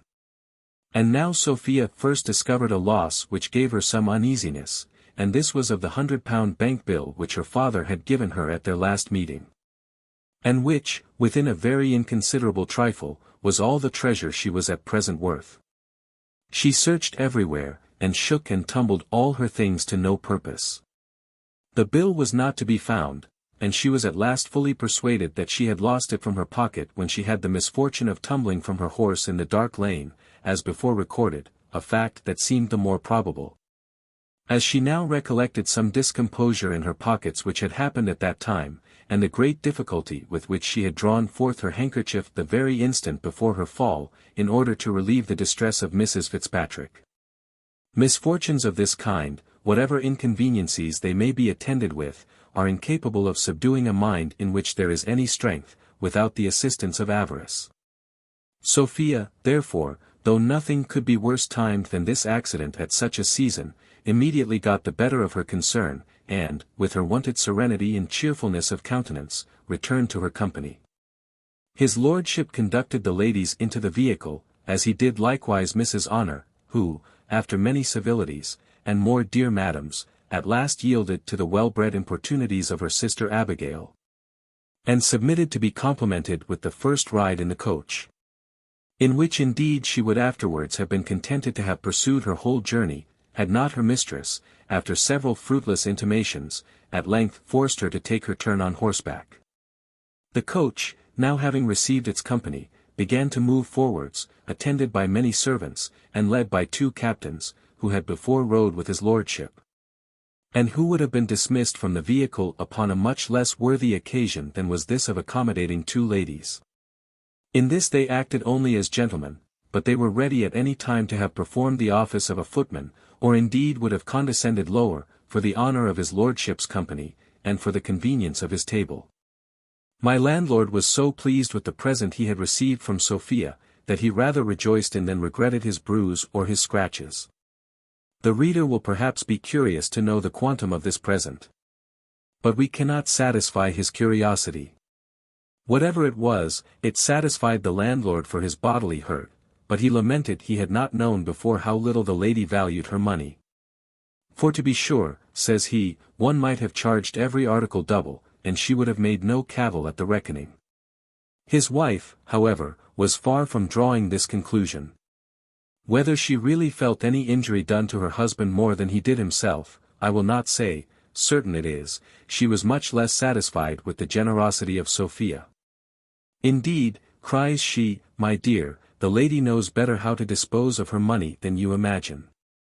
She might very well think we should not put up such a business without some satisfaction, and the law would have cost her an infinite deal more than this poor little matter, which I wonder you would take. You are always so bloodily wise, quoth the husband, it would have cost her more, would it? Dost fancy I don't know that as well as thee? But would any of that more, or so much, have come into our pockets? Indeed, if son Tom the lawyer had been alive, I could have been glad to have put such a pretty business into his hands. He would have got a good picking out of it. But I have no relation now who is a lawyer, and why should I go to law for the benefit of strangers? Nay, to be sure, answered she, you must know best. I believe I do, replied he. I fancy, when money is to be got, I can smell it out as well as another. Everybody, let me tell you, would not have talked people out of this. Mind that, I say, everybody would not have cajoled this out of her, mind that. The wife then joined in the applause of her husband's sagacity, and thus ended the short dialogue between them on this occasion. We will therefore take our leave of these good people, and attend his lordship and his fair companions, who made such good expedition that they performed a journey of 90 miles in 2 days, and on the second evening arrived in London, without having encountered any one adventure on the road worthy the dignity of this history to relate. Our pen, therefore, shall imitate the expedition which it describes, and our history shall keep pace with the travellers who are its subject. Good writers will, indeed, do well to imitate the ingenious traveller in this instance, who always proportions his stay at any place to the beauties, elegancies, and curiosities which it affords. At Esher, at Stowe, at Wilton, at Eastbury, and at Prior's Park, days are too short for the ravished imagination, while we admire the wondrous power of art in improving nature. In some of these, art chiefly engages our admiration. In others, nature and art contend for our applause, but, in the last, the former seems to triumph. Here nature appears in her richest attire, and art, dressed with the modestest simplicity, attends her benignant mistress. Here nature indeed pours forth the choicest treasures which she hath lavished on this world, and here human nature presents you with an object which can be exceeded only in the other. The same taste, the same imagination, which luxuriously riots in these elegant scenes, can be amused with objects of far inferior note. The woods, the rivers, the lawns of Devon and of Dorset, attract the eye of the ingenious traveller, and retard his pace, which delay he afterwards compensates by swiftly scouring over the gloomy heath of Bagshot. Or that pleasant plain which extends itself westward from Stockbridge, where no other object than one single tree only in 16 miles presents itself to the view, unless the clouds, in compassion to our tired spirits, kindly open their variegated mansions to our prospect. Not so travels the money-meditating tradesman, the sagacious justice, the dignified doctor, the warm-clad grazier, with all the numerous offspring of wealth and dullness. On they jog, with equal pace, through the verdant meadows or over the barren heath, their horses measuring 4 miles and a half per hour with the utmost exactness. The eyes of the beast and of his master being alike directed forwards, and employed in contemplating the same objects in the same manner. With equal rapture the good writer surveys the proudest boasts of the architect, and those fair buildings with which some unknown name hath adorned the rich clothing town, where heaps of bricks are piled up as a kind of monument to show that heaps of money have been piled there before. And now, reader, as we are in haste to attend our heroine, we will leave to thy sagacity to apply all this to the Boeotian writers, and to those authors who are their opposites. This thou wilt be abundantly able to perform without our aid. Bestir thyself therefore on this occasion. For, though we will always lend thee proper assistance in difficult places, as we do not, like some others, expect thee to use the arts of divination to discover our meaning, yet we shall not indulge thy laziness where nothing but thy own attention is required. For thou art highly mistaken if thou dost imagine that we intended, when we began this great work, to leave thy sagacity nothing to do. Or that, without sometimes exercising this talent, thou wilt be able to travel through our pages with any pleasure or profit to thyself. Chapter 10. Containing a hint or two concerning virtue, and a few more concerning suspicion. Our company, being arrived at London, were set down at his lordship's house, where, while they refreshed themselves after the fatigue of their journey, servants were dispatched to provide a lodging for the two ladies. For, as her ladyship was not then in town, Mrs. Fitzpatrick would by no means consent to accept a bed in the mansion of the peer. Some readers will, perhaps, condemn this extraordinary delicacy, as I may call it, of virtue, as too nice and scrupulous, but we must make allowances for her situation, which must be owned to have been very ticklish. And, when we consider the malice of censorious tongues, we must allow, if it was a fault, the fault was an excess on the right side, and which every woman who is in the self-same situation will do well to imitate. The most formal appearance of virtue, when it is only an appearance, may, perhaps, in very abstracted considerations, seem to be rather less commendable than virtue itself without this formality, but it will, however, be always more commended. And this, I believe, will be granted by all, that it is necessary, unless in some very particular cases, for every woman to support either the one or the other. A lodging being prepared, Sophia accompanied her cousin for that evening, but resolved early in the morning to inquire after the lady into whose protection, as we have formerly mentioned, she had determined to throw herself when she quitted her father's house. And this she was the more eager in doing from some observations she had made during her journey in the coach. Now, as we would by no means fix the odious character of suspicion on Sophia, we are almost afraid to open to our reader the conceits which filled her mind concerning Mrs. Fitzpatrick, of whom she certainly entertained at present some doubts, which, as they are very apt to enter into the bosoms of the worst of people, we think proper not to mention more plainly till we have first suggested a word or two to our reader touching suspicion in general. Of this there have always appeared to me to be 2 degrees. The first of these I chose to derive from the heart, as the extreme velocity of its discernment seems to denote some previous inward impulse, and the rather as this superlative degree often forms its own objects, sees what is not, and always more than really exists. This is that quick-sighted penetration whose hawk's eyes no symptom of evil can escape, which observes not only upon the actions, but upon the words and looks, of men. And, as it proceeds from the heart of the observer, so it dives into the heart of the observed, and there espies evil, as it were, in the first embryo, nay, sometimes before it can be said to be conceived. An admirable faculty, if it were infallible, but, as this degree of perfection is not even claimed by more than one mortal being, so from the fallibility of such acute discernment have arisen many sad mischiefs and most grievous heartaches to innocence and virtue. I cannot help, therefore, regarding this vast quick-sightedness into evil as a vicious excess, and as a very pernicious evil in itself. And I am the more inclined to this opinion, as I am afraid it always proceeds from a bad heart, for the reasons I have above mentioned, and for one more, namely, because I never knew it the property of a good one. Now, from this degree of suspicion I entirely and absolutely acquit Sophia. A second degree of this quality seems to arise from the head. This is, indeed, no other than the faculty of seeing what is before your eyes, and of drawing conclusions from what you see. The former of these is unavoidable by those who have any eyes, and the latter is perhaps no less certain and necessary a consequence of our having any brains. This is altogether as bitter an enemy to guilt as the former is to innocence, nor can I see it in an unamiable light, even though, through human fallibility, it should be sometimes mistaken.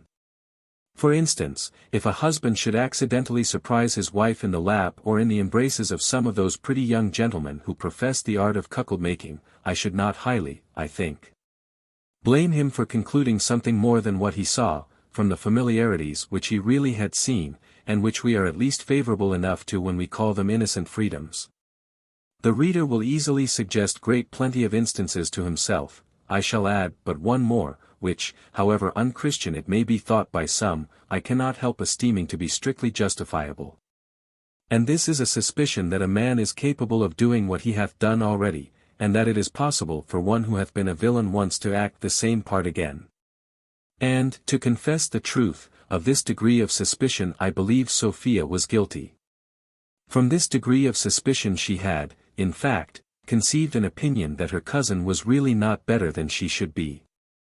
The case, it seems, was this: Mrs. Fitzpatrick wisely considered that the virtue of a young lady is, in the world, in the same situation with a poor hare, which is certain, whenever it ventures abroad, to meet its enemies.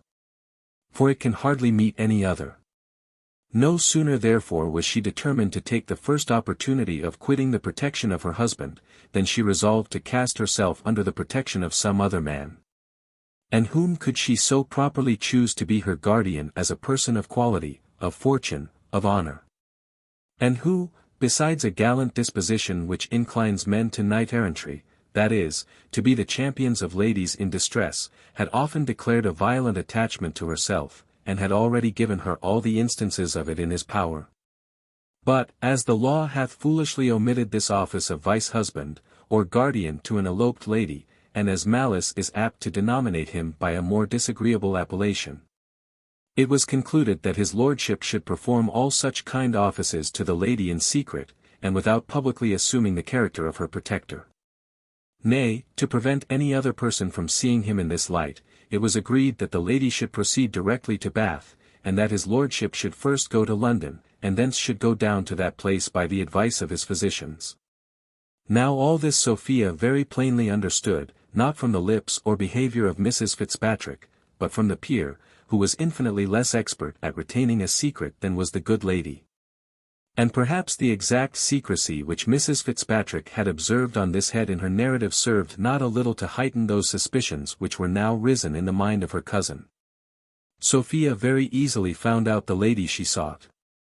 For indeed there was not a chairman in town to whom her house was not perfectly well known, and, as she received, in return of her first message, a most pressing invitation, she immediately accepted it. Mrs. Fitzpatrick, indeed, did not desire her cousin to stay with her with more earnestness than civility required. Whether she had discerned and resented the suspicion above mentioned, or from what other motive it arose, I cannot say. But certain it is, she was full as desirous of parting with Sophia as Sophia herself could be of going. The young lady, when she came to take leave of her cousin, could not avoid giving her a short hint of advice. She begged her, for heaven's sake, to take care of herself, and to consider in how dangerous a situation she stood, adding, she hoped some method would be found of reconciling her to her husband. You must remember, my dear, says she, the maxim which my Aunt Western hath so often repeated to us both. That whenever the matrimonial alliance is broke, and war declared between husband and wife, she can hardly make a disadvantageous peace for herself on any conditions. These are my aunt's very words, and she hath had a great deal of experience in the world. Mrs. Fitzpatrick answered, with a contemptuous smile, never fear me, child, take care of yourself, for you are younger than I. I will come and visit you in a few days, but, dear Sophie, let me give you one piece of advice, leave the character of grave airs in the country, for, believe me, it will sit very awkwardly upon you in this town. Thus the two cousins parted, and Sophia repaired directly to Lady Bellaston, where she found a most hearty, as well as a most polite, welcome. The lady had taken a great fancy to her when she had seen her formerly with her Aunt Western. She was indeed extremely glad to see her, and was no sooner acquainted with the reasons which induced her to leave the squire and to fly to London than she highly applauded her sense and resolution. And after expressing the highest satisfaction in the opinion which Sophia had declared she entertained of her ladyship, by choosing her house for an asylum, she promised her all the protection which it was in her power to give. As we have now brought Sophia into safe hands, the reader will, I apprehend, be contented to deposit her there a while, and to look a little after other personages, and particularly poor Jones, whom we have left long enough to do penance for his past offences, which, as is the nature of vice, brought sufficient punishment upon him themselves. Book 12 containing the same individual time with the former. Chapter 1. Showing what is to be deemed plagiarism in a modern author, and what is to be considered as lawful prize. The learned reader must have observed that in the course of this mighty work, I have often translated passages out of the best anti-ant authors, without quoting the original, or without taking the least notice of the book from whence they were borrowed. This conduct in writing is placed in a very proper light by the ingenious Abbé Bannier, in his preface to his Mythology, a work of great erudition and of equal judgment. It will be easy, says he, for the reader to observe that I have frequently had greater regard to him than to my own reputation, for an author certainly pays him a considerable compliment, when, for his sake, he suppresses learned quotations that come in his way, and which would have cost him but the bare trouble of transcribing. To fill up a work with these scraps may, indeed, be considered as a downright cheat on the learned world, who are by such means imposed upon to buy a second time, in fragments and by retail, what they have already engrossed, if not in their memories, upon their shelves. And it is still more cruel upon the illiterate, who are drawn in to pay for what is of no manner of use to them. A writer who intermixes great quantity of Greek and Latin with his works, deals by the ladies and fine gentlemen in the same paltry manner with which they are treated by the auctioneers, who often endeavor so to confound and mix up their lots, that, in order to purchase the commodity you want, you are obliged at the same time to purchase that which will do you no service. And yet, as there is no conduct so fair and disinterested but that it may be misunderstood by ignorance, and misrepresented by malice, I have been sometimes tempted to preserve my own reputation at the expense of my reader, and to transcribe the original, or at least to quote chapter and verse, whenever I have made use either of the thought or expression of another. I am, indeed, in some doubt that I have often suffered by the contrary method, and that, by suppressing the original author's name, I have been rather suspected of plagiarism than reputed to act from the amiable motive assigned by that justly celebrated Frenchman. Now, to obviate all such imputations for the future, I do here confess and justify the fact. The ancients may be considered as a rich common, where every person who hath the smallest tenement in Parnassus hath a free right to fatten his muse. Or, to place it in a clearer light, we moderns are to the ancients what the poor are to the rich. By the poor here I mean that large and venerable body which, in English, we call the mob. Now, whoever hath had the honor to be admitted to any degree of intimacy with this mob, must well know that it is one of their established maxims to plunder and pillage their rich neighbors without any reluctance, and that this is held to be neither sin nor shame among them. And so constantly do they abide and act by this maxim, that, in every parish almost in the kingdom, there is a kind of confederacy ever carrying on against a certain person of opulence called the squire, whose property is considered as free booty by all his poor neighbors, who, as they conclude that there is no manner of guilt in such depredations, look upon it as a point of honor and moral obligation to conceal, and to preserve each other from punishment on all such occasions. In like manner are the ancients, such as Homer, Virgil, Horace, Cicero, and the rest, to be esteemed among us writers, as so many wealthy squires, from whom we, the poor of Parnassus, claim an immemorial custom of taking whatever we can come at. This liberty I demand, and this I am as ready to allow again to my poor neighbors in their turn. All I profess, and all I require of my brethren, is to maintain the same strict honesty among ourselves which the mob show to one another. To steal from one another is indeed highly criminal and indecent, for this may be strictly styled defrauding the poor, sometimes perhaps those who are poorer than ourselves, or, to set it under the most opprobrious colors, robbing the spittle. Since, therefore, upon the strictest examination, my own conscience cannot lay any such pitiful theft to my charge, I am contented to plead guilty to the former accusation.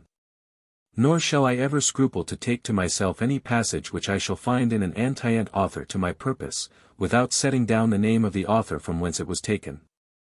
Nay, I absolutely claim a property in all such sentiments the moment they are transcribed into my writings, and I expect all readers henceforwards to regard them as purely and entirely my own. This claim, however, I desire to be allowed me only on condition that I preserve strict honesty towards my poor brethren, from whom, if ever I borrow any of that little of which they are possessed, I shall never fail to put their mark upon it, that it may be at all times ready to be restored to the right owner. The omission of this was highly blamable in one Mr. Moore, who, having formerly borrowed some lines of Pope and Company, took the liberty to transcribe 6 of them into his play of the rival modes. Mr. Pope, however, very luckily found them in the said play, and, laying violent hands on his own property, transferred it back again into his own works. And, for a further punishment, imprisoned the said Moor in the loathsome dungeon of the Dunciad, where his unhappy memory now remains, and eternally will remain, as a proper punishment for such his unjust dealings in the poetical trade. Chapter 2. In which, though the squire doth not find his daughter, something is found which puts an end to his pursuit. The history now returns to the inn at Upton, whence we shall first trace the footsteps of Squire Western. For, as he will soon arrive at an end of his journey, we shall have then full leisure to attend our hero. The reader may be pleased to remember that the said squire departed from the inn in great fury, and in that fury he pursued his daughter. The hostler having informed him that she had crossed the Severn, he likewise passed that river with his equipage, and rode full speed, vowing the utmost vengeance against poor Sophia, if he should but overtake her. He had not gone far before he arrived at a crossway. Here he called a short council of war, in which, after hearing different opinions, he at last gave the direction of his pursuit to fortune, and struck directly into the Worcester road. In this road he proceeded about 2 miles, when he began to bemoan himself most bitterly, frequently crying out, "What pity is it? Sure never was so unlucky a dog as myself." And then burst forth a volley of oaths and execrations. The parson attempted to administer comfort to him on this occasion. "Sorrow not, sir," says he, "like those without hope. Howbeit we have not yet been able to overtake young madam, we may account it some good fortune that we have hitherto traced her course aright. Peradventure she will soon be fatigate with her journey, and will tarry in some inn, in order to renovate her corporeal functions, and in that case, in all moral certainty, you will very briefly be compos voti." "Pog. D. and the slut," answered the squire, "I am lamenting the loss of so fine a morning for hunting. It is confounded hard to lose one of the best scenting days, in all appearance, which hath been this season, and especially after so long a frost. Whether fortune, who now and then shows some compassion in her wantonest tricks, might not take pity of the squire. And, as she had determined not to let him overtake his daughter, might not resolve to make him amend some other way, I will not assert." But he had hardly uttered the words just before commemorated, and 2 or 3 oaths at their heels, when a pack of hounds began to open their melodious throats at a small distance from them, which the squire's horse and his rider both perceiving, both immediately pricked up their ears, and the squire, crying, "She's gone, she's gone. Damn me if she is not gone," instantly clapped spurs to the beast, who little needed it, having indeed the same inclination with his master. And now the whole company, crossing into a cornfield, rode directly towards the hounds, with much hallowing and whooping, while the poor parson, blessing himself, brought up the rear. Thus fable reports that the fair Grimalkin, whom Venus, at the desire of a passionate lover, converted from a cat into a fine woman, no sooner perceived a mouse than, mindful of her former sport, and still retaining her pristine nature, she leaped from the bed of her husband to pursue the little animal. What are we to understand by this? Not that the bride was displeased with the embraces of her amorous bridegroom. For, though some have remarked that cats are subject to ingratitude, yet women and cats too will be pleased and purr on certain occasions. The truth is, as the sagacious Sir Roger Lestrange observes, in his deep reflections, that, if we shut nature out at the door, she will come in at the window, and that puss, though a madam, will be a mouser still. In the same manner we are not to arraign the squire of any want of love for his daughter, for in reality he had a great deal. We are only to consider that he was a squire and a sportsman, and then we may apply the fable to him, and the judicious reflections likewise. The hounds ran very hard, as it is called, and the squire pursued over hedge and ditch, with all his usual vociferation and alacrity, and with all his usual pleasure. Nor did the thoughts of Sophia ever once intrude themselves to allay the satisfaction he enjoyed in the chase, which, he said, was one of the finest he ever saw, and which he swore was very well worth going 50 miles for. As the squire forgot his daughter, the servants, we may easily believe, forgot their mistress. And the parson, after having expressed much astonishment, in Latin, to himself, at length likewise abandoned all farther thoughts of the young lady, and, jogging on at a distance behind, began to meditate a portion of doctrine for the ensuing Sunday. The squire who owned the hounds was highly pleased with the arrival of his brother squire and sportsman. For all men approve merit in their own way, and no man was more expert in the field than Mr. Western, nor did any other better know how to encourage the dogs with his voice, and to animate the hunt with his holla.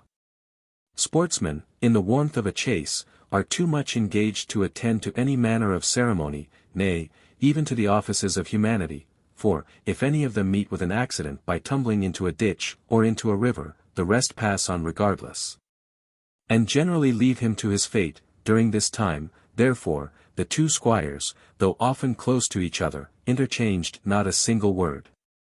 The master of the hunt, however, often saw and approved the great judgment of the stranger in drawing the dogs when they were at a fault, and hence conceived a very high opinion of his understanding, as the number of his attendants inspired no small reverence to his quality. As soon, therefore, as the sport was ended by the death of the little animal which had occasioned it, the two squires met, and in all squire-like greeting saluted each other. The conversation was entertaining enough, and what we may perhaps relate in an appendix, or on some other occasion, but as it nowise concerns this history, we cannot prevail on ourselves to give it a place here. It concluded with a second chase, and that with an invitation to dinner. This being accepted, was followed by a hearty bout of drinking, which ended in as hearty a nap on the part of Squire Western.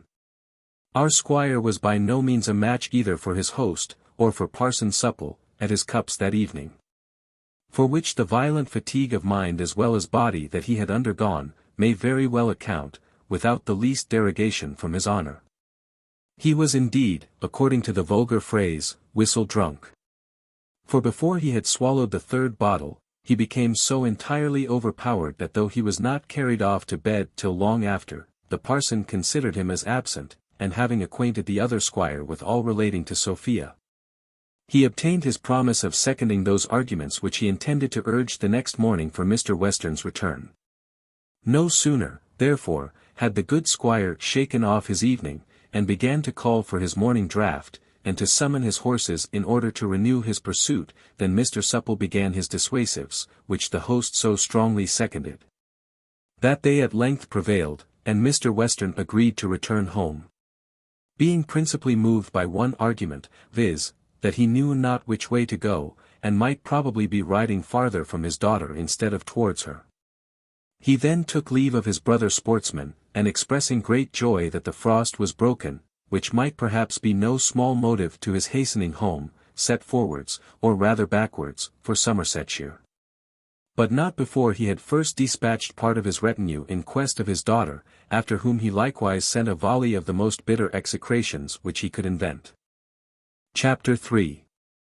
The departure of Jones from Upton, with what passed between him and Partridge on the road. At length we are once more come to our hero. And, to say truth, we have been obliged to part with him so long, that, considering the condition in which we left him, I apprehend many of our readers have concluded we intended to abandon him for ever. He being at present in that situation in which prudent people usually desist from inquiring any farther after their friends, lest they should be shocked by hearing such friends had hanged themselves. But, in reality, if we have not all the virtues, I will boldly say, neither have we all the vices of a prudent character. And though it is not easy to conceive circumstances much more miserable than those of poor Jones at present, we shall return to him, and attend upon him with the same diligence as if he was wantoning in the brightest beams of fortune. Mr. Jones, then, and his companion Partridge, left the inn a few minutes after the departure of Squire Western, and pursued the same road on foot, for the hostler told them that no horses were by any means to be at that time procured at Upton. On they marched with heavy hearts, for though their disquiet proceeded from very different reasons, yet displeased they were both, and if Jones sighed bitterly, Partridge grunted altogether as sadly at every step. When they came to the cross-roads where the squire had stopped to take counsel, Jones stopped likewise, and turning to Partridge, asked his opinion which track they should pursue. "Ah, sir," answered Partridge, "I wish your honour would follow my advice." "Why should I not?" replied Jones, for it is now indifferent to me whither I go, or what becomes of me. My advice, then, said Partridge, is, that you immediately face about and return home, for who that hath such a home to return to as your honour, would travel thus about the country like a vagabond? I ask pardon, said Vox eas sola reperta est. Alas, cries Jones, I have no home to return to, but if my friend, my father, would receive me, could I bear the country from which Sophia is flown? Cruel Sophia! Cruel! No, let me blame myself, no, let me blame thee. Nation seize thee, fool, blockhead. Thou hast undone me, and I will tear thy soul from thy body. At which words he laid violent hands on the collar of poor Partridge, and shook him more heartily than an ague fit, or his own fears had ever done before. Partridge fell trembling on his knees, and begged for mercy, vowing he had meant no harm, when Jones, after staring wildly on him for a moment, quitted his hold, and discharged a rage on himself, that, had it fallen on the other, would certainly have put an end to his being, which indeed the very apprehension of it had almost effected. We would bestow some pains here in minutely describing all the mad pranks which Jones played on this occasion, could we be well assured that the reader would take the same pains in perusing them. But as we are apprehensive that, after all the labour which we should employ in painting this scene, the said reader would be very apt to skip it entirely over, we have saved ourselves that trouble. To say the truth, we have, from this reason alone, often done great violence to the luxuriance of our genius, and have left many excellent descriptions out of our work, which would otherwise have been in it. And this suspicion, to be honest, arises, as is generally the case, from our own wicked heart, for we have, ourselves, been very often most horridly given to jumping, as we have run through the pages of voluminous historians. Suffice it then simply to say, that Jones, after having played the part of a madman for many minutes, came, by degrees, to himself. Which no sooner happened, than, turning to Partridge, he very earnestly begged his pardon for the attack he had made on him in the violence of his passion, but concluded, by desiring him never to mention his return again. For he was resolved never to see that country any more. Partridge easily forgave, and faithfully promised to obey the injunction now laid upon him. And then Jones very briskly cried out, since it is absolutely impossible for me to pursue any farther the steps of my angel, I will pursue those of glory. Come on, my brave lad, now for the army, it is a glorious cause, and I would willingly sacrifice my life in it, even though it was worth my preserving. And so saying, he immediately struck into the different road from that which the squire had taken, and, by mere chance, pursued the very same through which Sophia had before passed. Our travellers now marched a full mile, without speaking a syllable to each other, though Jones, indeed, muttered many things to himself. As to Partridge, he was profoundly silent. For he was not, perhaps, perfectly recovered from his former fright. Besides, he had apprehensions of provoking his friend to a second fit of wrath, especially as he now began to entertain a conceit, which may not, perhaps, create any great wonder in the reader. In short, he began now to suspect that Jones was absolutely out of his senses. At length, Jones, being weary of soliloquy, addressed himself to his companion, and blamed him for his taciturnity. For which the poor man very honestly accounted, from his fear of giving offence. And now this fear being pretty well removed, by the most absolute promises of indemnity, Partridge again took the bridle from his tongue. Which, perhaps, rejoiced no less at regaining its liberty, than a young colt, when the bridle is slipped from his neck, and he is turned loose into the pastures. As Partridge was inhibited from that topic which would have first suggested itself, he fell upon that which was next uppermost in his mind, namely, the man of the hill. Certainly, sir, says he, that could never be a man, who dresses himself and lives after such a strange manner, and so unlike other folks. Besides, his diet, as the old woman told me, is chiefly upon herbs, which is a fitter food for a horse than a Christian. Nay, landlord at Upton says that the neighbours thereabouts have very fearful notions about him. It runs strangely in my head that it must have been some spirit, who, perhaps, might be sent to forewarn us, and who knows but all that matter which he told us, of his going to fight, and of his being taken prisoner, and of the great danger he was in of being hanged, might be intended as a warning to us, considering what we are going about. Besides, I dreamt of nothing all last night but of fighting, and methought the blood ran out of my nose, as liquor out of a tap.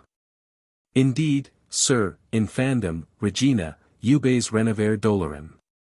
Thy story, Partridge, answered Jones, is almost as ill applied as thy Latin. Nothing can be more likely to happen than death to men who go into battle. Perhaps we shall both fall in it, and what then? What then? Replied Partridge. Why then there is an end of us, is there not? When I am gone, all is over with me. What matters the cause to me, or who gets the victory, if I am killed?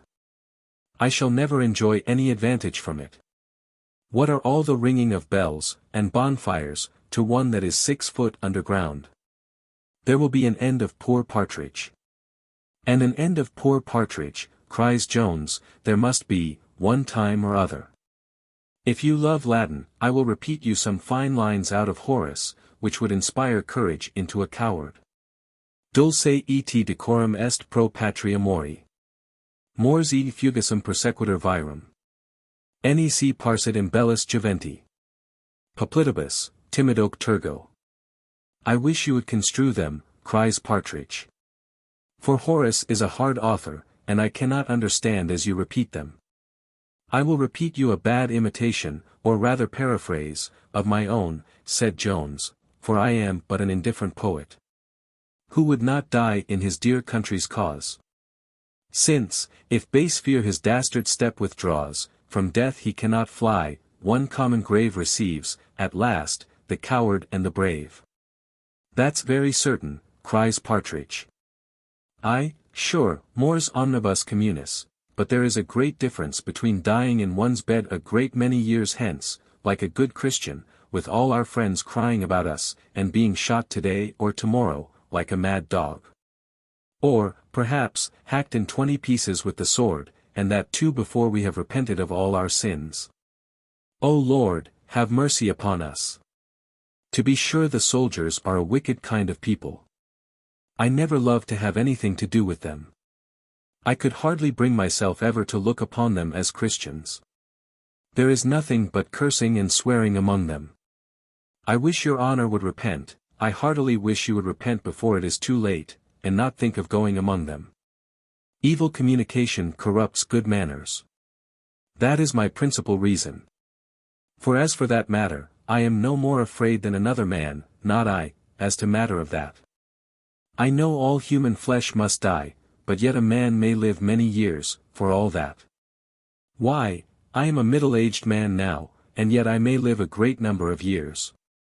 I have read of several who have lived to be above 100, and some a great deal above 100. Not that I hope, I mean that I promise myself, to live to any such age as that, neither but if it be only to 80 or 90. Heaven be praised, that is a great ways off yet, and I am not afraid of dying then, no more than another man.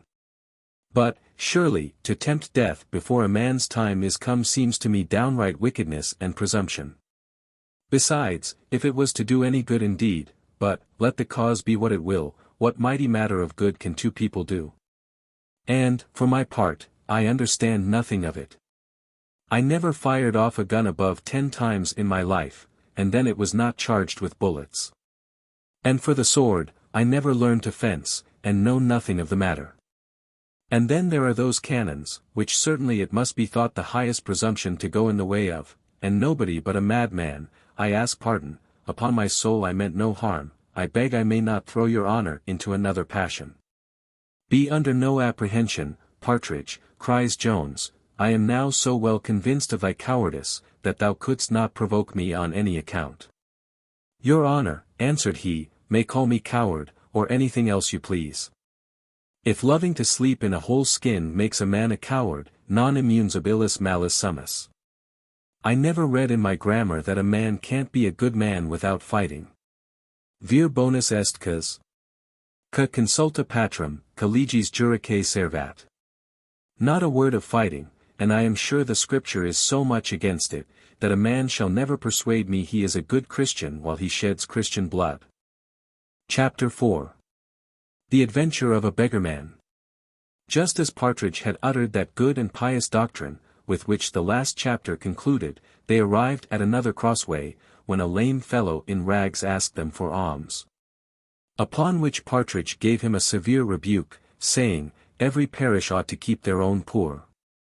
Jones then fell a laughing, and asked Partridge, if he was not ashamed, with so much charity in his mouth, to have no charity in his heart. Your religion, says he, serves you only for an excuse for your faults, but is no incentive to your virtue. Can any man who is really a Christian abstain from relieving one of his brethren in such a miserable condition? And at the same time, putting his hand in his pocket, he gave the poor object a shilling. Master, cries the fellow, after thanking him, I have a curious thing here in my pocket, which I found about 2 miles off, if your worship will please to buy it. I should not venture to pull it out to every one. But, as you are so good a gentleman, and so kind to the poor, you won't suspect a man of being a thief only because he is poor. He then pulled out a little gilt pocket-book, and delivered it into the hands of Jones. Jones presently opened it, and, guess, reader, what he felt, saw in the first page the word Sophia Western, written by her own fair hand. He no sooner read the name than he pressed it close to his lips. Nor could he avoid falling into some very frantic raptures, notwithstanding his company, but, perhaps, these very raptures made him forget he was not alone. While Jones was kissing and mumbling the book, as if he had an excellent brown buttered crust in his mouth or as if he had really been a bookworm, or an author who had nothing to eat but his own works. A piece of paper fell from its leaves to the ground, which Partridge took up, and delivered to Jones, who presently perceived it to be a bank bill. It was, indeed, the very bill which Western had given his daughter the night before her departure, and a Jew would have jumped to purchase it at 5 shillings less than £100. The eyes of Partridge sparkled at this news, which Jones now proclaimed aloud, and so did, though with somewhat a different aspect, those of the poor fellow who had found the book. And who, I hope from a principle of honesty, had never opened it, but we should not deal honestly by the reader if we omitted to inform him of a circumstance which may be here a little material, viz. that the fellow could not read. Jones, who had felt nothing but pure joy and transport from the finding the book, was affected with a mixture of concern at this new discovery. For his imagination instantly suggested to him that the owner of the bill might possibly want it before he should be able to convey it to her. He then acquainted the finder that he knew the lady to whom the book belonged, and would endeavour to find her out as soon as possible, and return it her. The pocket-book was a late present from Mrs. Western to her niece. It had cost 25 shillings, having been bought of a celebrated toyman, but the real value of the silver which it contained in its clasp was about 18 pence. And that price the said toyman, as it was altogether as good as when it first issued from his shop, would now have given for it. A prudent person would, however, have taken proper advantage of the ignorance of this fellow, and would not have offered more than a shilling, or perhaps 6 pence, for it. Nay, some perhaps would have given nothing, and left the fellow to his action of trover, which some learned sergeants may doubt whether he could, under these circumstances, have maintained. Jones, on the contrary, whose character was on the outside of generosity, and may perhaps not very unjustly have been suspected of extravagance, without any hesitation gave a guinea in exchange for the book. The poor man, who had not for a long time before been possessed of so much treasure, gave Mr. Jones 1,000 thanks. And discovered little less of transport in his muscles than Jones had before shown when he had first read the name of Sophia Western. The fellow very readily agreed to attend our travellers to the place where he had found the pocket-book. Together, therefore, they proceeded directly thither, but not so fast as Mr. Jones desired. For his guide unfortunately happened to be lame, and could not possibly travel faster than a mile an hour. As this place, therefore, was at above 3 miles distance, though the fellow had said otherwise, the reader need not be acquainted how long they were in walking it. Jones opened the book 100 times during their walk, kissed it as often, talked much to himself, and very little to his companions. At all which the guide expressed some signs of astonishment to Partridge, who more than once shook his head, and cried, "Poor gentleman! Orandum est ut sit mens sana in corpore sano." At length they arrived at the very spot where Sophia unhappily dropped the pocket-book, and where the fellow had as happily found it. Here Jones offered to take leave of his guide, and to improve his pace. But the fellow, in whom that violent surprise and joy which the first receipt of the guinea had occasioned was now considerably abated, and who had now had sufficient time to recollect himself, put on a discontented look, and, scratching his head, said, he hoped his worship would give him something more. "Your worship," said he, "will, I hope, take it into your consideration that if I had not been honest I might have kept the whole." And, indeed, this the reader must confess to have been true. "If the paper there," said he, "be worth £100, I am sure the finding it deserves more than a guinea. Besides, suppose your worship should never see the lady, nor give it her, and, though your worship looks and talks very much like a gentleman, yet I have only your worship's bare word. And, certainly, if the right owner bent to be found, it all belongs to the first finder. I hope your worship will consider of all these matters. I am but a poor man, and therefore don't desire to have all. But it is but reasonable I should have my share. Your worship looks like a good man, and, I hope, will consider my honesty, for I might have kept every farthing, and nobody ever the wiser. I promise thee, upon my honor," cries Jones, "that I know the right owner, and will restore it her." "Nay, your worship," answered the fellow, "may do as you please as to that. If you will but give me my share, that is, 1/2 of the money, your honor may keep the rest yourself if you please," and concluded with swearing, by a very vehement oath, that he would never mention a syllable of it to any man living. "Look'ee, friend," cries Jones, "the right owner shall certainly have again all that she lost, and as for any farther gratuity, I really cannot give it you at present. But let me know your name, and where you live, and it is more than possible you may hereafter have further reason to rejoice at this morning's adventure." "I don't know what you mean by venture," cries the fellow. "It seems I must venture whether you will return the lady her money or no, but I hope your worship will consider." "Come, come," said Partridge, "tell his honor your name, and where you may be found. I warrant you will never repent having put the money into his hands." The fellow, seeing no hopes of recovering the possession of the pocket-book, at last complied in giving in his name and place of abode, which Jones writ upon a piece of paper with the pencil of Sophia. And then, placing the paper in the same page where she had writ her name, he cried out, "There, friend, you are the happiest man alive, I have joined your name to that of an angel." "I don't know anything about angels," answered the fellow. "But I wish you would give me a little more money, or else return me the pocket-book." Partridge now waxed wrath. He called the poor cripple by several vile and opprobrious names, and was absolutely proceeding to beat him, but Jones would not suffer any such thing, and now, telling the fellow he would certainly find some opportunity of serving him, Mr. Jones departed as fast as his heels would carry him. And Partridge, into whom the thoughts of the £100 had infused new spirits, followed his leader, while the man, who was obliged to stay behind, fell to cursing them both, as well as his parents. "For had they," says he, "sent me to charity school to learn to write and read and cast accounts, I should have known the value of these matters as well as other people." Chapter 5. Containing more adventures which Mr. Jones and his companion met on the road. Our travellers now walked so fast, that they had very little time or breath for conversation. Jones meditating all the way on Sophia, and Partridge on the bank bill, which, though it gave him some pleasure, caused him at the same time to repine at fortune, which, in all his walks, had never given him such an opportunity of showing his honesty. They had proceeded above 3 miles, when Partridge, being unable any longer to keep up with Jones, called to him, and begged him a little to slacken his pace. With this he was the more ready to comply, as he had for some time lost the footsteps of the horses, which the thaw had enabled him to trace for several miles, and he was now upon a wide common, where were several roads. He here therefore stopped to consider which of these roads he should pursue, when on a sudden they heard the noise of a drum, that seemed at no great distance. This sound presently alarmed the fears of Partridge, and he cried out, "Lord have mercy upon us all, they are certainly a-coming." "Who is coming?" cries Jones, for fear had long since given place to softer ideas in his mind. And since his adventure with the lame man, he had been totally intent on pursuing Sophia, without entertaining one thought of an enemy.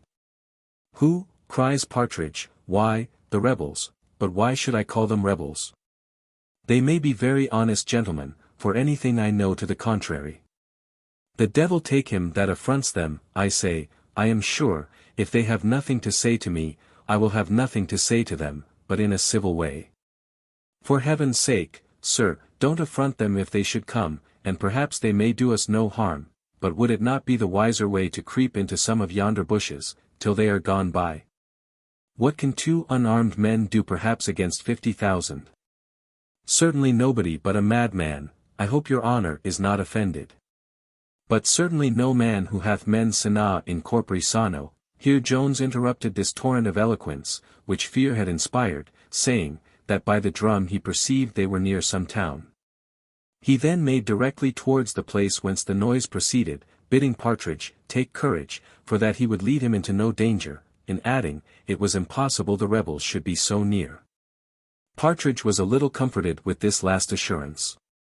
And though he would more gladly have gone the contrary way, he followed his leader, his heart beating time, but not after the manner of heroes, to the music of the drum, which ceased not till they had traversed the common, and were come into a narrow lane. And now Partridge, who kept even pace with Jones, discovered something painted flying in the air, a very few yards before him, which fancying to be the colours of the enemy, he fell a-bellowing, "O Lord, sir, here they are. There is the crown and coffin. O Lord! I never saw anything so terrible, and we are within gunshot of them already." Jones no sooner looked up, than he plainly perceived what it was which Partridge had thus mistaken. "Partridge," says he, "I fancy you will be able to engage this whole army yourself, for by the colours I guess what the drum was which we heard before, and which beats up for recruits to a puppet show." "A puppet show!" answered Partridge, with most eager transport. "And is it really no more than that? I love a puppet show of all the pastimes upon earth. Do, good sir, let us tarry and see it. Besides, I am quite famished to death.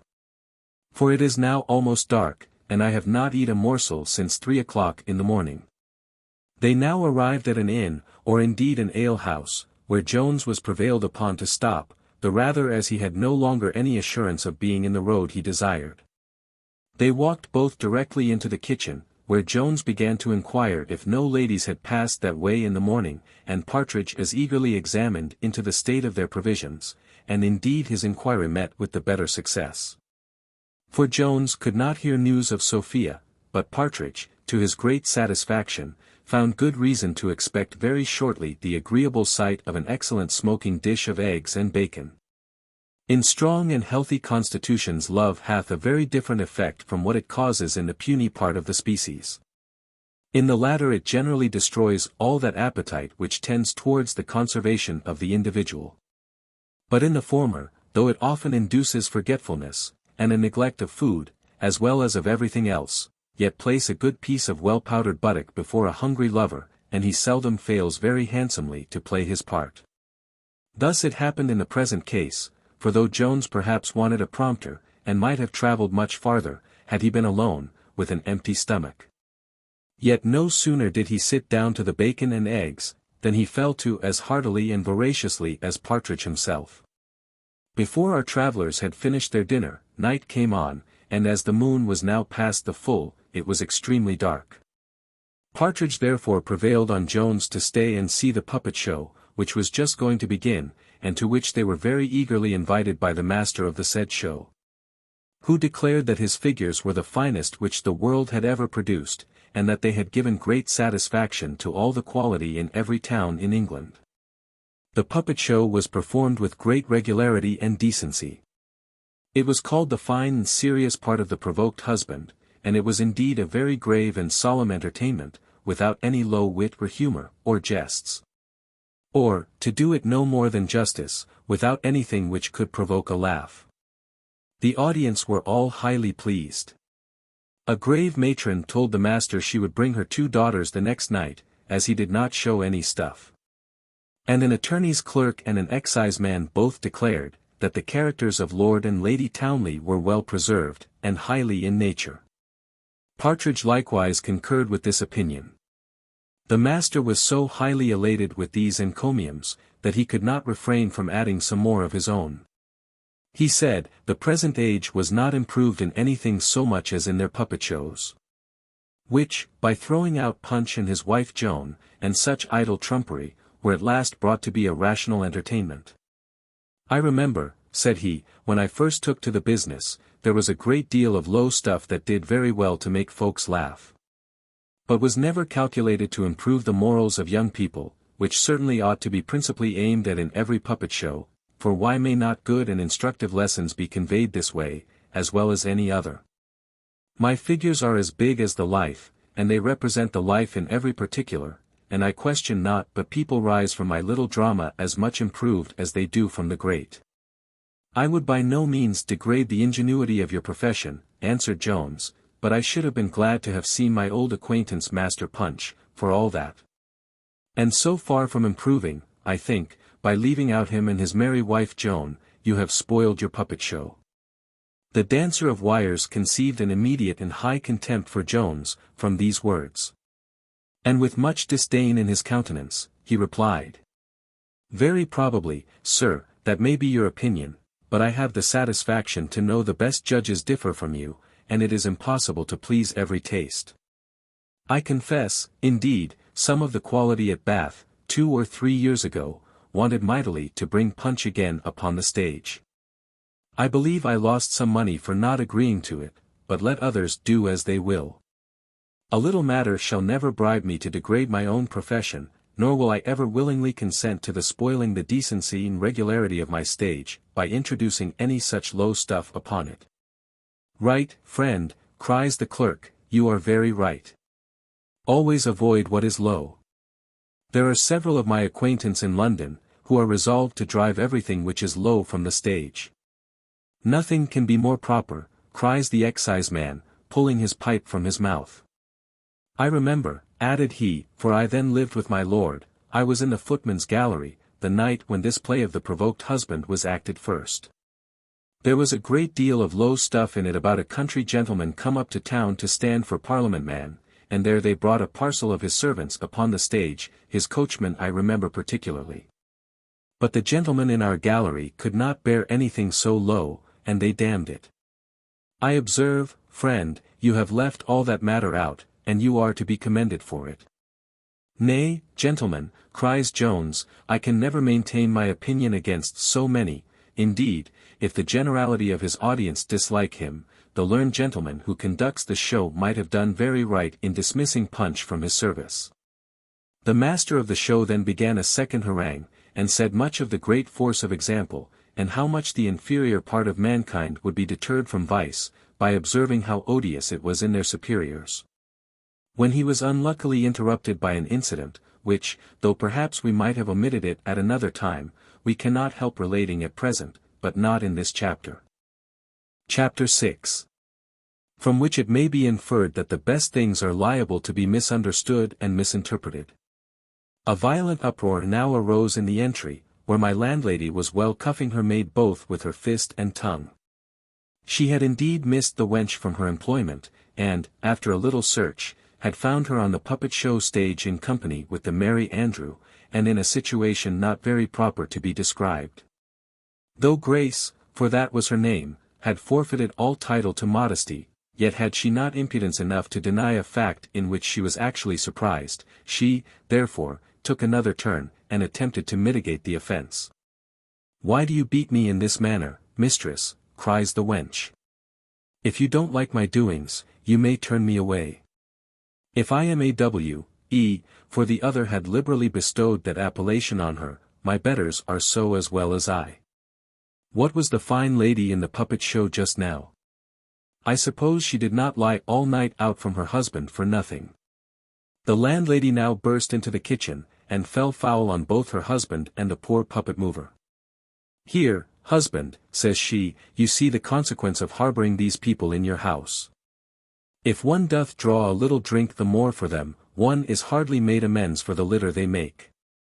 And then to have one's house made a bawdy house of by such lousy vermin. In short, I desire you would be gone tomorrow morning, for I will tolerate no more such doings. It is only the way to teach our servants idleness and nonsense.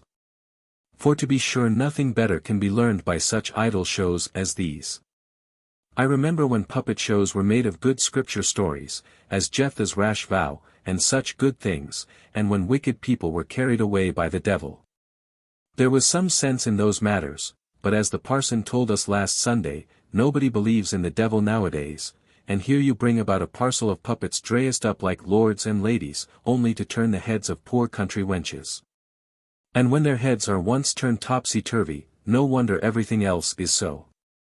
Virgil, I think, tells us, that when the mob are assembled in a riotous and tumultuous manner, and all sorts of missile weapons fly about, if a man of gravity and authority appears amongst them, the tumult is presently appeased, and the mob, which when collected into one body, may be well compared to an ass, erect their long ears at the grave man's discourse.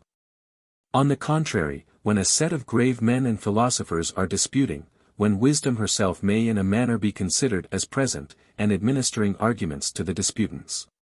Should a tumult arise among the mob, or should one scold, who is herself equal in noise to a mighty mob, appear among the said philosophers, their disputes cease in a moment, wisdom no longer performs her ministerial office, and the attention of every one is immediately attracted by the scold alone.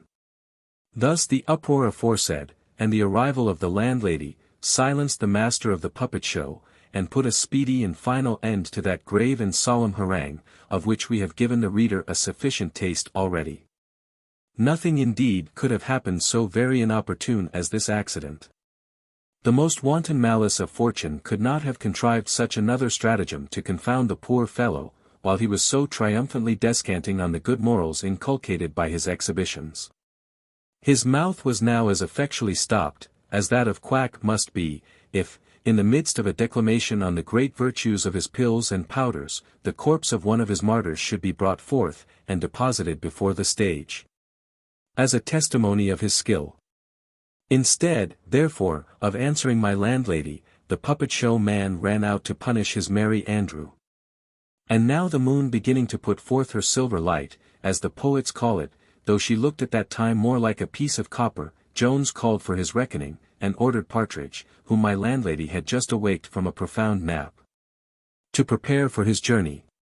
But Partridge, having lately carried 2 points, as my reader hath seen before, was emboldened to attempt a third, which was to prevail with Jones to take up a lodging that evening in the house where he then was. He introduced this with an affected surprise at the intention which Mr. Jones declared of removing, and, after urging many excellent arguments against it, he at last insisted strongly that it could be to no manner of purpose whatever. For that, unless Jones knew which way the lady was gone, every step he took might very possibly lead him the farther from her, for you find, sir, said he, by all the people in the house, that she is not gone this way. How much better, therefore, would it be to stay till the morning, when we may expect to meet with somebody to inquire of. This last argument had indeed some effect on Jones, and while he was weighing it the landlord threw all the rhetoric of which he was master into the same scale. Sure, sir, said he, your servant gives you most excellent advice. For who would travel by night at this time of the year? He then began in the usual style to trumpet forth the excellent accommodation which his house afforded. And my landlady likewise opened on the occasion, but, not to detain the reader with what is common to every host and hostess, it is sufficient to tell him Jones was at last prevailed on to stay and refresh himself with a few hours' rest. Which indeed he very much wanted. For he had hardly shut his eyes since he had left the inn where the accident of the broken head had happened. As soon as Jones had taken a resolution to proceed no farther that night, he presently retired to rest, with his 2 bedfellows, the pocket-book and the muff. But Partridge, who at several times had refreshed himself with several naps, was more inclined to eating than to sleeping, and more to drinking than to either. And now the storm which Grace had raised being at an end, and my landlady being again reconciled to the puppet-man, who on his side forgave the indecent reflections which the good woman in her passion had cast on his performances. A face of perfect peace and tranquillity reigned in the kitchen, where sat assembled round the fire the landlord and landlady of the house, the master of the puppet show, the attorney's clerk, the exciseman, and the ingenious Mr. Partridge. In which company passed the agreeable conversation which will be found in the next chapter. Chapter 7. Containing a remark or two of our own and many more of the good company assembled in the kitchen. Though the pride of Partridge did not submit to acknowledge himself a servant, yet he condescended in most particulars to imitate the manners of that rank.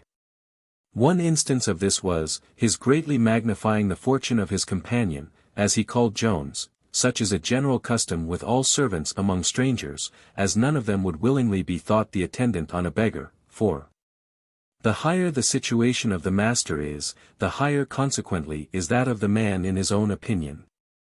The truth of which observation appears from the behavior of all the footmen of the nobility. But, though title and fortune communicate a splendor all around them, and the footmen of men of quality and of estate think themselves entitled to a part of that respect which is paid to the quality and estate of their masters, it is clearly otherwise with regard to virtue and understanding. These advantages are strictly personal, and swallow themselves all the respect which is paid to them. To say the truth, this is so very little, that they cannot well afford to let any others partake with them. As these therefore reflect no honor on the domestic, so neither is he at all dishonored by the most deplorable want of both in his master. Indeed it is otherwise in the want of what is called virtue in a mistress, the consequence of which we have before seen, for in this dishonor there is a kind of contagion, which, like that of poverty, communicates itself to all who approach it. Now for these reasons we are not to wonder that servants, I mean among the men only, should have so great regard for the reputation of the wealth of their masters, and little or none at all for their character in other points, and that, though they would be ashamed to be the footmen of a beggar, they are not so to attend upon a rogue or a blockhead, and do consequently make no scruple to spread the fame of the iniquities and follies of their said masters as far as possible, and this often with great humor and merriment. In reality, a footman is often a wit as well as a beau, at the expense of the gentleman whose livery he wears. After Partridge, therefore, had enlarged greatly on the vast fortune to which Mr. Jones was heir, he very freely communicated an apprehension, which he had begun to conceive the day before, and for which, as we hinted at that very time, the behavior of Jones seemed to have furnished a sufficient foundation. In short, he was now pretty well confirmed in an opinion that his master was out of his wits, with which opinion he very bluntly acquainted the good company round the fire. With this sentiment the puppet show man immediately coincided. "I own," said he, "the gentleman surprised me very much, when he talked so absurdly about puppet shows. It is indeed hardly to be conceived that any man in his senses should be so much mistaken. What you say now accounts very well for all his monstrous notions. Poor gentleman! I am heartily concerned for him. Indeed he hath a strange wildness about his eyes, which I took notice of before, though I did not mention it." The landlord agreed with this last assertion, and likewise claimed the sagacity of having observed it. "And certainly," added he, "it must be so. For no one but a madman would have thought of leaving so good a house to ramble about the country at that time of night." The exciseman, pulling his pipe from his mouth, said, he thought the gentleman looked and talked a little wildly. And then turning to Partridge, "If he be a madman," says he should not be suffered to travel thus about the country, for possibly he may do some mischief. It is a pity he was not secured and sent home to his relations. Now some conceits of this kind were likewise lurking in the mind of Partridge, for, as he was now persuaded that Jones had run away from Mr. Allworthy, he promised himself the highest rewards if he could by any means convey him back. But fear of Jones, of whose fierceness and strength he had seen, and indeed felt, some instances, had however represented any such scheme as impossible to be executed, and had discouraged him from applying himself to form any regular plan for the purpose. But no sooner did he hear the sentiments of the exciseman than he embraced that opportunity of declaring his own, and expressed a hearty wish that such a matter could be brought about. Could be brought about. Says the exciseman, why, there is nothing easier. Ah! Sir, answered Partridge, you don't know what a devil of a fellow he is. He can take me up with one hand, and throw me out at window, and he would, too, if he did but imagine. Pog! Says the exciseman, I believe I am as good a man as he. Besides, here are 5 of us. I don't know what 5, cries the landlady, my husband shall have nothing to do in it.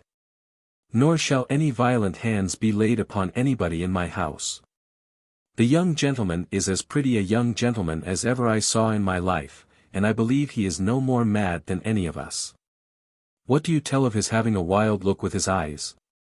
They are the prettiest eyes I ever saw, and he hath the prettiest look with them, and a very modest civil young man he is. I am sure I have bepitied him heartily ever since the gentleman there in the corner told us he was crossed in love. Certainly that is enough to make any man, especially such a sweet young gentleman as he is, to look a little otherwise than he did before. Lady, indeed. What the devil would the lady have better than such a handsome man with a great estate? I suppose she is one of your quality folks, one of your townly ladies that we saw last night in the puppet show, who don't know what they would be at. The attorney's clerk likewise declared he would have no concern in the business without the advice of counsel. Suppose, says he, an action of false imprisonment should be brought against us, what defense could we make? Who knows what may be sufficient evidence of madness to a jury? But I only speak upon my own account, for it don't look well for a lawyer to be concerned in these matters, unless it be as a lawyer. Juries are always less favorable to us than to other people. I don't therefore dissuade you, Mr. Thompson, to the exciseman, nor the gentleman, nor anybody else. The exciseman shook his head at this speech, and the puppet show man said, madness was sometimes a difficult matter for a jury to decide, for I remember, says he, I was once present at a trial of madness, where 20 witnesses swore that the person was as mad as a March hare, and 20 others, that he was as much in his senses as any man in England. And indeed it was the opinion of most people, that it was only a trick of his relations to rob the poor man of his right. Very likely, cries the landlady. I myself knew a poor gentleman who was kept in a madhouse all his life by his family, and they enjoyed his estate, but it did them no good, for though the law gave it them, it was the right of another. Pog! Cries the clerk, with great contempt, who hath any right but what the law gives them? If the law gave me the best estate in the country, I should never trouble myself much who had the right. If it be so, says Partridge, felix quem facient aliena pericula cautum. My landlord, who had been called out by the arrival of a horseman at the gate, now returned into the kitchen, and with an affrighted countenance cried out, what do you think, gentlemen? The rebels have given the Duke the slip, and are got almost to London. It is certainly true, for a man on horseback just now told me so. I am glad of it with all my heart, cries Partridge, then there will be no fighting in these parts. I am glad, cries the clerk, for a better reason, for I would always have right take place. But, answered the landlord, I have heard some people say this man hath no right. I will prove the contrary in a moment, cries the clerk, if my father dies seized of a right, do you mind me, seized of a right, I say, doth not that right descend to his son, and doth not one right descend as well as another? But how can he have any right to make us papishes, says the landlord. Never fear that, cries Partridge. As to the matter of right, the gentleman there hath proved it as clear as the sun. And as to the matter of religion, it is quite out of the case. The papists themselves don't expect any such thing. A popish priest, whom I know very well, and who is a very honest man, told me upon his word and honor they had no such design. And another priest, of my acquaintance, said the landlady, hath told me the same thing, but my husband is always so afraid of papishes. I know a great many papishes that are very honest sort of people, and spend their money very freely. And it is always a maxim with me, that one man's money is as good as another's. Very true, mistress, said the puppet show man, I don't care what religion comes, provided the Presbyterians are not uppermost. For they are enemies to puppet shows. And so you would sacrifice your religion to your interest, cries the exciseman, and are desirous to see popery brought in, are you? Not I, truly, answered the other, I hate popery as much as any man. But yet it is a comfort to one, that one should be able to live under it, which I could not do among Presbyterians. To be sure, every man values his livelihood first, that must be granted. And I warrant, if you would confess the truth, you are more afraid of losing your place than anything else, but never fear, friend, there will be an excise under another government as well as under this. Why, certainly, replied the exciseman, should be a very ill man if I did not honor the king, whose bread I eat. That is no more than natural, as a man may say, for what signifies it to me that there would be an excise office under another government, since my friends would be out, and I could expect no better than to follow them? No, no, friend, I shall never be bubbled out of my religion in hopes only of keeping my place under another government, for I should certainly be no better, and very probably might be worse. Why, that is what I say, cries the landlord, whenever folks say who knows what may happen. Odsooks! Should not I be a blockhead to lend my money to I know not who, because mayhap he may return it again? I am sure it is safe in my own bureau, and there I will keep it. The attorney's clerk had taken a great fancy to the sagacity of Partridge. Whether this proceeded from the great discernment which the former had into men, as well as things, or whether it arose from the sympathy between their minds, for they were both truly Jacobites in principle. They now shook hands heartily, and drank bumpers of strong beer to healths which we think proper to bury in oblivion. These healths were afterwards pledged by all present, and even by my landlord himself, though reluctantly. But he could not withstand the menaces of the clerk, who swore he would never set his foot within his house again, if he refused. The bumpers which were swallowed on this occasion soon put an end to the conversation. Here, therefore, we will put an end to the chapter. Chapter 8. In which Fortune seems to have been in a better humour with Jones than we have hitherto seen her. As there is no wholesomer, so perhaps there are few stronger, sleeping potions than fatigue. Of this Jones might be said to have taken a very large dose, and it operated very forcibly upon him. He had already slept 9 hours, and might perhaps have slept longer, had he not been awakened by a most violent noise at his chamber door, where the sound of many heavy blows was accompanied with many exclamations of murder. Jones presently leapt from his bed, where he found the master of the puppet show belabouring the back and ribs of his poor Merry Andrew, without either mercy or moderation. Jones instantly interposed on behalf of the suffering party, and pinned the insulting conqueror up to the wall, for the puppet show man was no more able to contend with Jones than the poor party-coloured jester had been to contend with this puppet man. But though the Merry Andrew was a little fellow, and not very strong, he had nevertheless some choler about him. He therefore no sooner found himself delivered from the enemy, than he began to attack him with the only weapon at which he was his equal. From this he first discharged a volley of general abusive words, and thence proceeded to some particular accusations. "And your bl, you rascal," says he, "I have not only supported you, for to me you owe all the money you get, but I have saved you from the gallows. Did you not want to rob the lady of her fine riding habit, no longer ago than yesterday, in the back lane here? Can you deny that you wished to have her alone in a wood to strip her, to strip one of the prettiest ladies that ever was seen in the world? And here you have fallen upon me, and have almost murdered me, for doing no harm to a girl as willing as myself, only because she likes me better than you." Jones no sooner heard this than he quitted the master, laying on him at the same time the most violent injunctions of forbearance from any further insult on the Merry Andrew. And then taking the poor wretch with him into his own apartment, he soon learned tidings of his Sophia, whom the fellow, as he was attending his master with his drum the day before, had seen pass by. He easily prevailed with the lad to show him the exact place, and then having summoned Partridge, he departed with the utmost expedition. It was almost 8 of the clock before all matters could be got ready for his departure, for Partridge was not in any haste, nor could the reckoning be presently adjusted.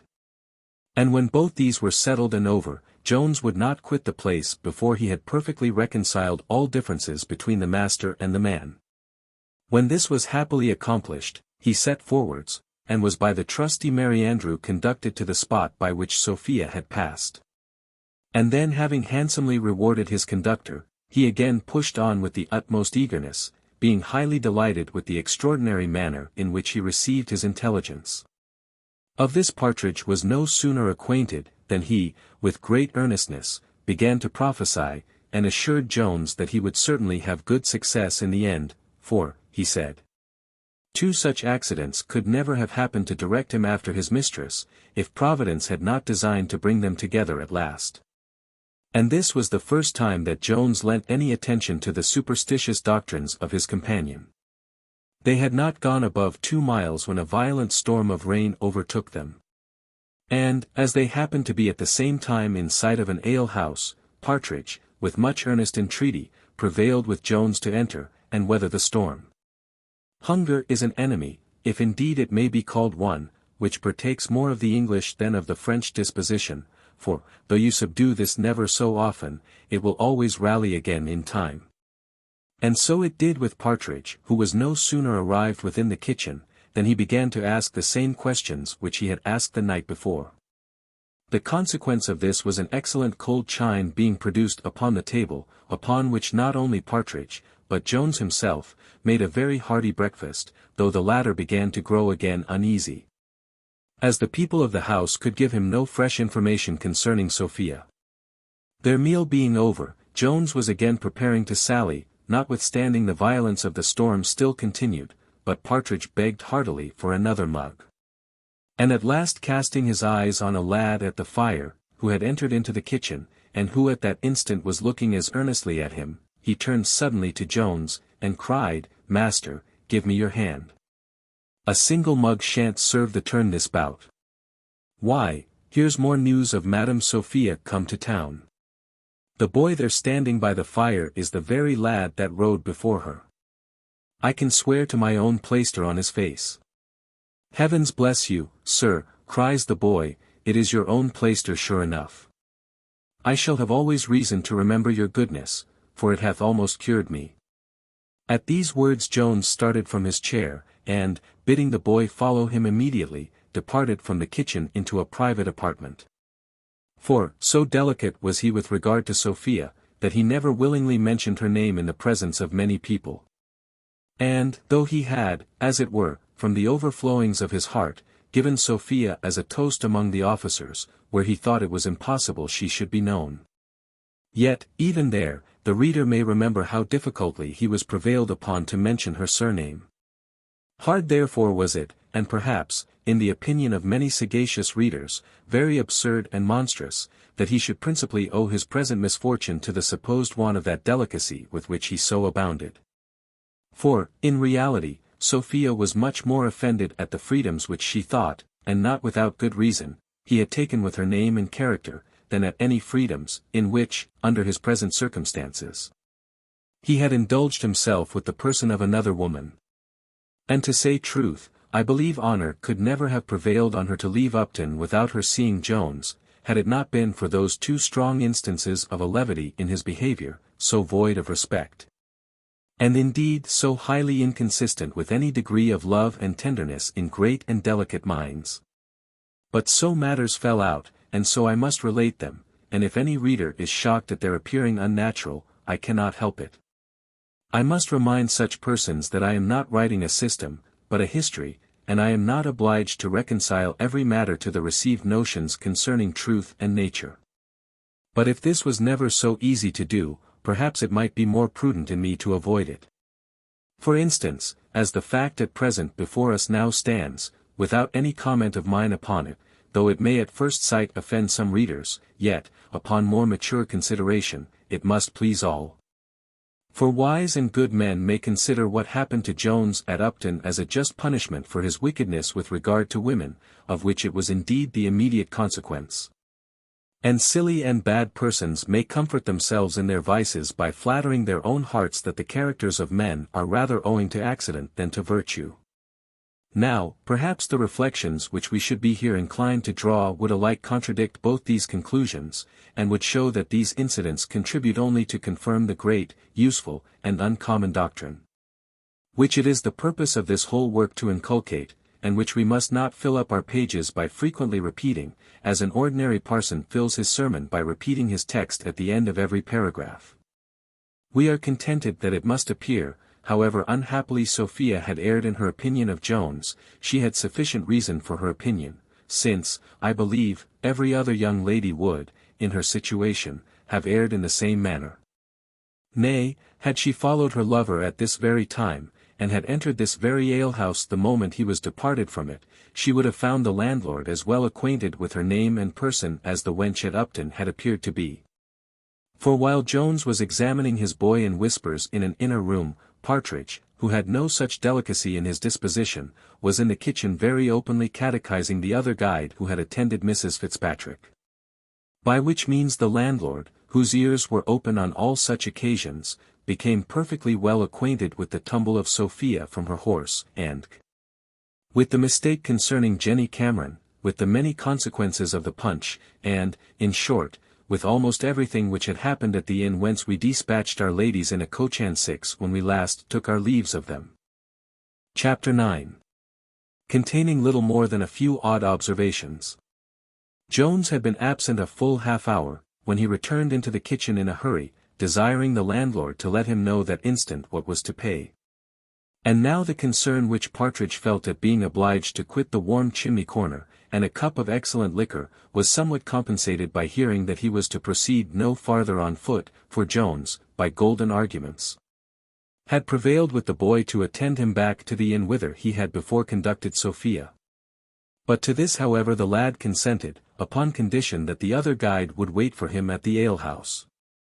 Because, as the landlord at Upton was an intimate acquaintance of the landlord at Gloucester, it might some time or other come to the ears of the latter that his horses had been let to more than one person. And so the boy might be brought to account for money which he wisely intended to put in his own pocket. We were obliged to mention this circumstance, trifling as it may seem, since it retarded Mr. Jones a considerable time in his setting out. For the honesty of this latter boy was somewhat high, that is, somewhat high-priced, and would indeed have cost Jones very dear, had not Partridge, who, as we have said, was a very cunning fellow, artfully thrown in half a crown to be spent at that very alehouse, while the boy was waiting for his companion. This half-crown the landlord no sooner got scent of, than he opened after it with such vehement and persuasive outcry, that the boy was soon overcome, and consented to take half a crown more for his stay.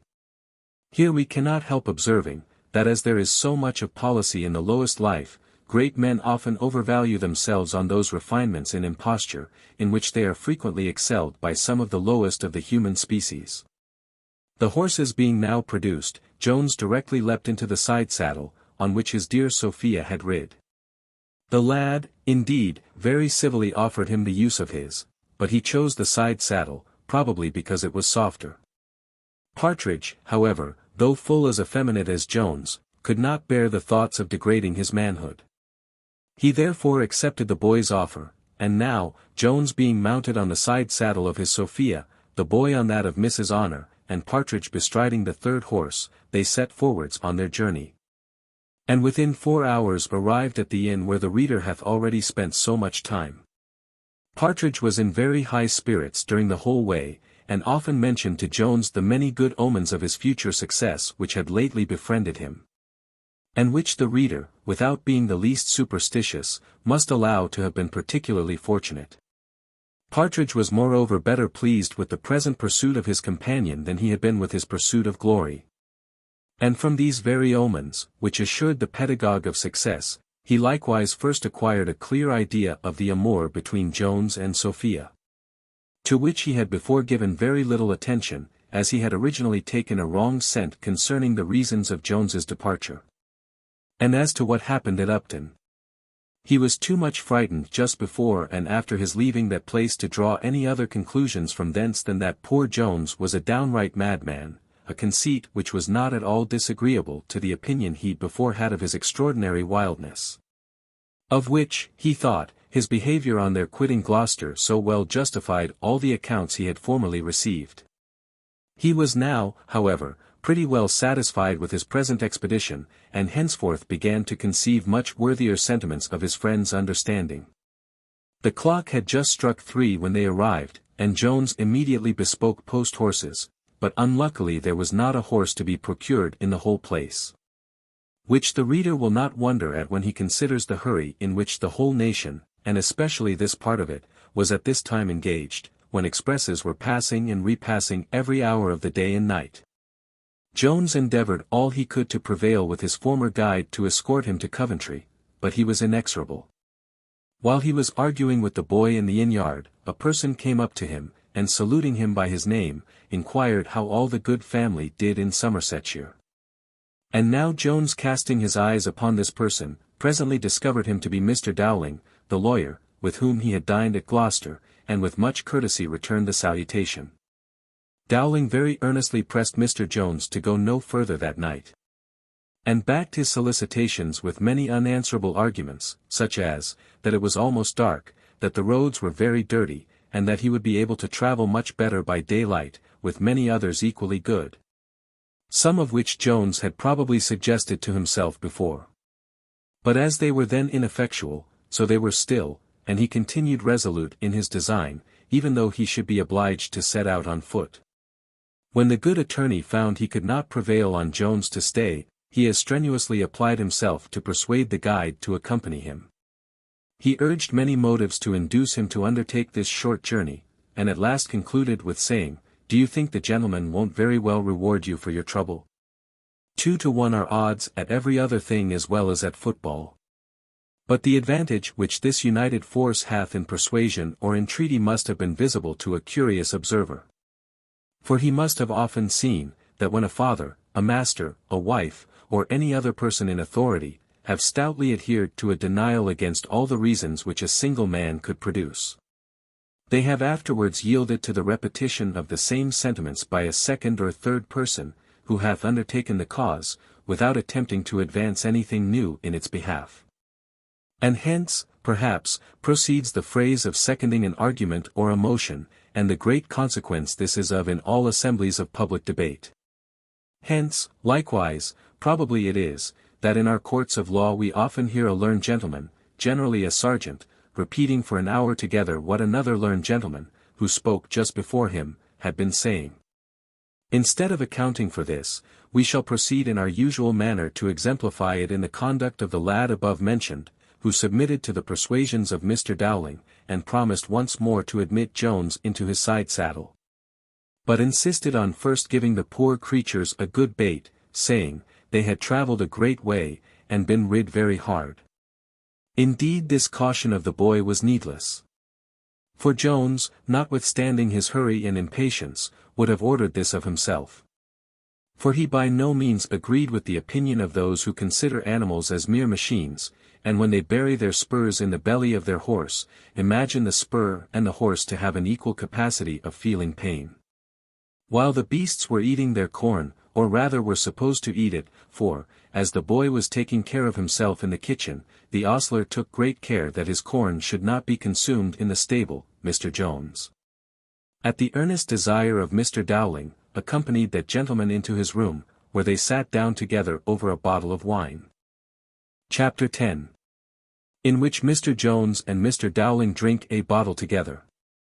Mr. Dowling, pouring out a glass of wine, named the health of the good Squire Allworthy, adding, "If you please, sir, we will likewise remember his nephew and heir, the young squire. Come, sir, here's Mr. Blifil to you, a very pretty young gentleman, and who, I dare swear, will hereafter make a very considerable figure in his country. I have a borough for him myself in my eye." "Sir," answered Jones, "I am convinced you don't intend to affront me, so I shall not resent it, but I promise you, you have joined 2 persons very improperly together. For one is the glory of the human species, and the other is a rascal who dishonours the name of man." Dowling stared at this. He said, he thought both the gentlemen had a very unexceptionable character. As for Squire Allworthy himself, says he, I never had the happiness to see him, but all the world talks of his goodness. And, indeed, as to the young gentleman, I never saw him but once, when I carried him the news of the loss of his mother. And then I was so hurried, and drove, and tore with the multiplicity of business, that I had hardly time to converse with him. But he looked so like a very honest gentleman, and behaved himself so prettily, that I protest I never was more delighted with any gentleman since I was born. I don't wonder, answered Jones, that he should impose upon you in so short an acquaintance, for he hath the cunning of the devil himself, and you may live with him many years, without discovering him. I was bred up with him from my infancy, and we were hardly ever asunder, but it is very lately only that I have discovered half the villainy which is in him. I own I never greatly liked him. I thought he wanted that generosity of spirit, which is the sure foundation of all that is great and noble in human nature. I saw a selfishness in him long ago which I despised. But it is lately, very lately, that I have found him capable of the basest and blackest designs. For, indeed, I have at last found out, that he hath taken an advantage of the openness of my own temper, and hath concerted the deepest project, by a long train of wicked artifice, to work my ruin, which at last he hath effected. I, cries Dowling, I protest, then, it is a pity such a person should inherit the great estate of your uncle Allworthy. Alas, sir, cries Jones, you do me an honour to which I have no title. It is true, indeed, his goodness once allowed me the liberty of calling him by a much nearer name, but as this was only a voluntary act of goodness, I can complain of no injustice when he thinks proper to deprive me of this honour. Since the loss cannot be more unmerited than the gift originally was. I assure you, sir, I am no relation of Mr. Allworthy. And if the world, who are incapable of setting a true value on his virtue, should think, in his behaviour to me, he hath dealt hardly by a relation, they do an injustice to the best of men, but I ask your pardon. I shall trouble you with no particulars relating to myself. Only as you seem to think me a relation of Mr. Allworthy, I thought proper to set you right in a matter that might draw some censures upon him, which I promise you I would rather lose my life than give occasion to. I protest, sir, cried Dowling, you talk very much like a man of honour, but instead of giving me any trouble, I protest it would give me great pleasure to know how you came to be thought a relation of Mr. Allworthy's, if you are not. Your horses won't be ready this half hour, and as you have sufficient opportunity, I wish you would tell me how all that happened, for I protest it seems very surprising that you should pass for a relation of a gentleman, without being so. Jones, who in the compliance of his disposition, though not in his prudence, a little resembled his lovely Sophia, was easily prevailed on to satisfy Mr. Dowling's curiosity, by relating the history of his birth and education, which he did. Like Othello. Even from his boyish years. To th very moment he was bad to tell. The which to hear, Dowling, like Desdemona, did seriously incline. He swore 'twas strange, 'twas passing strange. 'Twas pitiful, 'twas wondrous pitiful.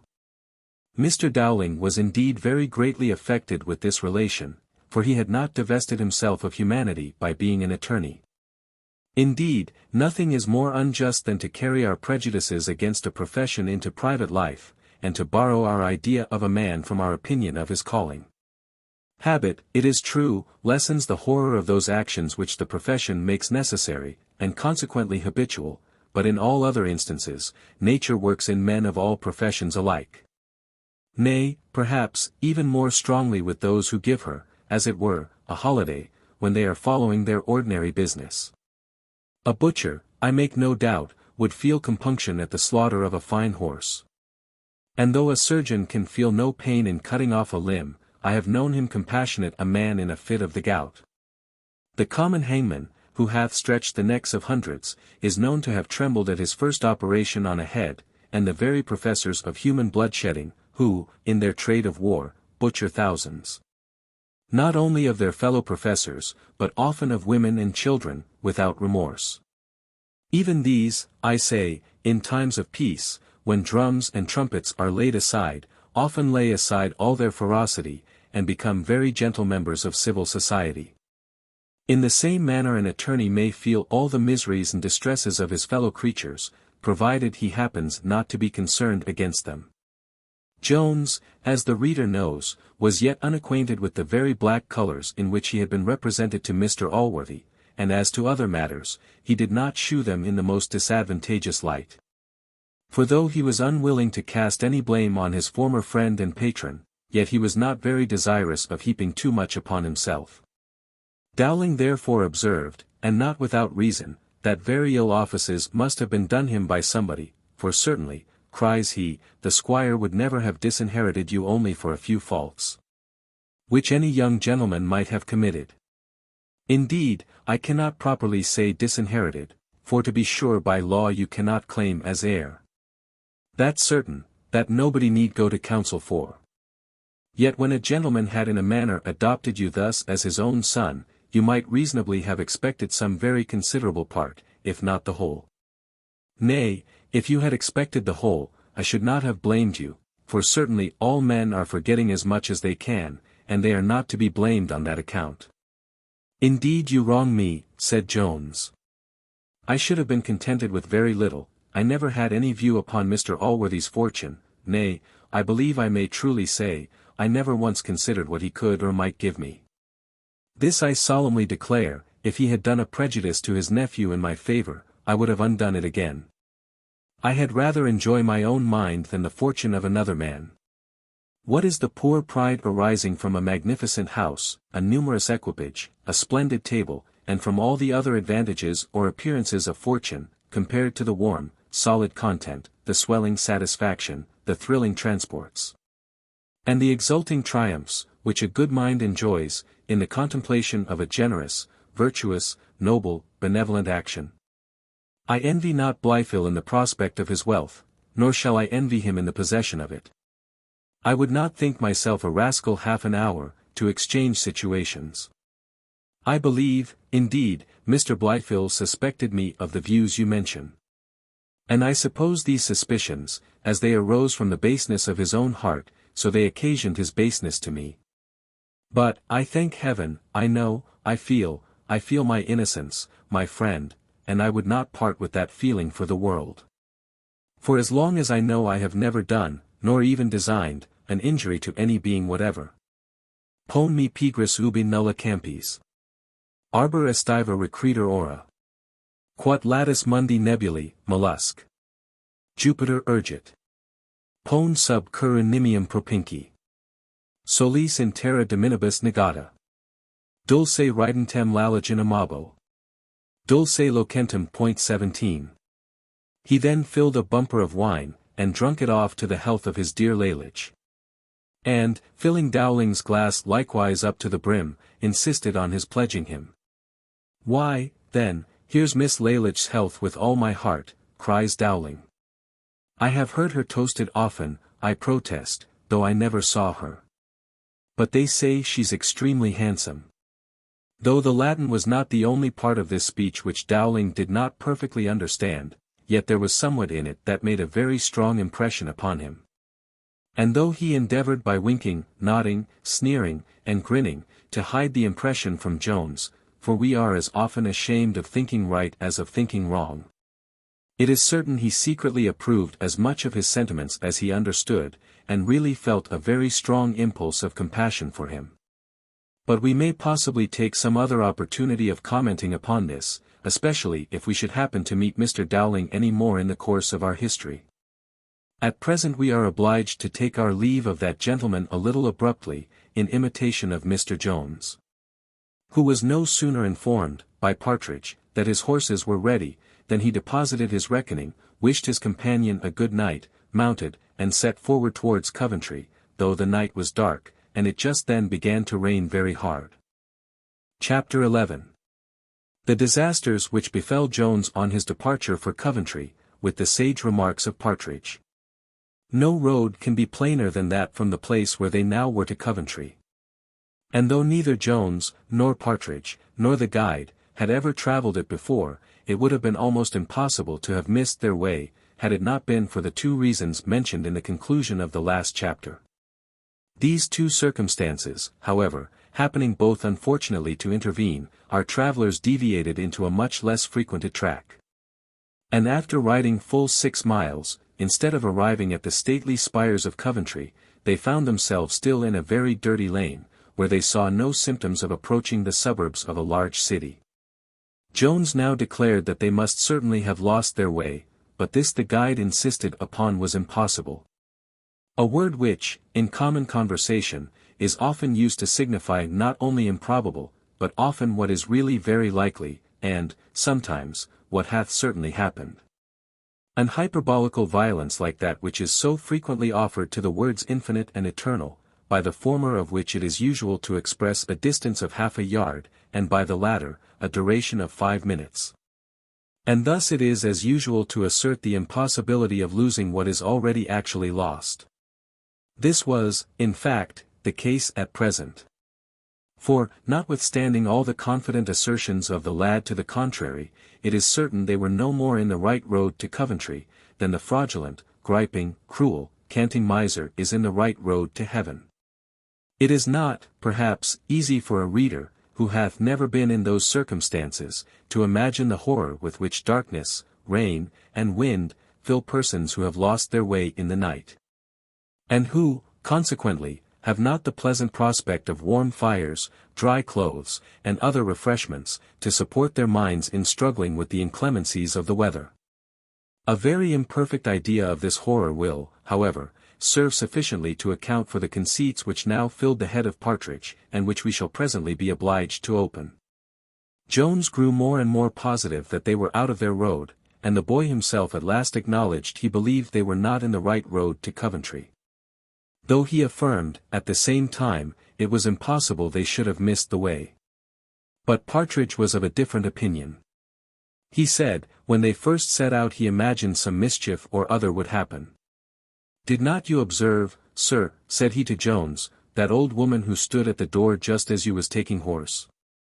I wish you had given her a small matter, with all my heart, for she said then you might repent it. And at that very instant it began to rain, and the wind hath continued rising ever since. Whatever some people may think, I am very certain it is in the power of witches to raise the wind whenever they please. I have seen it happen very often in my time, and if ever I saw a witch in all my life, that old woman was certainly one.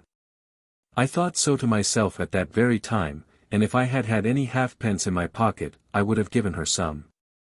For to be sure it is always good to be charitable to those sort of people, for fear what may happen, and many a person hath lost his cattle by saving a halfpenny." Jones, though he was horridly vexed at the delay which this mistake was likely to occasion in his journey, could not help smiling at the superstition of his friend, whom an accident now greatly confirmed in his opinion. This was a tumble from his horse, by which, however, he received no other injury than what the dirt conferred on his clothes. Partridge had no sooner recovered his legs, than he appealed to his fall, as conclusive evidence of all he had asserted. But Jones, finding he was unhurt, answered with a smile, "This witch of yours, Partridge, is a most ungrateful jade, and doth not, I find, distinguish her friends from others in her resentment. If the old lady had been angry with me for neglecting her, I don't see why she should tumble you from your horse, after all the respect you have expressed for her." "It is ill jesting," cries Partridge, "with people who have power to do these things, for they are often very malicious. I remember a farrier, who provoked one of them, by asking her when the time she had bargained with the devil for would be out.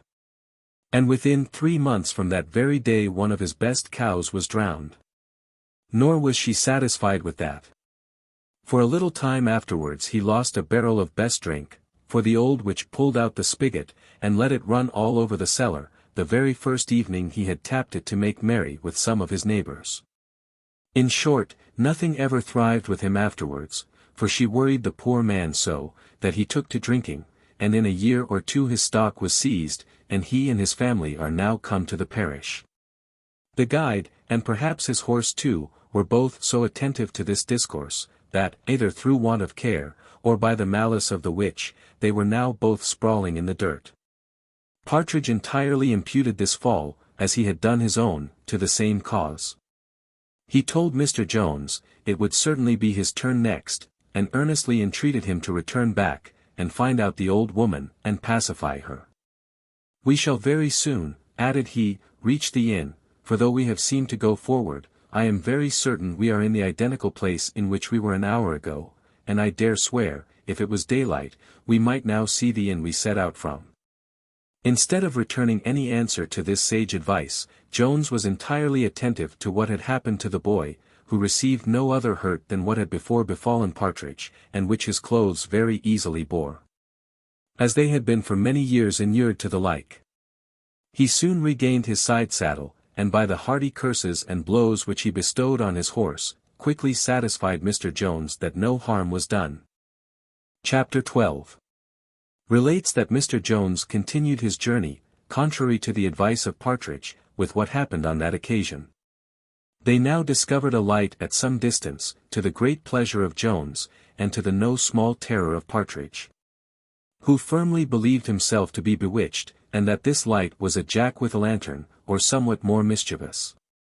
But how were these fears increased, when, as they approached nearer to this light, or lights as they now appeared, they heard a confused sound of human voices, of singing, laughing, and hallooing, together with a strange noise that seemed to proceed from some instruments, but could hardly be allowed the name of music. Indeed, to favour a little the opinion of Partridge, it might very well be called music bewitched. It is impossible to conceive a much greater degree of horror than what now seized on Partridge, the contagion of which had reached the post-boy, who had been very attentive to many things that the other had uttered. He now, therefore, joined in petitioning Jones to return, saying he firmly believed what Partridge had just before said, that though the horses seemed to go on, they had not moved a step forwards during at least the last half-hour. Jones could not help smiling in the midst of his vexation, at the fears of these poor fellows. "Either we advance," says he, "towards the lights, or the lights have advanced towards us, for we are now at a very little distance from them. But how can either of you be afraid of a set of people who appear only to be merrymaking?" "Merrymaking, sir," cries Partridge, "who could be merrymaking at this time of night, and in such a place, and such weather? They can be nothing but ghosts or witches, or some evil spirits or other, that's certain." "Let them be what they will," cries Jones, "I am resolved to go up to them, and inquire the way to Coventry. All witches, Partridge, are not such ill-natured hags as that we had the misfortune to meet with last." "O Lord, sir," cries Partridge, "there is no knowing what humour they will be in, to be sure it is always best to be civil to them. But what if we should meet with something worse than witches, with evil spirits themselves? Pray, sir, be advised, pray, sir, do. If you had read so many terrible accounts as I have of these matters, you would not be so foolhardy. The Lord knows whither we have got already, or whither we are going, for sure such darkness was never seen upon earth, and I question whether it can be darker in the other world." Jones put forwards as fast as he could, notwithstanding all these hints and cautions, and poor Partridge was obliged to follow, for though he hardly dared to advance, he dared still less to stay behind by himself. At length they arrived at the place whence the lights and different noises had issued. This Jones perceived to be no other than a barn, where a great number of men and women were assembled, and diverting themselves with much apparent jollity. Jones no sooner appeared before the great doors of the barn, which were open, than a masculine and very rough voice from within demanded, who was there, to which Jones gently answered, a friend, and immediately asked the road to Coventry. "If you are a friend," cries another of the men in the barn, "you had better alight till the storm is over," for indeed it was now more violent than ever Winky-face. "You are very welcome to put up your horse, for there is sufficient room for him at the end of the barn." "You are very obliging," returned Jones, "and I will accept your offer for a few minutes, whilst the rain continues, and here are two more who will be glad of the same favour." This was accorded with more goodwill than it was accepted, for Partridge would rather have submitted to the utmost inclemency of the weather than have trusted to the clemency of those whom he took for hobgoblins. And the poor post-boy was now infected with the same apprehensions, but they were both obliged to follow the example of Jones, the one because he durst not leave his horse, and the other because he feared nothing so much as being left by himself. Had this history been writ in the days of superstition, I should have had too much compassion for the reader to have left him so long in suspense, whether Beelzebub or Satan was about actually to appear in person, with all his hellish retinue. But as these doctrines are at present very unfortunate, and have but few, if any believers, I have not been much aware of conveying any such terrors. To say truth, the whole furniture of the infernal regions hath long been appropriated by the managers of playhouses, who seem lately to have laid them by as rubbish, capable only of affecting the upper gallery. A place in which few of our readers ever sit. However, though we do not suspect raising any great terror on this occasion, we have reason to fear some other apprehensions may here arise in our reader, into which we would not willingly betray him. I mean that we are going to take a voyage into fairyland, and introduce a set of beings into our history, which scarce any one was ever childish enough to believe. Though many have been foolish enough to spend their time in writing and reading their adventures. To prevent, therefore, any such suspicions, so prejudicial to the credit of an historian, who professes to draw his materials from nature only, we shall now proceed to acquaint the reader who these people were. Whose sudden appearance had struck such terrors into Partridge, had more than half frightened the postboy, and had a little surprised even Mr. Jones himself. The people then assembled in this barn were no other than a company of Egyptians, or, as they are vulgarly called, gypsies, and they were now celebrating the wedding of one of their society. It is impossible to conceive a happier set of people than appeared here to be met together. The utmost mirth, indeed, shewed itself in every countenance, nor was their ball totally void of all order and decorum. Perhaps it had more than a country assembly is sometimes conducted with, for these people are subject to a formal government and laws of their own, and all pay obedience to one great magistrate, whom they call their king. Greater plenty, likewise, was nowhere to be seen than what flourished in this barn. Here was indeed no nicety nor elegance, nor did the keen appetite of the guests require any. Here was good store of bacon, fowls, and mutton, to which every one present provided better sauce himself than the best and dearest French cook can prepare. Aeneas is not described under more consternation in the temple of Juno. Dum stupet obtutuc haeret defixus in uno. Then was our hero at what he saw in this barn. While he was looking everywhere round him with astonishment, a venerable person approached him with many friendly salutations, rather of too hearty a kind to be called courtly. This was no other than the king of the gypsies himself. He was very little distinguished in dress from his subjects, nor had he any regalia of majesty to support his dignity. And yet there seemed, as Mr. Jones said, to be somewhat in his air which denoted authority, and inspired the beholders with an idea of awe and respect, though all this was perhaps imaginary in Jones. And the truth may be, that such ideas are incident to power, and almost inseparable from it. There was somewhat in the open countenance and courteous behavior of Jones which, being accompanied with much comeliness of person, greatly recommended him at first sight to every beholder. These were, perhaps, a little heightened in the present instance, by that profound respect which he paid to the king of the gypsies, the moment he was acquainted with his dignity, and which was the sweeter to his gypsian majesty. As he was not used to receive such homage from any but his own subjects. The king ordered a table to be spread with the choicest of their provisions for his accommodation. And, having placed himself at his right hand, his majesty began to discourse with our hero in the following manner. Me doubt not, sir, but you have often seen some of my people, who are what you call de parties dat ache, for they go about everywhere. But me fancy you imagine not we be so considerable body as we be, and maybe you will be surprised more when you hear de gypsy be as orderly and well-governed people as any upon face of de earth. Me have honor, as me say, to be der king, and no monarch can do boast of more dutiful subject, any no more affectionate.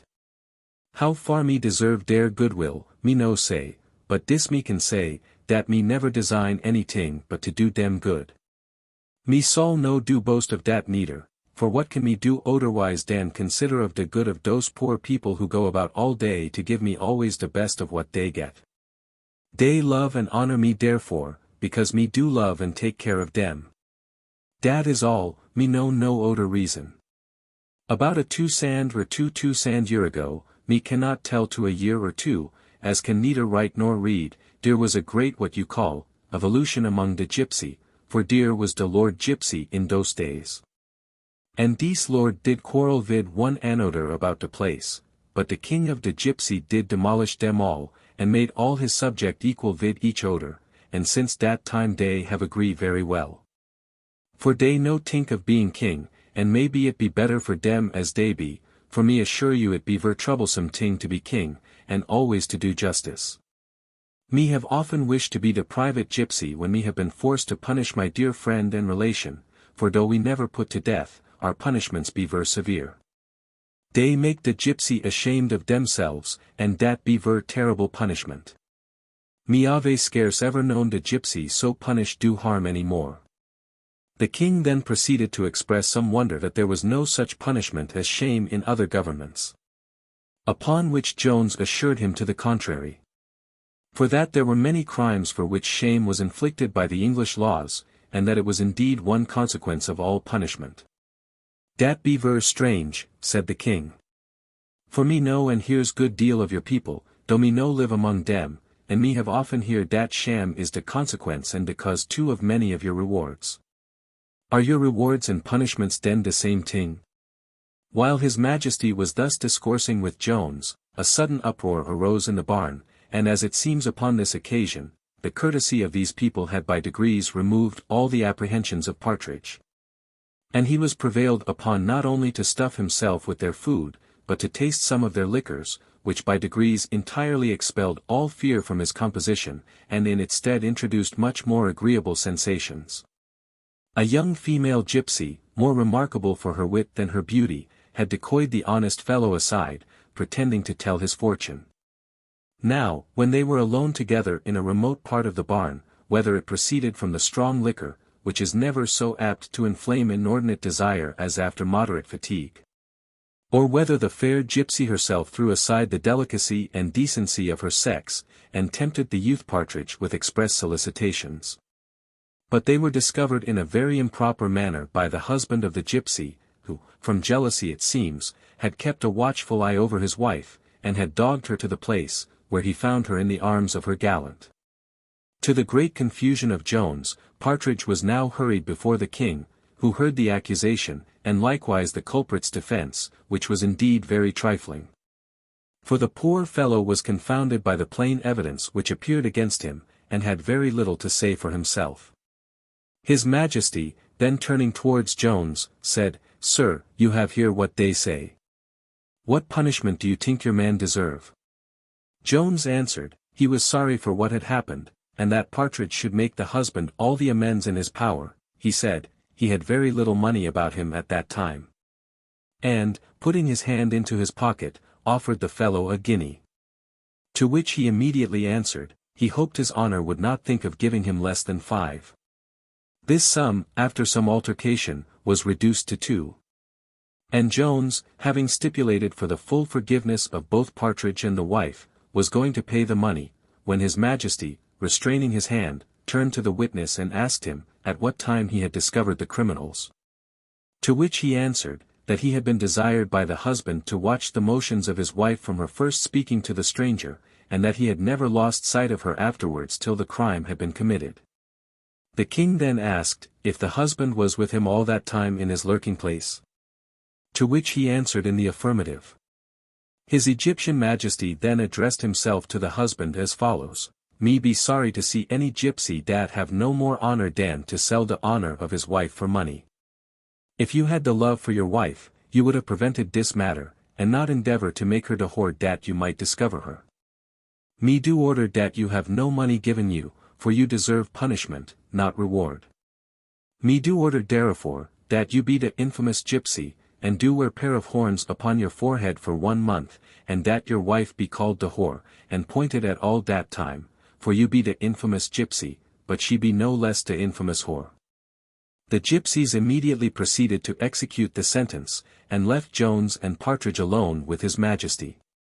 Jones greatly applauded the justice of the sentence, upon which the king, turning to him, said, Me believe you be surprised, for me suppose you have ver bad opinion of my people, me suppose you think us all the thieves. I must confess, sir, said Jones, I have not heard so favourable an account of them as they seem to deserve. Me will tell you, said the king, how the difference is between you and us. My people rob your people, and your people rob one another. Jones afterwards proceeded very gravely to sing forth the happiness of those subjects who live under such a magistrate. Indeed their happiness appears to have been so complete, that we are aware lest some advocate for arbitrary power should hereafter quote the case of those people, as an instance of the great advantages which attend that government above all others. And here we will make a concession, which would not perhaps have been expected from us, that no limited form of government is capable of rising to the same degree of perfection, or of producing the same benefits to society, with this.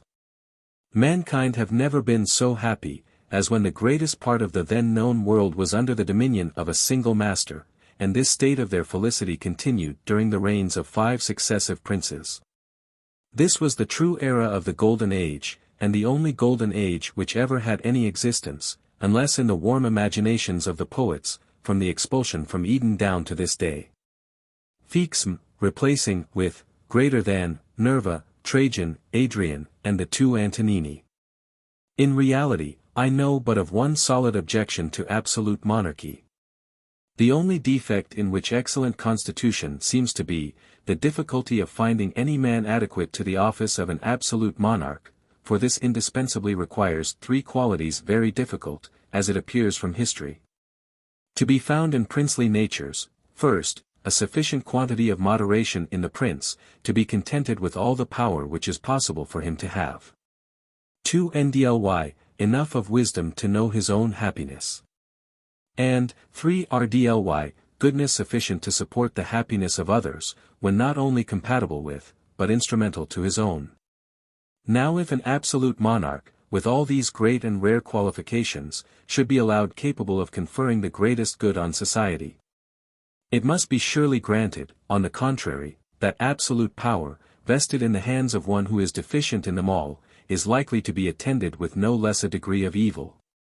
In short, our own religion furnishes us with adequate ideas of the blessing, as well as curse, which may attend absolute power. The pictures of heaven and of hell will place a very lively image of both before our eyes.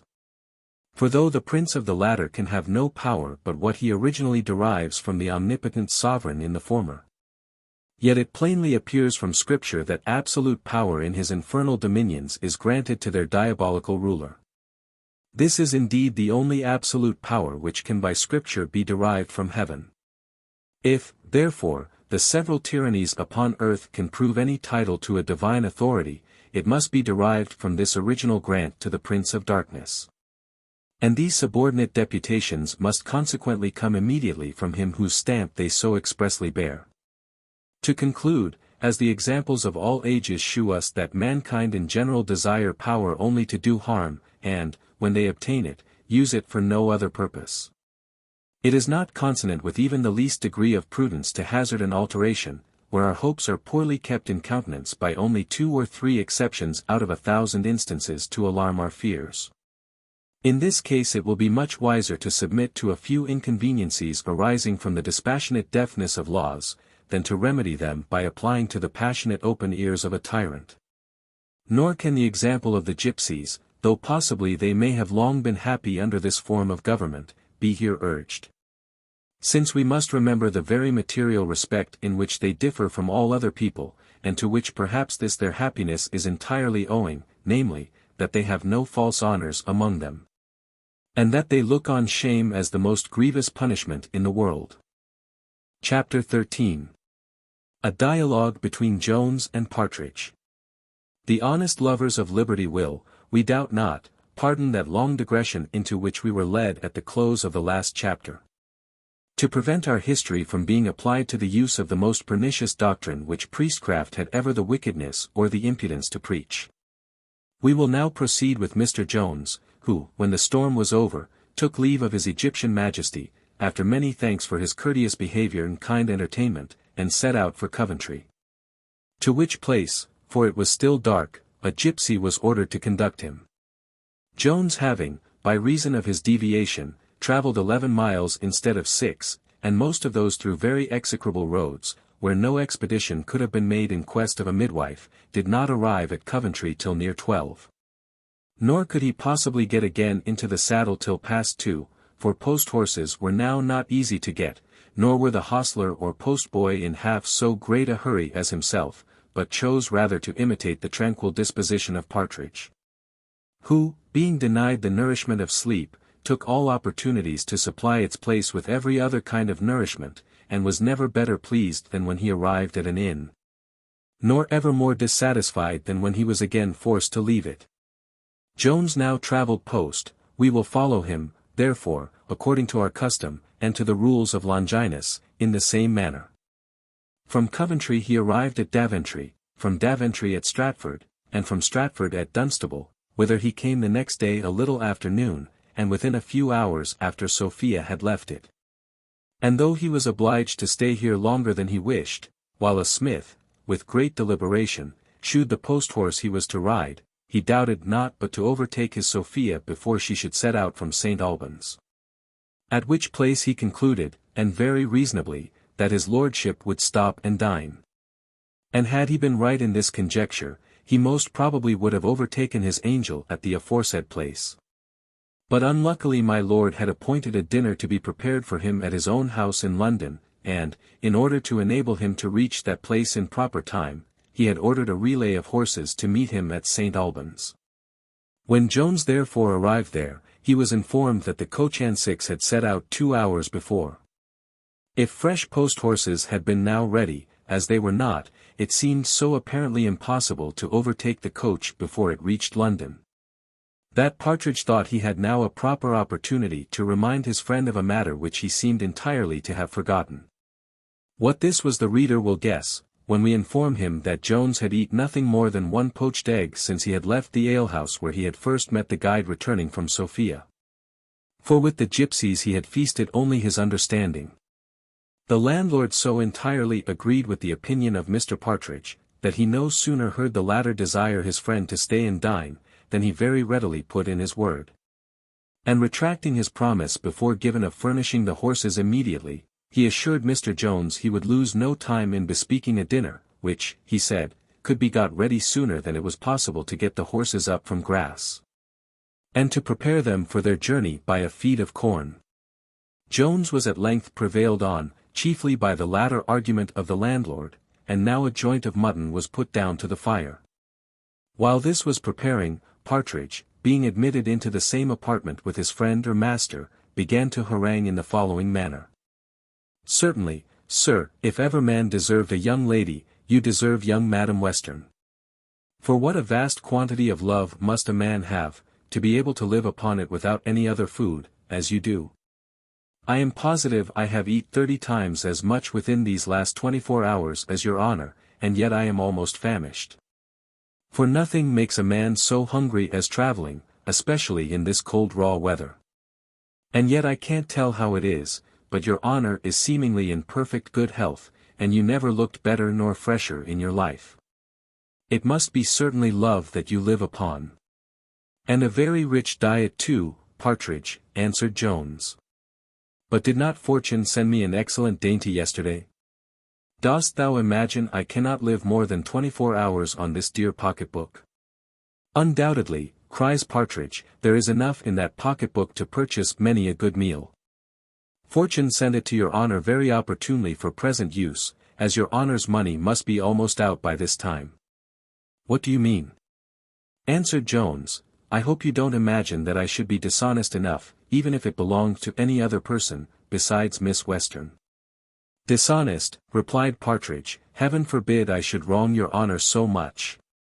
But where's the dishonesty in borrowing a little for present spending, since you will be so well able to pay the lady hereafter? No, indeed, I would have your honour pay it again, as soon as it is convenient, by all means. But where can be the harm in making use of it now you want it? Indeed, if it belonged to a poor body, it would be another thing. But so great a lady, to be sure, can never want it, especially now as she is along with a lord, who, it can't be doubted, will let her have whatever she hath need of. Besides, if she should want a little, she can't want the whole, therefore I would give her a little, but I would be hanged before I mentioned the having found it at first, and before I got some money of my own. For London, I have heard, is the very worst of places to be in without money. Indeed, if I had not known to whom it belonged, I might have thought it was the devil's money, and have been afraid to use it. But as you know otherwise, and came honestly by it, it would be an affront to fortune to part with it all again, at the very time when you want it most.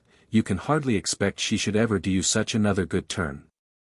For fortuna numquam perpetuo est bona. You will do as you please, notwithstanding all I say, but for my part, I would be hanged before I mentioned a word of the matter.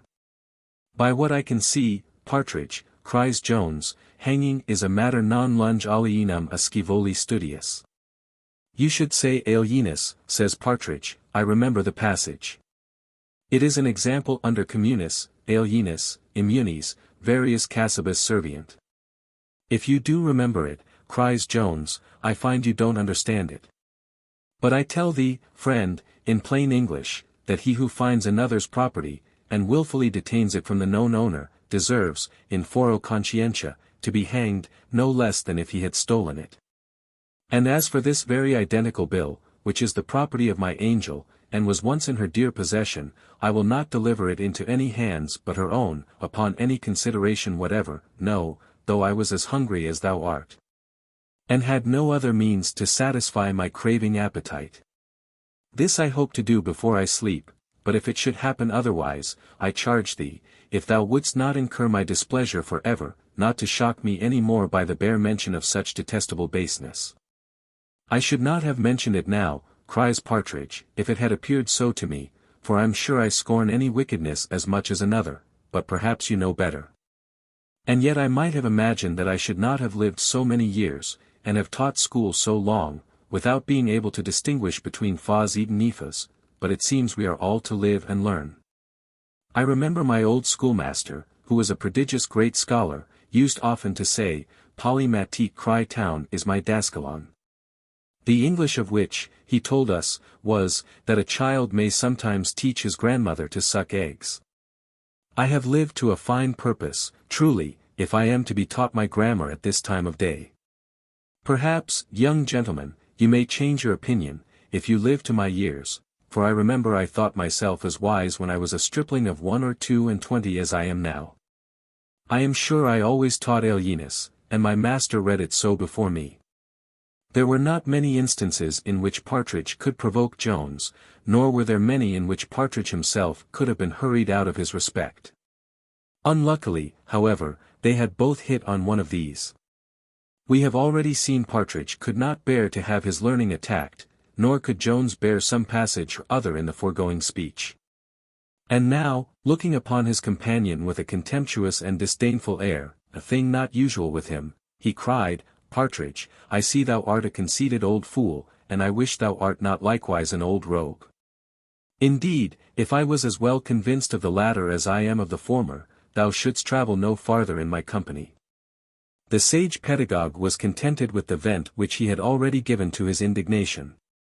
And, as the vulgar phrase is, immediately drew in his horns. He said, he was sorry he had uttered anything which might give offence, for that he had never intended it, but nemo omnibus horis sapit. As Jones had the vices of a warm disposition, he was entirely free from those of a cold one. And if his friends must have confessed his temper to have been a little too easily ruffled, his enemies must at the same time have confessed that it has soon subsided. Nor did it at all resemble the sea, whose swelling is more violent and dangerous after a storm is over than while the storm itself subsists. He instantly accepted the submission of Partridge, shook him by the hand, and with the most benign aspect imaginable, said 20 kind things, and at the same time very severely condemned himself. Though not half so severely as he will most probably be condemned by many of our good readers. Partridge was now highly comforted, as his fears of having offended were at once abolished, and his pride completely satisfied by Jones having owned himself in the wrong, which submission he instantly applied to what had principally nettled him. And repeated in a muttering voice, to be sure, sir, your knowledge may be superior to mine in some things. But as to the grammar, I think I may challenge any man living. I think, at least, I have that at my finger's end. If anything could add to the satisfaction which the poor man now enjoyed, he received this addition by the arrival of an excellent shoulder of mutton, that at this instant came smoking to the table.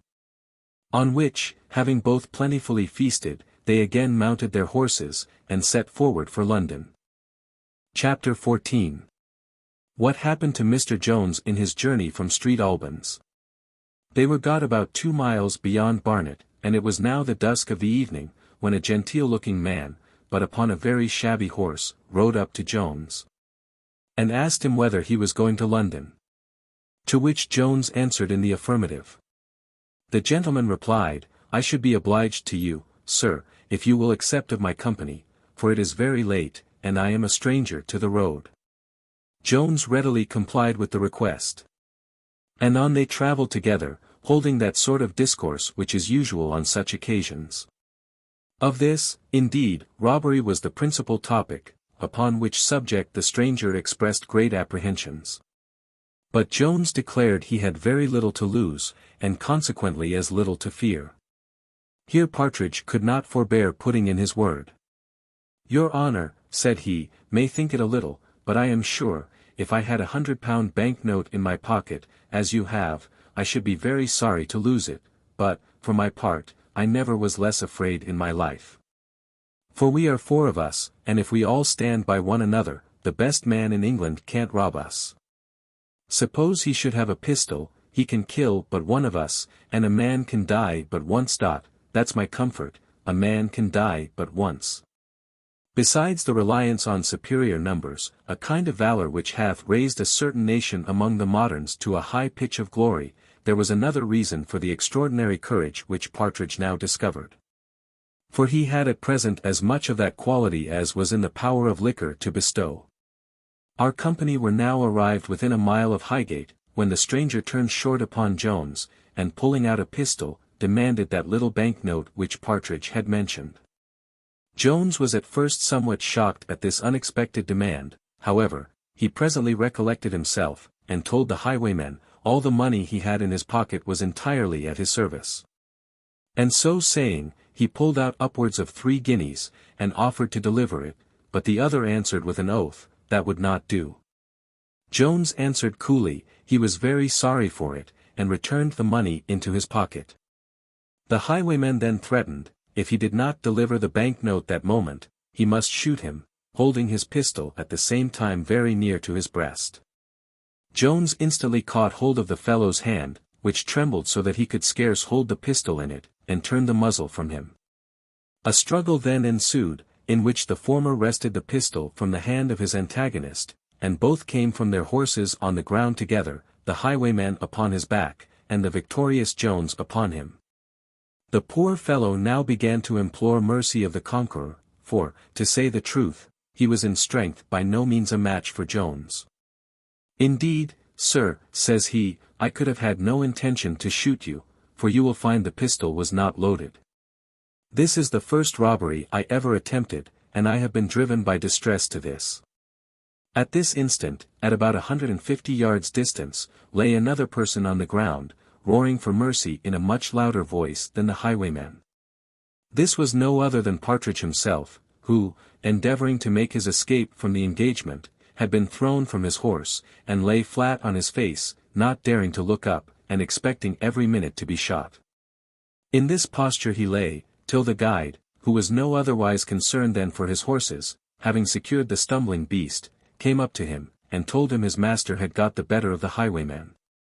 Partridge leapt up at this news, and ran back to the place where Jones stood with his sword drawn in his hand to guard the poor fellow. Which Partridge no sooner saw than he cried out, "Kill the villain, sir, run him through the body, kill him this instant." Luckily, however, for the poor wretch, he had fallen into more merciful hands.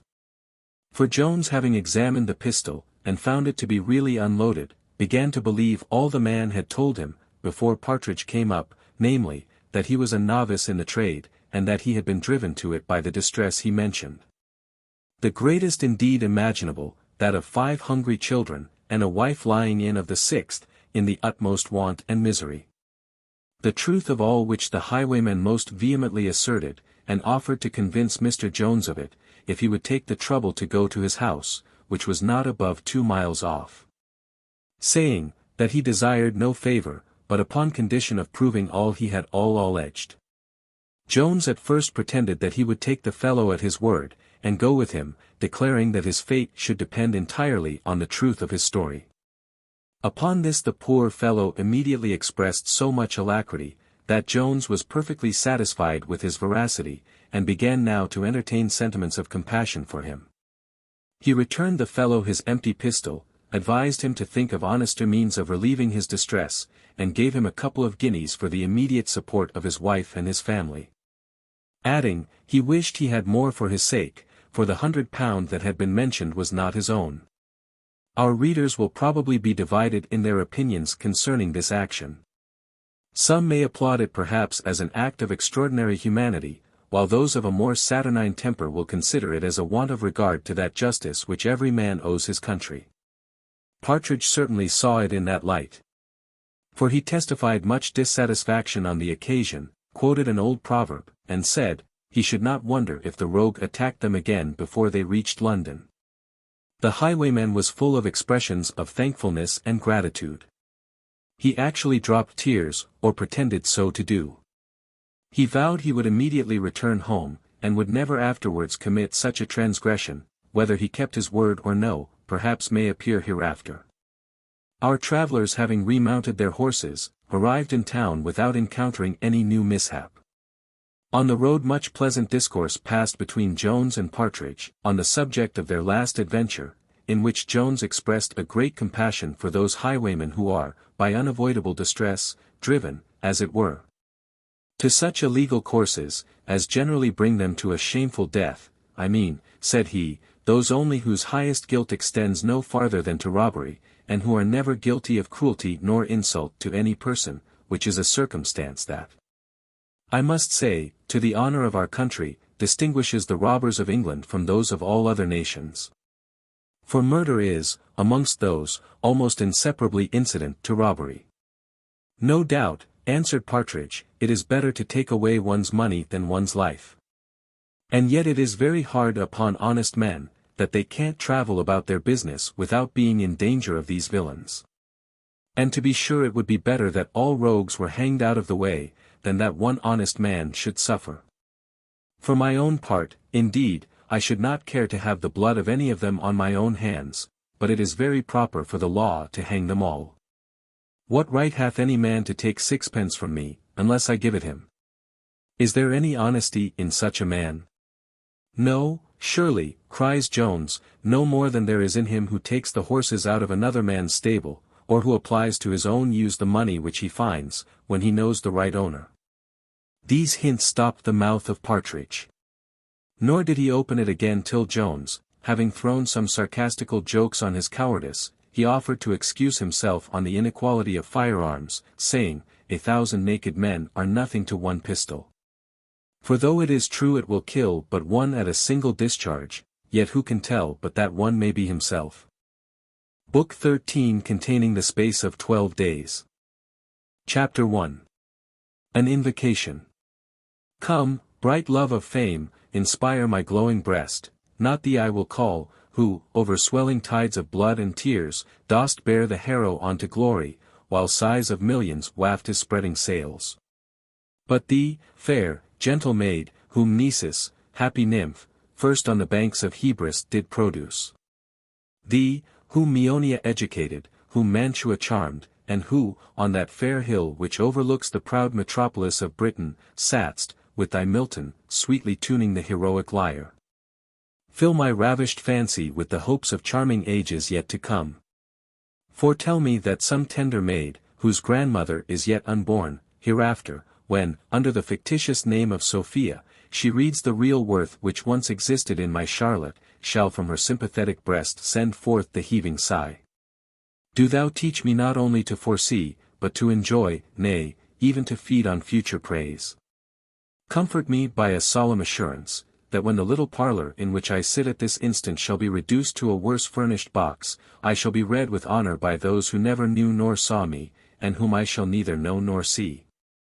And thou, much plumper dame, whom no airy forms nor phantoms of imagination clothe, whom the well-seasoned beef, and pudding richly stained with plums, delight, thee I call, of whom in a Trekschuyt, in some Dutch canal, the fat Uffrogelt, impregnated by a jolly merchant of Amsterdam. Was delivered, in Grub Street School didst thou suck in the elements of thy erudition. Here hast thou, in thy maturer age, taught poetry to tickle not the fancy, but the pride of the patron. Comedy from thee learns a grave and solemn air, while tragedy storms aloud, and rends affrighted theatres with its thunders. To soothe thy wearied limbs in slumber, Alderman History tells his tedious tale, and, again, to awaken thee, Monsieur Romance performs his surprising tricks of dexterity. Nor less thy well-fed bookseller obeys thy influence. By thy advice the heavy, unread, folio lump which long had dozed on the dusty shelf, piecemealed into numbers, runs nimbly through the nation. Instructed by thee, some books, like quacks, impose on the world by promising wonders. While others turn bows, and trust all their merits to a gilded outside. Come, thou jolly substance, with thy shining face, keep back thy inspiration, but hold forth thy tempting rewards, thy shining, chinking heap. Thy quickly convertible bank bill, big with unseen riches, thy often varying stock, the warm, the comfortable house. And, lastly, a fair portion of that bounteous mother, whose flowing breasts yield redundant sustenance for all her numerous offspring, did not some too greedily and wantonly drive their brethren from the teat. Come thou, and if I am too tasteless of thy valuable treasures, warm my heart with the transporting thought of conveying them to others. Tell me, that through thy bounty, the prattling babes, whose innocent play hath often been interrupted by my labors, may one time be amply rewarded for them. And now, this ill-yoked pair, this lean shadow and this fat substance, have prompted me to write, whose assistance shall I invoke to direct my pen? First, genius, thou gift of heaven, without whose aid in vain we struggle against the stream of nature. Thou who dost sow the generous seeds which art nourishes, and brings to perfection. Do thou kindly take me by the hand, and lead me through all the mazes, the winding labyrinths of nature. Initiate me into all those mysteries which profane eyes never beheld. Teach me, which to thee is no difficult task, to know mankind better than they know themselves. Remove that mist which dims the intellects of mortals, and causes them to adore men for their art, or to detest them for their cunning, in deceiving others, when they are, in reality, the objects only of ridicule, for deceiving themselves. Strip off the thin disguise of wisdom from self-conceit, of plenty from avarice, and of glory from ambition. Come, thou that hast inspired thy Aristophanes, thy Lucian, thy Cervantes, thy Rabelais, thy Molière, thy Shakespeare, thy Swift, thy Marivaux, fill my pages with humor. Till mankind learn the good nature to laugh only at the follies of others, and the humility to grieve at their own. And thou, almost the constant attendant on true genius, humanity, bring all thy tender sensations. If thou hast already disposed of them all between thy Allen and thy Littleton, steal them a little while from their bosoms. Not without these the tender scene is painted. From these alone proceed the noble, disinterested friendship, the melting love, the generous sentiment, the ardent gratitude, the soft compassion, the candid opinion. And all those strong energies of a good mind, which fill the moistened eyes with tears, the glowing cheeks with blood, and swell the heart with tides of grief, joy, and benevolence. And thou, O learning! For without thy assistance nothing pure, nothing correct, can genius produce, do thou guide my pen. Thee in thy favourite fields, where the limpid, gently rolling Thames washes thy Etonian banks, in early youth I have worshipped. To thee, at thy birchen altar, with true Spartan devotion, I have sacrificed my blood. Come then, and from thy vast, luxuriant stores, in long antiquity piled up, pour forth the rich profusion. Open thy Meonian and thy Montuan coffers, with whatever else includes thy philosophic, thy poetic, and thy historical treasures. Whether with Greek or Roman characters thou hast chosen to inscribe the ponderous chests, give me a while that key to all thy treasures, which to thy Warburton thou hast entrusted. Lastly, come experience, long conversant with the wise, the good, the learned, and the polite. Nor with them only, but with every kind of character, from the minister at his levee, to the bailiff in his sponging house. From the duchess at her drum, to the landlady behind her bar. From thee only can the manners of mankind be known, to which the recluse pedant, however great his parts or extensive his learning may be, hath ever been a stranger. Come all these, and more, if possible, for arduous is the task I have undertaken, and, without all your assistance, will, I find, be too heavy for me to support. But if you all smile on my labours, I hope still to bring them to a happy conclusion. Chapter 2. What befell Mr. Jones on his arrival in London. The learned Dr. Misaubin used to say, that the proper direction to him was to Dr. Misaubin, in the world. Intimating that there were few people in it to whom his great reputation was not known. And, perhaps, upon a very nice examination into the matter, we shall find that this circumstance bears no inconsiderable part among the many blessings of grandeur. The great happiness of being known to posterity, with the hopes of which we so delighted ourselves in the preceding chapter, is the portion of few. To have the several elements which compose our names, as Sydenham expresses it, repeated 1,000 years hence, is a gift beyond the power of title and wealth, and is scarce to be purchased, unless by the sword and the pen. But to avoid the scandalous imputation, while we yet live, of being one whom nobody knows, a scandal, by the by, as old as the days of Homer 18, will always be the envied portion of those, who have a legal title either to honour or estate. From that figure, therefore, which the Irish peer, who brought Sophia to town, hath already made in this history, the reader will conclude, doubtless. It must have been an easy matter to have discovered his house in London without knowing the particular street or square which he inhabited, since he must have been one whom everybody knows. To say the truth, so it would have been to any of those tradesmen who are accustomed to attend the regions of the great, for the doors of the great are generally no less easy to find than it is difficult to get entrance into them. But Jones, as well as Partridge, was an entire stranger in London. And as he happened to arrive first in a quarter of the town, the inhabitants of which have very little intercourse with the householders of Hanover or Grosvenor Square, for he entered through Gray's Inn Lane. So he rambled about some time before he could even find his way to those happy mansions where fortune segregates from the vulgar those magnanimous heroes, the descendants of antient Britons, Saxons, or Danes, whose ancestors, being born in better days, by sundry kinds of merit, have entailed riches and honour on their posterity. Jones, being at length arrived at those terrestrial Elysian fields, would now soon have discovered his lordship's mansion, but the peer unluckily quitted his former house when he went for Ireland.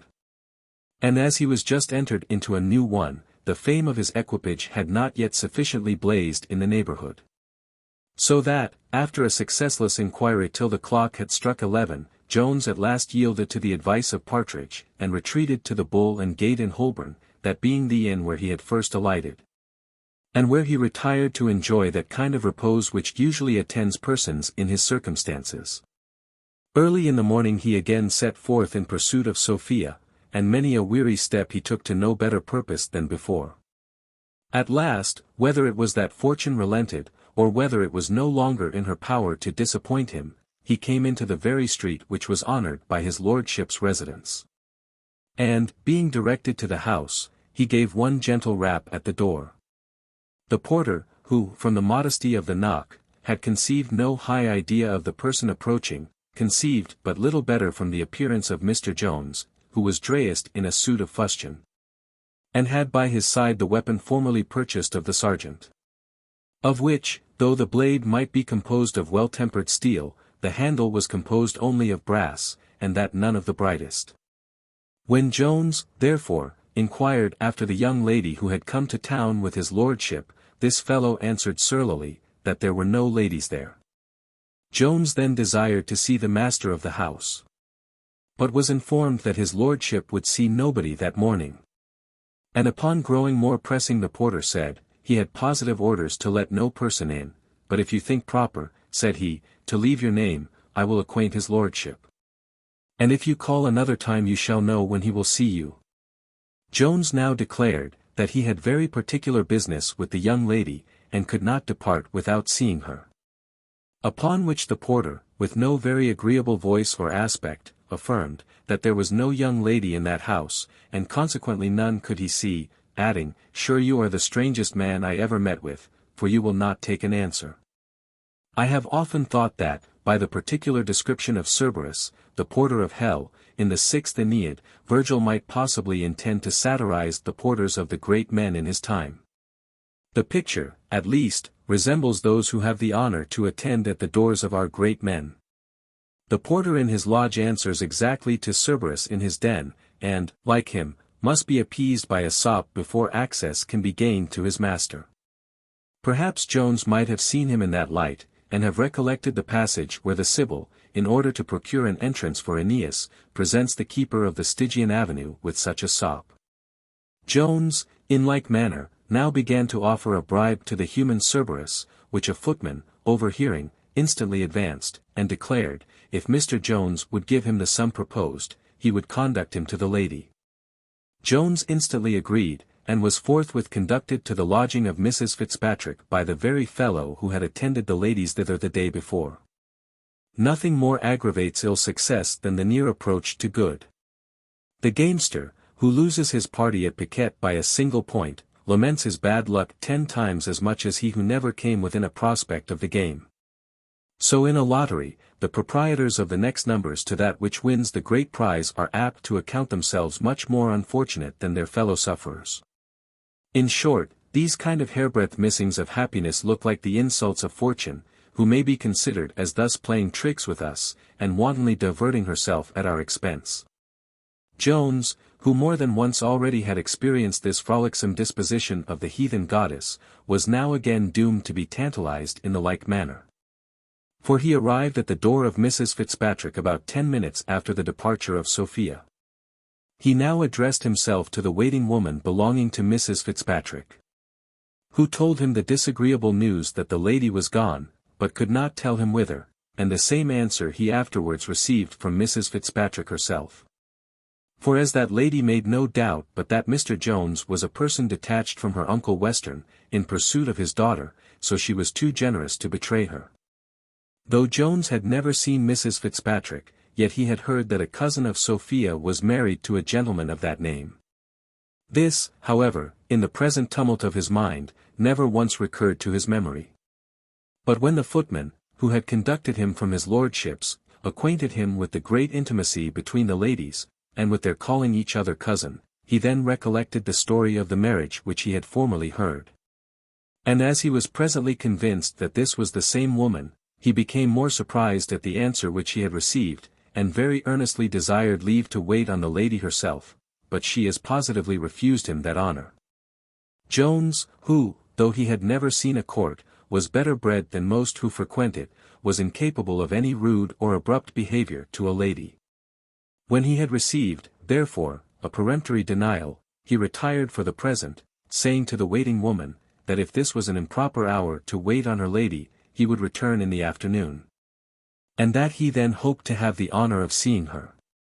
The civility with which he uttered this, added to the great comeliness of his person, made an impression on the waiting woman, and she could not help answering, perhaps, sir, you may.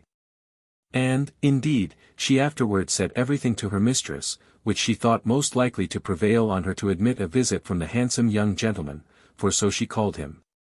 Jones very shrewdly suspected that Sophia herself was now with her cousin, and was denied to him, which he imputed to her resentment of what had happened at Upton.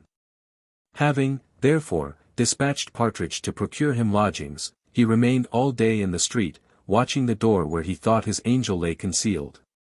But no person did he see issue forth, except a servant of the house, and in the evening he returned to pay his visit to Mrs. Fitzpatrick, which that good lady at last condescended to admit. There is a certain air of natural gentility, which it is neither in the power of dress to give, nor to conceal. Mr. Jones, as hath been before hinted, was possessed of this in a very eminent degree. He met, therefore, with a reception from the lady somewhat different from what his apparel seemed to demand, and after he had paid her his proper respects, was desired to sit down. The reader will not, I believe, be desirous of knowing all the particulars of this conversation, which ended very little to the satisfaction of poor Jones. For though Mrs. Fitzpatrick soon discovered the lover, as all women have the eyes of hawks in those matters, yet she still thought it was such a lover, as a generous friend of the lady should not betray her to. In short, she suspected this was the very Mr. Blifil, from whom Sophia had flown, and all the answers which she artfully drew from Jones, concerning Mr. Allworthy's family, confirmed her in this opinion. She therefore strictly denied any knowledge concerning the place whither Sophia was gone, nor could Jones obtain more than a permission to wait on her again the next evening. When Jones was departed, Mrs. Fitzpatrick communicated her suspicion concerning Mr. Blifil to her maid, who answered, "Sure, madam, he is too pretty a man, in my opinion, for any woman in the world to run away from. I had rather fancy it is Mr. Jones." "Mr. Jones," said the lady, "what Jones?" For Sophia had not given the least hint of any such person in all their conversation. But Mrs. Honor had been much more communicative, and had acquainted her sister Abigail with the whole history of Jones, which this now again related to her mistress. Mrs. Fitzpatrick no sooner received this information, than she immediately agreed with the opinion of her maid, and, what is very unaccountable, saw charms in the gallant, happy lover, which she had overlooked in the slighted squire. "Betty," says she, "you are certainly in the right, he is a very pretty fellow, and I don't wonder that my cousin's maid should tell you so many women are fond of him. I am sorry now I did not inform him where my cousin was.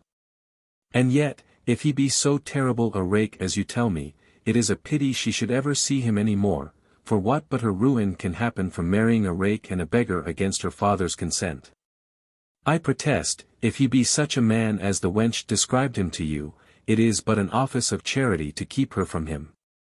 And I am sure it would be unpardonable in me to do otherwise, who have tasted so bitterly of the misfortunes attending such marriages." Here she was interrupted by the arrival of a visitor, which was no other than his lordship. And as nothing passed at this visit either new or extraordinary, or any ways material to this history, we shall here put an end to this chapter. Chapter 2. A project of Mrs. Fitzpatrick, and her visit to Lady Bellaston. When Mrs. Fitzpatrick retired to rest, her thoughts were entirely taken up by her cousin Sophia and Mr. Jones. She was, indeed, a little offended with the former, for the disingenuity which she now discovered. In which meditation she had not long exercised her imagination before the following conceit suggested itself. That could she possibly become the means of preserving Sophia from this man, and of restoring her to her father, she should, in all human probability, by so great a service to the family, reconcile to herself both her uncle and her Aunt Western.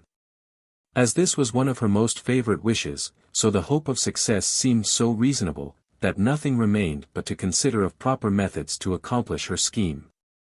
To attempt to reason the case with Sophia did not appear to her one of those methods, for as Betty had reported from Mrs. Honor, that Sophia had a violent inclination to Jones. She conceived that to dissuade her from the match was an endeavour of the same kind, as it would be very heartily and earnestly to entreat a moth not to fly into a candle. If the reader will please to remember that the acquaintance which Sophia had with Lady Bellaston was contracted at the house of Mrs. Western, and must have grown at the very time when Mrs. Fitzpatrick lived with this latter lady, he will want no information, that Mrs. Fitzpatrick must have been acquainted with her likewise. They were, besides, both equally her distant relations. After much consideration, therefore, she resolved to go early in the morning to that lady, and endeavour to see her, unknown to Sophia, and to acquaint her with the whole affair. For she did not in the least doubt, but that the prudent lady, who had often ridiculed romantic love, and indiscreet marriages, in her conversation, would very readily concur in her sentiments concerning this match, and would lend her utmost assistance to prevent it. This resolution she accordingly executed. And the next morning before the sun, she huddled on her clothes, and at a very unfashionable, unseasonable, unvisitable hour, went to Lady Bellaston, to whom she got access, without the least knowledge or suspicion of Sophia, who, though not asleep, lay at that time awake in her bed, with Honor snoring by her side. Mrs. Fitzpatrick made many apologies for an early, abrupt visit, at an hour when, she said, she should not have thought of disturbing her ladyship, but upon business of the utmost consequence. She then opened the whole affair, told all she had heard from Betty, and did not forget the visit which Jones had paid to herself the preceding evening. Lady Bellaston answered with a smile, then you have seen this terrible man, madam. Pray, is he so very fine a figure as he is represented? For Etoff entertained me last night almost 2 hours with him. The wench I believe is in love with him by reputation. Here the reader will be apt to wonder. But the truth is, that Mrs. Etoff, who had the honour to pin and unpin the Lady Bellaston, had received complete information concerning the said Mr. Jones, and had faithfully conveyed the same to her lady last night, or rather that morning, while she was undressing. On which accounts she had been detained in her office above the space of an hour and a half. The lady indeed, though generally well enough pleased with the narratives of Mrs. Etoff at those seasons, gave an extraordinary attention to her account of Jones.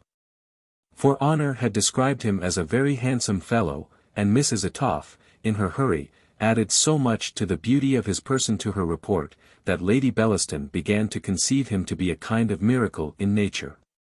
The curiosity which her woman had inspired was now greatly increased by Mrs. Fitzpatrick, who spoke as much in favour of the person of Jones as she had before spoken in dispraise of his birth, character, and fortune.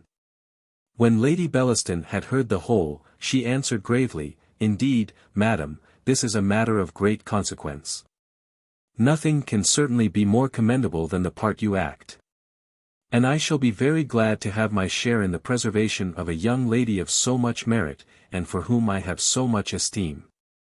Doth not your ladyship think," says Mrs. Fitzpatrick eagerly, "that it would be the best way to write immediately to my uncle, and acquaint him where my cousin is?"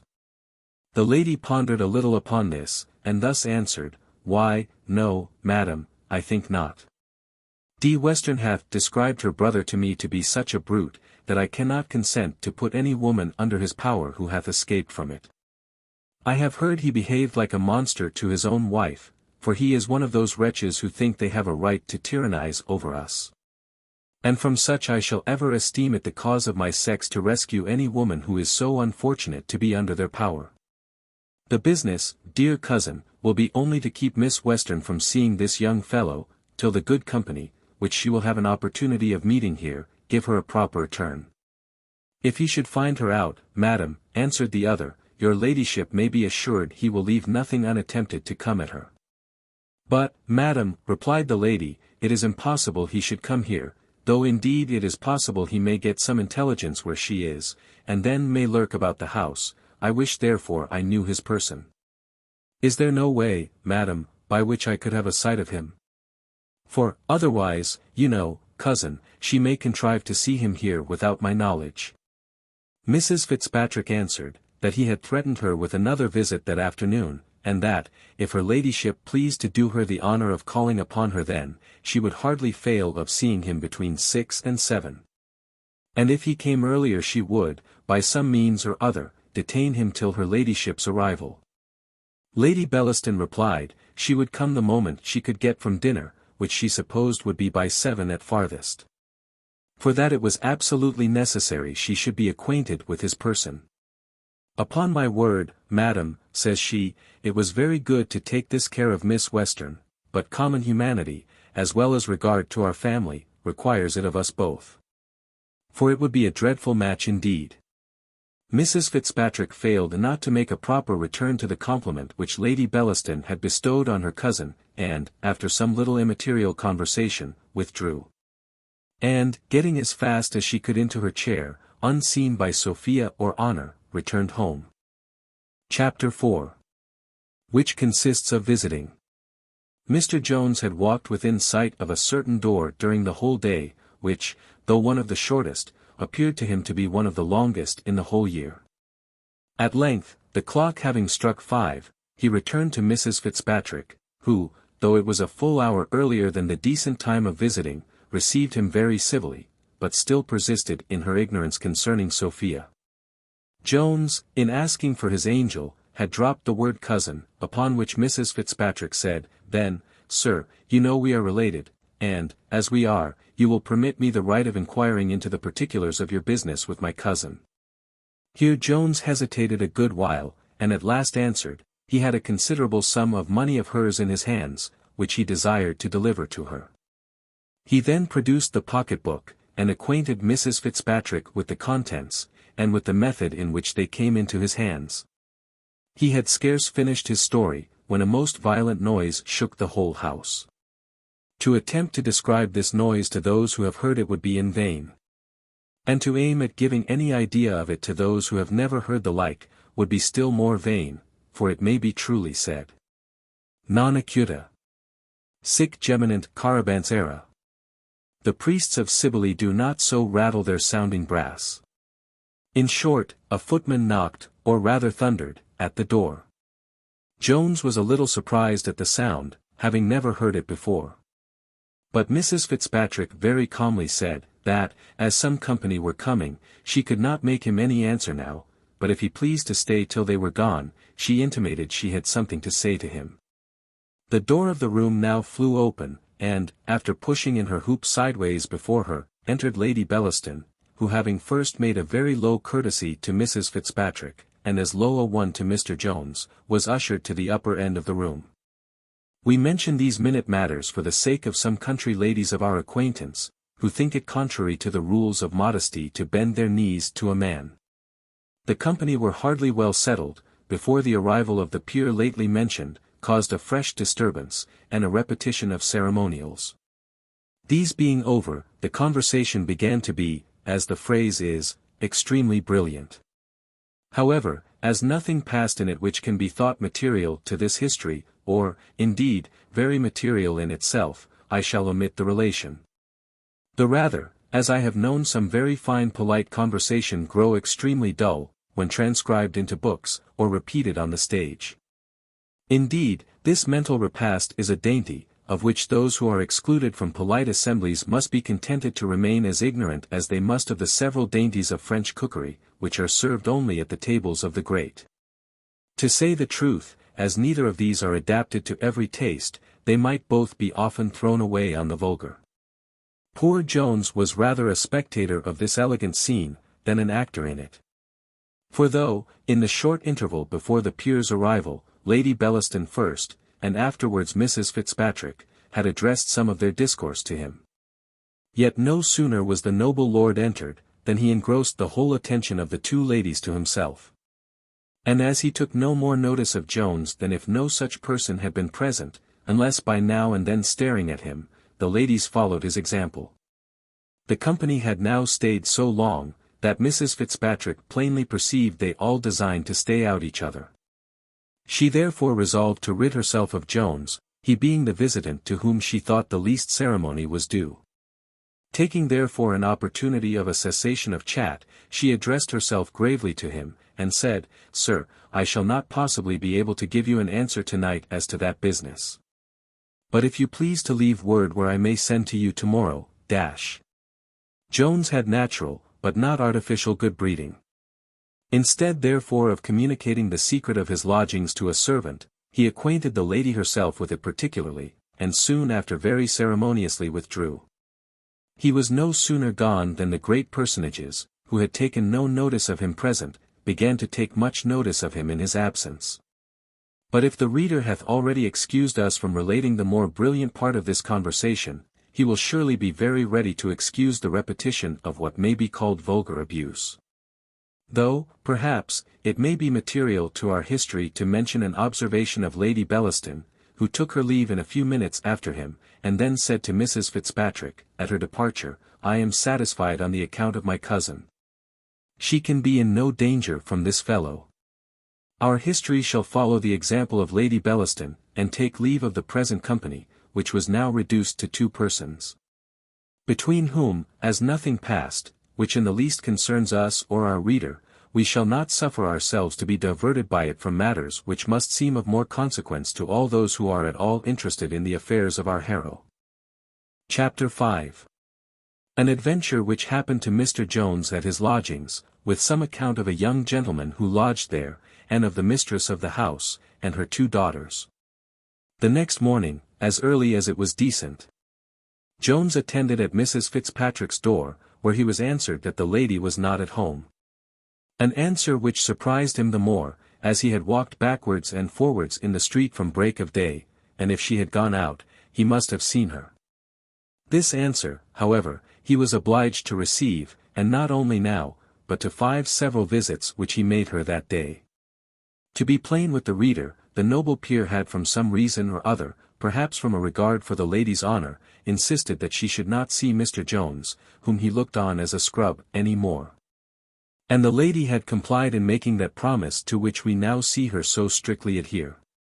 But as our gentle reader may possibly have a better opinion of the young gentleman than her ladyship, and may even have some concern, should it be apprehended that, during this unhappy separation from Sophia, he took up his residence either at an inn, or in the street. We shall now give an account of his lodging, which was indeed in a very reputable house, and in a very good part of the town. Mr. Jones, then, had often heard Mr. Allworthy mention the gentlewoman at whose house he used to lodge when he was in town.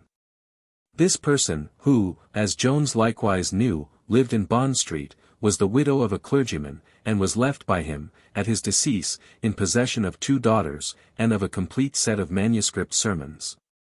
Of these 2 daughters, Nancy, the elder, was now arrived at the age of 17, and Betty, the younger, at that of 10. Hither Jones had dispatched Partridge, and in this house he was provided with a room for himself in the 2nd floor, and with one for Partridge in the 4th. The 1st floor was inhabited by one of those young gentlemen, who, in the last age, were called men of wit and pleasure about town, and properly enough. For as men are usually denominated from their business or profession, so pleasure may be said to have been the only business or profession of those gentlemen to whom fortune had made all useful occupations unnecessary. Playhouses, coffeehouses, and taverns were the scenes of their rendezvous. Wit and humour were the entertainment of their looser hours, and love was the business of their more serious moments. Wine and the muses conspired to kindle the brightest flames in their breasts, nor did they only admire, but some were able to celebrate the beauty they admired, and all to judge of the merit of such compositions. Such, therefore, were properly called the men of wit and pleasure, but I question whether the same appellation may, with the same propriety, be given to those young gentlemen of our times, who have the same ambition to be distinguished for parts. Wit certainly they have nothing to do with. To give them their due, they soar a step higher than their predecessors, and may be called men of wisdom and virtue. Take heed you do not read virtue. Thus at an age when the gentlemen above mentioned employ their time in toasting the charms of a woman, or in making sonnets in her praise, in giving their opinion of a play at the theatre, or of a poem at Will's or Button's. These gentlemen are considering the methods to bribe a corporation, or meditating speeches for the House of Commons, or rather for the magazines. But the science of gaming is that which above all others employs their thoughts. These are the studies of their graver hours, while for their amusements they have the vast circle of connoisseurship, painting, music, statuary, and natural philosophy, or rather unnatural, which deals in the wonderful, and knows nothing of nature, except her monsters and imperfections. When Jones had spent the whole day in vain inquiries after Mrs. Fitzpatrick, he returned at last disconsolate to his apartment. Here, while he was venting his grief in private, he heard a violent uproar below stairs. And soon after a female voice begged him for heaven's sake to come and prevent murder. Jones, who was never backward on any occasion to help the distressed, immediately ran downstairs. When stepping into the dining-room, whence all the noise issued, he beheld the young gentleman of wisdom and virtue just before mentioned, pinned close to the wall by his footman, and a young woman standing by, wringing her hands, and crying out, "He will be murdered!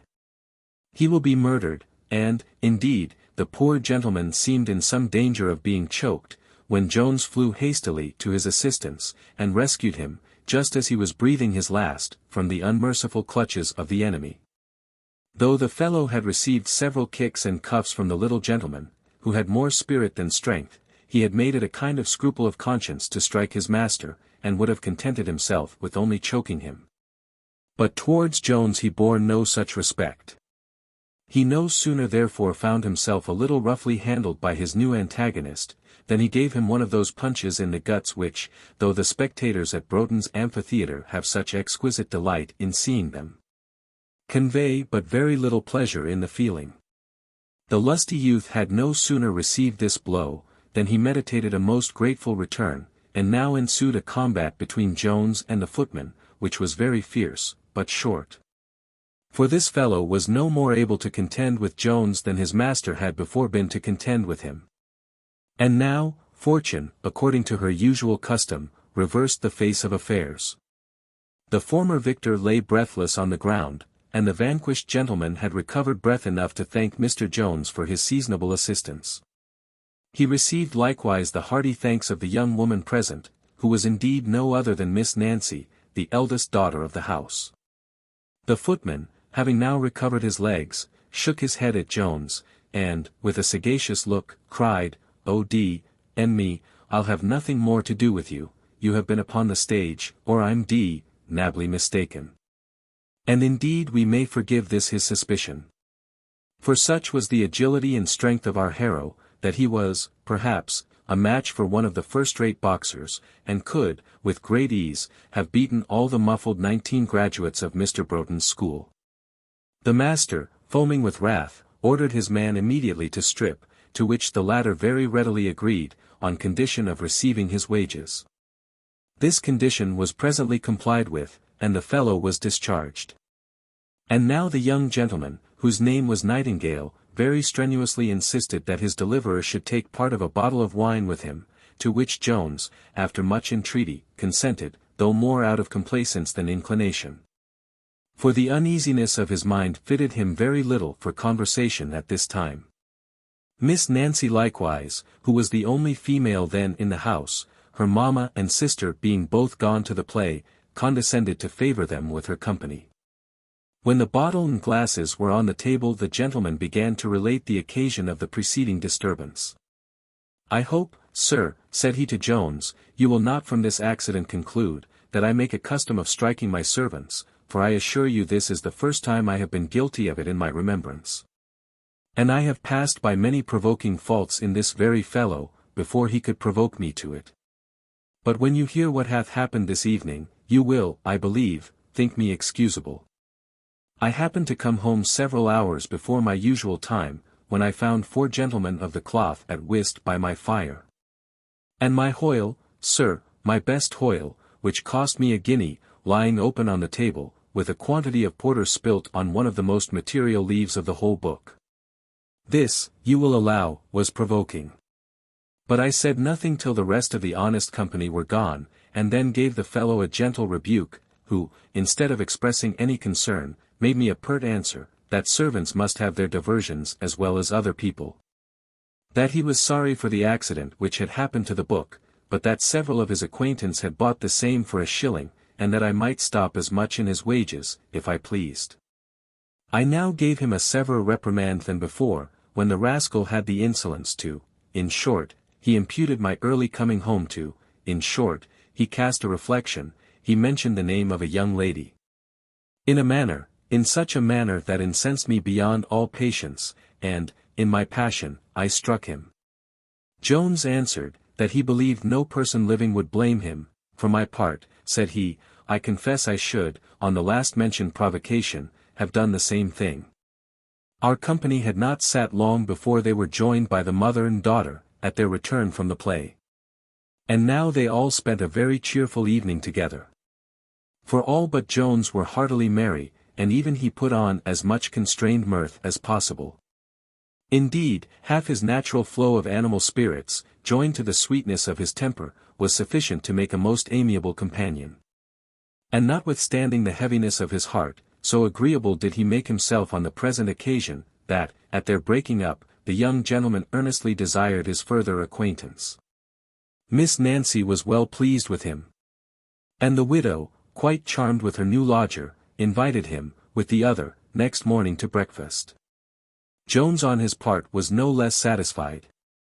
As for Miss Nancy, though a very little creature, she was extremely pretty, and the widow had all the charms which can adorn a woman near 50. As she was one of the most innocent creatures in the world, so she was one of the most cheerful. She never thought, nor spoke, nor wished any ill, and had constantly that desire of pleasing, which may be called the happiest of all desires in this, that it scarce ever fails of attaining its ends, when not disgraced by affectation. In short, though her power was very small, she was in her heart one of the warmest friends. She had been a most affectionate wife, and was a most fond and tender mother. As our history doth not, like a newspaper, give great characters to people who never were heard of before, nor will ever be heard of again, the reader may hence conclude that this excellent woman will hereafter appear to be of some importance in our history. Nor was Jones a little pleased with the young gentleman himself, whose wine he had been drinking. He thought he discerned in him much good sense, though a little too much tainted with town foppery. But what recommended him most to Jones were some sentiments of great generosity and humanity, which occasionally dropped from him, and particularly many expressions of the highest disinterestedness in the affair of love. On which subject the young gentleman delivered himself in a language which might have very well become an Arcadian shepherd of old, and which appeared very extraordinary when proceeding from the lips of a modern fine gentleman. But he was only won by imitation, and meant by nature for a much better character. Chapter 6. What arrived while the company were at breakfast, with some hints concerning the government of daughters. Our company brought together in the morning the same good inclinations towards each other, with which they had separated the evening before. But poor Jones was extremely disconsolate, for he had just received information from Partridge, that Mrs Fitzpatrick had left her lodging, and that he could not learn whither she was gone. This news highly afflicted him, and his countenance, as well as his behaviour, in defiance of all his endeavours to the contrary, betrayed manifest indications of a disordered mind. The discourse turned at present, as before, on love. And Mr. Nightingale again expressed many of those warm, generous, and disinterested sentiments upon this subject, which wise and sober men call romantic, but which wise and sober women generally regard in a better light. Mrs. Miller, for so the mistress of the house was called, greatly approved these sentiments. But when the young gentleman appealed to Miss Nancy, she answered only, that she believed the gentleman who had spoke the least was capable of feeling most. This compliment was so apparently directed to Jones, that we should have been sorry had he passed it by unregarded. He made her indeed a very polite answer, and concluded with an oblique hint, that her own silence subjected her to a suspicion of the same kind, for indeed she had scarce opened her lips either now or the last evening. I am glad, Nanny, says Mrs. Miller, the gentleman hath made the observation. I protest I am almost of his opinion. What can be the matter with you, child? I never saw such an alteration. What is become of all your gaiety? Would you think, sir, I used to call her my little prattler? She hath not spoke 20 words this week. Here their conversation was interrupted by the entrance of a maid-servant, who brought a bundle in her hand, which, she said, was delivered by a porter for Mr. Jones. She added, that the man immediately went away, saying, it required no answer. Jones expressed some surprise on this occasion, and declared it must be some mistake, but the maid persisting that she was certain of the name, all the women were desirous of having the bundle immediately opened. Which operation was at length performed by little Betsy, with the consent of Mr. Jones, and the contents were found to be a domino, a mask, and a masquerade ticket. Jones was now more positive than ever in asserting, that these things must have been delivered by mistake, and Mrs. Miller herself expressed some doubt, and said, she knew not what to think. But when Mr. Nightingale was asked, he delivered a very different opinion. All I can conclude from it, sir, said he, is, that you are a very happy man. For I make no doubt but these were sent you by some lady whom you will have the happiness of meeting at the masquerade. Jones had not a sufficient degree of vanity to entertain any such flattering imagination. Nor did Mrs. Miller herself give much assent to what Mr. Nightingale had said, till Miss Nancy having lifted up the domino, a card dropped from the sleeve, in which was written as follows. To Mr. Jones. The Queen of the Fairies sends you this. Use her favours not amiss. Mrs. Miller and Miss Nancy now both agreed with Mr. Nightingale, nay, Jones himself was almost persuaded to be of the same opinion. And as no other lady but Mrs. Fitzpatrick, he thought, knew his lodging, he began to flatter himself with some hopes, that it came from her, and that he might possibly see his Sophia. These hopes had surely very little foundation. But as the conduct of Mrs. Fitzpatrick, in not seeing him according to her promise, and in quitting her lodgings, had been very odd and unaccountable, he conceived some faint hopes. That she, of whom he had formerly heard a very whimsical character, might possibly intend to do him that service in a strange manner, which she declined doing by more ordinary methods. To say the truth, as nothing certain could be concluded from so odd and uncommon an incident, he had the greater latitude to draw what imaginary conclusions from it he pleased. As his temper therefore was naturally sanguine, he indulged it on this occasion, and his imagination worked up 1,000 conceits, to favour and support his expectations of meeting his dear Sophia in the evening. Reader, if thou hast any good wishes towards me, I will fully repay them by wishing thee to be possessed of this sanguine disposition of mind. Since, after having read much and considered long on that subject of happiness which hath employed so many great pens, I am almost inclined to fix it in the possession of this temper, which puts us, in a manner, out of the reach of fortune, and makes us happy without her assistance. Indeed, the sensations of pleasure it gives are much more constant as well as much keener, than those which that blind lady bestows. Nature having wisely contrived, that some satiety and languor should be annexed to all our real enjoyments, lest we should be so taken up by them, as to be stopped from further pursuits. I make no manner of doubt but that, in this light, we may see the imaginary future Chancellor just called to the bar, the Archbishop in crape, and the Prime Minister at the tail of an opposition, more truly happy than those who are invested with all the power and profit of those respective offices. Mr. Jones having now determined to go to the masquerade that evening, Mr. Nightingale offered to conduct him thither. The young gentleman, at the same time, offered tickets to Miss Nancy and her mother, but the good woman would not accept them. She said, she did not conceive the harm which some people imagined in a masquerade, but that such extravagant diversions were proper only for persons of quality and fortune, and not for young women who were to get their living, and could, at best, hope to be married to a good tradesman. A tradesman! Cries Nightingale, you shan't undervalue my Nancy. There is not a nobleman upon earth above her merit. Oh fie! Mr. Nightingale, answered Mrs. Miller, you must not fill the girl's head with such fancies, but if it was her good luck, says the mother with a simper, to find a gentleman of your generous way of thinking, I hope she would make a better return to his generosity than to give her mind up to extravagant pleasures. Indeed, where young ladies bring great fortunes themselves, they have some right to insist on spending what is their own. And on that account I have heard the gentleman say, a man has sometimes a better bargain with a poor wife, than with a rich one. But let my daughters marry whom they will, I shall endeavour to make them blessings to their husbands. I beg, therefore, I may hear of no more masquerades. Nancy is, I am certain, too good a girl to desire to go. For she must remember when you carried her thither last year, it almost turned her head, and she did not return to herself, or to her needle, in a month afterwards. Though a gentle sigh, which stole from the bosom of Nancy, seemed to argue some secret disapprobation of these sentiments, she did not dare openly to oppose them. For as this good woman had all the tenderness, so she had preserved all the authority of a parent. And as her indulgence to the desires of her children was restrained only by her fears for their safety and future welfare, so she never suffered those commands which proceeded from such fears to be either disobeyed or disputed. And this the young gentleman, who had lodged 2 years in the house, knew so well, that he presently acquiesced in the refusal. Mr. Nightingale, who grew every minute fonder of Jones, was very desirous of his company that day to dinner at the tavern, where he offered to introduce him to some of his acquaintance. But Jones begged to be excused, as his clothes, he said, were not yet come to town.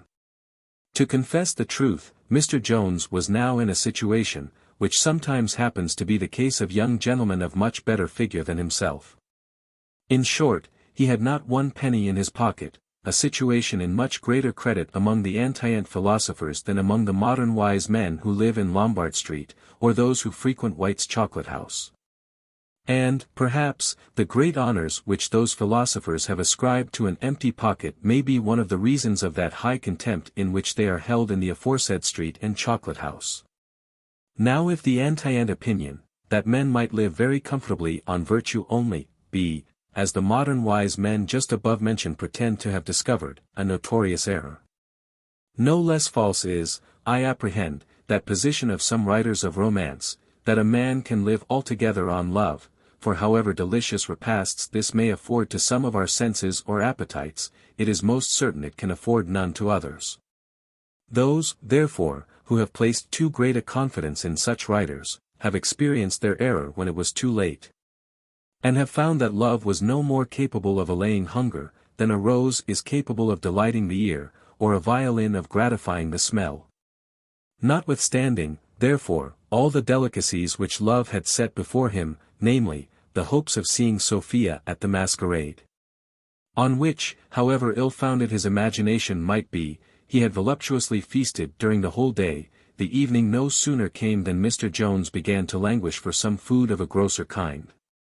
Partridge discovered this by intuition, and took the occasion to give some oblique hints concerning the bank bill, and, when these were rejected with disdain, he collected courage enough once more to mention a return to Mr. Allworthy. "Partridge," cries Jones, "you cannot see my fortune in a more desperate light than I see it myself, and I begin heartily to repent that I suffered you to leave a place where you was settled, and to follow me. However, I insist now on your returning home, and for the expense and trouble which you have so kindly put yourself to on my account, all the clothes I left behind in your care I desire you would take as your own. I am sorry I can make you no other acknowledgment." He spoke these words with so pathetic an accent, that Partridge, among whose vices ill nature or hardness of heart were not numbered, burst into tears. And after swearing he would not quit him in his distress, he began with the most earnest entreaties to urge his return home. "For heaven's sake, sir," says he, "do but consider, what can your honour do? How is it possible you can live in this town without money? Do what you will, sir, or go wherever you please, I am resolved not to desert you. But pray, sir, consider, do pray, sir, for your own sake, take it into your consideration. And I'm sure," says he, "that your own good sense will bid you return home." "How often shall I tell thee," answered Jones, "that I have no home to return to? Had I any hopes that Mr. Allworthy's doors would be open to receive me, I want no distress to urge me, nay, there is no other cause upon earth, which could detain me a moment from flying to his presence, but, alas! that I am for ever banished from." His last words were, "Oh, Partridge, they still ring in my ears," his last words were, when he gave me a sum of money, what it was I know not, but considerable I'm sure it was, his last words were, "I am resolved from this day forward on no account to converse with you any more." Here passion stopped the mouth of Jones, as surprise for a moment did that of Partridge. But he soon recovered the use of speech, and after a short preface, in which he declared he had no inquisitiveness in his temper, inquired what Jones meant by a considerable sum, he knew not how much, and what was become of the money. In both these points he now received full satisfaction, on which he was proceeding to comment, when he was interrupted by a message from Mr. Nightingale, who desired his master's company in his apartment. When the two gentlemen were both attired for the masquerade, and Mr. Nightingale had given orders for chairs to be sent for, a circumstance of distress occurred to Jones, which will appear very ridiculous to many of my readers. This was how to procure a shilling. But if such readers will reflect a little on what they have themselves felt from the want of £1,000, or, perhaps, of 10 or 20, to execute a favourite scheme, they will have a perfect idea of what Mr. Jones felt on this occasion. For this sum, therefore, he applied to Partridge, which was the first he had permitted him to advance, and was the last he intended that poor fellow should advance in his service. To say the truth, Partridge had lately made no offer of this kind. Whether it was that he desired to see the bank bill broken upon, or that distress should prevail on Jones to return home, or from what other motive it proceeded, I will not determine. Chapter 7. Containing the whole humours of a masquerade. Our cavaliers now arrived at that temple, where Heidegger, the great arbiter deliciarum, the great high priest of pleasure, presides. And, like other heathen priests, imposes on his votaries by the pretended presence of the deity, when in reality no such deity is there. Mr. Nightingale, having taken a turn or two with his companion, soon left him, and walked off with a female, saying, "Now you are here, sir, you must beat about for your own game." Jones began to entertain strong hopes that his Sophia was present. And these hopes gave him more spirits than the lights, the music, and the company, though these are pretty strong antidotes against the spleen. He now accosted every woman he saw, whose stature, shape, or air, bore any resemblance to his angel.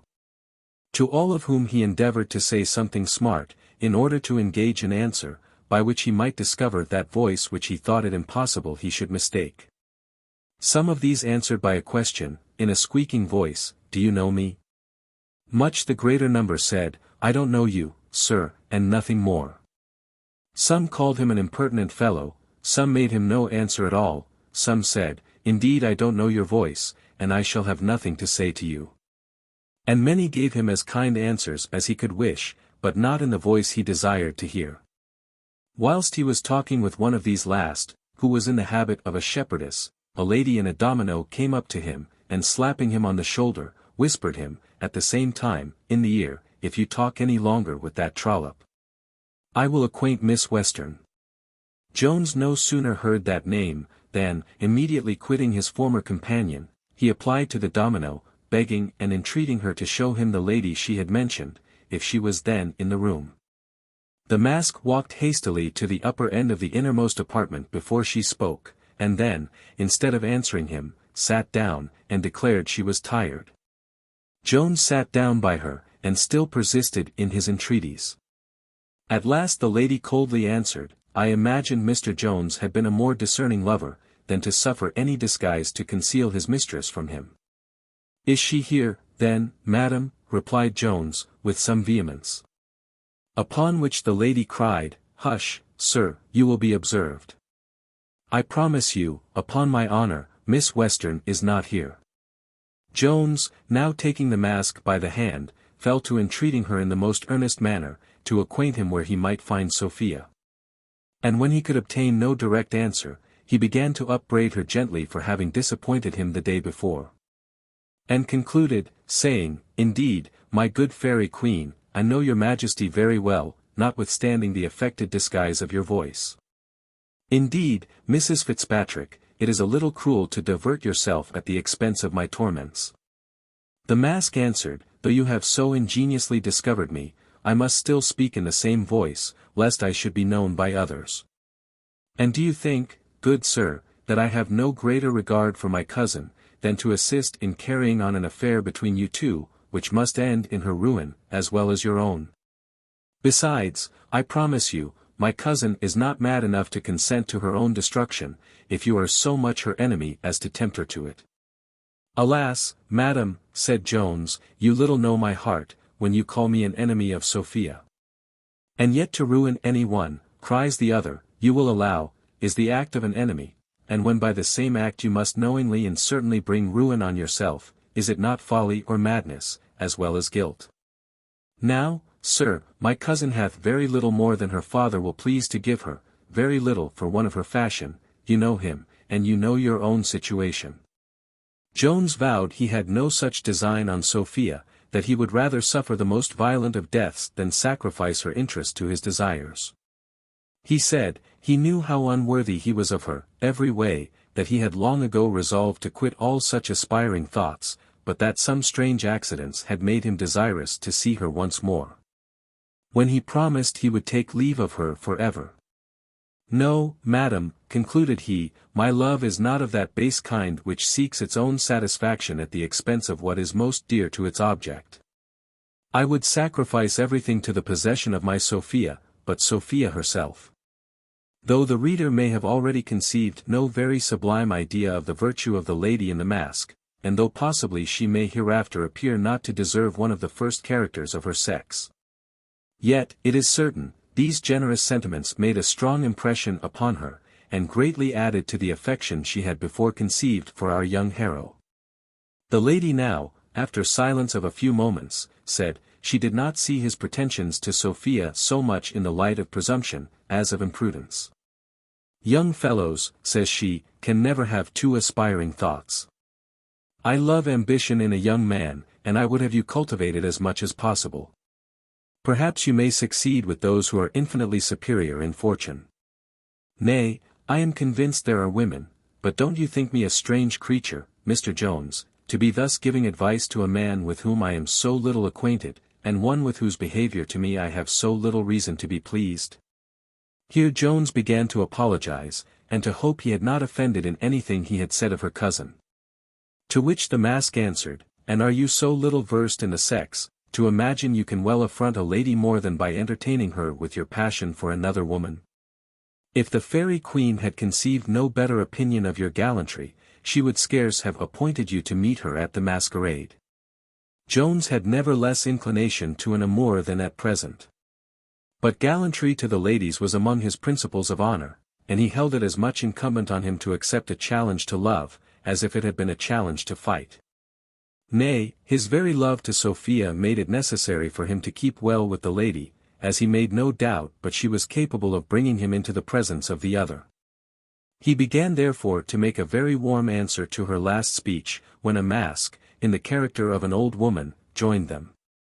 This mask was one of those ladies who go to a masquerade only to vent ill nature, by telling people rude truths, and by endeavouring, as the phrase is, to spoil as much sport as they are able. This good lady, therefore, having observed Jones, and his friend, whom she well knew, in close consultation together in a corner of the room, concluded she could nowhere satisfy her spleen better than by interrupting them. She attacked them, therefore, and soon drove them from their retirement, nor was she contented with this, but pursued them to every place which they shifted to avoid her. Till Mr. Nightingale, seeing the distress of his friend, at last relieved him, and engaged the old woman in another pursuit. While Jones and his mask were walking together about the room, to rid themselves of the teaser, he observed his lady speak to several masks, with the same freedom of acquaintance as if they had been barefaced. He could not help expressing his surprise at this, saying, "Sure, madam, you must have infinite discernment, to know people in all disguises." To which the lady answered, "You cannot conceive anything more insipid and childish than a masquerade to the people of fashion, who in general know one another as well here as when they meet in an assembly or a drawing-room. Nor will any woman of condition converse with a person with whom she is not acquainted. In short, the generality of persons whom you see here may more properly be said to kill time in this place than in any other, and generally retire from hence more tired than from the longest sermon. To say the truth, I begin to be in that situation myself, and if I have any faculty at guessing, you are not much better pleased. I protest it would be almost charity in me to go home for your sake." "I know but one charity equal to it," cries Jones, "and that is to suffer me to wait on you home." "Sure," answered the lady, "you have a strange opinion of me, to imagine, that upon such an acquaintance, I would let you into my doors at this time of night. I fancy you impute the friendship I have shown my cousin to some other motive. Confess honestly, don't you consider this contrived interview as little better than a downright assignation? Are you used, Mr. Jones, to make these sudden conquests?" "I am not used, madam," said Jones, "to submit to such sudden conquests. But as you have taken my heart by surprise, the rest of my body hath a right to follow, so you must pardon me if I resolve to attend you wherever you go." He accompanied these words with some proper actions. Upon which the lady, after a gentle rebuke, and saying their familiarity would be observed, told him, she was going to sup with an acquaintance, whither she hoped he would not follow her. "For if you should," said she, "I shall be thought an unaccountable creature, though my friend indeed is not censorious, yet I hope you won't follow me. I protest I shall not know what to say if you do." The lady presently after quitted the masquerade, and Jones, notwithstanding the severe prohibition he had received, presumed to attend her. He was now reduced to the same dilemma we have mentioned before, namely, the want of a shilling, and could not relieve it by borrowing as before. He therefore walked boldly on after the chair in which his lady rode, pursued by a grand huzzah, from all the chairmen present, who wisely take the best care they can to discountenance all walking afoot by their betters. Luckily, however, the gentry who attend at the opera house were too busy to quit their stations, and as the lateness of the hour prevented him from meeting many of their brethren in the street, he proceeded without molestation, in a dress, which, at another season, would have certainly raised a mob at his heels. The lady was set down in a street not far from Hanover Square, where the door being presently opened, she was carried in, and the gentleman, without any ceremony, walked in after her. Jones and his companion were now together in a very well-furnished and well-warmed room, when the female, still speaking in her masquerade voice, said she was surprised at her friend, who must absolutely have forgot her appointment.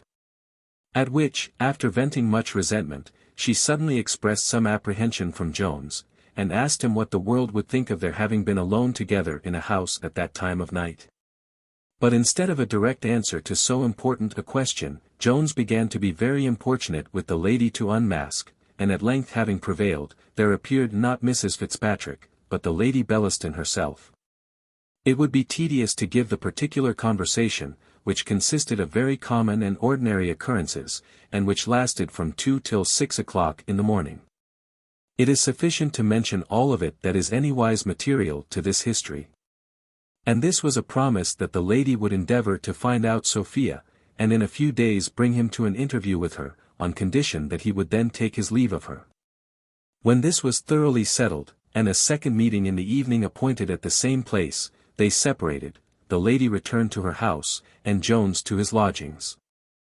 Chapter 8. Containing a scene of distress, which will appear very extraordinary to most of our readers. Jones, having refreshed himself with a few hours' sleep, summoned Partridge to his presence. And delivering him a bank-note of £50, ordered him to go and change it. Partridge received this with sparkling eyes, though, when he came to reflect farther, it raised in him some suspicions not very advantageous to the honour of his master, to these the dreadful idea he had of the masquerade. The disguise in which his master had gone out and returned, and his having been abroad all night, contributed. In plain language, the only way he could possibly find to account for the possession of this note, was by robbery, and, to confess the truth, the reader, unless he should suspect it was owing to the generosity of Lady Bellaston, can hardly imagine any other. To clear, therefore, the honour of Mr. Jones, and to do justice to the liberality of the lady, he had really received this present from her, who, though she did not give much into the hackney charities of the age, such as building hospitals, and was not, however, entirely void of that Christian virtue, and conceived, very rightly I think, that a young fellow of merit, without a shilling in the world, was no improper object of this virtue. Mr. Jones and Mr. Nightingale had been invited to dine this day with Mrs. Miller. At the appointed hour, therefore, the two young gentlemen, with the two girls, attended in the parlour, where they waited from 3 till almost 5 before the good woman appeared. She had been out of town to visit a relation, of whom, at her return, she gave the following account. I hope, gentlemen, you will pardon my making you wait. I am sure if you knew the occasion, I have been to see a cousin of mine, about 6 miles off, who now lies in . It should be a warning to all persons, says she, looking at her daughters, how they marry indiscreetly. There is no happiness in this world without a competency. Oh Nancy! How shall I describe the wretched condition in which I found your poor cousin? She hath scarce lain in a week, and there was she, this dreadful weather, in a cold room, without any curtains to her bed, and not a bushel of coals in her house to supply her with fire.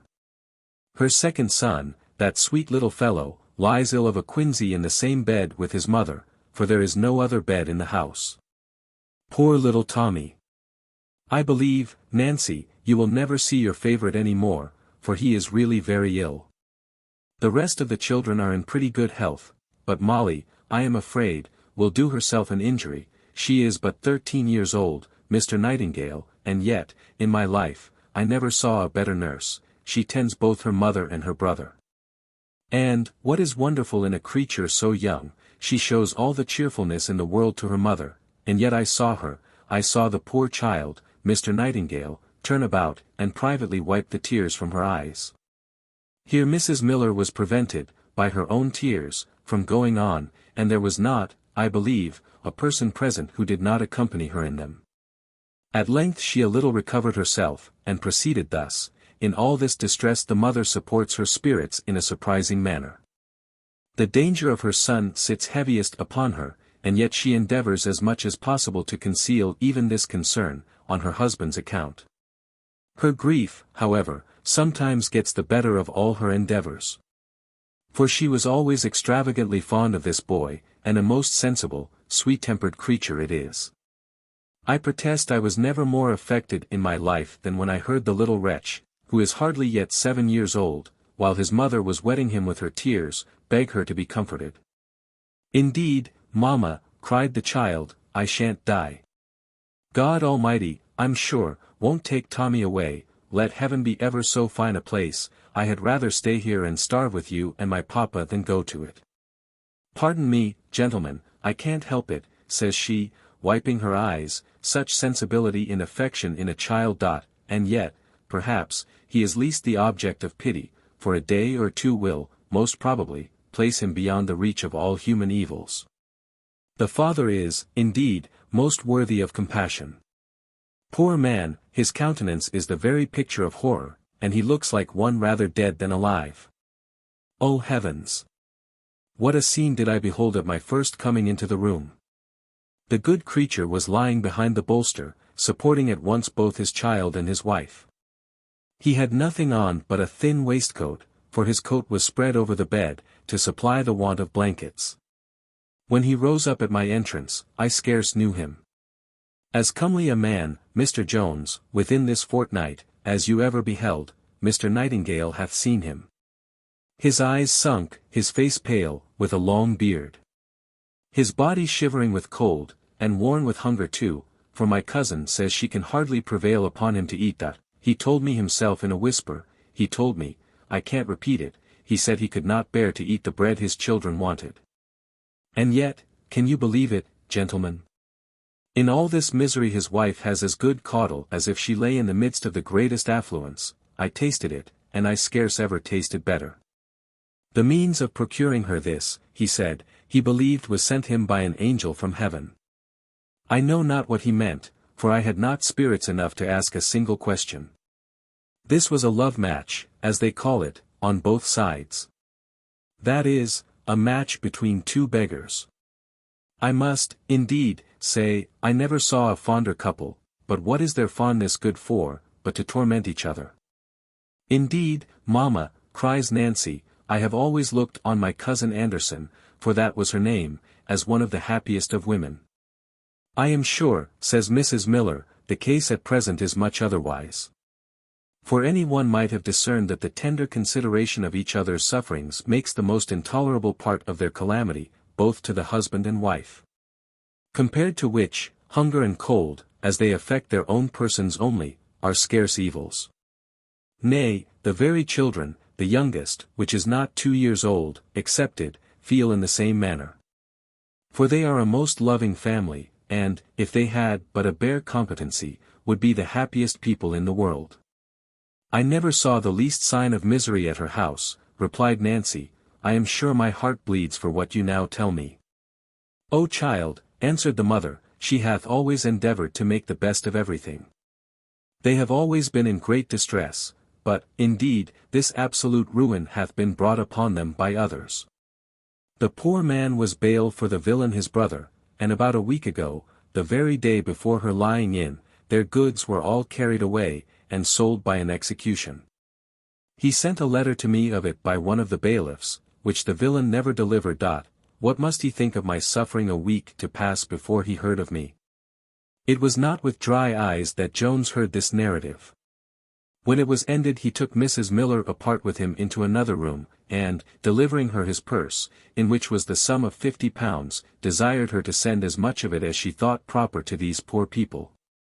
The look which Mrs. Miller gave Jones, on this occasion, is not easy to be described.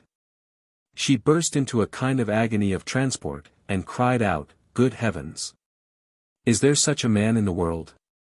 But recollecting herself, she said, Indeed I know one such, but can there be another? I hope, madam, cries Jones, there are many who have common humanity, for to relieve such distresses in our fellow creatures, can hardly be called more. Mrs. Miller then took 10 guineas, which were the utmost he could prevail with her to accept, and said, she would find some means of conveying them early the next morning. Adding, that she had herself done some little matter for the poor people, and had not left them in quite so much misery as she found them. They then returned to the parlour, where Nightingale expressed much concern at the dreadful situation of these wretches, whom indeed he knew, for he had seen them more than once at Mrs. Miller's. He inveighed against the folly of making oneself liable for the debts of others, vented many bitter execrations against the brother, and concluded with wishing something could be done for the unfortunate family. "Suppose, madam," said he, "you should recommend them to Mr. Allworthy? Or what think you of a collection? I will give them a guinea with all my heart." Mrs. Miller made no answer. And Nancy, to whom her mother had whispered the generosity of Jones, turned pale upon the occasion, though, if either of them was angry with Nightingale, it was surely without reason. For the liberality of Jones, if he had known it, was not an example which he had any obligation to follow, and there are thousands who would not have contributed a single halfpenny, as indeed he did not in effect, for he made no tender of anything. And therefore, as the others thought proper to make no demand, he kept his money in his pocket. "I have, in truth, observed, and shall never have a better opportunity than at present to communicate my observation, that the world are in general divided into two opinions concerning charity, which are the very reverse of each other. One party seems to hold, that all acts of this kind are to be esteemed as voluntary gifts, and, however little you give, if indeed no more than your good wishes, you acquire a great degree of merit in so doing. Others, on the contrary, appear to be as firmly persuaded, that beneficence is a positive duty, and that whenever the rich fall greatly short of their ability in relieving the distresses of the poor, their pitiful largesses are so far from being meritorious, that they have only performed their duty by halves, and are in some sense more contemptible than those who have entirely neglected it. To reconcile these different opinions is not in my power. I shall only add, that the givers are generally of the former sentiment, and the receivers are almost universally inclined to the latter.